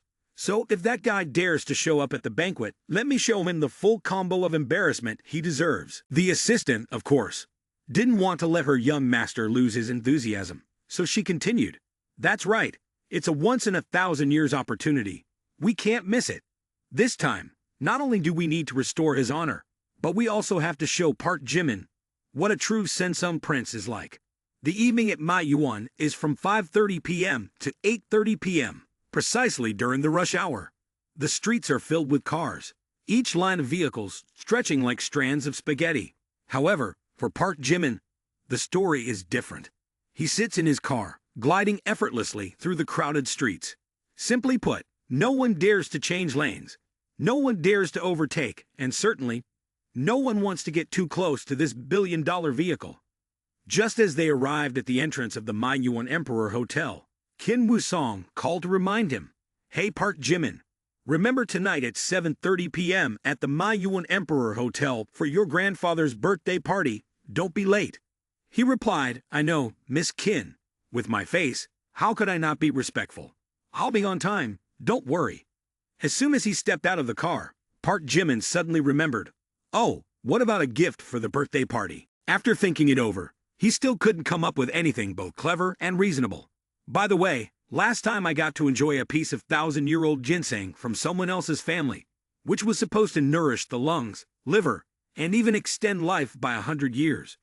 When you think about it, I owe the Kin family quite a big favor. This name sounds familiar. Oh right, isn't this the 5-star hotel owned by Phi Dum Corporation?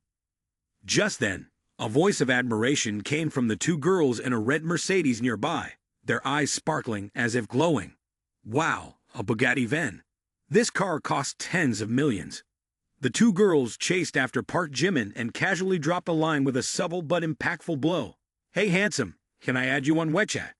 Park Jimin was about to refuse, but as he turned around, he immediately froze. Wait, twins? The two girls standing in front of Park Jimin looked identical, with cute faces, smooth skin like milk, and an innocent appearance, but still exuding something irresistibly captivating. Park Jimin was momentarily taken aback, but he quickly regained his usual cold composure and stated bluntly, "Not convenient, don't want to add more." As soon as the refusal left his lips, he turned and walked away without glancing back. And there was one more thing that Park Jimin found inconvenient to say. Girls who are too proactive from the start just ruin the fun. I prefer the kind that I instantly dislike, even to the point of wanting to punch them. The more I dislike them, the more interesting it becomes. Only then can the system truly ensnare me. These twin sisters were no ordinary girls. In Manhwa, Xi-men Nana and Xi-men Ting Ting were two hot names in the upper-class circles, playfully referred to as the Sisters of Neptune, because their talent for raising fish was unparalleled, an entire pond filled with sharks. As for their family background, The Xi-Men family was originally a prestigious lineage, but 20 years ago, a downturn in business caused the family to gradually fade from the elite map. Yet, in just 3 short years, thanks to these 2 girls, the Xi-Men family had turned the tide. Their beauty was undeniable, as the twins not only shared the same birth, but also created a doubling effect of allure. Their secret weapon could be summed up in 2 words: artistic revenge. Their level of skill was so high that it captivated men as if they were under a spell. The younger sister turned to her older sister, her voice a mix of annoyance and a hint of confusion. "This is the first time someone has rejected us since we were kids. What's going on?" The older sister was just as shocked, but her eyes suddenly lit up with surprise. "Wait a minute, this person looks really familiar. Could it be, this is Chairman Lim, the one everyone's been talking about?" Without thinking any further, the 2 of them quickly ran after Park Jimin, their voices filled with excitement. "Chairman Lim, we're so sorry for being so abrupt earlier. I'm a huge fan of yours. I absolutely love the films you've invested in, and your talent speaks for itself. I truly admire and love you." Upon hearing this, Park Jimin coldly replied, "Sorry, I don't get close to fans." He then walked into the hotel without even turning back. After being rejected by Park Jimin, the twin sisters stood there, fuming with anger. "Chairman Lim, did he really speak to us like that? This must be the first time we've ever been dismissed by a cold-hearted idol. Didn't they say Chairman Lim was quite the playboy?" Both sisters thought. Rich family background, flirtatious, and entangled with countless beauties. Yet here we are, coming out in front of him, and he doesn't even spare us a glance. How absurd. While the elder sister was still feeling regret for not being able to approach him further, the younger sister's eyes sparkled with determination. "Does he think he can escape? I heard he's coming to Mr. Kin's party today. No matter. Let's see how long he can keep up the cold act. All men are basically the same. They can pretend all they want, but in the end, they'll have to kneel at our feet." Upon hearing this, the elder sister's eyes lit up with interest. "Oh, are you sure about that?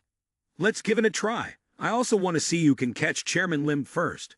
The fishing theory of these Xi-Men sisters is beyond discussion. First, they're 100% proactive, without any hint of shyness or timidness.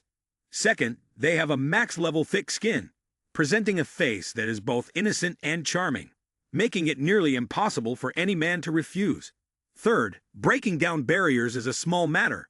Having a wife or girlfriend makes no difference. As long as one possesses beauty, there's no corner that cannot be broken. While the Sisters of Neptune were still calculating, Park Jimin had just stepped through the main door of the hotel when a stunning figure appeared. Ignoring the gazes of everyone around, she confidently lifted her skirt and walked slowly toward him. "Mr. Park Jimin, you look completely different from what I imagined." Park Jimin, who was already used to the rumors about him, curled his lips into a slight smile. "Oh, Miss Dai-Han, and what exactly is different?" Dai-Han wasn't in a hurry, continuing to question him, but emphasized her point. "I just saw the 2 Xi-Men sisters proactively asking for your wet chat. They're so beautiful, with so many people chasing after them. Yet you were completely indifferent. I really don't understand. I always thought you were a charming young master surrounded by women. But now, I see you're not quite like the rumors." As she finished, Dai-Han's eyes gleamed with a mischievous sparkle, and her interest in this man grew even more. The system notification appeared. Dai-Han's favorability has increased by 1. Current favorability, 94 points. Park Jimin stared at the system notification, completely stunned, his mind filled with question marks. What's this? Dai-Han has always been difficult, and her favorability increases so slowly, yet today it goes up just because I didn't add WeChat. This is strange. Meanwhile, Dai-Han continued speaking and nodding, as if she had just unlocked a universal truth. Exactly, someone like Mr. Park Jimin, an immortal cultivator, couldn't possibly be swayed by female beauty, right? And the girls around you may seem ambiguous, but actually, they're just a cover to mislead the world, aren't they? That's why you're clear-headed enough to turn them down so straightforwardly. A pair of top-tier twins like that, an ordinary person would have fallen for them long ago. As soon as the words left her mouth, Park Jimin immediately didn't know how to respond. To think she came up with that. I just thought her favorability was too high, couldn't compete with the system, so it wasn't worth bothering about. Without hesitation, Dai-Han took another step forward. Mr. Park Jimin, may I be your dance partner today? In a moment of surprise, Park Jimin gently took Dai Han's hand and said, "All right, if you want to dance, I don't mind." The Xi-Men sisters stood there, awakening as they found the solution to a difficult puzzle. Ah, so he rejected us because of Miss Dai. Everything is clear now. The older sister looked at the scene with frustration. Just now, I was even wondering if there was something wrong with my looks. But now I feel completely reassured. It turns out he and Miss Dai had a prior arrangement. If he had given us his contact number earlier, Miss Dai would definitely have found out, and then we would have been done for. Hearing her sister's analysis, the younger sister felt even more aggrieved. It's true that all men are like that. They appear upright on the outside, but inside, they are all calculating. If Dai-Han hadn't been here today, he wouldn't have been so cold. He would have definitely approached us for our numbers without us having to say a word. On what basis is Dai-Han considered the number one in my yuan? What does she have that I don't? Is it just because of that title of Miss Dai? Xi-Men. Ting Ting grew increasingly frustrated, the sense of injustice becoming more apparent in her mind. Why is it that we put so much effort into attracting just a few second-tier rich guys, while Dai-Han doesn't have to do anything and the top guys come running to her? This world is so unfair. She was born already standing on the pedestal that others can only dream of reaching after a lifetime of struggle. But it's fine. Time will reveal everything. We won't lose. Chairman Lim, don't think you can easily escape from our sights. At that moment, three important figures walked out from the main stage. Qin Wusong, Qin Wufeng, and an elegant elderly man. This elderly man was none other than Mr. Qin Tianfang, the founder of the Qin family group, who had been a master on the Maiyuan birth 30 years ago. Qin Wufeng, always one to gossip, immediately pointed to Park Jimin and said, "Grandpa, look, that's Park Jimin, the guy the sisters secretly stole 1,000-year-old ginseng to give him." Mr. Qin paused, his eyes filled with curiosity. So he is Park Jimin at such a young age. It's hard to believe that someone so young could bring down the Jin family. In Mr. Qin's mind, the person who caused such a stir in Maiyuan, leading to the collapse of the Jin family and the acquisition of numerous assets, had to be a seasoned man over 30 years old. Qin Wufeng did not forget to add, "Grandpa, he is even 2 years younger than my sisters." This statement immediately earned a glare from Qin Wusong. "Shut up, no one told you to be mute." At that moment, Qin Tianfang spoke up, his tone cold yet somewhat authoritative. "All right, have you two played enough? Wusong, go call Park Jimin here. Grandpa has heard that he is very good at chess and wants to see if he truly has the skills, or if it's just a facade." Hearing this, Qin Wusong couldn't help but worry. Is Grandpa planning to bully him? No one in the park dares to play chess with Grandpa anymore. "Don't scare my Park Jimin." Qin Tianfang responded firmly, "I'm not bullying anyone. I just want to see if the boy who made you steal my 1,000-year-old ginseng really has the skills." As he spoke, Qin Tianfang continuously slammed his cane onto the ground, causing cracks to appear in the floor, his intense aura filling the air. Seeing the old man's power, Qin Wusong didn't know what else to say, muttering, "Park Jimin, that looks like Grandpa is about to defeat you today. I can't help you." But soon, she changed her mindset, silently reflecting. Could this be a hidden test from my grandpa? If Park Jimin wins, will he get closer to joining the Qin family? But if he loses, I'm afraid both Grandpa and everyone else will mock him. In a moment, Qin Wusong walked up to Park Jimin and, with a reluctant expression, said, "Park Jimin, my grandpa called for you." Afterward, her face was a little awkward, though she couldn't hide her smile. Seeing Qin Wusong's hesitant look, Park Jimin asked in confusion, "Your grandpa called for me?" He immediately became alert, wondering to himself, could this be about discussing marriage? With so many guests around, they aren't talking to anyone else, but focusing on a young guy like me. What does this mean? Meanwhile, Qin Wusong suddenly widened her eyes, her thoughts running wild as if carried away by the wind. Could Park Jimin's age be fake? I heard that some immortal cultivators, if they reach a high realm level, not only extend their lifespan, but also remain eternally youthful. Maybe he's over 100 years old, just pretending to be young to deceive people.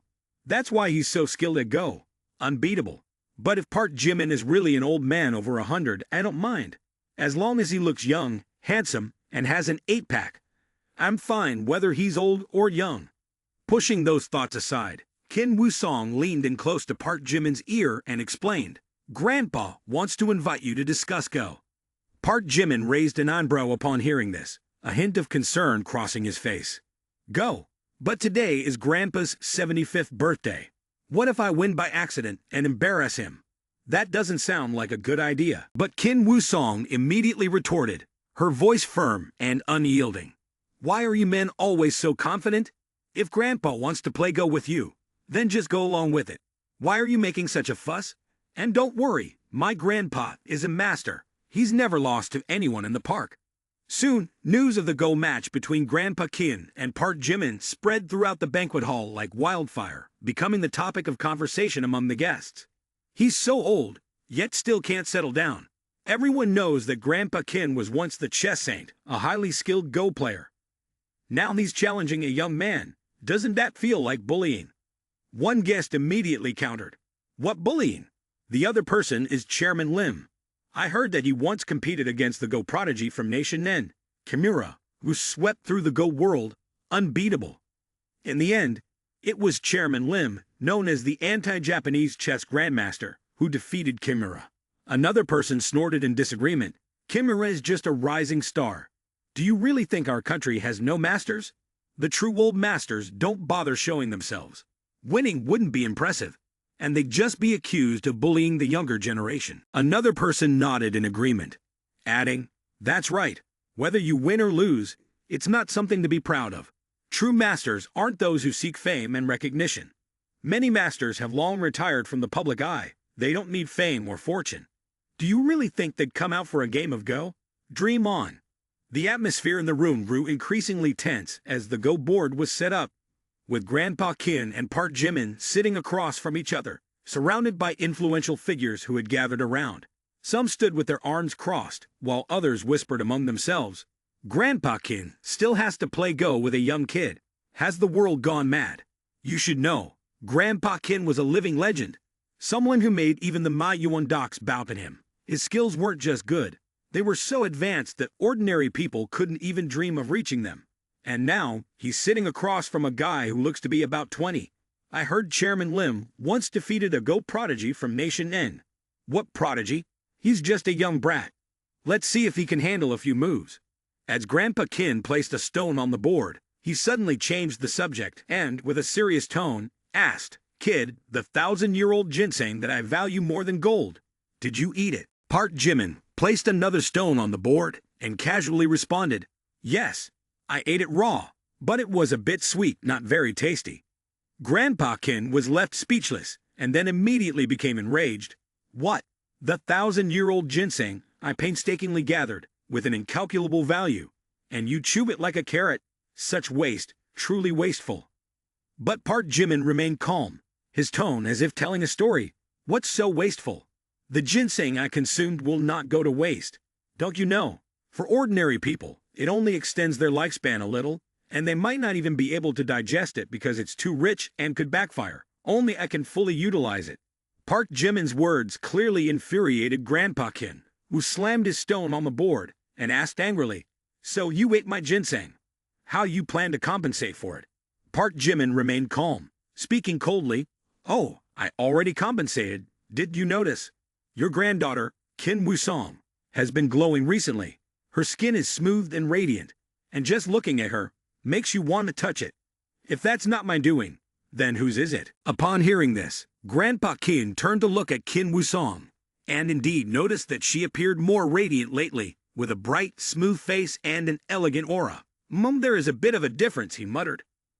But at the same time, his gaze grew sharper, and noticing Kim Woo-song's reddened face, Grandpa Kim suddenly sensed something was off. The more he looked, the more uneasy Kim Woo-song seemed. Her head lowered in embarrassment, her face flushed.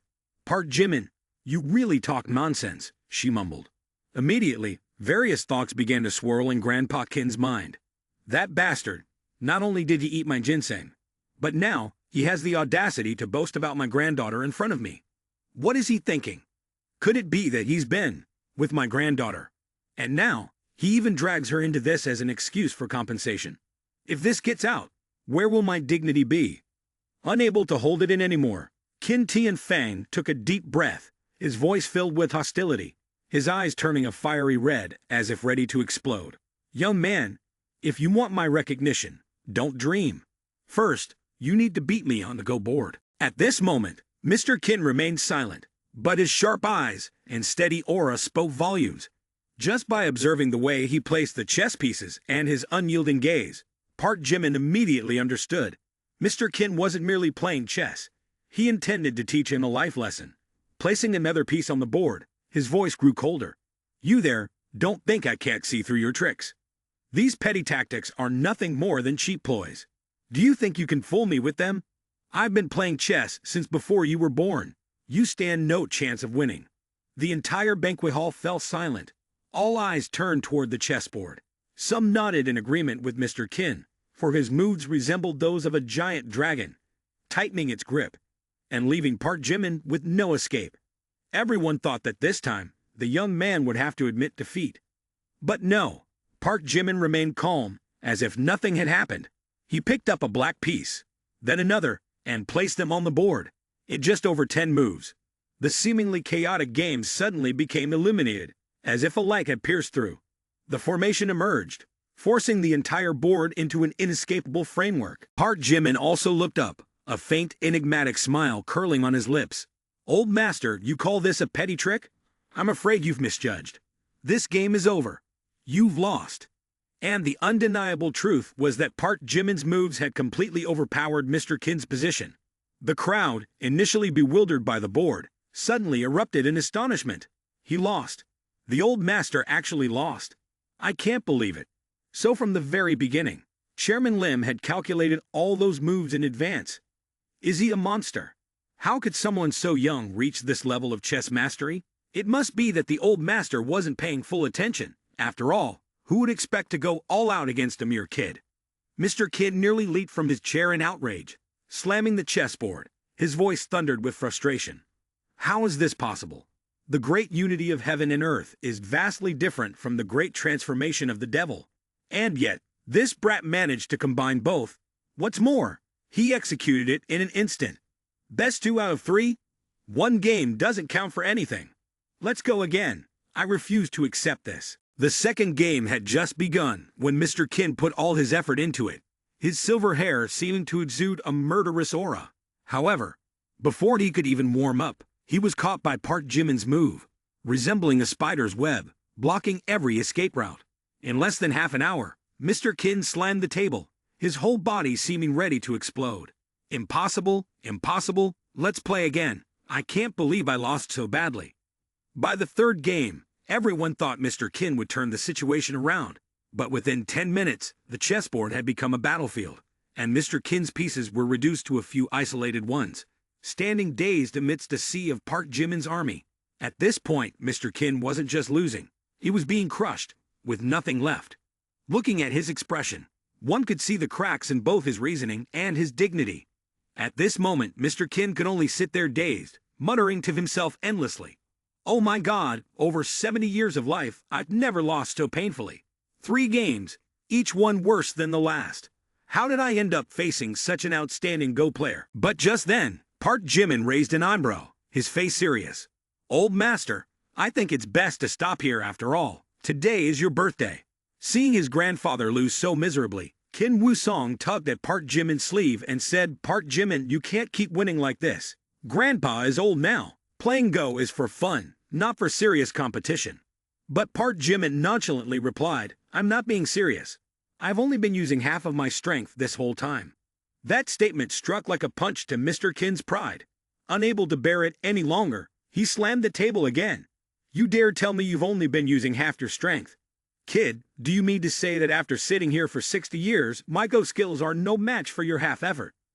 The atmosphere in the banquet hall seemed to slow for a moment, with the crowd falling silent, not daring to breathe loudly, afraid of further agitating Mr. Kin. Realizing he had misspoken, Park Jimin spoke innocently. Oh, Mr. Kin, I didn't mean it like that. Honestly, I think your Go skills are incredible. Of all the people I've played against, you're definitely among the top. But the more he spoke, the angrier Mr. Kin's face became. A junior like you, judging my Go skills, and even doing it in such a condescending manner. Are you trying to make me furious? Fine, I'm not playing anymore." With that, he angrily threw his pieces down and stood up, waving his hand. "Xiao Song, Xiao Feng, go take over for me and entertain the guests. I don't want to waste any more time with this guy. Playing with him is just asking for humiliation." Seeing his grandfather storm off, Qin Wusong feared his grandfather's blood pressure might rise, so he quickly chased after him. "Grandpa, take it easy. Wait for me." After the intense go match with Park Jimin, the atmosphere in the hotel became a bit subdued. As for Mr. Qin, after swallowing the bitter words, he finally passed the stage over to the younger generation. But instead of sulking, his expression turned contemplative, and at times he even smiled heartily. "Xiao Song, that guy may be arrogant, but he certainly has potential. I didn't expect there'd still be young people with such abilities in this world. That defiant arrogance really reminds me of myself in the past." Qin Wusong frowned, unable to hold back his question. "But Grandpa, you lost so clearly, aren't you upset?" Mr. Qin laughed heartily. "Old master, why would I hold a grudge against a young man? Do you think I'm petty like that? Honestly, I prefer people like Park Jimin. Unlike those who are always flattering, with silver tongues, but no substance, he's different.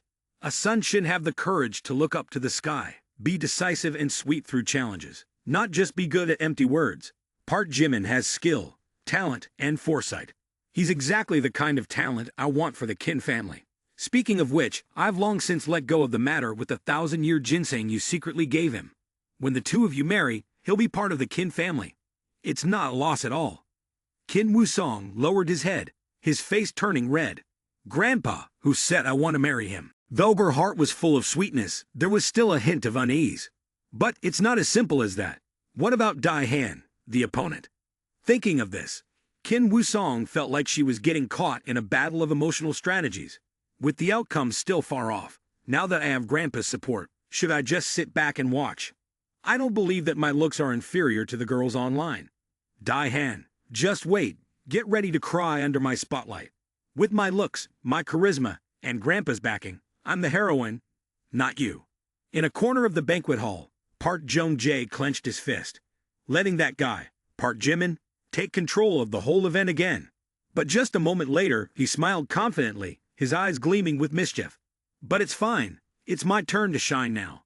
The assistant nodded, understanding his intent, holding a carefully rolled-up painting in his hands. When everything was in its place, and the distinguished characters from all over gathered, each person brought their own unique aura, enough to suggest that this was not a party for ordinary individuals. Mr. Qin sat at the head of the table, calm and yet still imposing. "Ladies and gentlemen, it is a great honor that you have taken some of your precious time to be here today." Just at that moment, Park Jung-jae was ready to take the stage on time. He commanded his assistant to proceed directly to Mr. Qin, beginning to put on a show. "Old Master Qin, it is a great honor to meet you. Today I bring an ancient painting, and I have heard that you and the other seniors here are masters in appraisal. I hope you can help me determine its authenticity." Mr. Qin raised an eyebrow, showing interest. "Oh, then let's open it and see. I too am curious to find out what painting has caught your attention so much." The assistant did not hesitate and carefully unfolded the painting, revealing a landscape of mountains and rivers, with ancient and exquisite brushwork that seemed to spill over the paper. "Ladies and gentlemen, what you see here is a moonlit night on the Spring River. I have heard it once belonged to a distinguished painter of the Ming Dynasty." When the painting was unveiled, all eyes were drawn to the artwork laid out on the table, a classic masterpiece, covered in a layer of dust from time, made everyone feel as if they were witnessing a priceless treasure. An old man in the crowd exclaimed, his eyes bright as if he had just discovered a hidden gem. "Isn't this the 100 Birds Paying Homage to the Phoenix by Tang Yin?" But immediately someone else interjected. "Wait a moment, but I heard that the 100 Birds Paying Homage to the Phoenix was actually destroyed during the Ming Dynasty. Could this possibly be a fake?" Qin Tianfang, with the demeanor of an antiques master, examined the painting through a magnifying glass and spoke elegantly. "No, look here, this is made from ephedra. The color is a natural deep yellow, both ancient and sturdy. The surface of the paper is smooth, but not artificially glossy. This is definitely an antique." Another person chimed in, unwilling to fall behind in the critique. "That's right, this paper not only resists pests, but is also water resistant. The colors are natural, And the brushwork is exactly in the style of Tang Yin. Even without a signature, just looking at the spirit of this piece, it's undoubtedly authentic. Mr. Qin continued, his expression solemn. This can be a preliminary sketch by Tang Yin, not the original, but if it is indeed his true handwriting, its value must be measured in hundreds of millions or more. A statement like a definitive seal from Qin Tian Fang caused the entire auditorium to buzz. Yes, just look closely at the ink strokes, both soft and decisive, with varying shades, much like the rhythm of a musical piece. Not everyone can create this. If it's not Tang Yin, then it's a grandmaster of the same era. But to be more certain, further authentication from experts is required. If this truly is a rough draft by Tang Yin, then it is not just a work of art, but also a historical treasure, the value of which cannot merely be quantified in monetary terms. While several senior antique experts were meticulously examining every detail, their hands trembling with excitement, Park Jimin stood silently, a smirk playing at the corner of his mouth, a smile that was half contemptuous and half satisfied. Is the expert from Nation H really that skilled? Indeed, it is only as good as this.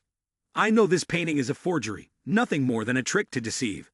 And the reason I know is precisely because of the genuine 100 birds paying homage to the phoenix, which is securely in my possession, like a trump card. But life isn't that easy. Where did this person come from?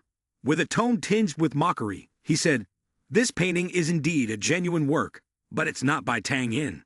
And no one else but Park Jimin, strolling leisurely with a confident smirk full of charisma. Park Jung-jae stood there, his face pale, and inside he could only scream, it's him again. I was about to make my move, and this guy steals the spotlight. At that moment, all eyes were on Park Jimin. Some gasped, while others frowned in disbelief. Mr. Shai immediately retorted, young man, on what basis do you dare to say such a thing? Do you even know what my entire life studying ancient paintings has been for? Another person added, not him again. Everywhere, from Go to ancient paintings, he's always around. Who is he? Could it be that he knows more than I do? Park Jimin chuckled softly, his expression embodying the aura of an exceptional individual. Tang Yin. No, this is a work by a lesser-known, but equally esteemed painter in the antique world. Xia King Yu, the most outstanding student of Tang Yin. As soon as he finished speaking, Park Jimin snapped his fingers for the waiter to prepare the items. Everyone stared at Park Jimin in astonishment, unsure of what he was intending to do. As soon as Park Jimin cut the edge of the painting, everyone felt furious. Old Master Qin shouted angrily, damn it, Park Jimin, do you dare to destroy antiques in front of me? The antique seniors looked pale, as if they had just had a piece of their soul torn away. But Park Jimin didn't care. He continued to carefully cut the edge of the painting.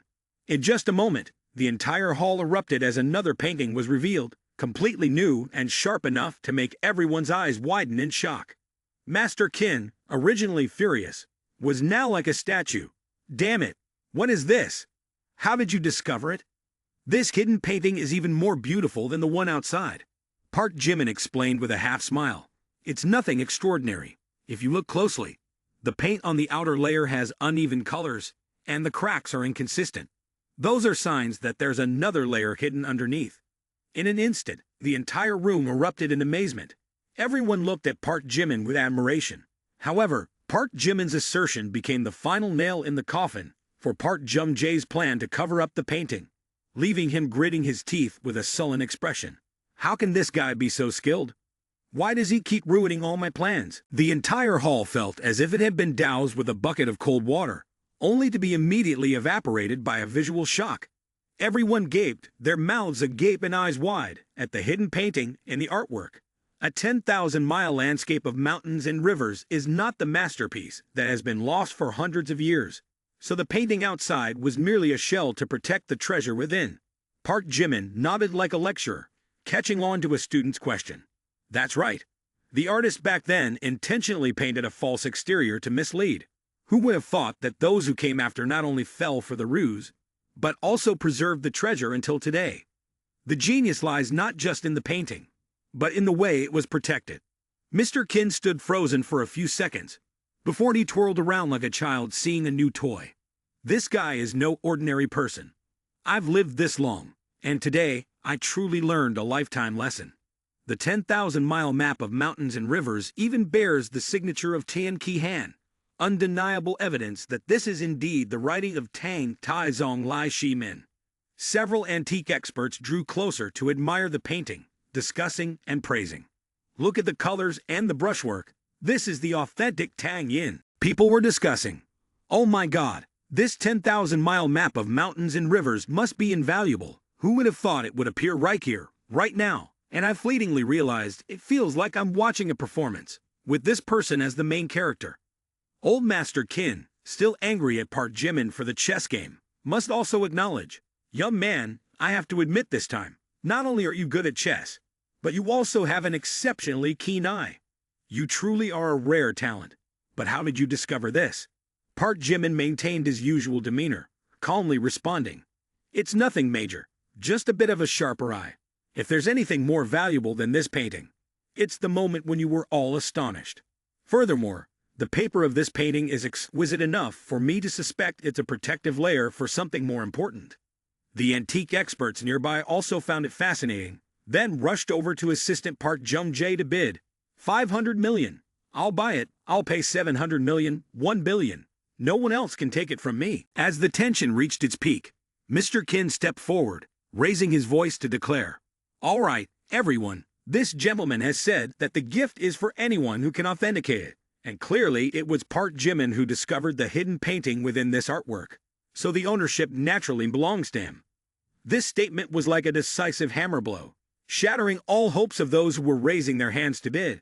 Assistant Park Jung-jae brought the painting forward, now only able to force a smile, not daring to voice any objections.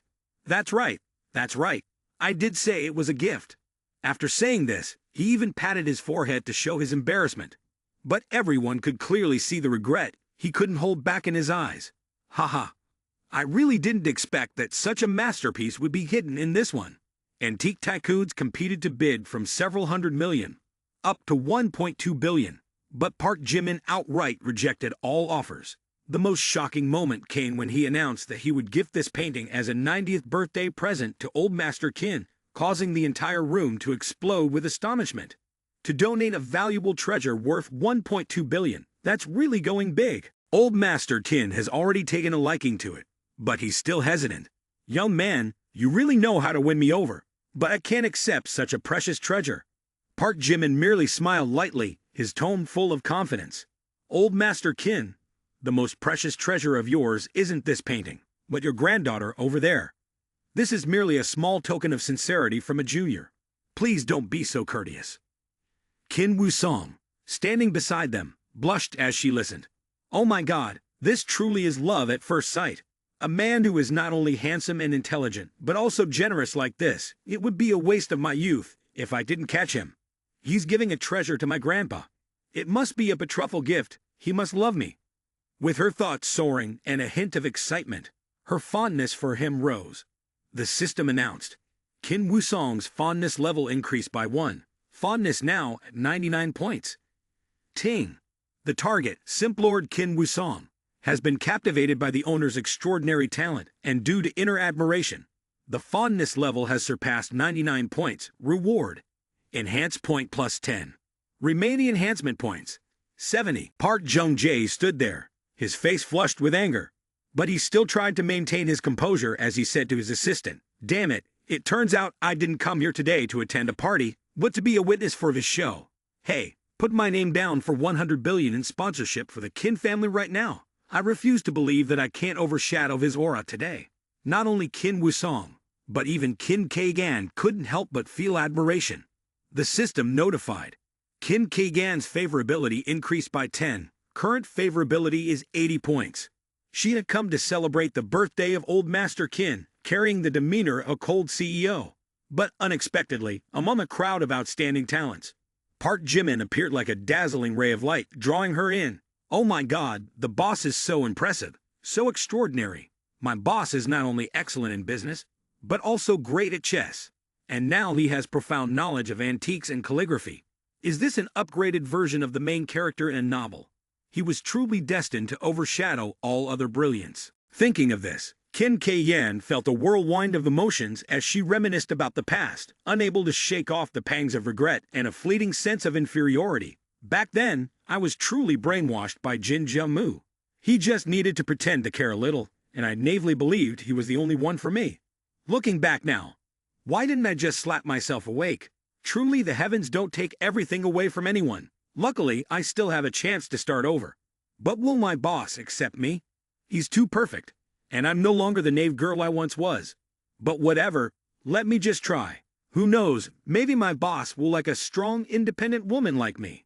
Before she could sigh again, the playful voices of Xi Men Ting Ting and Xi Men Nana echoed from ahead. Sis, I swear, if Chairman Lim throws some flirty remarks, I would willingly turn into a fish. If he were my boyfriend, I wouldn't just be talking about riches. Just a glance from him, and I'd be ready to give everything. After saying this, Xi Men Ting Ting even licked her lips, as if she were eyeing a rare prey in the wild. Kim K-Gan listened in amazement, wanting to faint. Xi Men Nana, refusing to back down, replied, "That's right, Ting Ting.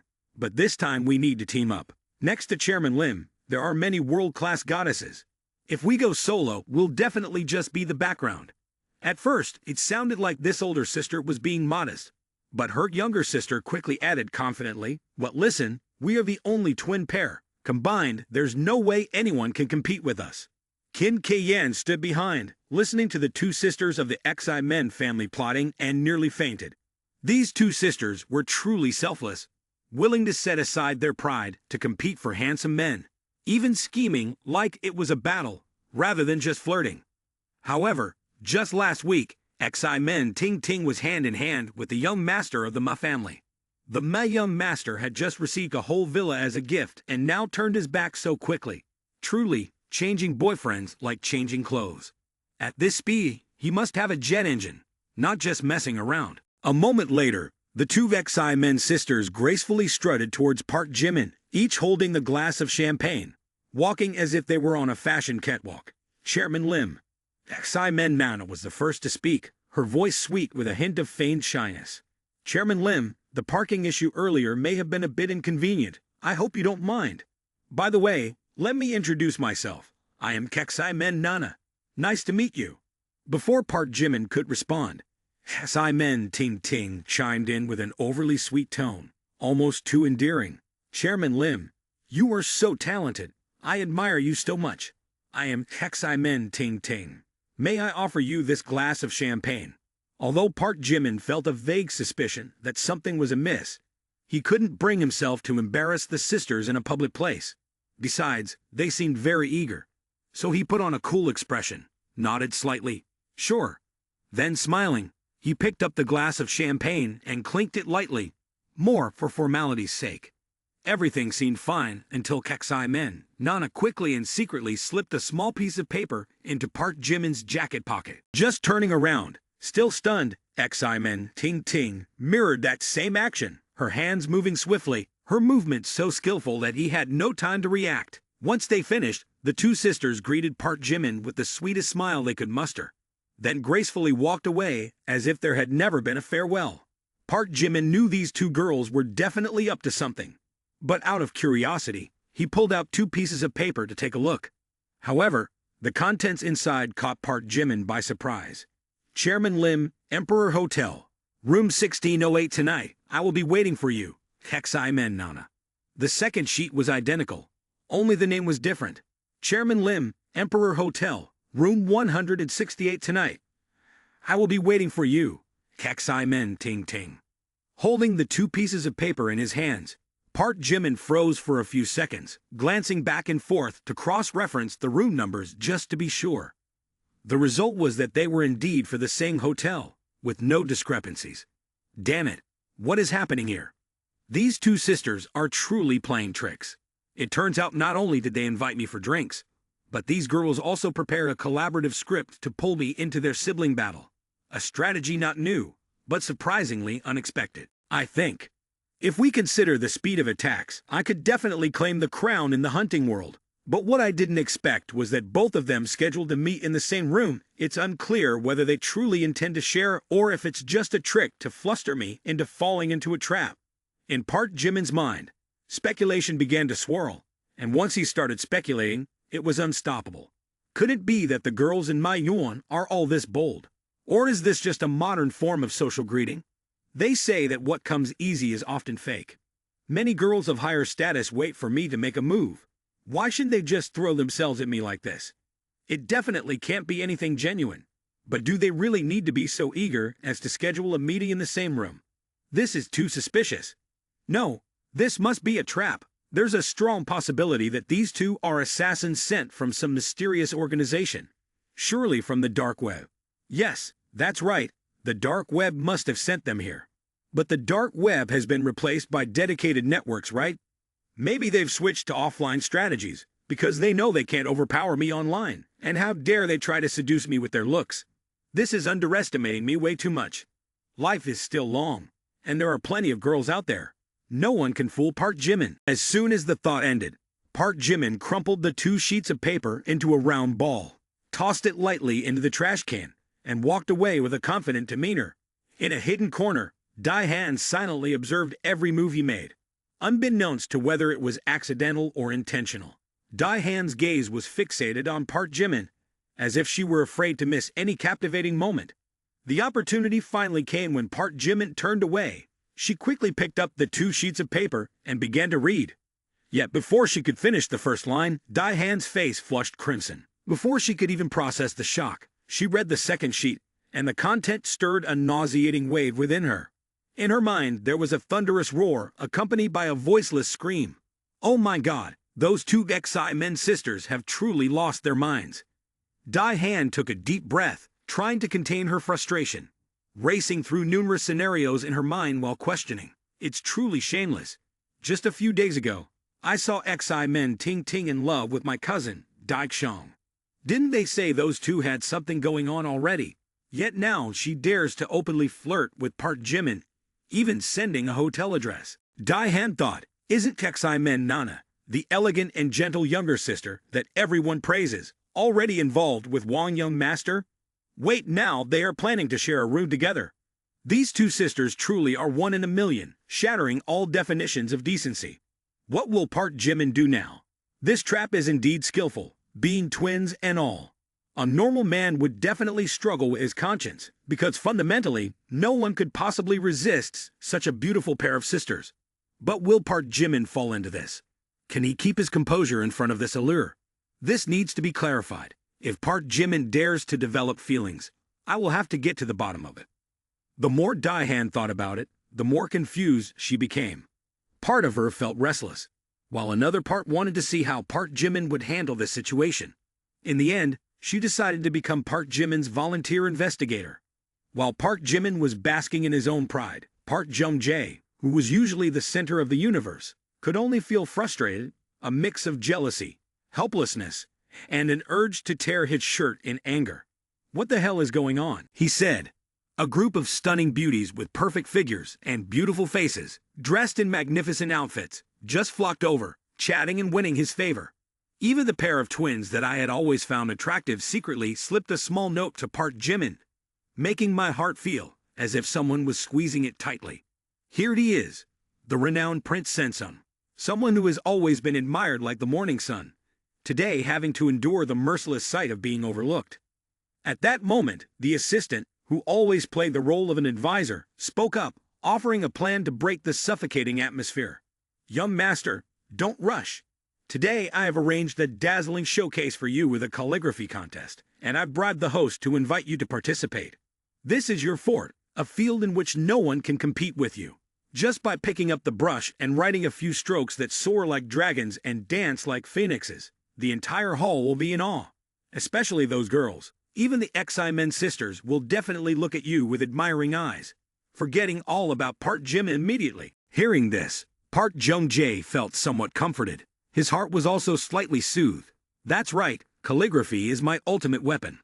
A person as talented and of noble descent as I am, how could I possibly lose to someone like Park Jimin? As long as I put on a truly impressive performance, all eyes will once again be on me. Wait and see. Not only will those girls be paying attention to me, but even Dae-han will have to look at me differently. Park Jimin, Let's see how long you can still be so proud. And then the opportunity came faster than Park Jung-jae had imagined. As if the blue sky had heard the hearts of men, the host of the banquet stood up, excitedly announcing, "Ladies and gentlemen, to make the banquet more enjoyable, we propose an on-site calligraphy competition. This is a wonderful opportunity for you to showcase your talents and passion for traditional art." Immediately, this suggestion was met with enthusiastic support throughout the hall, especially from the seniors, who had long cherished calligraphy. Even the president of the Calligraphy Association was present, making the atmosphere even more lively. In the capital, the four great clans of Duongdai, Qin, Jin, and Wang were formidable, while the imperial capital was no exception. Next to Qin Tian Fang stood Wei Kong, the representative of one of the 8 great clans in the imperial capital. Although the Wei family was currently somewhat weakened, they remained confident in asserting their place among the prestigious 8 clans thanks to the wealth accumulated over generations.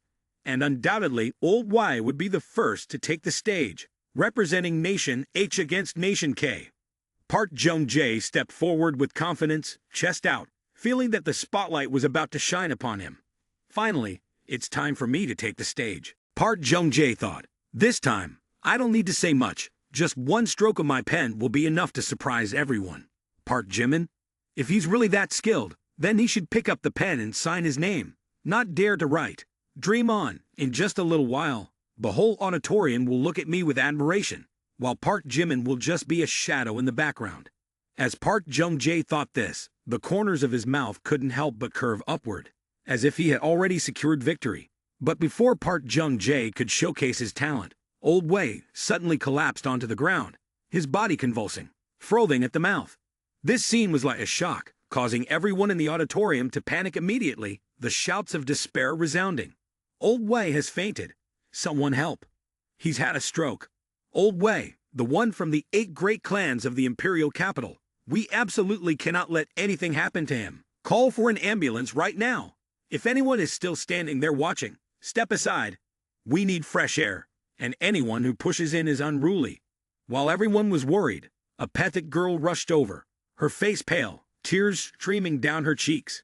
Grandfather, please don't scare Xiling. Someone said, oh, that's Wei Xiling, the granddaughter of Old Wei. But what stands out is not her identity, but her pure beauty, untouched by the dust of the world. She doesn't need to feign innocence or pose gracefully. She exudes a rare natural charm that is completely different from the glamorous young ladies present here. While everyone else is worried about Old Wei, Park Jung-jae finds himself captivated by the beauty. He stares in a daze and silently compares. She can indeed stand alongside Qin Wusong or Dai Han. But this girl is much younger. If her allure is not fully realized yet, and she is already like this, when she reaches her peak, her beauty will surely be devastating. He has even begun to plan how to get to know her, but seeing her sorrowful expression makes him hesitate to say anything. Just then, a voice rang out. Everyone get out, step aside for me to show off. Little girl, let me save your grandfather. Please trust me. The whole crowd immediately turned to see who was making the sound, but as soon as they saw this person, they were left speechless for a few seconds. This individual was dressed as if he had just stepped out of a historical drama, wearing flip-flops, military green shorts, and an old black tank top that couldn't have been any more worn out. On his back hung a cloth bag, looking no different than a construction worker leaving after a shift. But what surprised everyone the most was the look in the young man's eyes, a blend of confidence and a hint of arrogance. Feeling interrupted like this, Park Jung-jae could only swallow his frustration and mutter, "Oh my God, don't be so unreasonable. What's with this guy crawling out from the ground? Are you all trying to steal my spotlight?" However, the surrounding crowd didn't think so. They immediately began reacting, shouting, "Where did this guy come from? What does he think he can do to help Old Wei? If something happens, can he handle it? Just look at him. He's probably a peasant here to leech off us. Who invited him? Security. Get this guy out of here." Despite the harsh words, he chose to ignore them, but his voice turned slightly harsh. "I am also a guest here. What gives you the right to chase me away? Little girl, please trust me. If we don't save them right now, it might be too late." Having said that, he calmly reached down to his waistband and pulled out a small wooden plaque. This piece of wood, by some form of magic, left everyone in the auditorium astonished. On its surface, a large character was clearly carved, and this person was Sha Yun, disciple of Bai Chen. Qin Tian Fang, upon seeing the wooden plaque, widened his eyes and his body trembled, as if he had just seen something beyond imagination. He shouted loudly, his voice filled with excitement. "Everyone, step back! Step back right now! This is Mr. Bai Chen's token! Mr. Bai Chen!" The crowd was stunned. The younger ones looked confused. Who is Bai Chen that Mr. Qin is in such a rush? The name sounds strange, doesn't it? But some others seemed to awaken. Could Mr. Bai Chen be the legendary healer from years ago? The one renowned for saving lives, known as the Medicine King Bai Chen 60 years ago. Upon hearing this, everyone collectively gasped. 60 years ago, Mr. Bai Chen was 60 or 70 years old. If the old master were still alive, wouldn't he be 120 or 130 years old now? Couldn't it be that the legend of the Medicine King is true? At that moment, a shared thought sprang up in everyone's mind. Oh no, it seems we provoked the wrong person. While the crowd was still buzzing like a market, he silently began to treat Old Wei. Everyone around held their breath in observation, as they all knew that Old Wei's condition was extremely critical. He had suffered a sudden stroke, and the danger was such that one small misstep could mean preparing for his funeral. Even if he could be saved, there was a high chance he would be left with severe sequelae, like nerve damage and paralysis. Yet this person acted with remarkable calmness. He grasped Old Wei's hand, applied acupressure, and occasionally performed acupuncture on his head. In less than 10 minutes, Old Wei, who had just been lying unconscious, suddenly opened his eyes. The old man lifted his arm, and then, with firm steadiness, he rose to his feet, as if nothing had ever happened. Without any boasting or self-satisfaction, Sha Yun gently said to Wei Xiling, "Your grandfather is fine now. Please take good care of him." A few seconds of silence enveloped the hall before a shout of astonishment rang out. "The old man has regained consciousness. He can stand up now. It's only been 10 minutes, just 10 minutes, and he's up as if nothing ever happened. Who is this person that is so amazing?" A few people who had some knowledge of medicine began to widen their eyes. This is Tai Chi acupuncture technique. How could someone so young master a technique that has been lost for so long? Wei Xiling, who had just been crying uncontrollably, was now so moved that tears streamed down her face, choked up and unable to speak.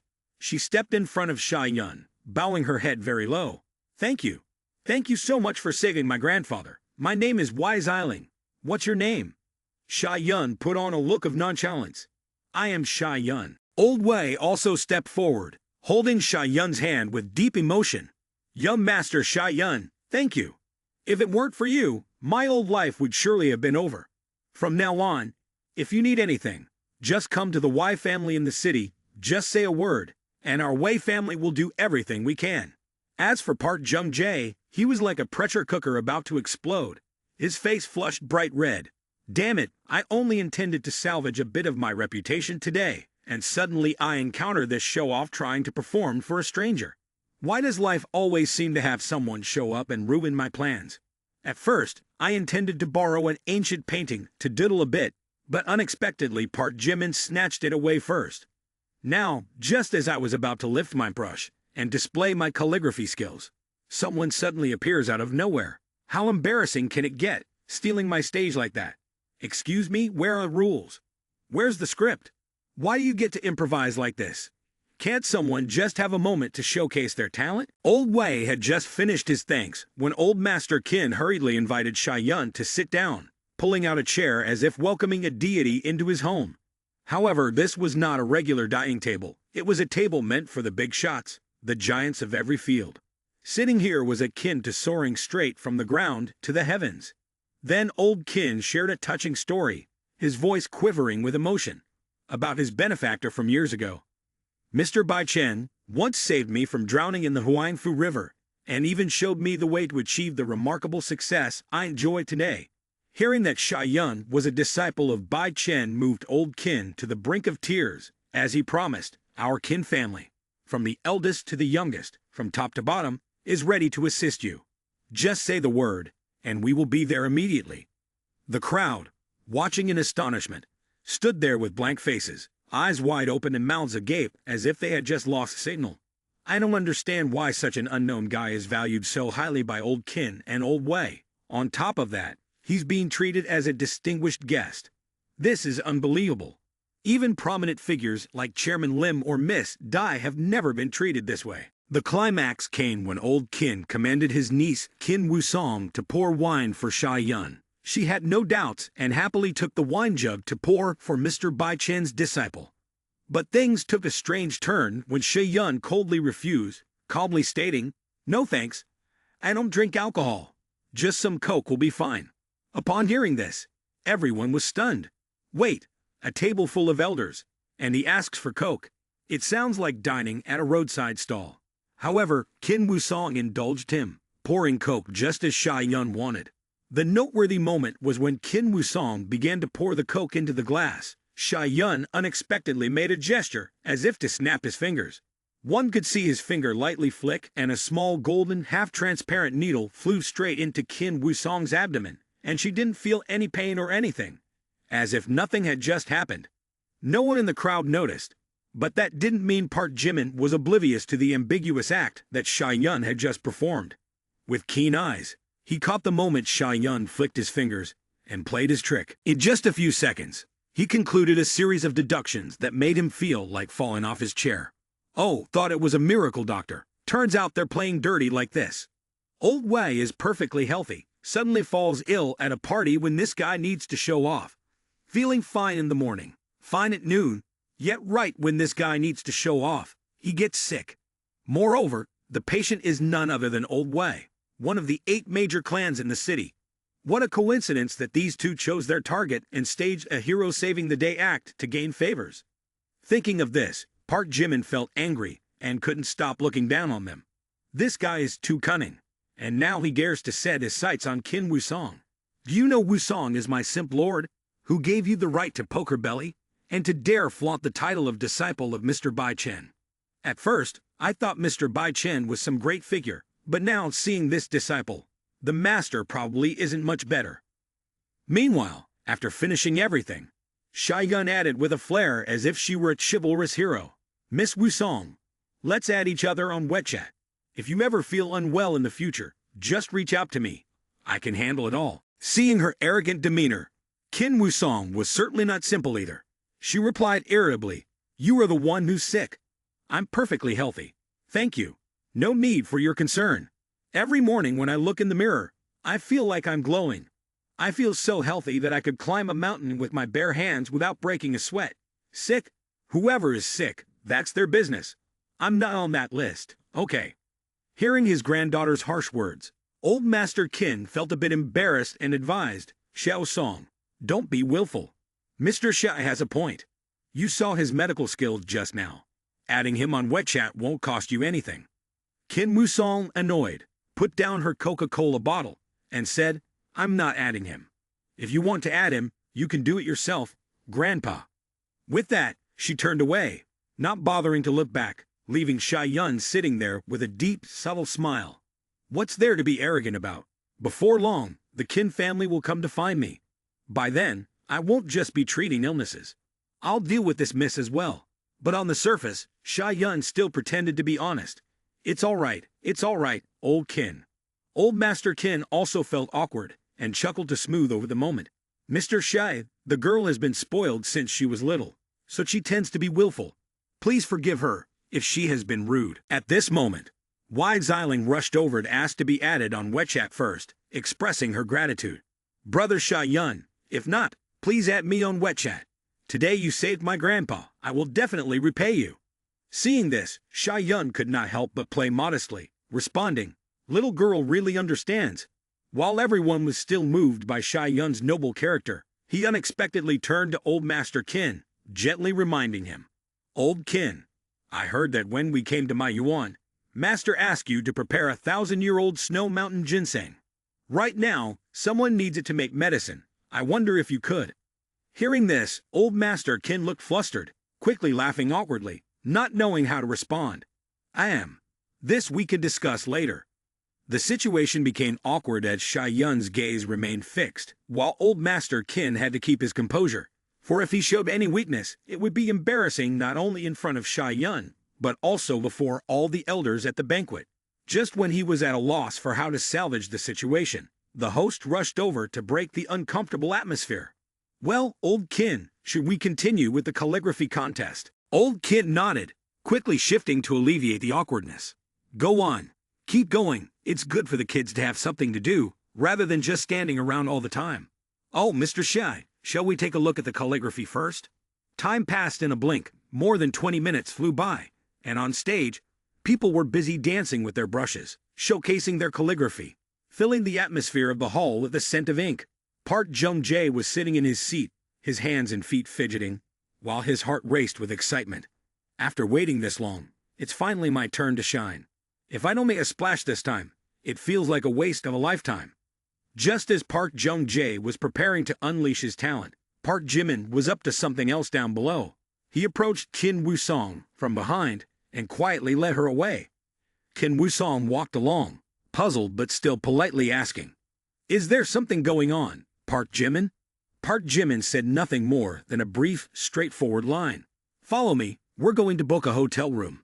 Upon hearing the words book a room, Kim Woo-song's heart leaped with excitement, and she decided to follow Park Jimin, feeling a mix of confusion and thrill. After leaving the banquet hall, the two headed straight to the elevator and went up to the 6th floor.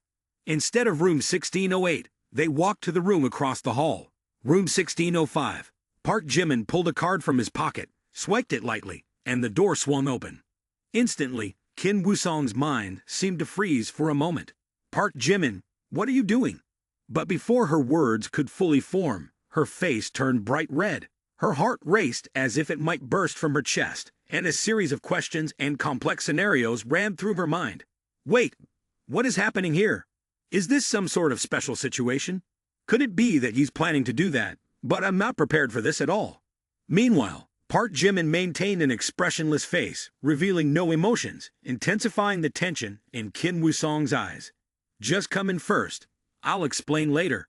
Before Kim Woo-song could react, Park Jimin had already pulled her into the room and slammed the door shut.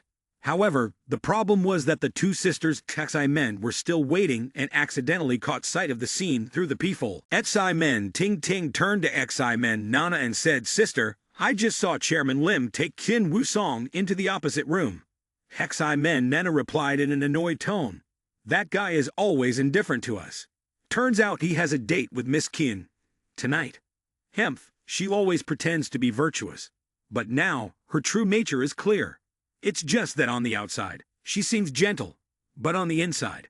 Before she could finish her sentence, Xi-men Ting Ting abruptly interrupted, her mouth agape once again. "Wait a minute, I just saw Miss Dai show up here too." Hearing this, Xi-men Nana nearly fainted. "What? Dai Han is involved in this too?" It turned out that Dai Han had been secretly following Park Jimin all along. She hadn't missed a single move he made, from the moment he left the banquet to when he reached the 6th floor. After a while of observing, she found herself in front of room 1608, holding a piece of paper from the Xi-men sisters, her face full of disappointment. "So Park Jimin is just an ordinary guy. All this time I thought he was different. Who would have thought he's just someone who follows his instincts, led by his emotions? So disappointing." Just as I was about to leave in disappointment, the door behind me suddenly swung open. Upon seeing Dai Han, Park Jimin was momentarily confused, not understanding why she was here, and even more unaware that he had become the center of a flurry of speculation. But before Dai Han could react, Park Jimin immediately invited her in, saying, "Miss Dai, you arrived at just the right time. Come in here." Saying that, he quickly grabbed her wrist and pulled her straight into the room. In the room across, the two sisters Xi-men were still peering through the peephole, eagerly watching the drama unfold. Now both of them could hardly believe their eyes, as their imaginations began to soar to the far corners of possibility. Xi-men Ting Ting whispered, her voice filled with astonishment, "I swear, Miss Kin and Miss Dai were just pulled into the same room. Oh my God, this is so unexpected. The two beauties of Manhwa, ranked first and second in the power hierarchy, are now appearing together in a room with Chairman Lim." At that moment, Xi-men Nena's mind was crafting a story with self-written twists. "Humph, I thought they were so noble and unapproachable. Who would have thought that behind that facade, it turned out to be like this? Truly unbelievable." As Han just stepped into the room, she was immediately taken aback by the scene before her. Kim Woo-song was sitting on the sofa, looking at both of them with a gaze full of suspicion, while Park Jimin was still standing there, his expression serious as if he were about to announce something very important. Unable to hold back any longer, Kim Woo-song spoke first, her voice already losing patience. "Park Jimin, what on earth do you want?" Park Jimin stared at Kim Woo-song intently, replying with a simple sentence that hit like a bolt from the blue. "To cure you." Kim Woo-song's eyes widened in surprise as she emphasized each word. "I don't have any illness." But Park Jimin didn't let her argue for long. His face had become so serious that it was frightening as he explained persuasively. "Initially, you don't. But just now, when you poured soda for Sha-yun, he secretly poisoned you with a needle. If we don't extract it, you will fall seriously ill in just a few days." Upon hearing this, Kim Woo-song's eyes went wide. "Are you kidding me?"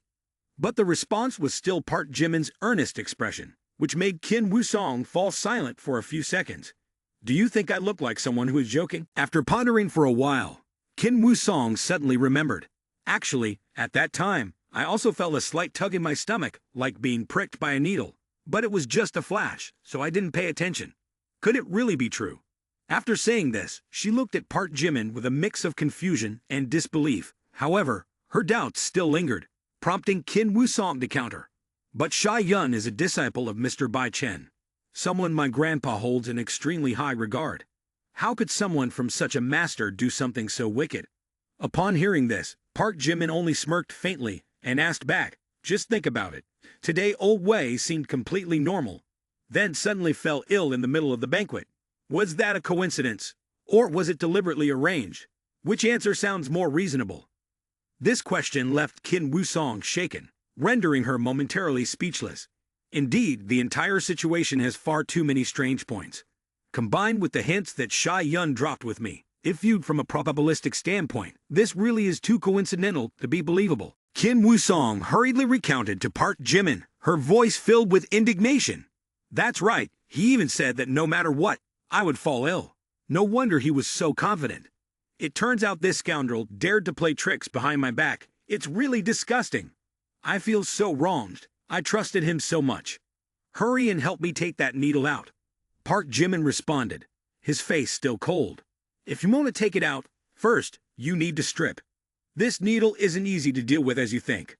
As soon as the words left his mouth, Kim Woo-song's face turned bright red, her heart pounding, and her lips stammered incoherently. "Hey, what are you saying? Is that really necessary?"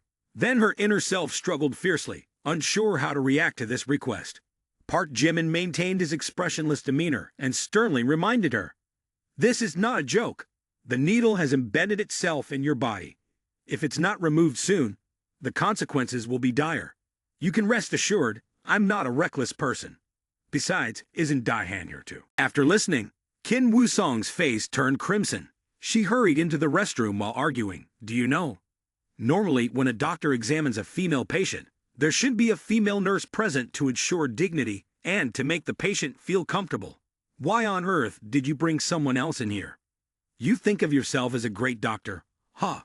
Although she said this, Kim Woo-song was overwhelmed with thoughts. "It's precisely because Dai-han is here that I can't act normally. Who would want to do this in front of someone else?" At that moment, Dai-han also spoke up, her tone equally exasperated. "This guy Sha-yun is simply outrageous. In order to flaunt himself as a miracle doctor, he is willing to harm others for attention. He's truly shameless, despicable, and vile." Park Jimin added calmly, maintaining his composure. "Sha-yun came down from the mountains, and right after arriving at Manhwa, he became friends with the Kim family and the Wei family. Furthermore, he seized the opportunity to showcase his exceptional medical skills in front of all wealthy elite, and those rich people who wouldn't cherish their lives. When they meet a miracle doctor as skilled as rumored, they are certainly willing to reach into their pockets to make friends." Dai-han, upon hearing this, began to use her sharp reasoning to analyze the entire situation. If it were a natural illness, how could one recover completely in just a few short minutes, without leaving any signs? But if Sha-yun is the one behind this, everything suddenly makes perfect sense. It serves two purposes, showcasing his talent while also gaining favors. Park Jimin responded seriously, I thought about exposing him right then. But think about it. If I did that, wouldn't he just turn around and say I was jealous of his talent? At that point, the entire banquet would see me as selfish, while old Y would owe ingratitude. Who would stand by my side? At that moment, Hin Woo-song emerged from the restroom, interrupting them. She was holding her chest tightly, her face flushed. Enough. Enough. Dae-han, Park Jimin, can you two please stop talking? And quickly hand me that needle. I'm not dressed, and I feel really awkward right now. As she spoke, her feelings were indescribable, resembling a small white rabbit waiting to be eaten by a wolf. Coupled with Dae-han's gaze, she felt flustered, her hands continuously clutching her chest as if trying to shield away the overwhelming embarrassment. Park Jimin began to examine the area of Hin Woo-song's abdomen, silently pressing his index finger lightly on a spot. However, this seemingly simple action made Hin Woo-song scream as if someone had just stabbed her. "Ah, it hurts so much." Park Jimin asked, his tone still cold. "Is it this spot?" Hin Woo-song bit her lip, her face scrunching up in pain. "Yes, at first I didn't feel any pain. But as soon as you pressed there, it hurt like crazy." Park Jimin furrowed his brows and coldly analyzed. "Fortunately, we discovered it in time. If we let it go for a few more days, this poisonous needle would stab straight into your kidney. At that point, kidney failure would be hard for even the hospital to rescue. Not to mention that even if it can be treated, there will be long-term consequences. Removing this needle may hurt a bit, so you have to bear with it." At that moment, Hin Woo-song's face turned red, not because she was angry, but out of embarrassment. She was in such an awkward situation, and Park Jimin kept talking on and on, not to mention Dae-han was staring at her beside him. It took a great effort for Hin Woo-song to let out a single word. The process of removing the needle lasted a heart-wrenching 5 minutes, but for Hin Woo-song, it felt like an entire century. She was in so much pain that sweat poured down her forehead, and her mouth was clenched tightly as if she wanted to crush something to vent her frustration. Meanwhile, Park Jimin was intensely focused, each of his movements as meticulous as that of a top surgeon in the world. This needle was truly a rare find. Small, soft, and made of a special material that even modern machinery might struggle to identify. Because of this peculiar nature, the extraction became a surgical scene filled with tension, done solely by hand. Finally, after an exhausting effort, Park Jimin successfully retrieved the needle. "All right, got it." But before he could even take a good look from top to bottom, Dae-han quickly stepped forward, covering Hin Woo-song with a cloth while reprimanding, "Park Jimin, don't look anymore. Woo-song, hurry and put on your clothes, or you'll catch a cold right now." This concern made Park Jimin feel a bit uneasy, standing silently off to the side, which turned the atmosphere awkward. However, Hin Woo-song didn't think so and rather looked a bit regretful. "At first, I thought he would pull me into the room to do that. If it weren't for Dae-han, would he not be able to resist kissing me after the treatment? Or maybe even more than that. Just thinking about it makes me want to melt into water. But it's okay, there are still plenty of opportunities. The person I love is him, and I believe that one day he won't be able to resist my charm." But wait a minute, Dae-han is truly a spoiler. Not to mention, she gave Park Jimin a warning look as if he were her personal possession. "Hemph, this green tea bastard, always wanting to interpose between me and Park Jimin, as if he were an advertisement that just can't step out of the way." By the way, I have to mention the look Park Jimin gave just now. Oh my, it was such a mix of shyness, curiosity, and as if he wanted to tear my shirt off to take a better look. Just thinking about it made my heart race, beating so hard I thought it would burst out of my chest. He definitely has me in his heart, he's just very good at hiding it. After the tense needling session ended, Park Jimin, Dae-han, and Hin Woo-song returned to the banquet hall. Hin Woo-song tried her best to maintain her composure, but her flushed cheeks completely betrayed her. Meanwhile, Park Jimin continued to wear his familiar aloof demeanor, but the X-Men sisters were glued to the peephole, eagerly soaking up every moment of the unfolding drama. X-Men Ting Ting whispered, her voice tinged with excitement, "Sister, look, Chairman Lim, Dae-han, and Hin Woo-song just came out of the room together. That was quick, wasn't it? It's barely been 20 minutes." X-Men Nana, surprised, murmured thoughtfully, 20 minutes is a long time. The last time I met Mr. Daixong, He managed to spend only a minute. At this moment, the conference hall was buzzing with excitement. Everyone was constantly discussing, their eyes gazing at Park Jung-jae with admiration. One girl exclaimed, "Oh my gosh, is this really Prince Park Jung-jae of Samsung Group? So handsome." Another girl added, her voice filled with astonishment. "Not only is he handsome, but he's talented too.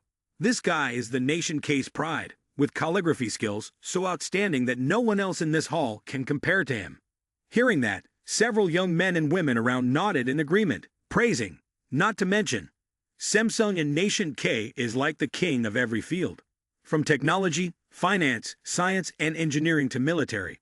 Is there any area they haven't delved into? And yet the prince is not only rich, but also humble and educated. Truly a bright star in a gloomy sky. While everyone was still discussing, Park Jung-jae stood in the middle of the hall, a look of self-satisfaction on his face. Finally, I have the chance to shine without anyone interrupting. This is truly a top-notch performance. But where is Park Jimin? If he were here, he would surely overshadow my display. But the joy did not last long when Sha-yun stepped out from somewhere and slowly spoke. "I don't dare to hide it. I also know a little about calligraphy, and I would like to discuss it with young Master Park, if that's all right." Sha-yun's words were like a drop of water that ignited the entire room. Everyone around gaped in shock, some almost dropping their wine glasses.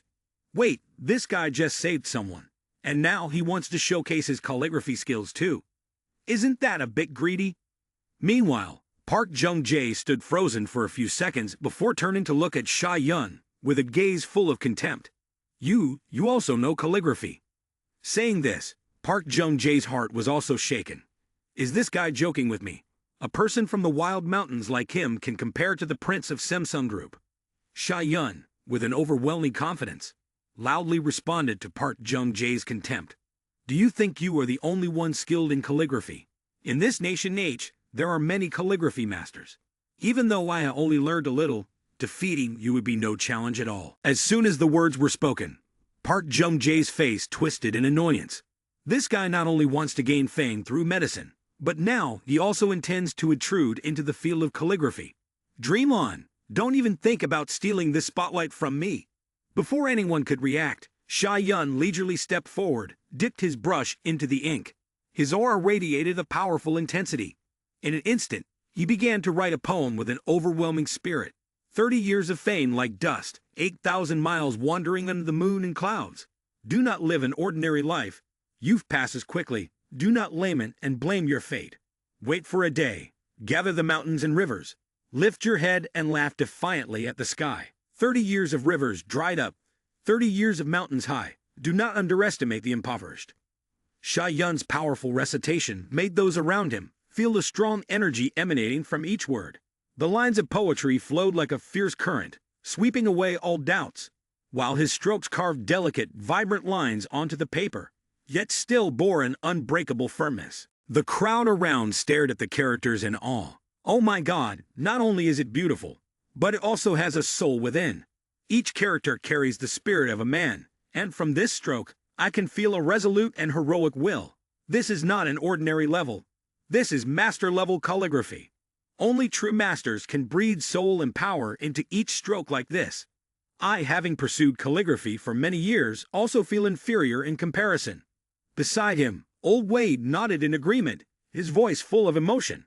You're right, Mr. Sha-yun is truly exceptional. He lives up to being Mr. Bai Chen's disciple. At such a young age, his calligraphy has reached this level. I feel quite ashamed in comparison. But no one was as enthusiastic as Wei Xiling. She had a good impression of Sha-yun from the start, and now she didn't hold back on her praises. Grandpa, brother Sha-yun is indeed impressive. He looks even better than that Chairman Lim by 1,000 times. It's amazing. With calligraphy and medicine both at such a high level, at this young age, his future is truly promising. Wei Xiling spoke increasingly passionately, even mocking Park Jimin mercilessly. I absolutely dislike those who rely on money to show off, like Chairman Lim. One moment he's chasing after Miss Dai, next he's flirting with Miss Qin. And he doesn't forget to tease other girls either, truly a quintessential trap boy. On the other hand, Sha-yun is simple and unpretentious. Yet when needed, he stands up like a hero, even managing to defeat Prince of Samsung Group. Someone like that truly deserves to be the idol of my heart. Meanwhile, Park Jung-jae's face twisted, as if he had just been slapped hard. He thought to himself, wanting to bang his head. Who is this guy? How can he be so powerful? Initially, I planned to assert myself using calligraphy, having carefully investigated that Park Jimin doesn't even know calligraphy. But life is full of surprises. Park Jimin didn't show up. Yet, a Shy Yun popped in out of nowhere to disrupt things. How infuriating. I just intended to perform once to gain some fame. But instead, I ended up slapping myself in the face. Had I known, it would have been better to be overshadowed by Chairman Lim, rather than suffer this humiliation. But what is this Shy Yun even? Just some guy jumping down from a mountain. And now I'm left embarrassed like this. It's truly unbearable. While still pondering his fate, Shy Yun approached with a smirk that was full of challenge. Young Master Park, next time, don't flaunt your calligraphy here in Nation H. If you can't even compare to someone from the countryside, then don't even think about showing off here. It's best you go back and study for another 2 years. But the peak of public humiliation didn't stop there. As Shy Yun spoke, he patted Park Jung-jae on the shoulder as if to comfort him. But, unfortunately, he skillfully let some white powder fall onto Park Jung-jae, and of course, no one noticed. At first, Park Jung-jae was so furious that he couldn't even articulate his words. You. But a few seconds later, he suddenly froze. His hands began to scratch his neck, then his back, then his limbs, and soon his entire body was itching uncontrollably, as if thousands of ants were crawling all over him. His face turned bright red, his hands and feet scratched frantically, and he yelled. It itches so much, it really itches. What the hell did you do to me? Shy Yun maintained her calm demeanor and spoke in a cold yet motivational and provocative tone. Young Master Park, go back to studying. You haven't even finished your calligraphy, and your ability to remain calm is lacking as well. Young Master Park, if you kneel down and beg, perhaps I might be moved to help you with your therapy. These words struck like a final knife into Park Jung-jae's self-esteem, leaving him standing there, scratching his head, looking at Shy Yun with a gaze of resentment, unable to maintain the noble image of a Samsung prince. He started to take off his shirt right in the middle of the hall, shouting as he ran straight out of the banquet room. What are you kneeling for? Just wait. I won't let this go. Assistant, call the doctor for me. Quick. The scene elicited laughter from the entire hall, with gazes filled with both pity and mockery. The Samsung Group prince has reached such a point, truly a first, for me to witness. The crowd immediately cheered, their eyes filled with admiration for Shy Yun. Young Master Shy, truly impressive. His actions were swift, and made Prince Samsung Group struggle like this. Amazing, but offending Prince Samsung might be a bit tense. He definitely won't sit still. Another person chimed in with certainty. What's there to fear? Now Mr. Shy Yun has both the Kin family and the Wei family backing him up. No matter how powerful Samsung is, they won't be able to do anything in Nation H. Indeed, heroes often emerge from talented youth. Meanwhile, Kim Woo-song glared at Shy Yun, filled with indignation. Shy Yun, this guy is truly despicable. He is causing chaos like this, and I must expose his true face to everyone. Saying that, she planned to step forward, but Park Jimin quickly raised his hand, blocking her way, signaling her to stop. Wait, don't act rashly. He then replied mockingly, do you think if you rush in now and say he used dirty tricks, people will believe you? Do you have any evidence? At this moment, the entire auditorium stirred when they realized that Chairman Lim had returned. Not only had he returned, but by his side were two renowned ladies, Miss Dai and Miss Kin. His presence was akin to a perfect painting, causing the onlookers to exclaim, Hey, did anyone notice? Earlier during the calligraphy competition, these ladies were all missing. My goodness, Chairman Lim really knows how to make a statement. The most beautiful ladies in the auditorium have all been charmed by him. One person nodded knowingly. That's what we call harsh reality. No matter how talented you are, you can't compare to wealth and power, another chimed in. That's right, Mr. Shy Yun is indeed skilled. But reaching the level of Chairman Lim is still far-fetched. Perhaps a lifetime wouldn't be enough. While everyone was discussing, Shy Yun silently observed Park Jimin, his mind conjuring a bold thought. Finally, my true rival has revealed himself. To me, the prince of Samsung Group, Park Jung-jae, is just an appetizer. Shy Yun thought further. The main course today, The one I really want to humiliate is Chairman Lim, a national male god, idolized by thousands of fans across Nation H, just to see if he is truly as skilled as they claim. If I can defeat him in the area where he is most confident, the feeling of victory will be unimaginable. He must lose today. Thinking of this, Sha Yun felt an indescribable excitement in his heart, as if he had waited for this moment for a long time. However, as Sha Yun approached closer, he began to scrutinize Chairman Lim. First was Lim's left hand, where Dai Han stood, exuding elegance. Then, his right hand where Qin Wusong shone like sunlight. Sha Yun's gaze suddenly darkened, as jealousy surged within him. Such beautiful girls, yet they are with a young master from a wealthy family who is utterly worthless. What a waste of heaven's gift. And this Miss Qin, she doesn't know how to make the right choice. But just wait, soon enough, she will have to kneel and beg me. Although his heart was full of resentment, Sha Yun's face changed remarkably. He pretended to be friendly, stepped in front of Park Jimin, clasped his hands, and said with an unexpectedly warm tone, "Hello, Chairman Lim. I have heard of your reputation long before coming down the mountain. Your fame is indeed great, and you have an enormous fan base. I've heard you're very skilled at chess. I wonder if I might be fortunate enough to discuss a few interesting games with you today." In response to Sha Yun's challenge, Park Jimin merely curved his lips, coldly replying, "Actually, what I excel at the most is not playing chess." This statement raised Sha Yun's eyebrows as he tilted his head and asked curiously, "Oh, then what are you knowledgeable about?" Without hesitation, Park Jimin bluntly declared, "I am best at humiliating others."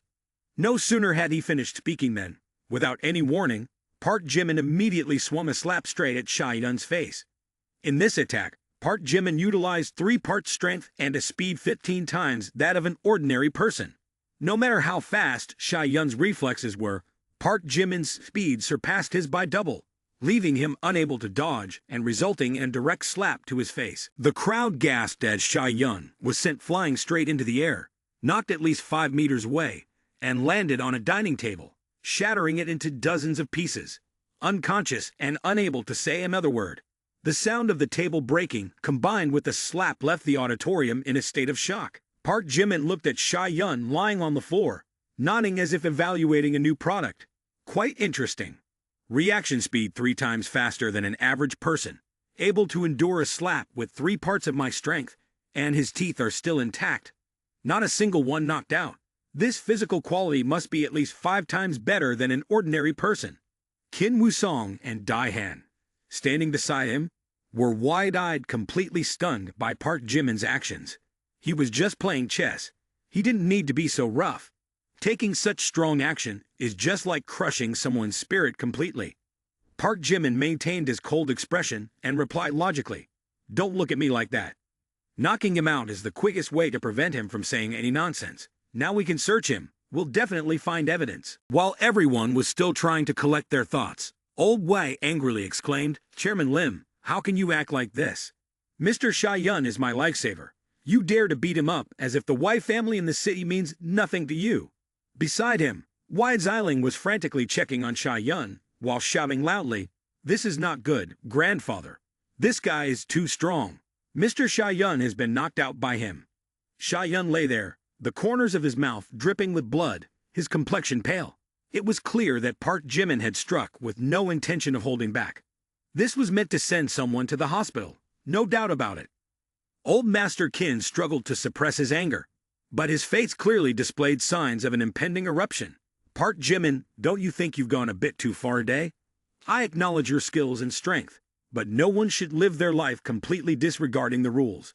Besides, Sha Yun is not an ordinary person. He is a disciple of Mr. Bai Chen, and Mr. Bai Chen is someone I hold in the highest regard in my life. If you do not provide me with a reasonable explanation, I cannot stand by your side anymore." The atmosphere was tense. Even the bystanders had gathered into a group, anxiously whispering, "Hey, does Chairman Lim ever get jealous? Seeing others more talented, does he become agitated and lash out too hard? Is this what it means to be rich, to rely on one's wealth and power, and do whatever one pleases? Is there still justice in this world? I heard that intentionally causing injury is a serious matter, and if it's severe, it could lead to a sentence ranging from 3 to 10 years. So today, it seems like Chairman Lim isn't simply teaching a lesson. There are signs of criminal activity here. Call the police quickly. With a person like this who thinks they can do anything without consequences, how can anyone endure such behavior? The scene began to heat up. Everyone was outraged, their anger rising, just waiting for someone to shout and charge to seize the person. Kim Woo-song saw the situation escalating and hurriedly stepped forward to clarify. Hold on everyone, that's not how it is. Grandpa, you've misunderstood. Park Jimin isn't a bad person. The one you should be wary of is that Shy-yun. He has deceived all of you. As Kim Woo-song finished speaking, the atmosphere shook violently, and everyone felt as if they had been hit with a bomb to the head. Wai Xiling suddenly leaped up, her face flushed with anger. Who is the real scoundrel here? Shy-yun not only saved my grandfather but also quelled a suspicious person from Nation K. He is not only talented, but also has a good heart, lives with integrity, is full of righteousness, humble and courteous, and speaks softly. He never harms anyone. And what about Park Jimin? Bullying others with power, questionable character, afraid to play a game of chess, and resorts to violence. Tell me who truly deserves condemnation. Kim Woo-song immediately retorted, his tone equally sharp. Little girl, you are quick with your words, but have you ever considered another possibility? Are you sure that Shy-yun really saved your grandfather? Or is it all just a show that he set up himself? After that, Kim Woo-song turned to Old Master Kim, his face expressing profound grievance. Grandpa, please don't wrong Park Jimin anymore. Kim Woo-song continued. That name Shy-yun seems harmless, but he's not as innocent as he appears. Earlier, when I poured him some wine, I suddenly felt pain in my stomach as if I were about to faint. At first, I thought it was just due to my upcoming menstrual cycle, so I didn't pay much attention. But then Park Jimin told me that Shy-yun had played a dirty trick and had actually stabbed a poisonous needle into my stomach. If it weren't removed in time, I could have ended up suffering from kidney failure and been bedridden forever. Honestly, isn't this a bit too malicious? Qin Tian Fang frowned upon hearing this, looking troubled. Is that true? How could something like this happen? Shy-yun looks so gentle and doesn't seem like a wicked person, but my niece is no liar either. At that moment, Dai Han suddenly spoke up. I can testify to this. This is the poisonous needle that Park Jimin just removed from Woo-song's stomach. I saw it with my own eyes, and if anyone doubts it, they can check. With that, she pulled a tiny object from her sleeve and held it up high for everyone to see. It was a slender needle, golden and semi-transparent. As soon as Dai Han pulled out the poisonous needle, everyone began to whisper among themselves, their eyes full of suspicion. Some people who had previously defended Shy-yun were now starting to waver. If this is true, then isn't the person they have trusted all this time actually a venomous snake disguised as a rabbit? The entire scene suddenly fell silent and all eyes turned towards the security team that was searching Shy-yun's belongings. In the cloth bag he was carrying, there were not only a few suspicious acupuncture needles, but also a pile of jars, bottles, and containers scattered haphazardly. A quick glance revealed that these were certainly not the kind of medicinal substances one would expect to be safe. Old Wei casually picked up a few bottles, and as his eyes glanced over the labels, he was startled. Soul-scattering powder. Then, glancing at the other hand, he read the label and turned pale. Yang Dragon pills. What kind of shady stuff is this? You could tell something's wrong just by looking at it. But that wasn't all. In the bag, there was another vial labeled with two sharp words. Spirit-draining power. After reading it, Old Wei couldn't help but feel embarrassed for him. Oh my god, aren't these all dubious drugs? At this moment, Kim Woo-song walked toward Wai Xiling with a tone full of mockery. Little girl, is this the person you praised so highly? The one with exceptional talent, a kind heart, living with integrity, humility, and courtesy. What else? Go ahead, list it all. Oh, but why is his bag filled with all these random things?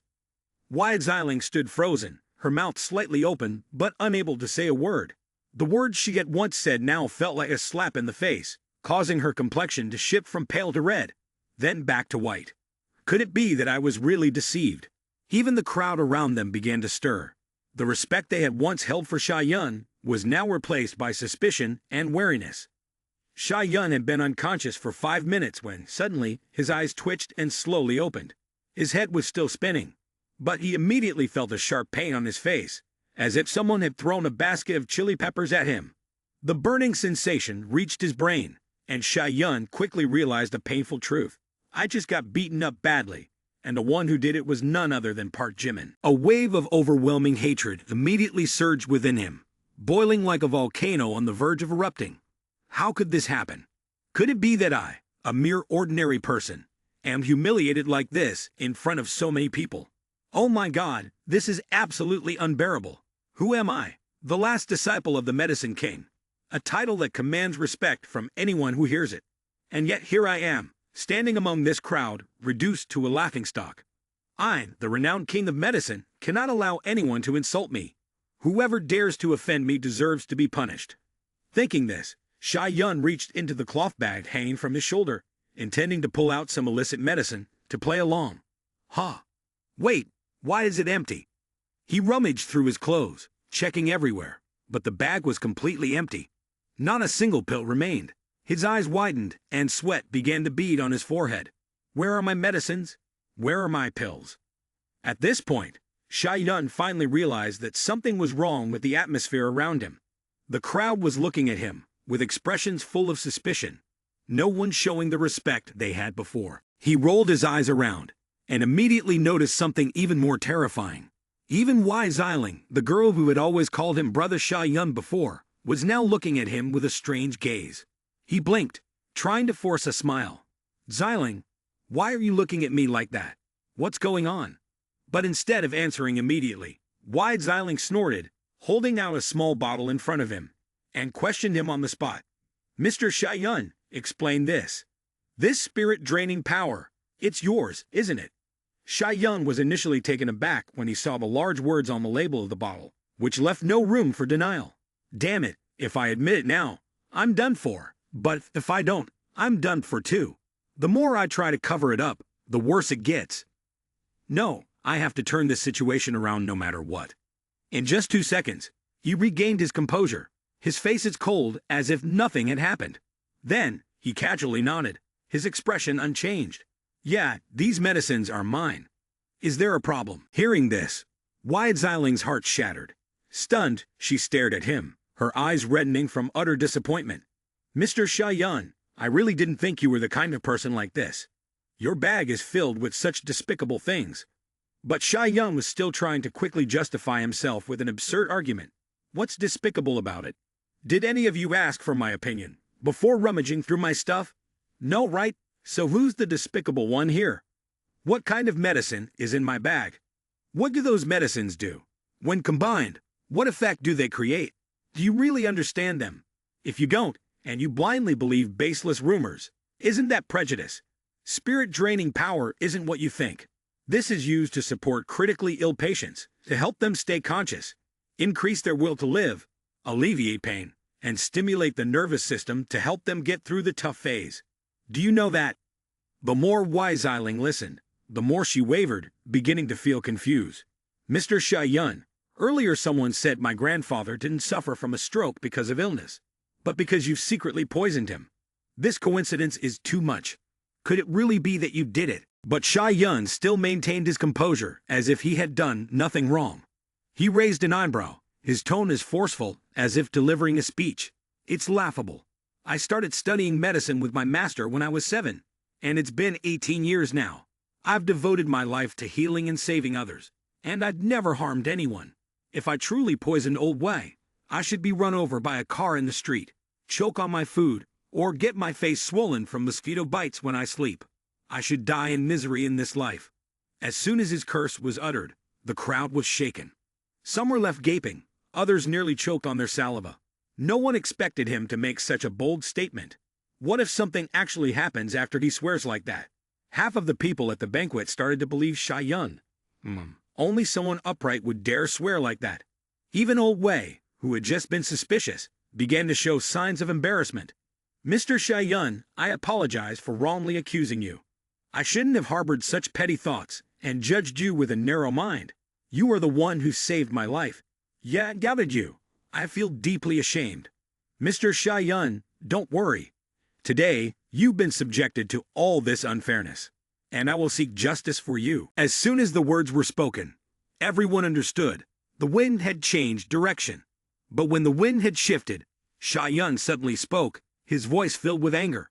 Very well, I finally see clearly now. This is the wealthy society you all worship. A bunch of ingrates who don't know how to appreciate kindness. I saved someone's life.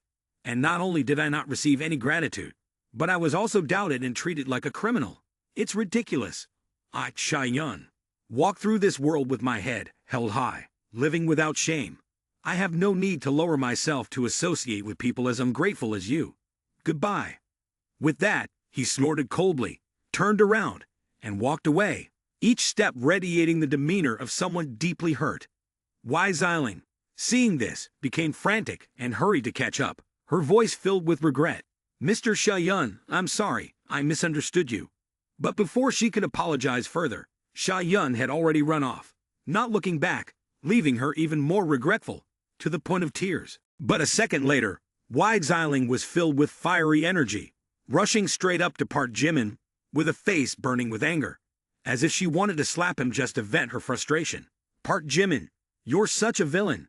How dare you push the Y family into dishonor? I hate you. You are always wronging good people, doing foolish things, and you will definitely face retribution. At that moment, a sudden ting echoed in Park Jimin's mind, followed by a series of system notifications. Simp Lord target has been tightly bound. Name: Wise Eiling. Age: 18. Height: 165.5 centimeters. Weight: 46 kilograms. Appearance rating: 9.7. Affinity with the host: minus 60 points. Loathes with all of her heart. Can't bear to look at. After the banquet ended, Qin Tian Fang quietly sought out Wei Kong, his voice full of implication. Old Wei, I'll be honest with you. If you have some time, go ahead and get a CT scan and a blood test. I know hearing Sha-Yun's oath might be unsettling, but your health is the most important thing. Trust people less, trust doctors more. While I respect Mr. Bai Chen, that doesn't mean I place absolute trust in his disciple. Not to mention, Sha-Yun even swore an oath. Only if there's evil will I trust him 100%. After speaking, Qin Tian Fang patted old Wei on the shoulder as old friends do, reminding each other to take care of their health. After all, the two of them had been good friends for decades and understood each other well. Old Wei raised an eyebrow, but did not argue. Actually, I had thought about that too. It's just that in that situation earlier, with so many people around, I couldn't casually doubt Sha-Yun. After all, he once saved my life. I can't let a few rumors make me doubt him too hastily. If I did, people would say my Wei family is ungrateful, and how would I be able to hold my head up in high society after that? Old Wei continued. Not to mention, this also involves Mr. Bai Chen. When dealing with someone of such stature, we must be extra cautious. Qin Tian Fang squinted at his old friend, and then asked with great interest, But Old Wei, while you're concerned about saving face for the Wei family, have you ever considered another possibility? Aren't you afraid that by helping Sha-Yun today, you might offend Park Jimin? Wei Kong waved his hand with a faint smile. Ha! Park Jimin is just a junior. What's there to be afraid of if I offend him? Upon hearing this, old Master Qin's expression immediately changed. A junior, you say? I'm afraid his achievements have already far surpassed both you and me. Recently, I've been investigating Park Jimin, partly because of the 1,000-year ginseng theft, and partly because my precious granddaughter has suddenly fallen in love with this man. But the more I investigated, the more surprised I became. The deeper I dug, the more shocked I was. I started to regret underestimating him. First, there's his family background. On the surface, he seems completely ordinary, with average parents. But as I continued my investigation, I nearly spit blood. Because, according to the gathered information, within just half a year, Park Jimin single-handedly founded an economic empire worth more than 6 trillion. But the story doesn't end there. After being shocked by Park Jimin's incredible achievements, the Qin family decided to dig deeper, searching for the source of his finances. If someone was supporting him from behind, there must surely be some trace of it. However, the results completely shattered the Qin family, leaving them utterly bewildered. All of Park Jimin's funding was legal, with no signs of anything shady, no one behind him, no mysterious forces backing him. To put it plainly, the Qin family did not have the authority to uncover Park Jimin's true information. All of his data was classified as SSS level top secret, surpassing even high-ranking government officials. Old Kin got goosebumps all over, gripping the report tightly, cold sweat pouring down. I don't know who Park Jimin really is, but one thing is certain, this person is definitely not ordinary. And if anyone dares to underestimate Park Jimin or see him as just some unknown junior, they will likely pay a very steep price. After leaving the banquet hall, Sha-yun did not leave the Emperor Hotel. He was not the type of person to give up easily. Instead, he quietly disguised himself as Park Jimin, then secretly slipped into a guest room in the hotel to hide. He knew very well that if Old Wei made the mistake of going for a health check within the next 3 days, he would surely be exposed. All the effort he had put into building his image, all the schemes and tricks he had so meticulously planned would be in vain. The worst part was the reputation of the Medicine King, who was supposed to save lives, but in the end would be accused of poisoning and murder. His honor would be destroyed, and he would go from a miracle doctor to a criminal, condemned by the entire world. Not to mention, the Wei family in the city was no ordinary force. They would relentlessly hunt him down, ensuring that he would have no place to stand in the capital. After hours of careful maneuvering, Sha-yun looked at himself in the mirror and smiled a thoroughly wicked smile. Perfect, flawless, just like a replica. Now, the plan to disrupt the game is ready. Either I do it or I don't, and if I do, I'll see it through to the end. I'll even kill Old Wei. As long as Old Wei dies before he can go for that health check, everything will vanish into the shadows, Sha-yun thought. Moreover, I can take this opportunity to frame Park Jimin. 2 birds with 1 stone.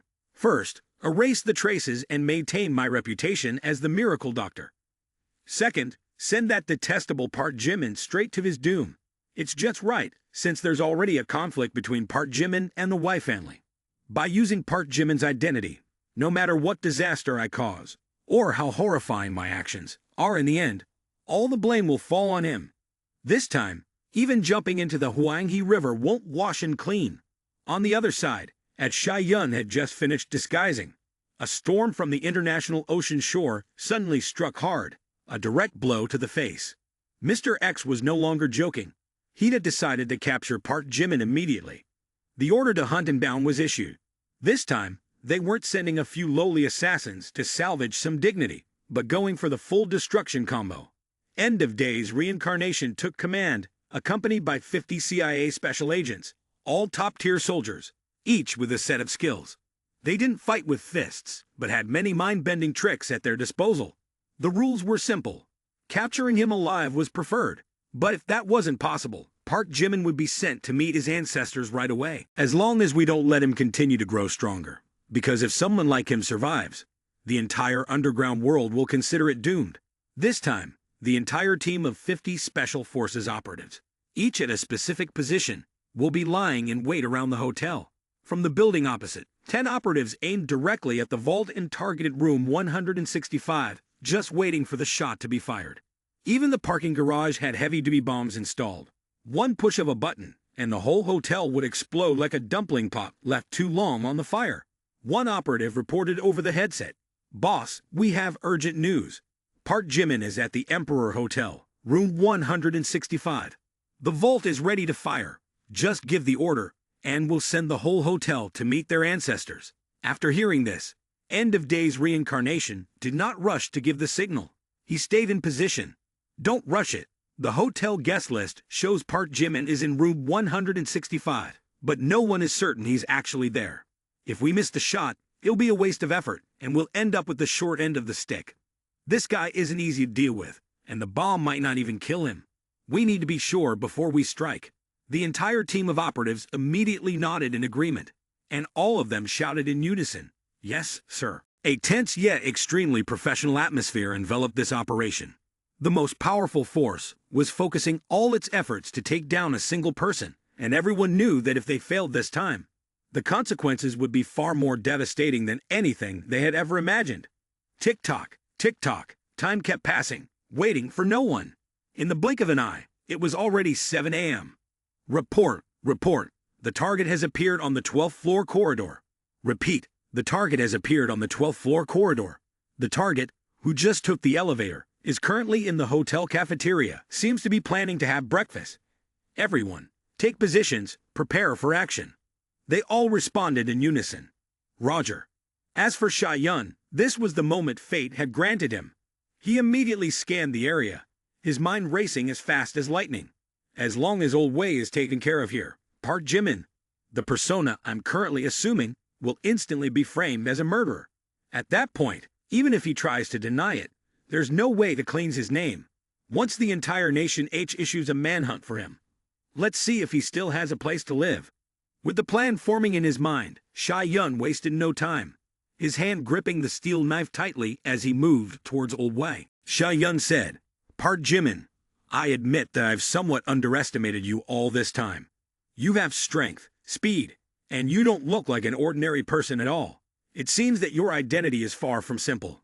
However, you must never, under any circumstances, provoke me. If you offend Sha Yun, you'll spend your entire life in a nightmare that you can't escape from. Park Jimin, prepare to write your will." Sha Yun took step after step toward Old Wei, only a few steps away.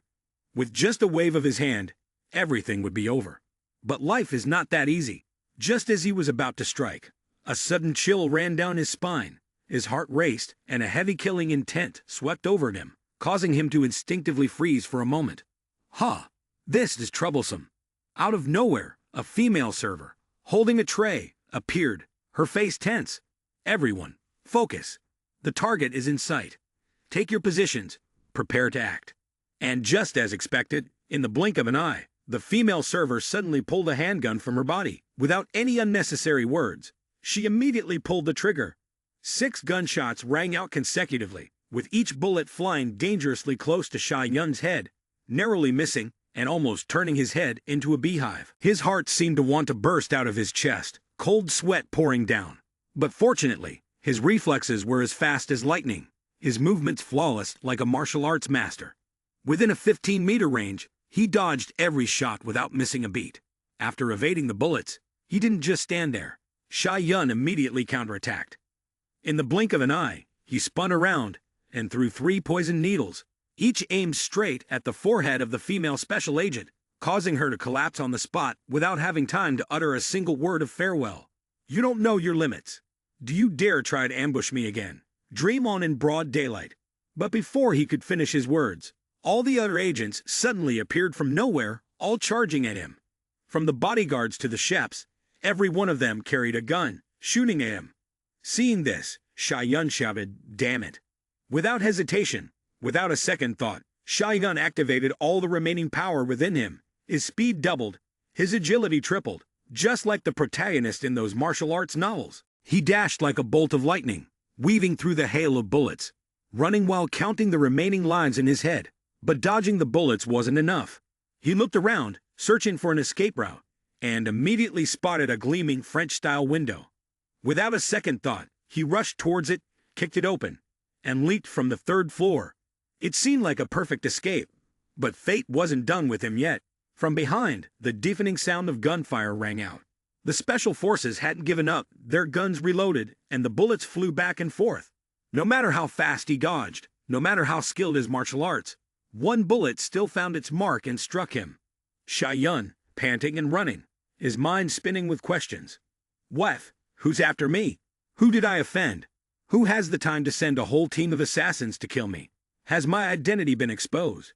But that doesn't make sense.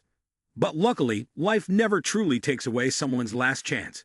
Thanks to the heavenly talisman armor Master gave me, I didn't end up as a perforated target right there. Surviving by a hair's breadth is no exaggeration. Without thinking for long, Sha Yun quickly scanned for an escape route and immediately saw a brand new Porsche 911 preparing to park.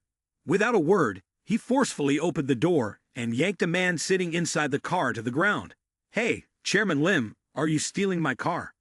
As the man fell to the ground and managed to say a few words, he was met with Sha Yun's murderous glare.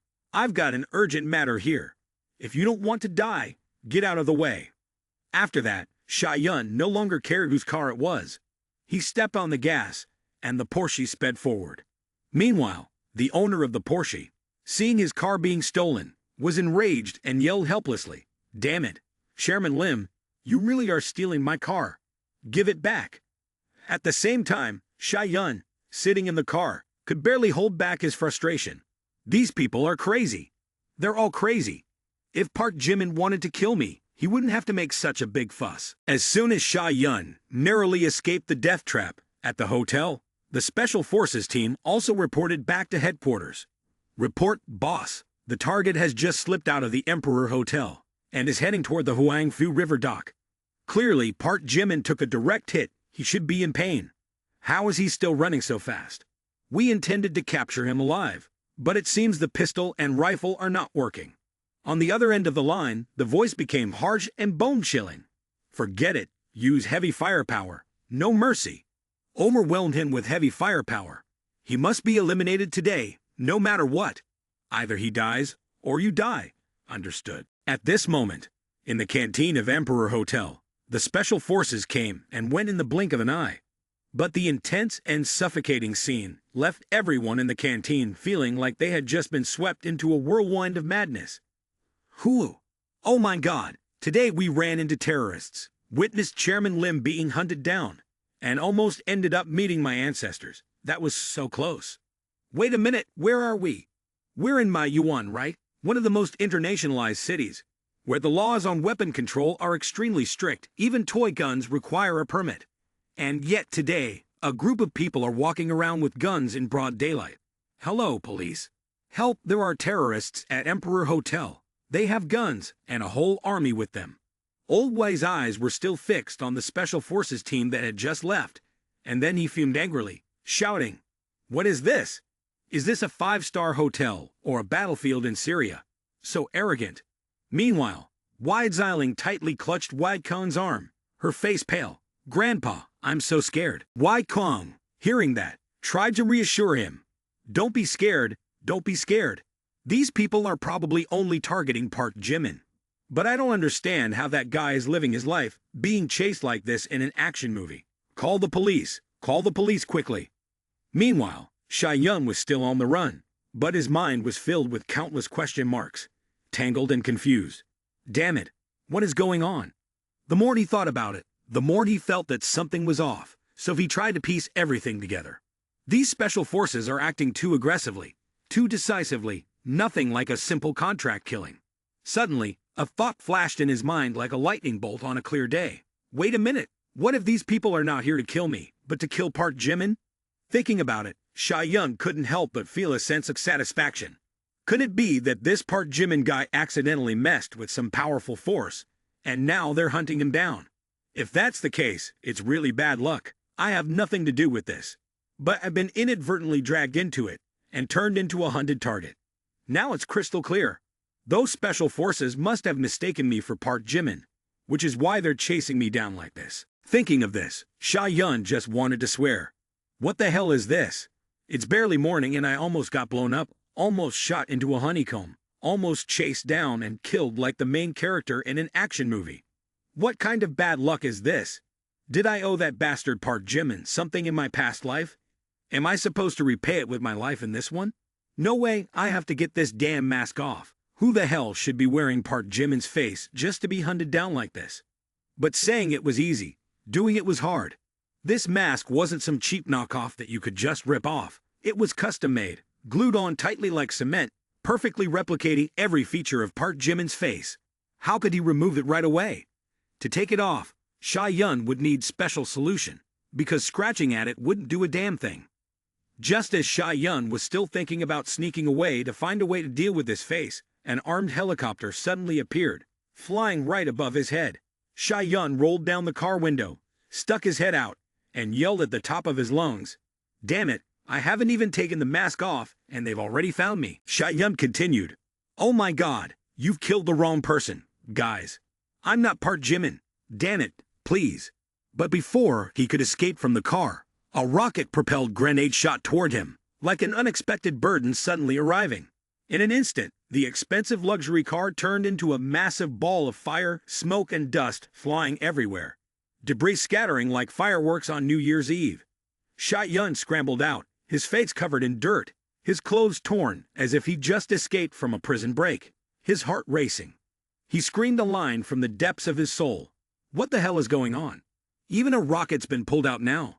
On the helicopter, the commandos saw that Sha Yun was still alive and immediately unleashed another round of bullets, sending him straight to meet his ancestors. Sha Yun roared, ducking his head and running. Damn it, I can't die here. At this point, only one thought remained in his mind. I need to find water. Only with water can I remove the mask. As long as I take it off, they'll know I'm not Park Jimin, and I'll escape. Looking ahead, Sha Yun was overjoyed. That's right, the Huan Fu River. As long as I jump into it, I can wash off this damned human skin mask and reveal my real face. Then, the chase will be over. Without much thought, he threw himself into the water, not hesitating for a second. This time, it's over. Once the mask is off, you all have no reason to hunt me anymore. But the heavens are not kind to man. Before Sha Yun could even savor the feeling of escaping death, the voice on the helicopter's radio came through with extreme decisiveness. Report, the target has jumped into the Huang Fu River. On the other end of the line, a cold voice responded without a hint of hesitation. Let him jump, it doesn't matter. But he's definitely not dead. Prepare all firepower, spare no expense, and kill Park Jimin right there. Just as Sha Yun's head emerged from the water, a dozen rocket-propelled grenades were fired at the river all at once. The entire river was bombarded mercilessly, and no one could see Sha Yun anymore. The water churned, forming columns of white foam, while thick black smoke spread everywhere. The special forces on the helicopter reported back to headquarters with certainty. Report, mission completed. Target completely disintegrated. The voice on the other end replied with satisfaction. Very good. Disband immediately. Head straight out. Anyone who can run, run. Don't stay around for any drama. As soon as the grand chase had just ended, Manhwa was immediately locked down, with a curfew imposed across the entire city. Dogs were not allowed to run, and even cats had to remain still. The impact of this incident was so severe that it couldn't be kept under wraps. Very quickly, investigation teams were set up, and intelligence agencies began their pursuit to root out everything, no matter the cost. But it was at the Huang Fu riverbank. An idle netizen, with nothing better to do, accidentally captured footage of Chairman Lim jumping into the river.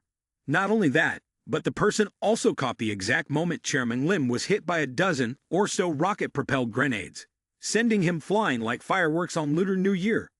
Without hesitation, the video was uploaded online, and within seconds, chaos erupted across social media.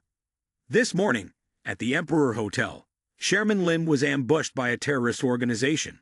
After a dramatic chase that lasted all the way to the Huang Fu River, he ultimately couldn't escape his fate.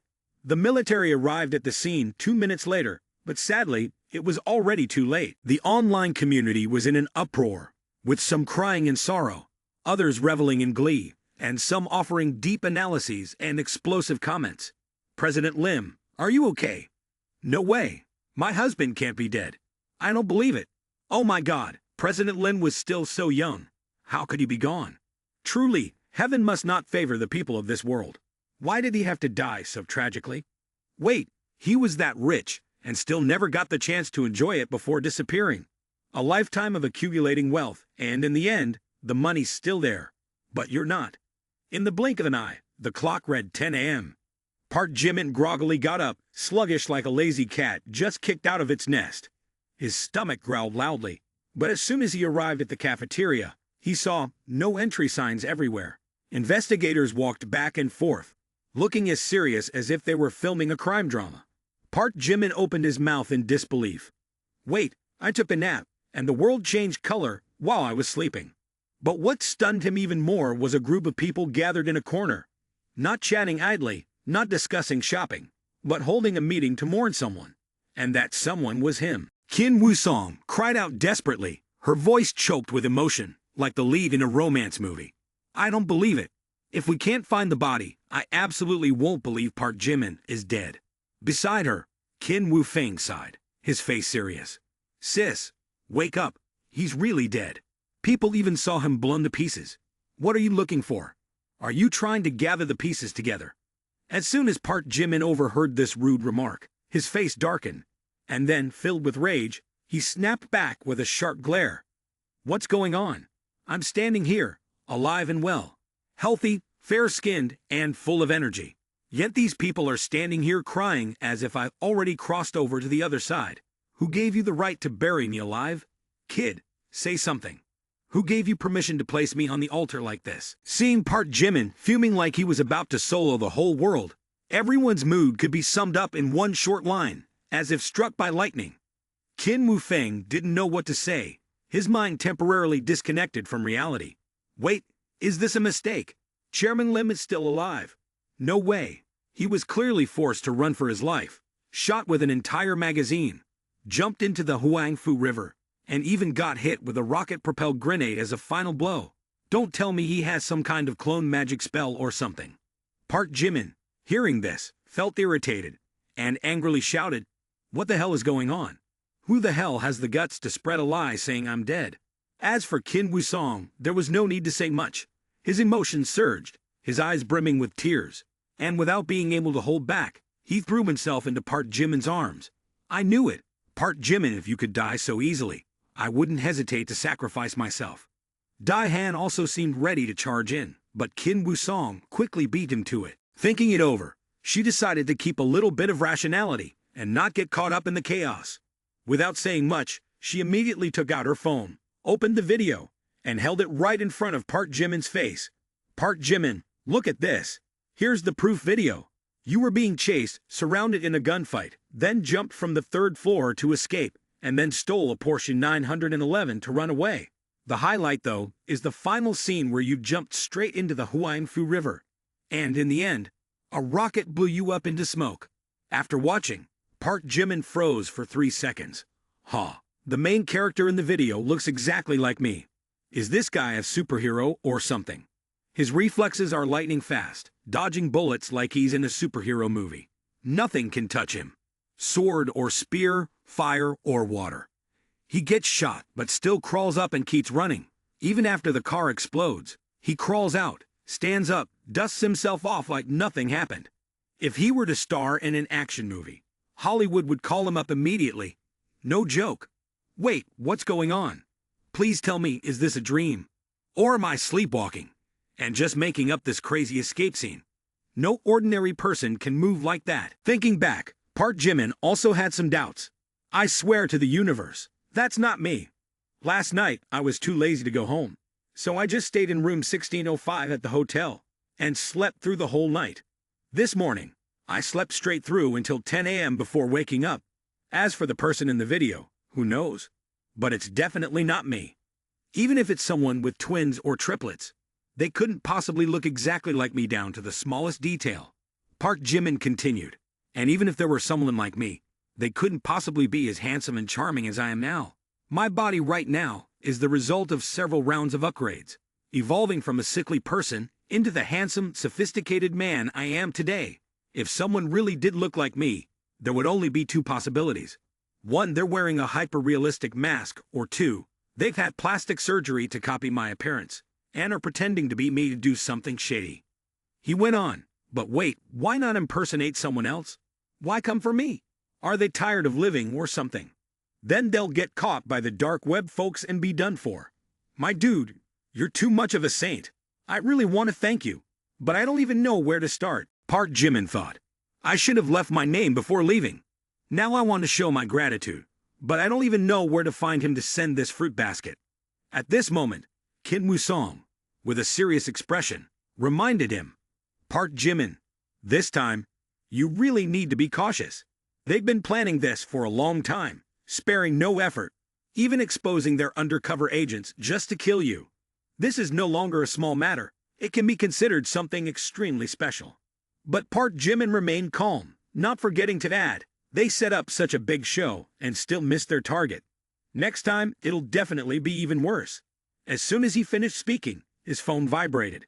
Park Min Young, Yang Wei Bai, Oh Young Sil, Kim Jenny, Kim Hara-won, Suk-won, and even international superstar Della didn't miss out. But that's not all. There were also Song Joong-ki, Yu Ah-in, the famous director Yang Sison, and even influential figures in the business world, all of them reaching out to him. After watching, Park Jimin couldn't help but rub his temples, feeling like he was pushed to his limits. If this situation keeps going on, I might have to change my phone number or even run away to some deserted island just to survive. But well, I still have some humanity left. I can't bear to make everyone worry even more. The best thing to do is to immediately update my social media and make a post saying that I'm still fine. The news spread quickly, with major platforms like QQ, TikTok, Vinova, Weibo, and a ton of other networks all scrambling to post corrections.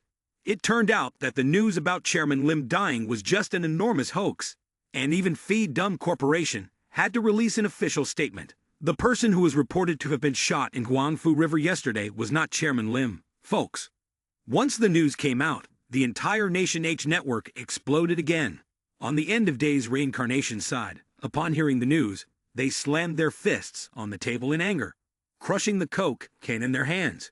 The phone sprayed everywhere, just like their emotions, bursting with each drop. Wait, so you killed the wrong person? That guy was sleeping in room 1605 all night and only woke up at 10 this morning. So who did those special forces actually kill? End of days reincarnation continued. If the one who was killed isn't Park Jimin, then who is he? Why does he have such extraordinary combat skills? And more importantly, how many more Park Jimins are out there? Couldn't it be that Park Jimin knew about the organization's plan and arranged for a body double? But wait, how could that body double fight so well? Dodging bullets like a pro, nothing could hurt him. And he took hundreds of shots and still kept running. Could it be that the organization has tampered with something they shouldn't have? The more end of days reincarnation thought about it, the colder his spine felt.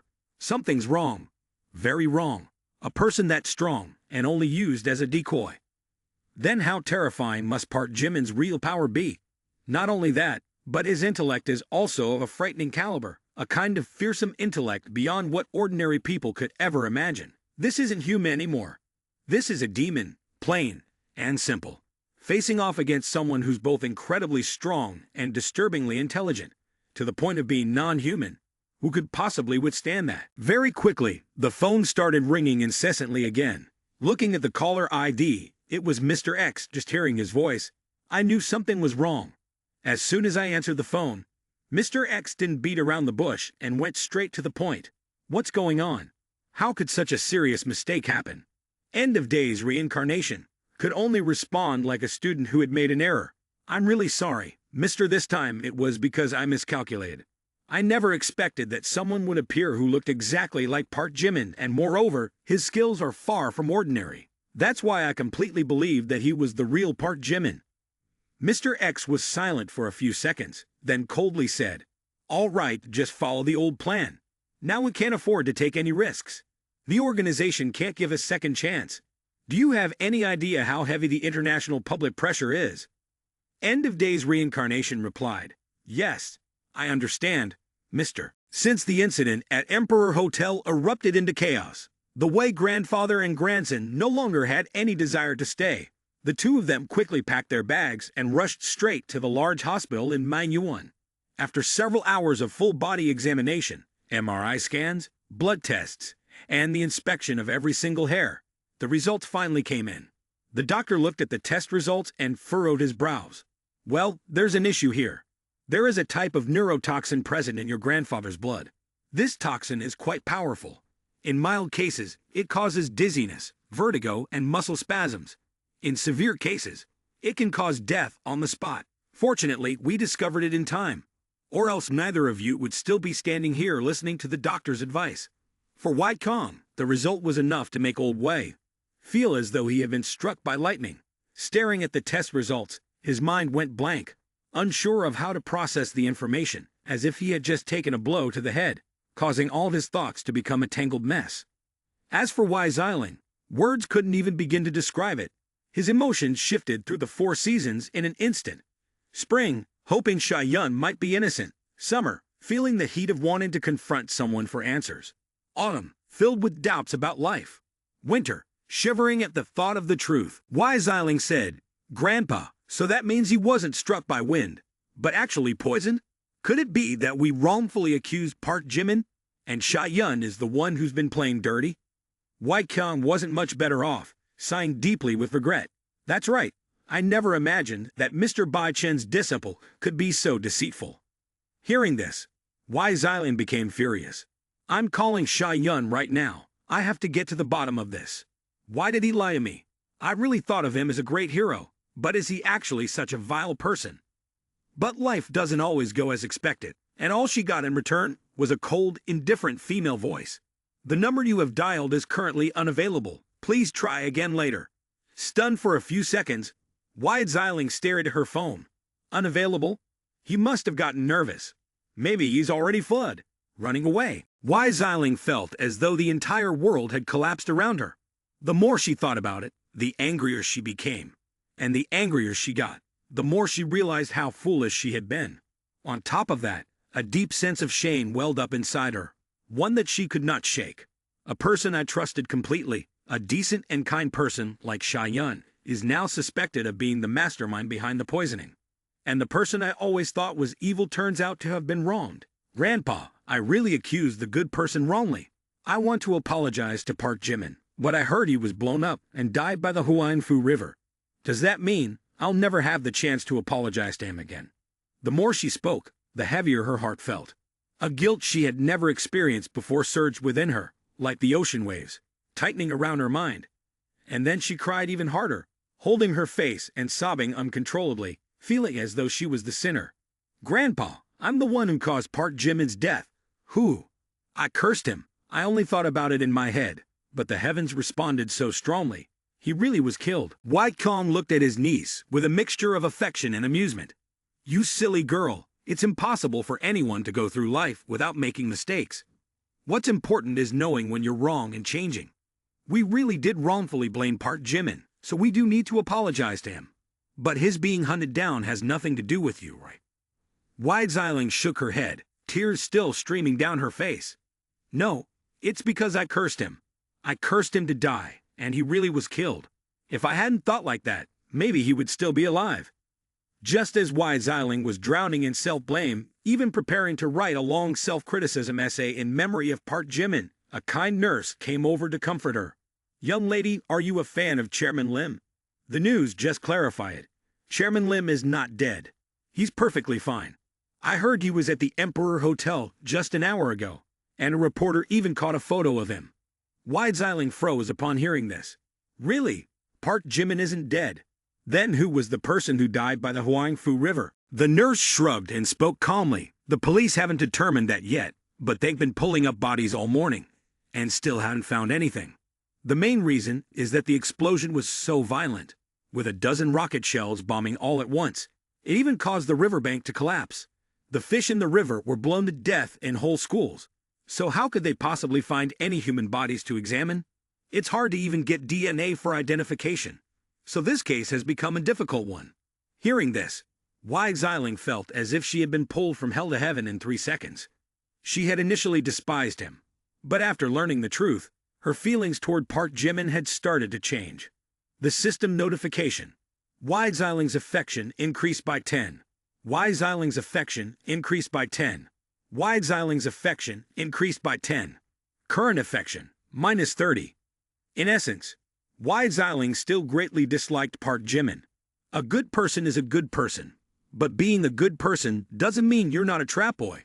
I won't forgive him that easily. On this side, Park Jimin also raised an eyebrow, wondering, strange, why did this Wei girl suddenly gain 30 points in favor?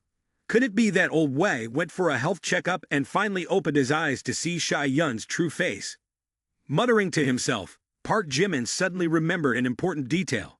Wait a minute, I still haven't seen Sha-Yun's face so far. His brows furrowed, sensing something was off. Recalling the surveillance video he had just watched, he began piecing together the fragments in his mind. The impersonator, before he was ambushed, did something very strange. He grabbed a steel skewer from the dining table and quickly walked toward old Wei, who was still having breakfast. What was he planning to do? Was he trying to kill the old man? By this point, Park Jimin's mind quickly formed a hypothesis. This guy was planning to kill old Wei. If old Wei were murdered right in front of everyone, who would be the first person to be suspected? Clearly, it would be me, right? All right, now, I get it. This person wasn't impersonating for fun. He was deliberately framing me. Park Jimin thought, damn it, wait a second. Could the person who's impersonating me be Sha-Yun? He knows medicine, is skilled in disguising, has a shady background, knows martial arts, and is precise with his needle techniques. Never misses a shot. He has a clear motive. If old Wei finds poison in the blood today, who would be the first one to be suspected? Of course, it would be the disciple of the medicine king, Sha-Yun. So, What will he do to protect his reputation? Right, eliminate Old Wei. But just eliminating him isn't enough. He has to drag me into this as well. One stone, two birds. Too convenient. Park Jimin continued thinking. Oh my god, this guy is playing dirty, but Sha-yun really has bad luck. He thought he was in the clear and ended up stepping right into a hornet's nest. So now his life is ruined. Who could have known? Damn it, these dark web people really don't fear anything until it's too late. Well, let me help you all cry your hearts out. With that, Park Jimin clenched his jaw, his hand already on the keyboard. This time, the hunt wasn't for just a few small-time players, but for 107 high-ranking figures in the dark web. To put it simply, the entire leadership council, from the bottom to the top, no one would be spared. He sifted through each name, stamped each face, each one thrown up on the bounty board. The lowest price target was a minor character with a bounty of 100,000 dark coins, approximately 37 million. The key targets had their bounties raised to 300,000 dark coins. And for the kingpin, Mr. X, Park Jimin slapped an astronomical price of 5 million dark coins, which translated to about $300 million. In an instant, the entire assassin world was shaken. Some sat back, watching to see what would unfold. But there were also plenty of cold-blooded players, sensing an easy kill, jumping straight into action. Within less than 12 hours of Park Jimin posting the mission, 5 major figures from the dark web were sent to the altar. And of course, the assassins who took the job casually pocketed their rewards, as happy as if they were receiving a New Year's bonus. But unfortunately, most of the high-ranking targets turned out to be anonymous figures, appearing as ordinary civilians on the outside, with vast amounts of money. The missions were easy, truly like picking up fallen leaves on the street. In the blink of an eye, the upper echelons of the dark web were bathed in blood. In just 3 days, 107 major figures of the dark web were almost completely wiped out, with only one survivor. Mr. X, he was not someone easily traceable, because he had always appeared wearing a mask, and no one knew his true face. Even the most important figures in the dark web had never seen his real face. This made it impossible for the assassins, no matter how hard they searched, to identify their target. As they hunted him down, the assassins jokingly remarked how they were supposed to kill someone when they didn't even know what he looked like. And that was the very reason Mr. X survived amidst this bloody storm. After narrowly escaping death, Mr. X was fuming with rage, muttering to himself like a madman, "Park Jimin, if you dare make the dark web disappear, from the White House to the CIA, from the FBI to the Pentagon, no one will let you get away with it. This time, you're finished." No matter how things turn out, one thing was certain. Park Jimin had officially become the target of the entire world, and the largest manhunt in history was about to begin. Officer Ma Yuan, during a routine patrol along the Huangfu River, unexpectedly found a damaged but still usable bra. At first, the officers thought it was discarded trash, but as soon as they picked it up and examined it, they were all left stunned, wide-eyed, and slack-jawed, as if they had just discovered a treasure. This bra looks ordinary at first glance, but when you touch it, it feels as soft as cotton. However, it is harder than concrete. A sharp knife can't cut through it, fire can't burn it, and even an AK bullet might not leave a scratch. What's more, it has the ability to automatically contract upon impact, forming a protective layer tougher than ordinary bulletproof vests. But the most notable thing was its special connection to Park Jimin. Everyone recalled the incident when Park Jimin was shot with an AK but remained unharmed. Faced with this situation, Officer Ma Yuan didn't know how to handle it appropriately. Such a valuable item, we have no right to seize it. Upon reviewing the camera footage, they also discovered that the owner of this item was none other than Chairman Lim.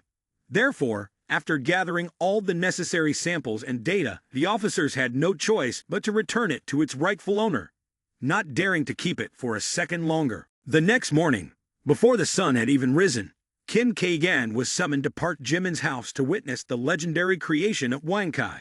The Battle Royale shooting game already had an existing framework. It just needed to be copied and upgraded. For Wankai, this task was as easy as pie. In just a blink of an eye, Wankai had upgraded the game into a highly advanced version, perfectly tailored to Park Jimin's requirements. As soon as Kim K-yan arrived at the villa, she didn't even have time to ask about the Huangfu River case before Park Jimin cut straight to the chase. Here's the thing. I want to establish a game development department.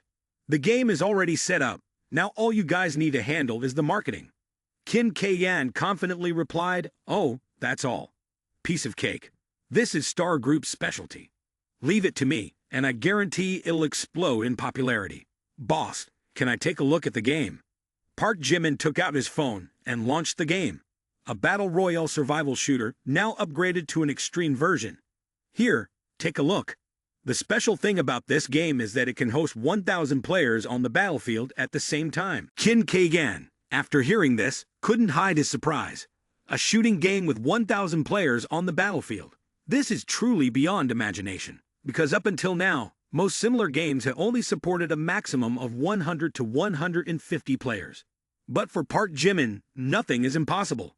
At this moment, Kim K-yan furrowed his brows and thought for a moment before asking a rather crucial question. Currently, in the gaming world, the Quick Group rules the world, and its competitors are like grains of sand in the desert, scattered and insignificant. To try and break into a world already controlled by the Quick Group and still hope to rise, ordinary promotion would definitely make it disappear from people's hearts. While Kim K-yan was still hesitant, Park Jimin laid out an extravagant plan. If expanding is too difficult, then just give out red envelopes. Organize a 1,000 player battle, and the winner will get a $1,000 reward. No doubt about it, this is the quickest and shortest path, one that will overshadow all the survival games currently on the market. Kim K-yan, who had previously been stunned, now wore a truly astonished expression. What? All this time, I've been grinding in games to climb ranks, to show off achievements, to boast to my friends. But where did this game come from that not only lets you grind points, but also grinds pocket money like this? At this rate, if the number of players reaches tens of millions, every minute that passes is like burning through a mountain of money. Just as Kim K-yan was still sitting there lost in thought, his mind soaring through the cosmos, the doorbell rang loudly, as if someone were coming to collect a debt. What's going on here? Park Jimin opened the door, his tone indifferent, without a hint of tension. What brings you here? The captain of the police stepped forward, his tone also quite gentle. Hello, President Lim. We're here to return the items. Park Jimin took the bag from the officer's hand with a skeptical look in his eyes. What's this? Could it be another scheme from Sha-yun? The attempted murder of Old Wei hasn't even been pinned on him yet, and now is this another shitshow he's throwing right at my head? But before Park Jimin could react, the police captain added, after a thorough examination, inspection, and analysis of every fiber, we concluded that this is not something that can be mass-produced. The materials used to make it are too rare. The manufacturing process is definitely classified at a top-secret level. The value of a shirt like this is worth 10 times more than a villa in Manhwa, and even with money, it might not be something you can buy. And the police don't have the authority to keep this bulletproof vest. If it belongs to Chairman Lim, we naturally have to return it. Seeing the police's enthusiastic attitude, Park Jimin decided to accept it for now and figure it out later. All right, thank you. But wait, it's not over. The police captain then dropped a bombshell without any warning. Oh, by the way, I need to inform you of something. A Porsche 911 owner just reported that you stole his car, and now it's badly damaged. Based on our investigation, we understand the situation at the time was quite urgent, but still, hijacking the car in broad daylight falls under criminal law. So in my opinion, you should contact the car owner to negotiate privately and proceed with some form of compensation. At this moment, Park Jimin was truly stunned, not because of the compensation issue, but because he couldn't remember when he had gotten himself involved in this whole Porsche 911 incident. His brain started working faster than a high-end processing chip, desperately trying to recall what he had done to end up in this mess. But no matter how hard he tried to remember, one undeniable truth was clear before his eyes. Someone had accused him of stealing a supercar, and now that supercar had turned into a pile of scrap metal. But after thinking it through, arguing wouldn't help. It was better to deal with it quickly to avoid a headache. So Park Jimin skillfully said, I didn't mean to steal it. I just borrowed it for a quick spin and accidentally turned it into a pile of scrap.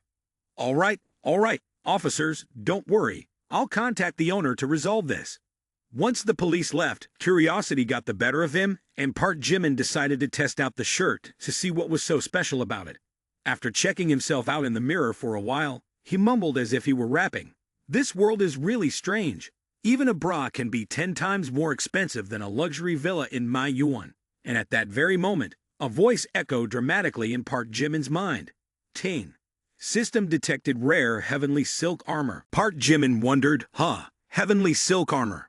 What kind of RPG is this? But before he could ask further, the attribute panel appeared clearly in front of him. Type. Defensive item. Defense attribute plus 100. When worn, it enhances defensive capabilities, protects weak points, and can even stop sniper bullets. Park Jimin was stunned, only able to exclaim, his eyes gleaming as if he'd struck gold. Damn, is this a gift from the universe or what? I can't believe such a huge piece of equipment shows up in the middle of this mess. Then, excitedly, he gripped the armor tightly. Could it be that Sha Yun, the guy who keeps falling flat but still survives, even taking a full AK mag and still smiling?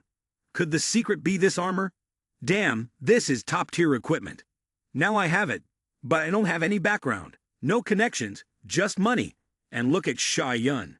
He not only has a mysterious master called Medicine King, but also a bunch of amazing gear. Life really isn't fair, but when you think about it, today's still a lucky day. I bought a Porsche 911, but getting this heavenly silk armor in return, I'm still coming out ahead. At this moment, at Manhwa Airport, a private jet quietly landed after a long journey from Las Vegas. Amid the bustling crowd, a stunning figure made her appearance, causing the airport to tremble for a few seconds. None other than flight attendant Xiao Lai. In Las Vegas, she is not just referred to as a flight attendant, but directly as the Lady God of Cards, the mistress of the world's #1 God of Cards, Huan Batian. Anyone who hears the name must respect it and fear. But she is not merely the wife of the God of Cards. Xiao Lai is also his official spokesperson, a woman wielding authority akin to that of an elder. Just a simple wave of her hand can command thousands of subordinates ready to execute her orders. In Las Vegas, when discussing power, one cannot overlook Xiao Lai. This includes 30 casinos, 55-star hotels, 6 7-star hotels in Dubai, 3 stock companies, 12 factories, and 3 internationally renowned luxury brands. Moreover, in Las Vegas, when Xiao Lai raises her voice, even the governor must sit up straight to converse with her. Each time she goes out, the tight-clad bodyguards and a grand motorcade escort her. No different from the movement of a national leader. At this moment, Xiao Lai had just stepped out of Hong Kong Airport in Manhwa, feeling a bit nostalgic. This place used to be my destination. But now looking back, everything feels a bit unfamiliar, as if I have stepped into a different world. It's not because the scenery has changed, but because my perspective has changed. While Xiao Lai was still lost in thought, her boyfriend Zhao had been waiting outside the airport for a long time. He was driving a shiny Maserati with a face full of confidence. As soon as he saw Xiao Lai, Zhao rushed over, arms wide open, ready for a big hug. Lai, you're finally back. Why did you stay abroad for so long this time? But all he received in response was a gentle push from Xiao Lai, along with a tone that was neither warm nor cold, but enough for Zhao to realize something was off. We shouldn't do this. The airport is too crowded. Zhao looked slightly taken aback, feeling a bit hurt. What's wrong with her? Xiao Lai has never been this aloof before, but he didn't dwell on it for long, shifting to his boasting. Lai, it's great that you're back this time. Look, I just bought a new car, a Maserati Quattraport, the real deal, costing a whopping 1,800,000. He thought this would be the killer blow that would move Xiao Lai to leap into his arms immediately. But Xiao Lai only responded with a flat "oh." No more emotion than that. No sparkling eyes. No look of astonishment. No jumping up in excitement. Just a cold "oh," even somewhat indifferent. Even when she got into the car, Xiao Lai's expression showed a hint of disappointment. Zhao wouldn't know that my worldview has completely changed. If it were before, I would have definitely thrown my arms around him, showered him with compliments, and then talked about cruising the streets tonight. But now, after all the ups and downs and events in Las Vegas, my horizons have expanded far beyond a Maserati. Sorry, if you've slammed a Bugatti in front of me now. I'd just yawn and continue scrolling through my phone. Seeing Xiao Lai with her cold expression, Zhao felt a bit shy. Today, Xiao Lai looks particularly beautiful. Her aura seems a little different, no longer just the cute and lovely girl from before, but carrying an indescribable elegance, as if she has stepped into an entirely different social class. This makes me even more infatuated, feeling as if I am about to pursue a noble lady rather than just a girlfriend. It's understandable, after all, it could be because we haven't met in a long time. A little coldness is fine. Thinking this, the flame of love in Ajeo's heart blazed fiercely again, and he was determined to not give up. He regained his composure, his voice filled with excitement. Lai, I bought movie tickets. Let's go see it tonight. This movie is really hot right now. Starring Chairman Lim and Oh Young-sil. It's making waves everywhere. I've heard that the box office has already hit 9 billion, and it will probably reach 10 billion soon. At first, Xiao Lai wasn't very interested. All that occupied her mind was work, finance, gambling, and stocks. What was so special about watching a movie? But just hearing the words Chairman Lim instantly gave motivation. For a long time, Xiao Lai had unconsciously claimed herself as the Lady God of Cards, deluding herself into believing that whatever Park Jimin did was of cosmic significance. So, Xiao Lai nodded without hesitation. All right, let's go watch a movie. After a burst of speed, the two headed straight for the cinema. But for some reason, as soon as they reached the entrance, Xiao Lai's heart began to flutter.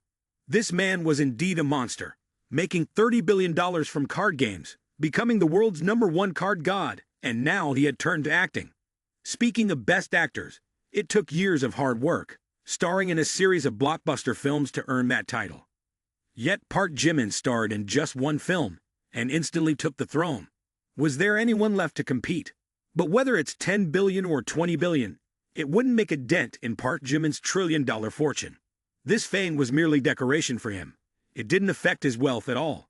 The luckiest person here was Oh Young-sil, who had the chance to ride the coattails of a legendary box office film. The movie lasted 2 hours, during which Xiao Lai was immersed in every action scene of Park Jimin. At one moment, she suddenly felt her nose tingle, her eyes warm, and tears streaming down her cheeks without her noticing. The more she watched, the more her heart raced. Oh my, I've fallen in love with the boss. Is this what it feels like to love someone deeply? For him, I would be willing to trade everything, even if it means ending up with nothing. But then there's Ajeao. He's really good. His conditions are quite stable, but I just don't really like him.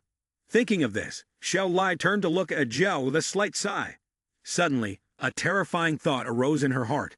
Honestly, I don't want to let him down. But after meeting him again this time, I realize it seems I don't have any feelings for him anymore. Perhaps I have never truly loved him. Maybe I should clarify everything as soon as possible. Perhaps I shouldn't continue to deceive myself any longer.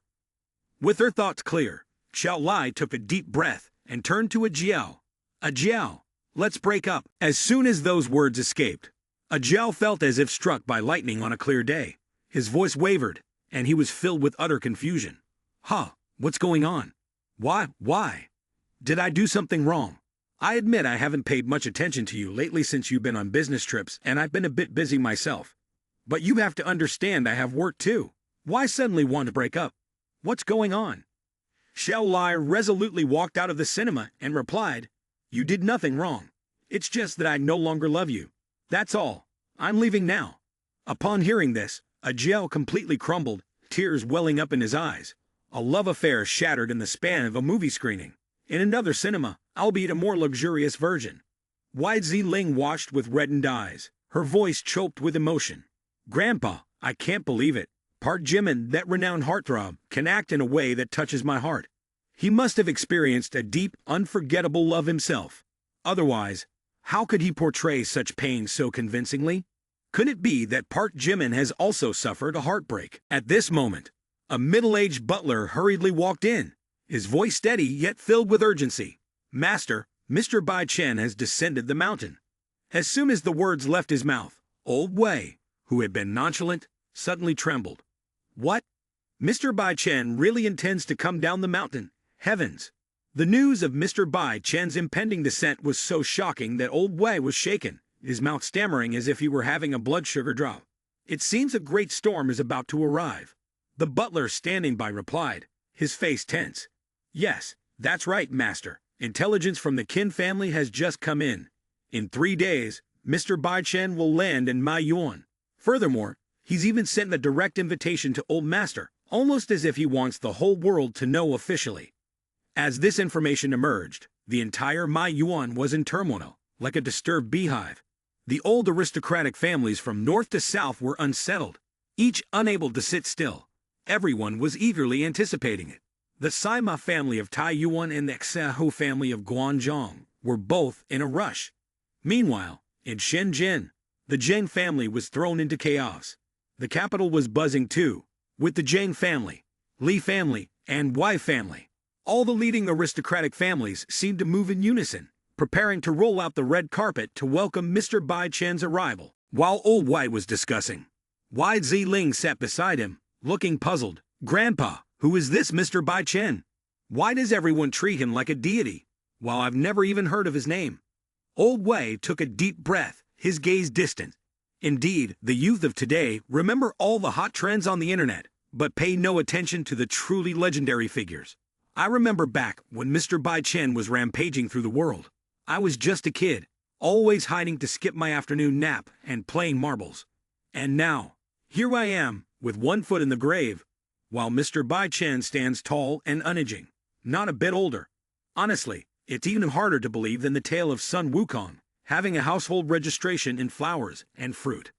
Wai Ziling, listening intently, felt a stir in her heart, her eyes blinking in curiosity. So is this guy cultivating immortality or something? Old Wei continued to speak with deep reverence. They say that Medicine King is someone who can cure all illnesses, even those that doctors have given up on. He still has ways to manage. Not only that, but he can even help people live longer. Old Wei continued. Anyone fortunate enough to meet the Medicine King is like hitting the jackpot, living an extra 10 years without illness or ailments, with health as strong as an ox. It is said that every 20 years, Bai Chen Medicine King descends the mountain, wants to find those fated to inherit his medical knowledge, and to collect valuable spiritual medicine for the Medicine King Valley. Whoever he selects will have their life transformed, and their clan will rise to fairy-like status. It would be hard not to prosper. However, recently, scientific and technological advancements have been so rapid, and medicine has progressed so much that news spreads like wildfire. Consequently, this legend has faded into the past, and few remember it now. Old Wei said, only a few great families from past generations, those who witnessed Mr. Bai Chen's remarkable abilities, truly understand how formidable this figure is. Mr. Bai Chen is undoubtedly a peak master in legend, a profoundly mysterious legendary figure. Just hearing about him seems unscientific, yet his existence is palpable, making it impossible not to be in awe. It's similar to how among the 12 zodiac animals, there is the dragon, labeled as fictional. No one has ever seen it with their own eyes, yet it is still placed on par with the other zodiac animals. After listening to Grandpa for a while, Wai Ziling was still not over her frustration and pouted, asking, "But Grandpa, is Mr. Bai Chen really a good person? The master is only as good as the disciple. And that disciple, Sha Yun, played dirty by poisoning you just to act the hero and save you. Isn't that a trap? I think his master can't be that much better either." Old Wei immediately became serious upon hearing his granddaughter's words, his tone becoming stern. "You can't speak carelessly. Mr. Bai Chen is a person of great virtue and respect. How can he be compared to a lowly character like Sha Yun? It's fine to discuss this at home, but if outsiders hear, it could bring disaster upon us and endanger the Wei family." Wai Ziling, hearing this, pretended to be innocent and full of remorse. "All right then, Grandpa, I won't bring it up again. But I plan to invite Park Jimin to a meal, and maybe buy him a little gift as an apology." "Oh wait, Grandpa, how am I supposed to contact Park Jimin now? I don't even have his WeChat yet." This question caught Old Wei off guard for a moment, but he quickly found a solution. "How about this? I'll have old Kin make a phone call and ask his granddaughter to connect us. She definitely has Park Jimin's number." As soon as the call connected, Qin Tianfang immediately asked, his voice full of enthusiasm, "Hey, Old Wei, have you measured the results yet? I was just about to call you." Old Wei cleared his throat and replied slowly, "The test results are in. There are traces of nerve agents in my blood. To be sure, I even checked a few more times. There's absolutely no way it was just a sudden illness. That Sha Yun really played dirty, willing to stoop to such mean tricks just to win the Wei family's favor." Upon hearing this, Qin Tian Fang fell silent for a few seconds. I just received an invitation from Mr. Bai Chen this morning, stating that Sha Yun has learned 3 parts of the traditional medical techniques and is currently traveling to cultivate his mind and spirit. Mr. Bai Chen also asked the Qin family to take care of him during this time. It sounds reasonable at first, but looking at it now, it's clear there's a major issue. How can Sha Yun be said to be cultivating his mind? He said, a person who has just entered the world plays stealthily to poison others, merely to appear as a miraculous healer saving lives, an act that is both deceitful and despicable. If this is called cultivating the mind, then surely there would be no evil in this world anymore. Now I am tasked with keeping an eye on such a person. So how am I supposed to do that? Should I wake up in the morning to invite him for tea, take him for a walk in the park at noon, and in the evening, pat his head and teach him about being a good person? How can I possibly endure and harbor someone like this? Old Wei, understanding that the situation was somewhat tangled, spoke up to reassure. Old Qin, there's no need to be tense. I'm not calling you to argue. I just want to ask for Park Jimin's number. My granddaughter spoke a bit rudely the other day, and she wants to apologize directly according to proper etiquette. Qin Tian Fang on the other end also grasped the situation, replied immediately. All right, I'll send Xiao Song's number to you. Let Zai Ling contact him, and I'm sure there will be a way to reach Park Jimin. On this side, Park Jimin was lost in thought when his phone buzzed. Glancing at the screen, he recognized the caller as Kim Jisoo. Park Jimin answered, and before he could say anything, Kim Jisoo exclaimed, Hey Park Jimin! Big news! QQ is making a move on Big Cat TV. I just found out that QQ has been secretly reaching out to over 10 top streamers from Big Cat TV, quietly signing contracts, preparing to pull them all over to their platform. They've been sneaking around with such blatant transfers, and I hadn't had a clue. Do you understand the feeling of raising a bunch of chickens only to have them run off to another coop on harvest day? After hearing this, Park Jimin replied calmly, There's no tension or panic. Nothing to worry about. It's just a bunch of streamers leaving. Just sued them for breach of contract. If they signed an agreement, they must take responsibility, and whoever violates it should pay the necessary amount. As for the online uproar, no need for explanations or justifications. Let them say whatever they want. Park Jimin continued. After that, we donated 100 million materials for the disaster area, publicly announcing that all the compensation money for those turncoat streamers will be donated to help the people. Kim Jisoo could only nod repeatedly, Yes, yes, I will implement it right away. Then Kim Jisoo's mind calmed down, even feeling a bit moved. Indeed, Park Jimin plays incredibly skillfully. This move not only helps Big Cat TV miraculously recover its reputation, but also puts those streamers in an unassailable position. Just think about it. They just terminated the contract, are being sued for damages. And now, that money is being used for charity. If they oppose it, it means they are opposing charity. If they refuse to pay, it means they are robbing the opportunity to aid the affected people. At that point, public opinion will automatically turn against them. Meanwhile, Big Cat TV would naturally become a company responsible to society. Truly, Park Jimin is forever my pillar of support.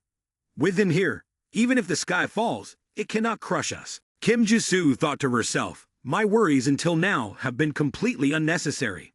At that moment, Park Jimin began to feel that something was off. Why are several of my businesses suddenly getting implicated in scandals all at once? Clearly, someone is deliberately targeting me. More importantly, it's not just one force that has joined in on this game. Just then, the TV continued to broadcast a breaking news story that exposed yet another shocking incident. A female patient who underwent facial surgery using a miraculous scar-removing product suffered severe facial necrosis, leaving her completely disfigured. Unable to cope with the shock, she jumped from a building. The police are currently investigating, while the production company, Ru Yuan Medicine and Pharmacy, led by Yang Weibai, has officially stated that their product is not problematic. However, this explanation has not been accepted by the public, pushing the company into intense waves of criticism. Seeing this news, Park Jimin's expression turned somber. If before I only felt like someone was targeting me, now there's no need for guessing anymore. There is definitely someone playing dirty and doing it so blatantly that they don't even bother to hide it. If the blackening is done with intention, I can still find it interesting. But to blacken to the point of losing all humanity like this, it's truly unacceptable. If it were an ordinary person in this situation, they would definitely be driven to madness, forced to make a series of hasty decisions, and just one small mistake could lead to their entire business collapsing instantly. But the problem here is that I am not an ordinary person. They want to belittle me. Fine, then let's see who gets pushed underwater first. At the same time, at the Bulgari Hotel, one of the most luxurious venues, the atmosphere in the grand lobby was extremely tense. A dozen of the most powerful elders in the world were gathered, not to discuss business collaboration, but to hold a closed-door meeting to deal with one person. One person said, "I have spent a considerable amount of money to bribe some key decision-makers already, and once the press gets involved, we must blow this case to smithereens. We absolutely cannot allow that Park Jimin to raise his head again. If this case is successful, he will have no chance to come back." Another person interjected, "That's right, Park Jimin is rising rapidly like a storm, having built an enormous financial empire in just half a year, but the higher he climbs, the harder he falls. He's moving too fast, like constructing a skyscraper without a solid foundation. Just a light push from someone could cause the entire building to collapse." Among these people is a special character, Prince Samsung Park Jung-jae. He looked around the room, wanting to laugh, but had to hold back. It wasn't out of amusement, but sheer surprise.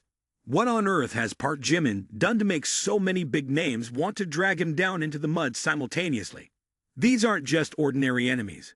If the list of people present in this room were to be made public, it would surely send shockwaves through the global financial market. Everyone here has a reputation. Everyone has power. And everyone is eager to take down Park Jimin. Hongjian Capital, a group of tycoons with an incredibly far-reaching influence, is not just about business. They also control politics and law. Financial group Mitsui, one of the colossal monetary empires of Nation N, is involved in every sector, from banking to real estate, from healthcare to technology. Park Jung-jae thought, the name Rockefeller Group alone is enough to be haunting. This long-established tycoon family controls a multitude of important industries in Nation M. The Morgan Financial Group, one of the banking magnates, possesses trillions of dollars in their hands. A simple snap of their fingers could send ripples through the financial markets. But here, these people not only want to defeat Park Jimin in business, but also aim to completely erase him from the marketplace. There is no negotiation, no reconciliation, only destruction. Park Jung-jae was still digesting this information, feeling somewhat puzzled. In business, it's business. Why would Park Jimin provoke so many powerful forces to hate him? At this moment, Park Jung-jae's gaze fell upon Morgan Tina, and he couldn't help but ask, "Miss Morgan, I heard that your financial group primarily focuses on banking, so why are you getting involved in a battle with Park Jimin?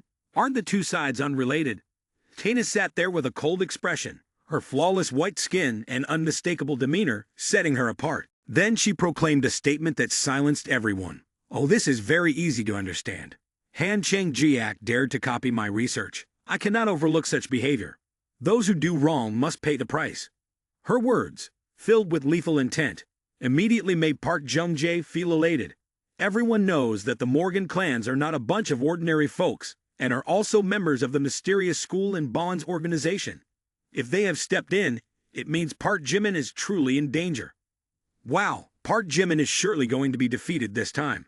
I said it before, don't shine too brightly or you'll get snuffed out immediately. Normally, just offending one or two big names would already be disastrous. But now, Park Jimin has gone ahead and offended a whole long list, provoking QQ, Hongjian Capital, and even dragging the Morgan clans from across the ocean into the fray. Now everything has fallen into a whirlwind. The wheel of fate is rolling uncontrollably, and ahead lies only one outcome that anyone can predict. Park Jimin stood amidst the storm, his face cold as ice, with not a hint of wavering in his mind. Do these people really think that just by playing a few tricks and spreading some nonsense, they can make me vanish? I think you guys are still too young and inexperienced. Underestimating me is a mistake, and once you've made that mistake, I'll show you the price you have to pay. Wang Kai is here now. Prepare to take on the mission. From the screen, a voice full of enthusiasm rang out. Master, just leave it to me. Any chicken that wants to fly is already out of time. Park Jimin narrowed his eyes and spoke slowly. First, infiltrate all online platforms, from QQ, Weibo, TikTok, Vinova, Bilibili to Baidu. In general, get into anything that's scrollable for me. Full control, and next, wipe out all negative news about me. Those keyboard warriors who like to mock me, ban them all. Regardless of whether they are hot streamers or top commenters. If they talk trash, just get rid of them. Anyone who is the loudest, lock their accounts for 3 years for me. Finally, find out the dirty secrets of those at the top, compile them into a shocking combo, and spread them across all forums for the world to see who the real boss is. Now you guys can just wait to reap the consequences of a fierce backlash. Wang Kai was filled with vigor. Order received. Implementing immediately. And so the billion-dollar machine of Park Jimin officially commences operations, ready to crush anyone daring to confront it. In this vast online world, the number of bloggers is indeed vast. From small accounts with just tens of thousands of fans to the great ones with millions of followers. No matter who they are, or where they stand on the social media spectrum, everyone cannot escape the harsh truth. They have been blocked, my friends. Everything happened too quickly. 1 second, they were the saint of reviews, exposing scandals, and the next second, they became a nameless shadow. No one even aware they ever existed. A slew of accounts was wiped clean. Rumors vanished as swiftly as lightning, and people were bewildered, unsure of what was happening. At this moment, the conference room in the Billionaire Hotel burst open, and a panicked assistant rushed in, her breath ragged, eyes wide with fright. "Boss, we're done for." On the platform, shocking information suddenly flooded in. All the high-flying CEOs from Miss CEO, Long CEO, Wang CEO to Leave CEO have been exposed with a series of private messages, screenshots, and even secret videos.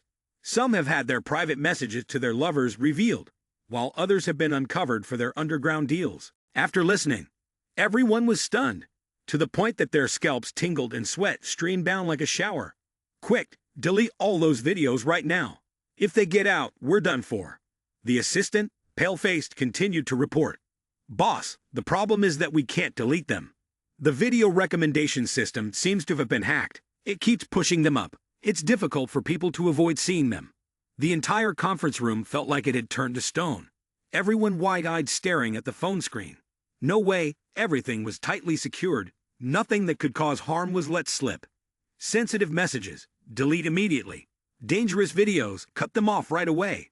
But who could have guessed that what we thought was deleted could still be restored, and that it could be pulled out at will? Park Jimin was also glued to the screen, mouth agape in disbelief at what was unfolding before his eyes. Wait, why have all the exposing accounts vanished? There has to be a reason, and what does it mean to be locked for 3 years? What kind of security system allows hackers to slip in so easily? Are you all just sitting around playing puzzles? While scandals sprouted like mushrooms after rain, Park Jimin remained calm, as if he were an outsider unconcerned with the storm of news online. He furrowed his brow, thought for a moment, and then picked up his phone to dial Yang Guibai's number. Since the day Yang Guibai angrily left the villa, this is the first time I have proactively reached out. This time, the situation is serious. Even she has been pushed into the spotlight of criticism. Yet, she hasn't uttered a word of complaint. Is she trying to appear strong or wanting to bear it all alone? The phone rang continuously for over 30 seconds before someone answered. He said, "Guibai, it's me." On the other end, Yang Guibai's voice was very calm. "Oh, Park Jimin, what's the matter? I'm busy." The way Yang Guibai responded was somewhat cold, as if she didn't care much about the situation. Yet, upon hearing that, Park Jimin felt that something was off. So he immediately asked, "Busy with what?" In response, Yang Guibai simply said, "Just busy with work a little." But Park Jimin was not the type of person to be easily deceived. He continued to ask, "Guibai, are you okay?" Upon hearing this, Yang Guibai's voice remained unusually calm. "I'm fine. I've been good from the start. Why are you asking that?" Not wanting to prolong the conversation, Park Jimin just responded with a murmur, then hung up the phone. However, the matter did not stop there. He immediately gave an order. "Wang Kai, track the location of that call." Receiving the command, Wang Kai replied promptly, "Master, just after a few seconds, I have pinpointed the location. Approximately 30 meters away from Park Jimin in the northeast direction." Upon hearing that, Park Jimin felt a slight shock. What? So close? He turned to look in that direction and realized that this area was a high-end villa complex. A series of thoughts raced through his mind. Something is happening here, and it certainly isn't ordinary. During this time, Yang Weibai had never left Mai Yuan, her heart in turmoil yet still clinging to this place. She continued to linger in Mai Yuan, but not out of chance. She was on the hunt for traces of Park Jimin. After exhausting her voice and asking around everywhere, she finally discovered the location he was at. To get closer to Park Jimin, Yang Weibai made a big move, willing to pay triple the rent and an additional 200,000 as a token of appreciation to the former tenant, all hoping they would leave quickly. From then on, Yang Weibai could catch glimpses of Park Jimin standing on the balcony, slowly savoring a cup of coffee. Each time, she felt her heart calm, as if she had achieved a great triumph. But peace did not always last. Facing a barrage of indiscriminate stones, Yang Weibai was completely shaken. Just recently, Park Jimin called me. A brief call consisting of just a few greetings before hanging up, but for me, it felt like a glimmer of sunshine amidst the storm of life. Yet it was still not enough to soothe the pent-up frustration and resentment building within me. She thought, no matter how much turmoil I feel inside, I still strive to appear calm, maintaining the demeanor of a proud goddess, refusing to show any signs of weakness in front of Park Jimin. I don't want him to see a Yang Weibai who has collapsed, crying pitifully. I want to prove that I can face everything alone. No matter how great the storms are, it won't make me falter. But it's easier said than done. The moment Park Jimin hung up, that strong facade shattered instantly. Yang Weibai could no longer hold back. Tears fell like rain, crying uncontrollably. I can ignore countless insults online. I can disregard threatening messages. But I cannot bear Park Jimin's coldness. He called me, which means he has seen what is happening online. But then what? Just a few superficial words. And then he hangs up, not a word of comfort, not a hint of genuine concern. The feeling of being treated like a stranger is even more painful than any curse from the crowd out there. Could it be that I have truly become someone who no longer matters to him? She thought. If that day I hadn't carelessly left my WeChat for Jung Dick, if earlier I hadn't seen those movie tickets in Park Jimin's pocket. If only I had known back in high school that it was Park Jimin who took the beating for me, silently protecting me from afar. If just one of those things had changed, perhaps he and I would have been together long ago, without any third party interfering, without having to sit here today regretting. But life doesn't have the words, if only. Chances that are missed are gone forever. Just as Yang Weibai was lost in her feelings of frustration, she jolted when the doorbell rang. The door swung open, and the person standing in front of her left Yang Weibai stunned, her lips trembling slightly. Park Jimin, what are you doing here? Before she could finish her sentence, Park Jimin pulled her into his arms, his gaze a mix of reproach and teasing. You moved so close to my house, and didn't tell me at all. Yang Weibai flusteredly pushed him away, feeling shy and embarrassed, and was about to find an excuse to explain.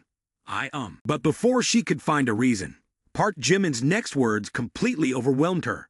Silly girl, there's nothing that can't be solved. No matter how much time passes, no matter how things change, in my heart, you will always be the goddess of our high school years.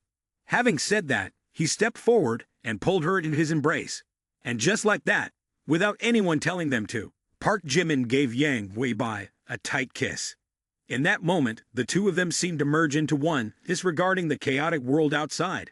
And the feeling of being held tightly in the arms of the one she had longed for made Yang Weibai feel as if she had lost all her strength. She leaned against Park Jimin, her eyes sparkling, her voice choked with emotion. Park Jimin, I want to be with you, even if it means not having a title, even if I can't marry you.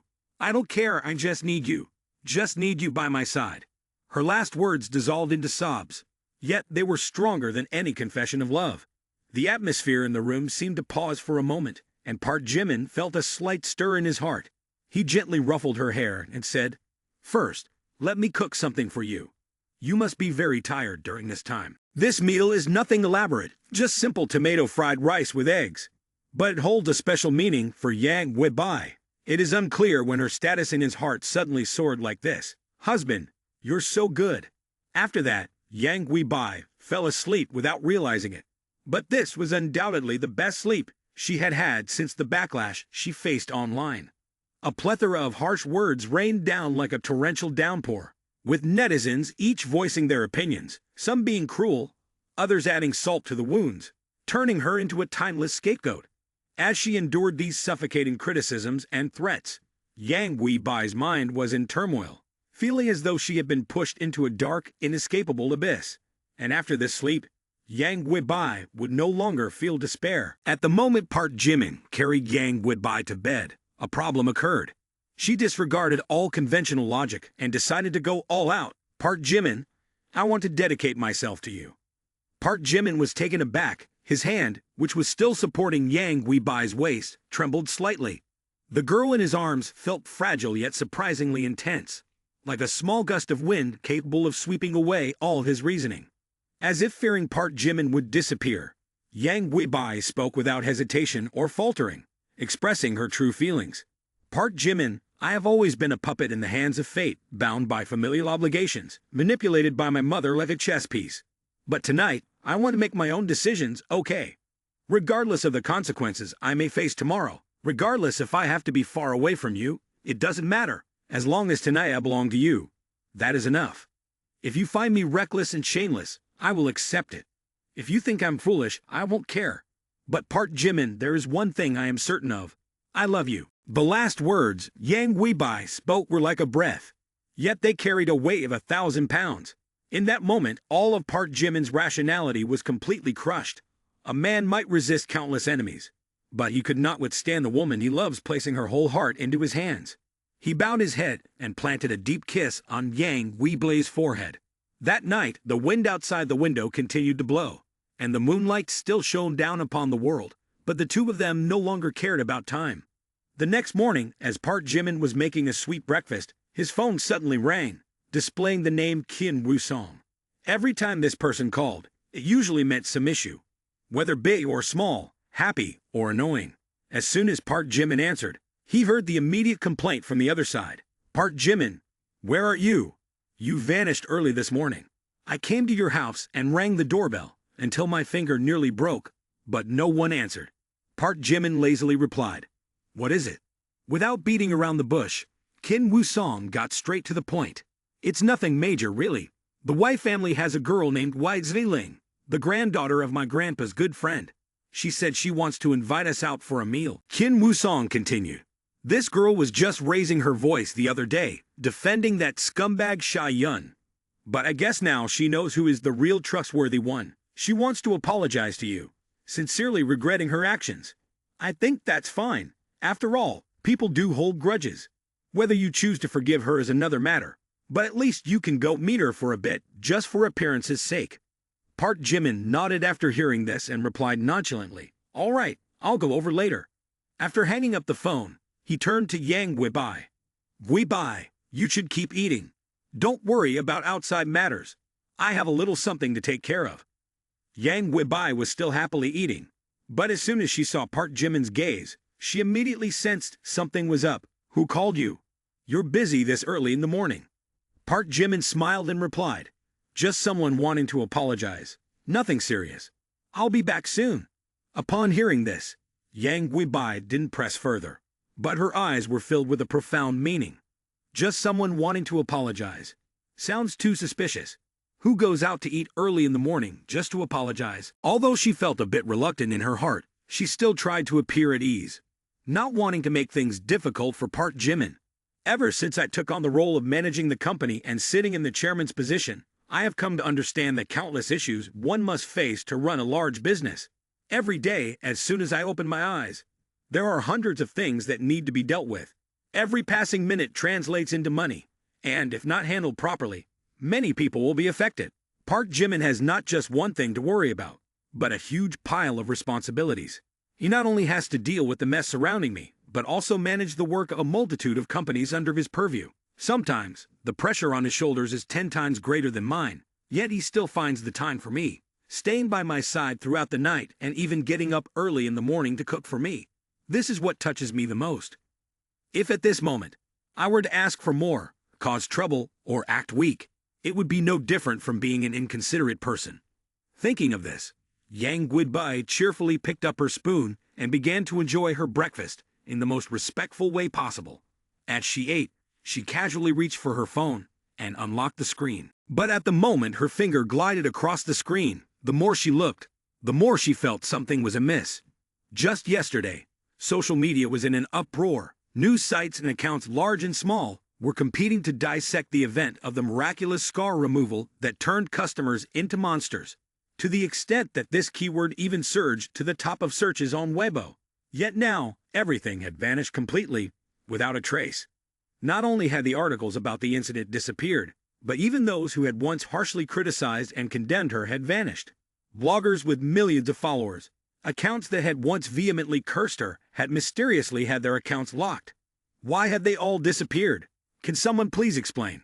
Was it possible that someone had taken it upon themselves to clean up for her? The more she thought about it, the more Yang Guibai felt. There was some force out there that had intervened to help. But who had the capability to manipulate social media to this extent? After thinking it over, only one name came to her mind.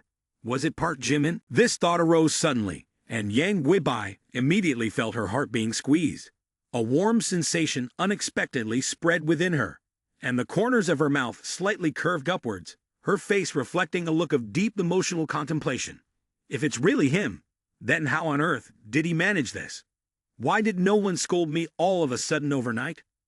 Not believing her eyes, Yang Guibai hurriedly opened TikTok, Weibo, and all other platforms where information could diverge, but the result remained the same.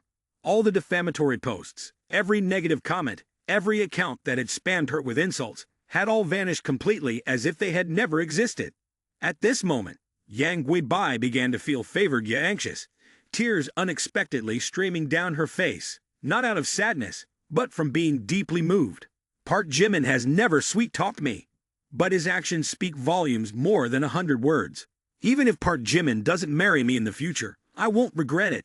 To have a soulmate like him in life, I would have no regrets even in death.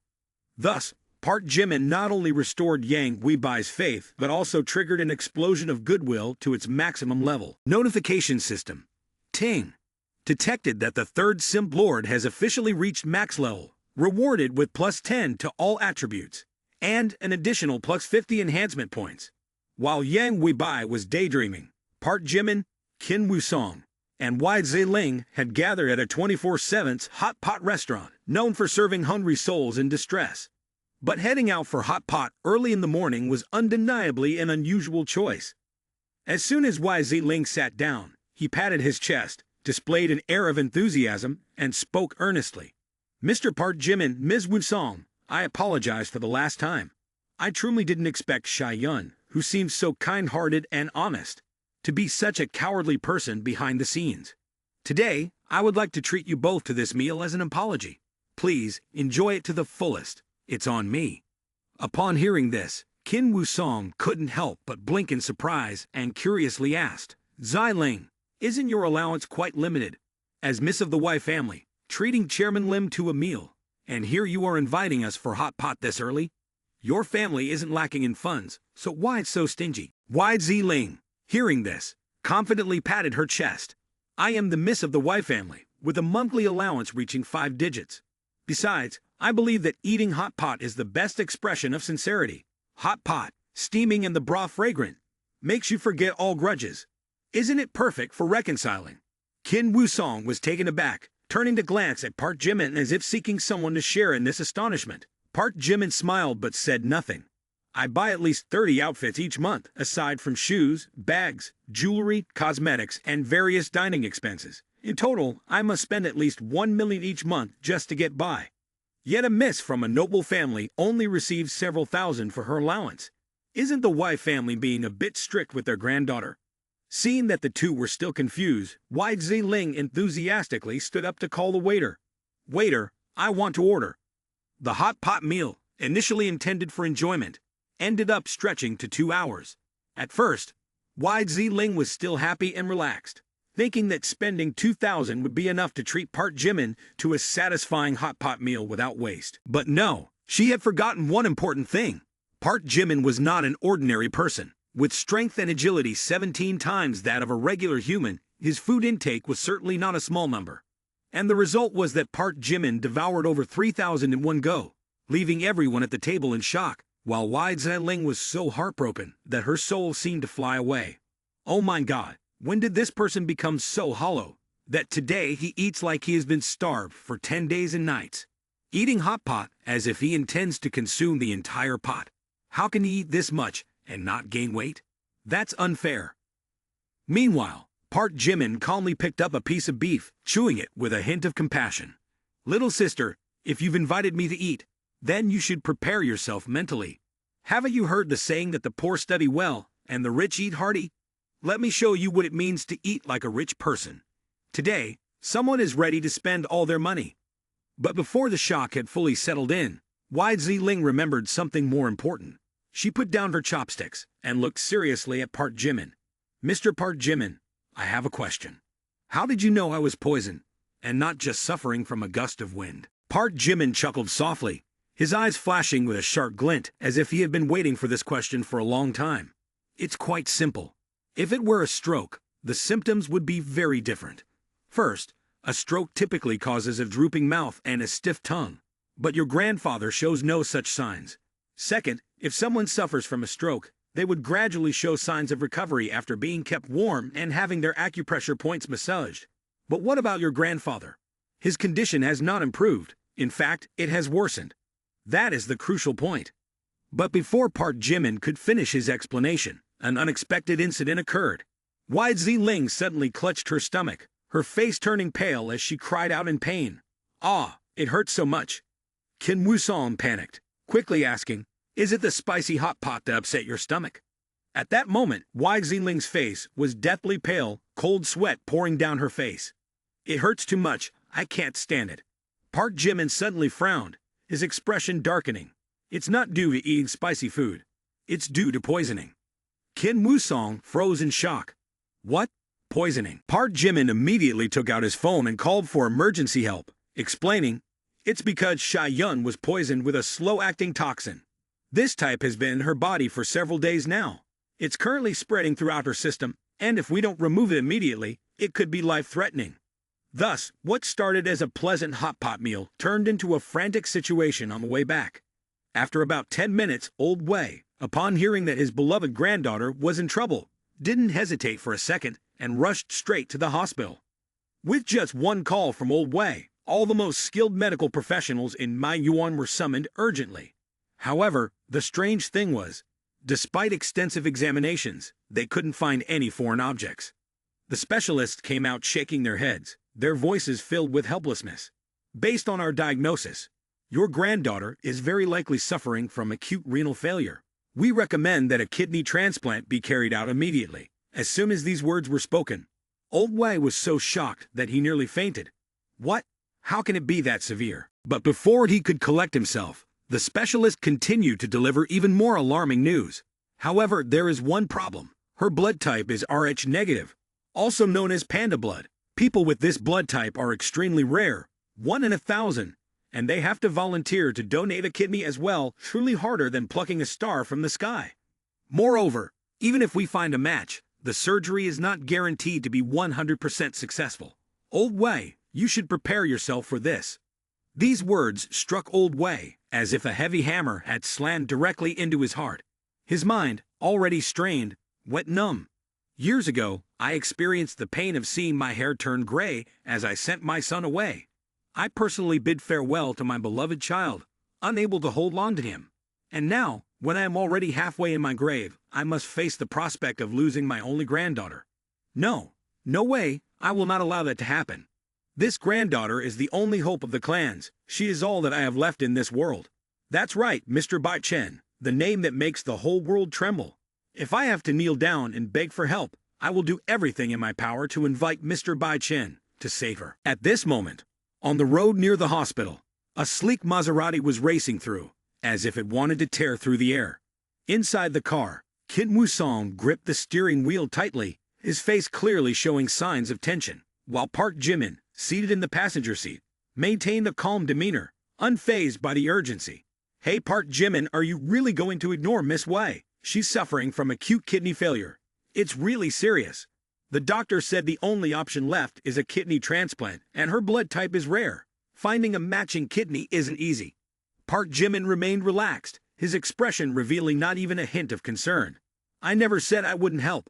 The issue is that someone keeps acting like they don't need my assistance, and I can't force them. Being a good person is tough. If you help, no one remembers. But if you don't, you get scolded. Kim Woo-song, irritated, rolled his eyes and shot a glare at Park Jimin. This guy is really stubborn. He definitely wants YZ Ling and Old Wei to humble themselves and apologize before he'll lift a finger to help. This time, YZ Ling is smart. She went to apologize herself, but she's just a girl from a powerful family. Her words don't hold much weight. Meanwhile, Old Wei refuses to step forward and show any sincerity, which is probably why Park Jimin is pouting, clearly not satisfied. Thinking of this, Kim Woo-song couldn't help but shiver. Recalling my past, I too was almost killed by Sha Yun's poison darts. If it weren't for Park Jimin's timely assistance, perhaps I would have become a framed portrait hanging on the altar by now. Thus, I understand all too well the feeling of death knocking at the door. And for this reason, I am even more anxious to see Park Jimin remain so indifferent. After that, Kim Woo-song sighed, irritated, and replied, all right, let me go back and talk to Grandpa. Telling Old Wei to personally come and bow his head to apologize to you. Is that okay? Park Jimin, hearing this, still responded coolly as if nothing had happened. Hurry up. YZ Ling won't be able to hold out much longer. You need to prepare yourself. Her condition is far more complicated than yours was before. From the beginning, Park Jimin had always ignored everything. But when it came to this point, his expression became extremely serious. If I'm not mistaken, the poison has spread to the internal organs, causing rapid kidney failure. It's not just about pulling out the needle and feeling better. We must detoxify from the inside out. He said, not to mention, this poison is not something ordinary. It could very well be a secret medicine. The tough part is from the moment you're poisoned to the moment you die. It only takes about 3 to 5 days, leaving no extra time for research. Kim Woo-song was shocked upon hearing this, then thought of YZ Ling, who had not yet fully lived out her beautiful years and was now at risk of leaving the game early. She subconsciously felt a chill run down her spine. So that means her time is running out, and there are still a whole bunch of things she hasn't experienced in the future. Is she really going to meet her ancestors so soon? Please don't say that even you can't do anything about it. Park Jimin shook his head, opened the passenger door, and stepped out of the car with a slightly troubled expression. Calm down a bit. Who said it can't be saved? It's just that to detoxify, we need some preparation time. Hearing that, Kim Woo-song felt more at ease. Park Jimin, then I'll head back first to handle some matters, and I'll talk to Grandpa so he can negotiate with Old Wei. Park Jimin hesitated for a moment, then nodded. Okay, but just at that moment, Kim Woo-song slid out of the driver's seat, darting like the wind to his side. Hey, wait a minute, Park Jimin. And then, before Park Jimin could react, a sweet fragrance rushed in. A gentle touch like a butterfly landed on his left cheek. The sensation hadn't even time to send a signal to his brain when a faint lipstick mark was left behind as undeniable evidence. After finishing, Kim Woo-song pretended to be shy, cupping her face in her hands like the leading actress in a romantic film. Ah, how embarrassing. Move aside. Having said that, she dashed back to the car, the engine roaring a few times before speeding away. Park Jimin stood there for a few seconds, before he couldn't help but sigh. Damn it, kissing and running away. She's such a sly girl. But before he could come to his senses, he suddenly felt 2 sharp beams of light directed straight at him. A gaze from the northeast direction. On the balcony of the villa, Yang Weibai was watering her flowers, inadvertently witnessing the entire high-speed intimate scene. She stood frozen, her eyes filled with question marks. Well then, if this happened at a different time, it wouldn't be a problem. But last night I just had a long heart-to-heart with Yang Weibai, and now I've been caught red-handed. This is what you call karma. Not stopping there, another gaze from the southeast direction of Dai-han had just moved in, close to the wall of his house, where he was busy renovating the interior, even hiring a professional interior designer. And just at that moment, she turned to capture that passionate moment. Park Jimin, with his keen senses, watched this scene and felt a chill run down his spine. What a coincidence! I feel like my fate is like the main character in a long-running drama, with one crisis after another. Stay calm. I must stay calm. As long as I don't panic, this situation can still be salvaged. So Park Jimin acted as if he was oblivious to Yang Weibai and Dai-han. Meanwhile, on the balcony, Yang Weibai stood frozen, her mind racing faster than an F1 racing car. Wait a minute, Isn't he on a date with Miss Kin today? Miss Kin has an incredibly powerful family background, stunning beauty, and an exquisite figure. What do I have that surpasses her? On all fronts, it seems I have no outstanding advantages. Thinking of this, Yang Guibai felt a little discouraged, but she immediately thought to herself, "Oh dear, what am I thinking?" According to the experiences detailed in the Yu Da Quan, girls overwhelmed by their emotions often engage in actions that are both foolish and irreversible, pushing themselves into dilemmas. But I cannot let myself follow in the footsteps of the characters in the book. I need to think clearly, to see beyond the veil of emotion, to recognize the essence of the situation. She thought, if I only consider the surface, this does indeed appear to be the behavior of a scoundrel. According to the usual script, I should immediately confront him, demand an explanation, and then, throwing my pride aside, end this ambiguous relationship in tears. But wait a minute, what am I going to separate from? Park Jimin has never declared that he is my boyfriend, nor has he ever said we have an official relationship. In fact, it was I who actively approached him first last night. After a moment of daze, Yang Guibai finally calmed down and began to ask herself, "Stay calm, I have never considered confronting Park Jimin. He has started to treat me a little more gently. If I explode over this, it will only push him further away, and that is not what I want." Moreover, Kim Woo-song is the one who initiated the kiss with Park Jimin. But that does not mean he has any feelings for her. She kissed and then ran off, clearly indicating that the relationship between them is not concerning. If I want to wear the crown, I must bear its weight. If I want to keep this man, I need to have the capability. Without ability and wisdom, sooner or later, I will be kicked out of the game. If I can't even handle Kim Woo-song, who else am I going to compete against in the future? On the other side, Dai Han saw everything, but remained calm. I know very well that Kim Woo-song likes Park Jimin. Not to mention, last time Park Jimin even helped Kim Woo-song remove the poisonous needle and took off her clothes right then and there.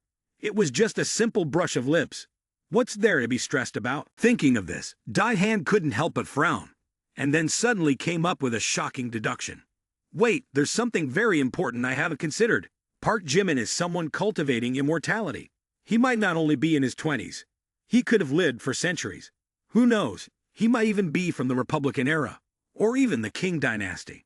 Perhaps he still holds the belief in having multiple wives like in ancient times. Women, born with the fear of aging, the more beautiful they are, the more they dread getting old. Unless one can cultivate immortality, they can't resist the laws of nature. If being with Park Jimin means I could remain youthful and live longer, then this wouldn't just be a romantic relationship, but a fantastic investment. The next morning at Hong Kong, a series of supercars appeared in succession, making people's eyes dazzle. In total, over 100 supercars, more than 200 Bentleys, and an additional 300 Maybachs gathered to form a formidable lineup of 600 supercars parked tightly at the train station's exit. At exactly 10 o'clock, amidst the bustling crowd, a dark green train slowly chugged into the station. The train doors swung open, and a man stepped out, exuding an exceptionally striking presence. He wore a black long robe, carrying an old and worn suitcase that looked like he had just stepped out of a period film.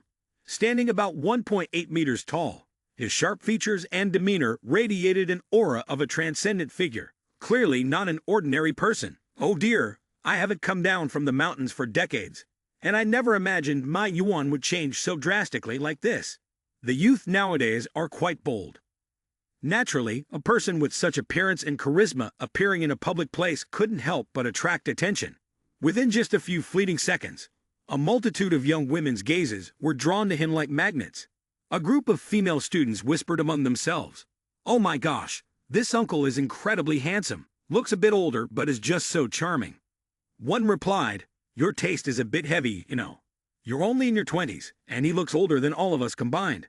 But still, he is so handsome. Isn't that right?" While everyone was holding their breath in anticipation, a figure in a black robe appeared, walking forward with a steady and dignified gait, exuding a celestial aura that made it clear he was no ordinary mortal. The throng of wealthy elders rushed forward, their expressions filled with excitement as if a god had descended upon them.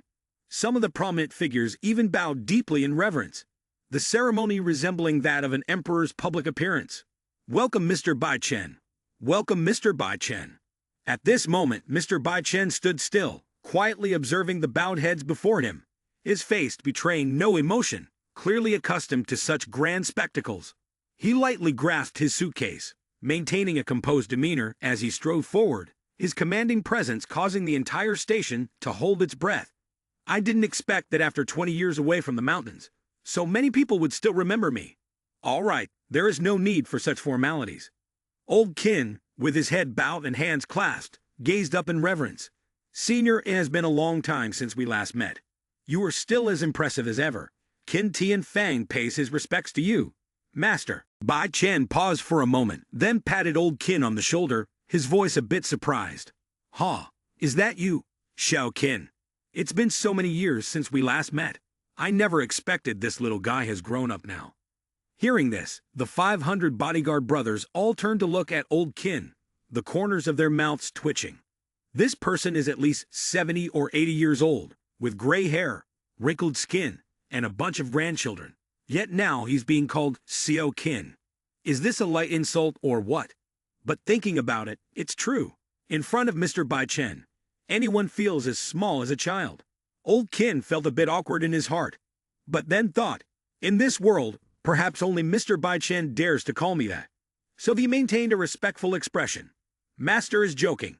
60 years have flown by in the blink of an eye. I was once a passionate young man, and now I become an old man. At this moment, Mr. Bai Chen got straight to the point, his voice dropping to a serious tone, carrying the hint of curiosity and doubt. Xiao Qin, do you have any news of Xiaoyun? He was supposed to come to Maiyuan to receive the 1,000-year ginseng you wanted to gift me, but several days have passed without any news. Not even a little bit. As soon as he finished speaking, the atmosphere around them felt somewhat heavy, like an invisible chill had swept through. Qin Tian Fang felt a twinge of embarrassment in his chest, but he still maintained a slight smile, trying to respond as calmly as possible. Master, I apologize. I am also unaware of Xiaoyun's whereabouts. He attended my birthday celebration that day, but afterward, I don't know where he went. I thought he had already returned. Of course, Old Kin was not foolish enough to reveal the incident involving the poison. To accuse Bai Chen's disciple, in front of so many people, was akin to slapping the man's face directly. Upon hearing this, Mr. Bai Chen immediately furrowed his brow, a hint of unease flashing in his eyes. Something feels off. My instincts have never been wrong, and this time they are ringing alarm bells. A thin layer of cold energy spread, causing those standing nearby to involuntarily shiver, their spines chilled as if someone had just splashed a bucket of icy water over them. But before Bai Chen could ponder further, a series of clan leaders and prominent figures began to arrive, jostling each other, their faces all displaying excitement, though the content of their conversation was anything but joyful. Everyone has a tragic story about the illness of a loved one, accompanied by a very familiar plea. Help me. Now it's Wei Kong's turn to speak, still in that urgent tone, as if he were about to cry. Mr. Bai Chen, my granddaughter, Wei Ziling, suddenly fell gravely ill yesterday. Her condition is now extremely critical. I sincerely implore you to help. I will remember this great kindness for the rest of my life. Having said that, Old Wei felt as if his heart was on fire. My granddaughter is lying on a sickbed in critical condition, and looking at the way Mr. Bai Chen flatly refuses is just like being doused with a bucket of cold water in the middle of winter. Old Wei is very kind, but Bai Chen, regrettably, must let Old Wei be utterly disappointed. In fact, his face showed not a hint of emotion, only calmly responded, his voice cold. Your granddaughter's illness has nothing to do with me. My disciple has gone missing, and I haven't even found her yet. Do you think I have the time to worry about your problems? There are so many sick people in this world. Do you think everyone should come to me for help? Do you think I have nothing to do? Seeing Old Wei still being thick-skinned, Mr. Bai Chen let out a cold huff, his voice full of dissatisfaction. Get lost. I'm not in the mood to listen to your drivel.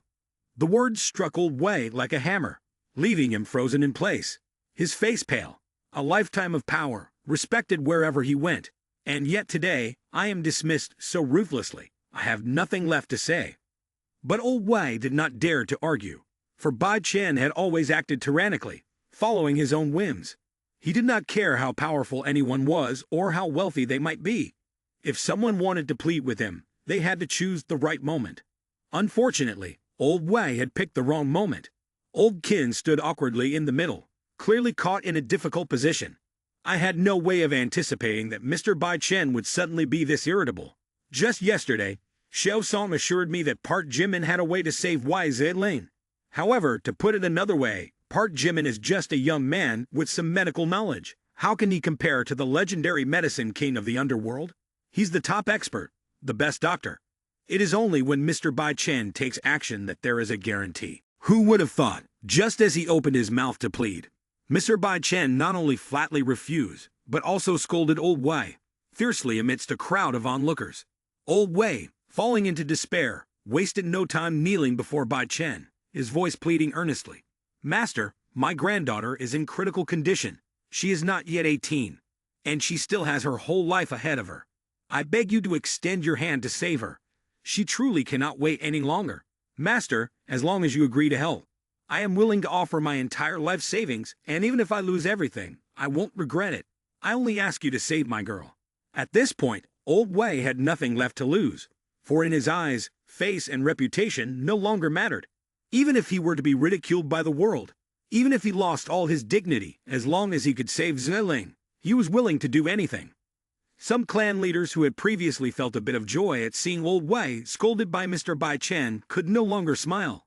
It is true what they say, having money and power does not necessarily make one a cold-hearted person. In the face of a loved one's life, everyone eventually bows their head. Qin Ti and Fang stood there, his face twitching, his heart racing like thousands of wild donkeys. I've been watching Mr. Bai Chen's cold demeanor for a while now and didn't dare to speak up. But seeing Old Wei kneeling there, crying like a tragic character in a long-running drama, I just couldn't remain silent any longer. Taking a deep breath, Old Master Qin gathered all his courage to speak, his tone full of persuasion. Master, saving a life is worth more than building 7 grand towers. Old Wei here is truly desperate. His granddaughter is in a critical condition. The girl used to be very lively and adorable, but suddenly she fell ill with a strange disease that led to kidney failure. Right now, all the major hospitals are at a loss, and the doctors have run out of ideas. They even want to consider a kidney transplant, but the little girl has panda blood. At this point, the atmosphere became heavier than ever. Old Wei clenched his fists, his heart pounding as he awaited Mr. Bai Chen's response. Everyone held their breath, fearing that Mr. Bai Chen would casually say something unrelated, which would surely cause Old Wei to faint right there on the spot. But unexpectedly, Bai Chen, upon hearing about Wai Ziling's condition, suddenly changed his expression. His cold demeanor, as unyielding as a 1,000-year-old glacier, momentarily froze in place, and his eyes flickered with a glimmer of thought. Acute renal failure, and just after meeting Sha Yun. Damn it, this bastard, what the hell is he doing? Like finishing a bathroom visit without wiping. With the answer firmly in his mind, Bai Chen shifted his attitude and uttered a short sentence, yet powerful as thunder. Go to the hospital. The crowd around him erupted in a flurry. No one expected Mr. Bai Chen to change his mind so swiftly. Some even blamed themselves for not acting similarly to Old Wei, thinking that Bai Chen must have been moved by Old Wei's sincere heart. But regardless of the reason, the most important thing was that Mr. Bai Chen was willing to take action. In that moment, Old Wei felt overjoyed, his wrinkled, aged face suddenly rejuvenating by 10 years as he stammered incessantly, "Thank you, Master. Thank you, Master." In his heart, he continuously thanked heaven and earth. I never thought I would have to kneel down and beg someone in my lifetime. But if that is the price to save my granddaughter, I would bear any cost. In just a moment, a large crowd gathered at Manhwa Hospital, causing a commotion throughout the entire internal medicine department. People pushed and jostled each other as everyone wanted to witness Mr. Bai Chen save someone firsthand.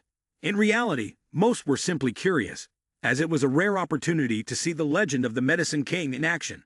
Upon entering the patient room, Mr. Bai Chen did not rush to take action. Instead, he sat silently observing Wai Ziling for a long while before finally taking her pulse for a diagnosis.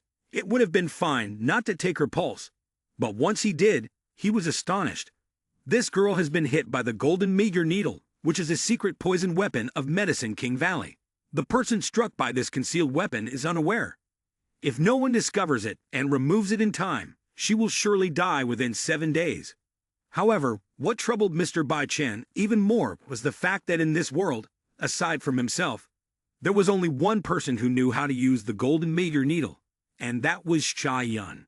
The mention of this disciple stirred conflicting feelings within Mr. Bai Chen. He glanced again at the girl on the bed, whose delicate features and fair skin made her look adorable, even with her eyes closed. He let out a soft hum and clicked his tongue. That Dan Sha Yun, although a bit playful and fond of tricks, wouldn't go so far as to harm others without cause. If I'm not mistaken, the boy has taken a liking to this girl, which is why he's resorted to these old tricks. Thinking of this, Bai Chen couldn't help but chuckle, feeling a bit nostalgic. Back in the day, I used to use this trick. The so-called hero saving the beauty is exactly like this. First, you create a peril for the other party to encounter, then appear right on time to save the day. Saving a life will naturally make the other party grateful, even possibly developing feelings, to the point of being willing to repay with their own body. But the more he thought, the smile on Bai Chen's face faded, his eyes narrowing as his thoughts deepened. If everything went according to plan, Sha Yun should have appeared by now. He would play the role of the miraculous savior, stepping in the heel at the last moment, making everyone emotional. So why hasn't he shown up yet? Does he not know that if the golden meteor needle stays in the body for more than 6 days, the antidote might not work? This thought just flashed in Bai Chen's mind, and he immediately felt that something was wrong. No, Sha Yun received 3 portions of my inheritance. It cannot operate without limits, unless Sha Yun has encountered some trouble. Just as Bai Chen was still pondering, Old Wei, who had been anxious all along, couldn't help but speak up. Mr. Bai Chen, my granddaughter, do you have any way to treat her? Bai Chen raised an eyebrow and casually replied, Did I ever say I would treat her? Old Wei was taken aback, almost stumbling. But didn't you say so earlier? Bai Chen indifferent interrupted and turned to leave. I came to the hospital to confirm something, not to treat anyone. Now that I have confirmed it, I ask you, my disciple, Sha Yun, have you seen her? Old Wei was at a loss for words, unsure how to respond. Master, I'm not quite clear, but I can immediately order the Wei family to search for his whereabouts. If necessary, I can also post a missing person notice across all news outlets. Given how information is developing, there's no way someone can go missing without a trace. But please, sir, first and foremost, take action to save my granddaughter. Saying this, Old Wei was so anxious that he was on the verge of tears. But Bai Chen left without a hint of being moved or swayed by the plea. After that, Bai Chen glanced at the crowd surrounding him and continued to ask, When was the last time you saw him? Just as the atmosphere became awkward, a voice rang out. Mr. Bai Chen, to my knowledge, Mr. Sha Yun was last seen at Old Kid's birthday party. But it seems the party that day was not very smooth. It turned out to be Du Tianwen, the big boss of the Du family group from HK. He saw an opportunity and jumped in, stepping forward to throw mud right away. Du Tianwen said, The story began when Old Wei was struck by a sudden illness and fainted in the middle of the banquet. Fortunately, Mr. Sha Yun stepped in and saved him, pulling the old man back from the gates of hell. Yet after waking up, not only did he not show any gratitude, but he also joined forces with Chairman Lim, accusing Mr. Sha Yun of poisoning and malicious intent. To make matters worse, right at the banquet table, Chairman Lim was so vile that he slapped Sha Yun across the face in front of everyone. Everyone who was there that day was stunned. No one expected something like this to happen. Humiliated in front of so many people, Mr. Sha Yun said nothing, only clasped his hands and left. And since that day, no one has seen him again. As Du Tianwen finished speaking, the temperature in the hospital room plummeted, and the atmosphere became heavy. Bai Chen, upon hearing this, felt the world around him darken, a cold killing intent emanating from him. So intense that anyone standing nearby could feel their spine shiver. Who is Chairman Lim? He dared to humiliate my disciple. Seeing an opportunity to stir the pot, Du Tianwen quickly continued. Chairman Lim is said to be a major tycoon, with a mysterious background and powerful forces behind him. Anyone who crosses him just disappears. Du Tianwen continued. On the internet, people call him the national male god, and everyone rushes to idolize him, like bees to honey. He's so powerful that he once wiped out the Jin family, one of the 4 major families, in a single day just because they offended him. Decades of business vanished into thin air, and they didn't even have time to react. He's the type of person who loves to fight and doesn't care about anyone. At old Master Qin's party, Sha Yun accidentally overshadowed the spotlight of Chairman Lim, and yet he ruthlessly put her in her place, to the point that now Sha Yun is missing, and no one dares to say it has nothing to do with him. Hearing the reason why his disciple was so humiliated, simply for unintentionally overshadowing Chairman Lim's brilliance, Bai Chen's face changed 3 colors: red, green, and then purple, with rage. The Y family really knows how to turn their backs. My disciple saved people without even receiving a thank you. Yet he's humiliated like this. And now you still have the nerve to ask me to save your granddaughter? Have you looked in the mirror? Well done, Chairman Lim. I'll remember this name. Who does he think he is? No matter how powerful he is, he will have to pay the price. Once he crosses my line, he won't have the luxury of living in peace, traveling freely. Old Wei felt a chill running down his spine, his whole body shaking uncontrollably. It felt as if the sky were collapsing right before his eyes, and the hope of saving his granddaughter had been extinguished. On top of that, the story was about to take an unexpected turn. Understanding the disciple's vengeful nature, Bai Chen furrowed his brows and asked further. Then let me ask you, after this incident, did anything happen to Park Jimin? Du Tianwen didn't hesitate, immediately recounting. Report, Master, indeed something did happen. Right after the birthday celebration of Elder Qin at the Emperor Hotel, the very next day a terrifying attack broke out. Chairman Lim truly has a talent for injuring the world. Not only did he offend people within the country, but he also crossed paths with several mysterious organizations from abroad. The result was a manhunt, and Chairman Lim, well, he's truly a lucky one. People have been chased down with knives and guns, terrified out of their wits. As for him, he was shot with over a dozen rocket-propelled grenades. Yet he didn't die. Up to now, no one can explain this phenomenon. If you don't believe it, I have the video evidence right here. Mr. Bai Chen, please, feel free to watch. The video just played, and the entire room seemed to be drained of air. Bai Chen felt his chest tighten, as if something heavy was pressing down on him. His intuition told him that something was wrong. He quickly grabbed his phone and began scrolling, immediately opening the video of Chairman Lim being shot. Others might not have understood why Chairman Lim appeared unscathed a few hours later, not even a hair out of place, but Bai Chen, the Medicine King, knew right away. A bold hypothesis immediately formed in his mind. The world probably doesn't know yet. When it comes to the art of disguising, Medicine King Valley is truly the birthplace of the craft. Sha Yun must have used the disguising technique to take on that man's appearance to pull off a little punishment. But who would have thought that the other side was so cunning? Seeing through this plan and playing the trick of shifting the blame onto Sha Yun, forcing him to bear the entire brunt of the pursuit instead of the other man. Had Sha Yun fallen already? The moment Bai Chen realized the gravity of the situation, he could no longer maintain his calm. His body seemed to ignite with a fury so intense, it felt like a storm was sweeping through him. Anyone standing nearby could feel a chill running down their spine, goosebumps rising all over their body.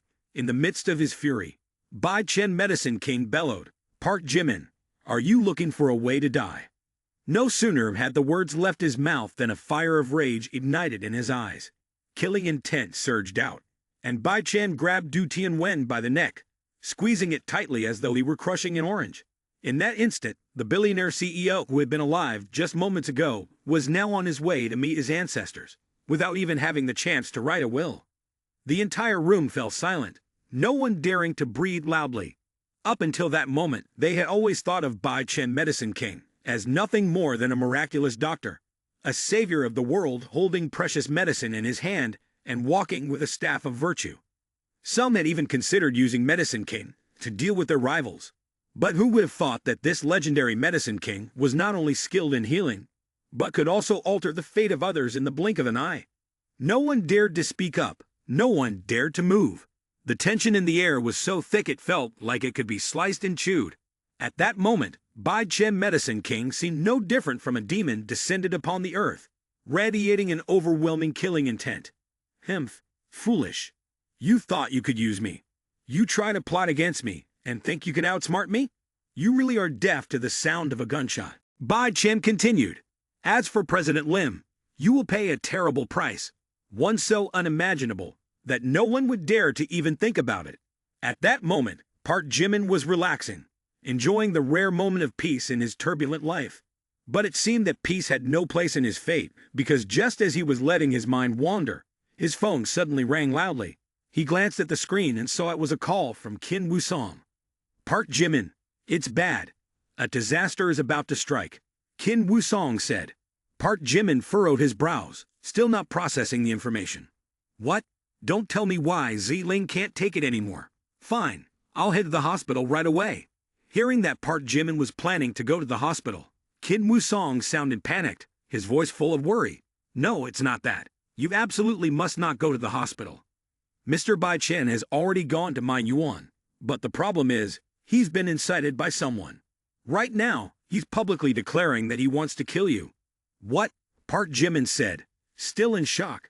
Before Park Jimin could process this new information, Kim Woo-song continued. I thought Bai Chen was some kind of extraordinary master. But it turns out he's just a madman. He went berserk and stormed into the hospital, killing the Du family boss from the HK Nation right in front of everyone. You need to be careful. This time, he's targeting you. She continued, I also heard from Jia that Mr. Bai Chen, after 60 years, still hasn't changed a bit in appearance.